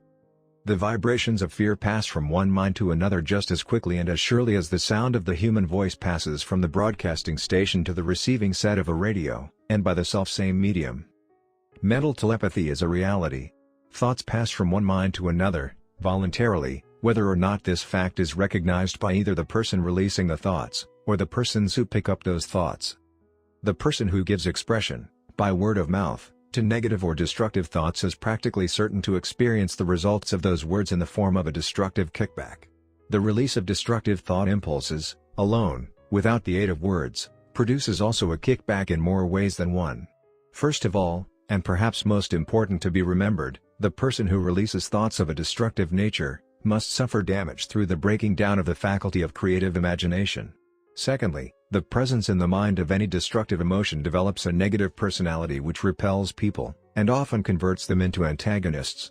The third source of damage to the person who entertains or releases negative thoughts, lies in this significant fact: these thought impulses are not only damaging to others, but they embed themselves in the subconscious mind of the person releasing them, and there become a part of his character. One is never through with a thought, merely by releasing it. When a thought is released, it spreads in every direction, through the medium of the ether, but it also plants itself permanently in the subconscious mind of the person releasing it. Your business in life is, presumably, to achieve success. To be successful, you must find peace of mind, acquire the material needs of life, and above all, attain happiness. All of these evidences of success begin in the form of thought impulses. You may control your own mind, you have the power to feed it whatever thought impulses you choose. With this privilege goes also the responsibility of using it constructively. You are the master of your own earthly destiny just as surely as you have the power to control your own thoughts. You may influence, direct, and eventually control your own environment, making your life what you want it to be, or, you may neglect to exercise the privilege which is yours, to make your life to order, thus casting yourself upon the broad sea of circumstance where you will be tossed hither and yon, like a chip on the waves of the ocean. The Devil's Workshop. The seventh basic evil. In addition to the 6 basic fears, there is another evil by which people suffer. It constitutes a rich soil in which the seeds of failure grow abundantly. It is so subtle that its presence often is not detected. This affliction cannot properly be classed as a fear. It is more deeply seated and more often fatal than all of the 6 fears. For want of a better name, let us call this evil susceptibility to negative influences. Men who accumulate great riches always protect themselves against this evil. The poverty-stricken never do. Those who succeed in any calling must prepare their minds to resist the evil. If you are reading this philosophy for the purpose of accumulating riches, you should examine yourself very carefully, to determine whether you are susceptible to negative influences. If you neglect this self-analysis, you will forfeit your right to attain the object of your desires. Make the analysis searching. After you read the questions prepared for this self-analysis, hold yourself to a strict accounting in your answers. Go at the task as carefully as you would search for any other enemy you knew to be awaiting you in ambush, and deal with your own faults as you would with a more tangible enemy. You can easily protect yourself against highway robbers, because the law provides organized cooperation for your benefit, but the 7th basic evil is more difficult to master, because it strikes when you are not aware of its presence, when you are asleep, and while you are awake. Moreover, its weapon is intangible, because it consists of merely a state of mind. This evil is also dangerous because it strikes in as many different forms as there are human experiences. Sometimes it enters the mind through the well-meant words of one's own relatives. At other times, it bores from within, through one's own mental attitude. Always it is as deadly as poison, even though it may not kill as quickly. How to protect yourself against negative influences? To protect yourself against negative influences, whether of your own making, or the result of the activities of negative people around you, recognize that you have a willpower, and put it into constant use, until it builds a wall of immunity against negative influences in your own mind.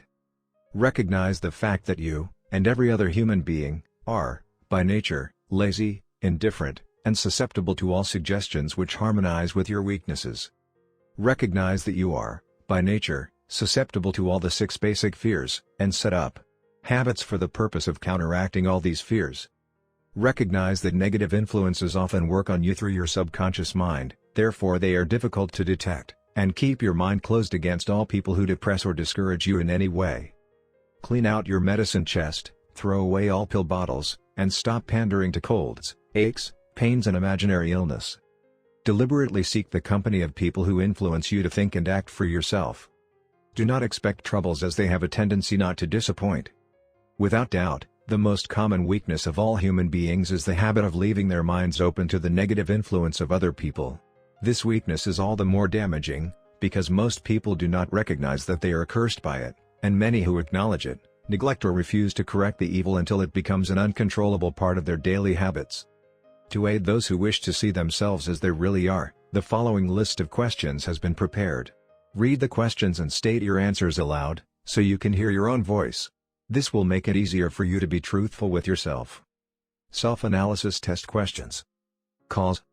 Do you complain often of feeling bad, and if so, what is the? Do you find fault with other people at the slightest? Provocation. Do you frequently make mistakes in your work, and if so, why? Are you sarcastic and offensive in your conversation? Do you deliberately avoid the association of anyone, and if so, why? Cause. Why? Do you suffer frequently with indigestion? If so, what is the does life seem futile and the future hopeless to you? If so, do you like your occupation? If not, why? Do you often feel self-pity, and if so, why? Are you envious of those who excel you? To which do you devote most time, thinking of success, or a failure? Are you gaining or losing self-confidence as you grow older? Do you learn something of value from all mistakes? Are you permitting some relative or acquaintance to worry you? If so, why? Are you sometimes in the clouds and at other times in the depths of despondency? Who has the most inspiring influence upon you? What is the cause? Do you tolerate negative or discouraging influences which you can avoid? Are you careless of your personal appearance? If so, when and why? Have you learned how to drown your troubles by being too busy to be annoyed by them? Would you call yourself a spineless weakling if you permitted others to do your thinking for you? Do you neglect internal bathing until auto-intoxication makes you ill-tempered and irritable? How many preventable disturbances annoy you, and why do you tolerate them? Do you resort to liquor, narcotics, or cigarettes to quiet your nerves? If so, why do you not try willpower instead? Does anyone nag you, and if so, for what reason? Do you have a definite major purpose, and if so, what is it? And what plan have you for achieving it? Do you suffer from any of the 6 basic fears? If so, which ones? Have you a method by which you can shield yourself against the negative influence of others? Do you make deliberate use of autosuggestion to make your mind positive? Which do you value most, your material possessions, or your privilege of controlling your own thoughts? Are you easily influenced by others, against your own judgment? Has today added anything of value to your stock of knowledge or state of mind? Do you face squarely the circumstances which make you unhappy, or sidestep the responsibility? Do you analyze all mistakes and failures and try to profit by them, or do you take the attitude that this is not your duty? Can you name 3 of your most damaging weaknesses? What are you doing to correct them? Do you encourage other people to bring their worries to you for sympathy? Do you choose, from your daily experiences, lessons or influences which aid in your personal advancement?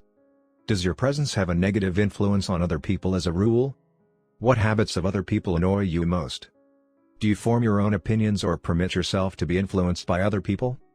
Have you learned how to create a mental state of mind with which you can shield yourself against all discouraging influences? Does your occupation inspire you with faith and hope? Are you conscious of possessing spiritual forces of sufficient power to enable you to keep your mind free from all forms of fear?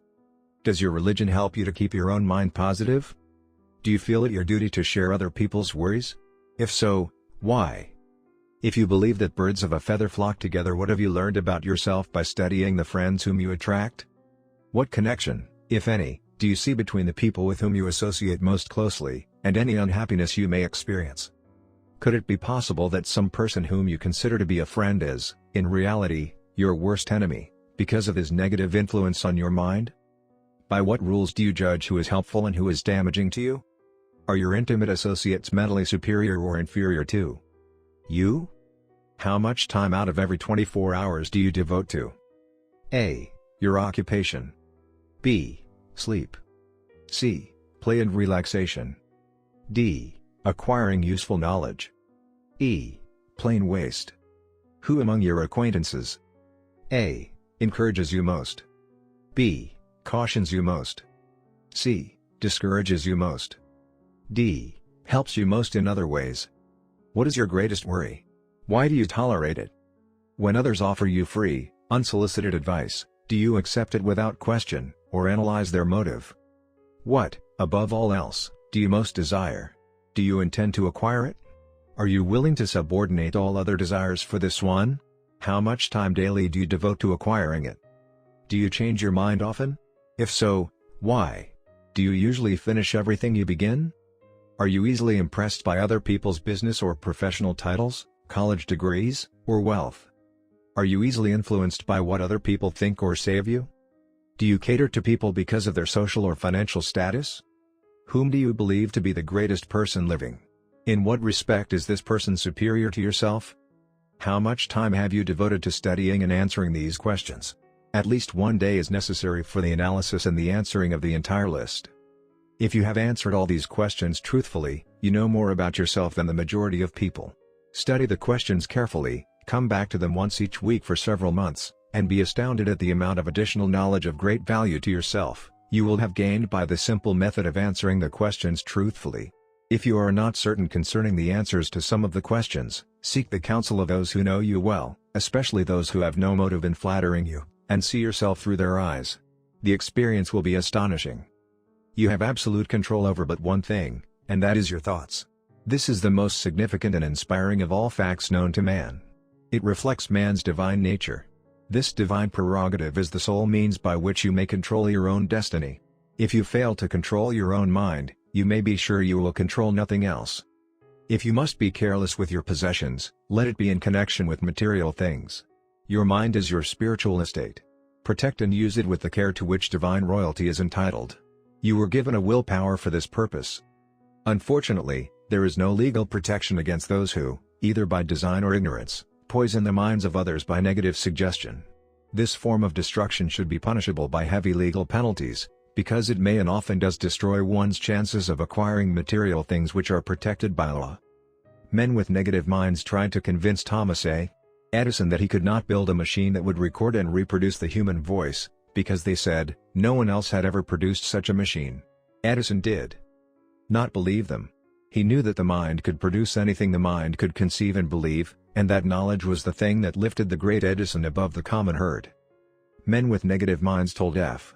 W. Woolworth he would go broke trying to run a store on 5 and 10-cent sales. He did not believe them. He knew that he could do anything, within reason, if he backed his plans with faith.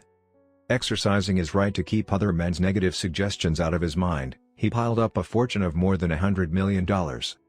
Men with negative minds told George Washington he could not hope to win against the vastly superior forces of the British, but he exercised his divine right to believe. Therefore this book was published under the protection of the Stars and Stripes, while the name of Lord Cornwallis has been all but forgotten.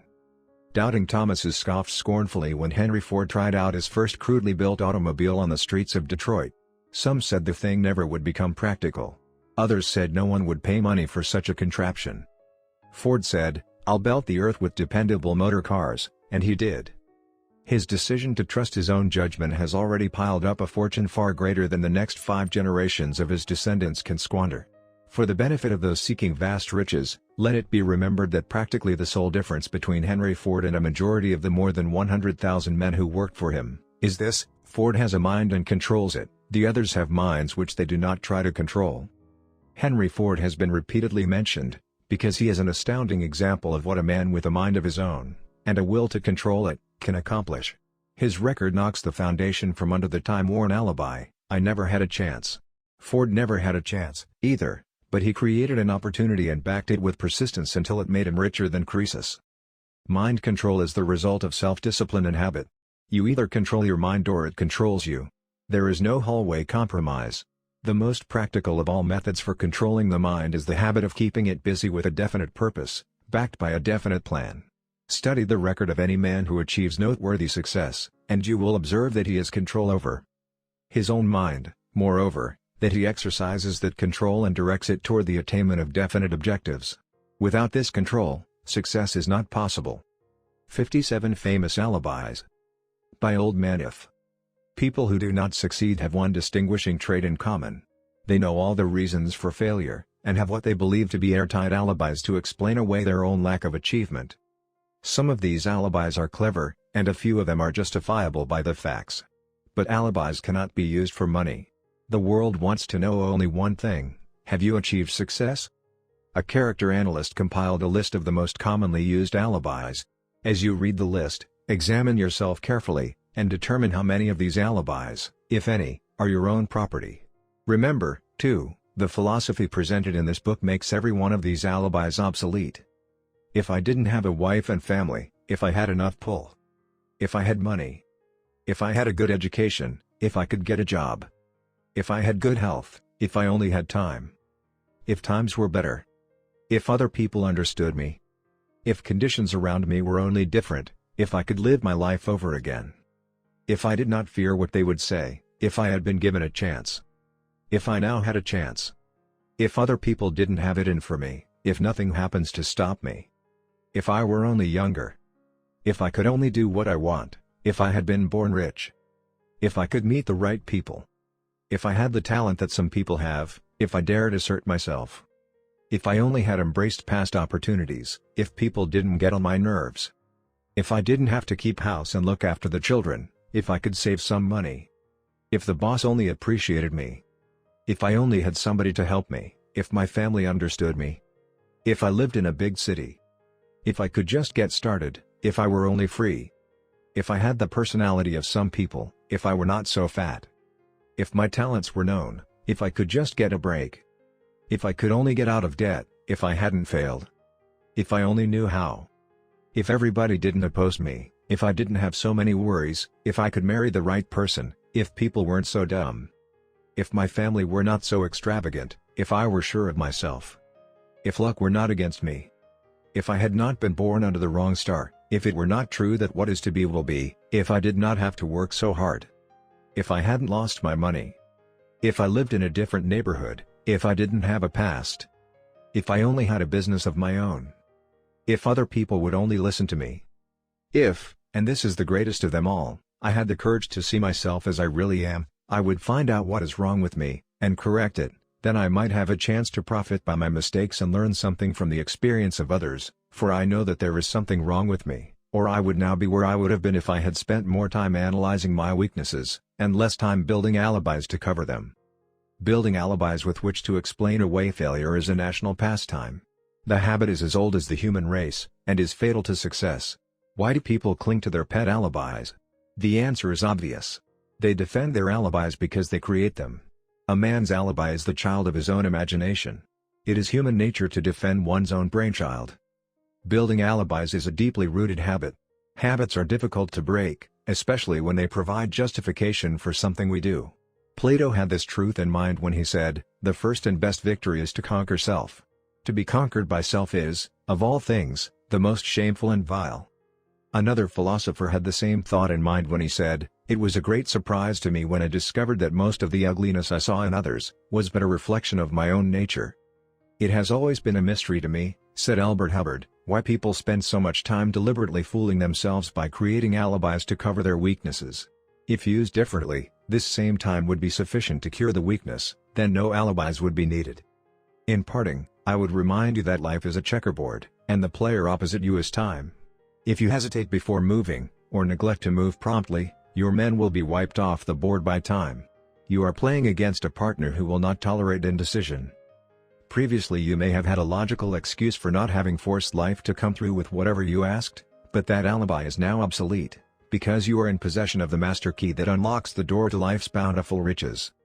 The master key is intangible, but it is powerful. It is the privilege of creating, in your own mind, a burning desire for a definite form of riches. There is no penalty for the use of the key, but there is a price you must pay if you do not use it. The price is failure. There is a reward of stupendous proportions if you put the key to use. It is the satisfaction that comes to all who conquer self and force life to pay whatever is asked. The reward is worthy of your effort. Will you make the start and be convinced? If we are related, Said the immortal Emerson, "We shall meet." In closing, may I borrow his thought, and say, if we are related, we have, through these pages, met.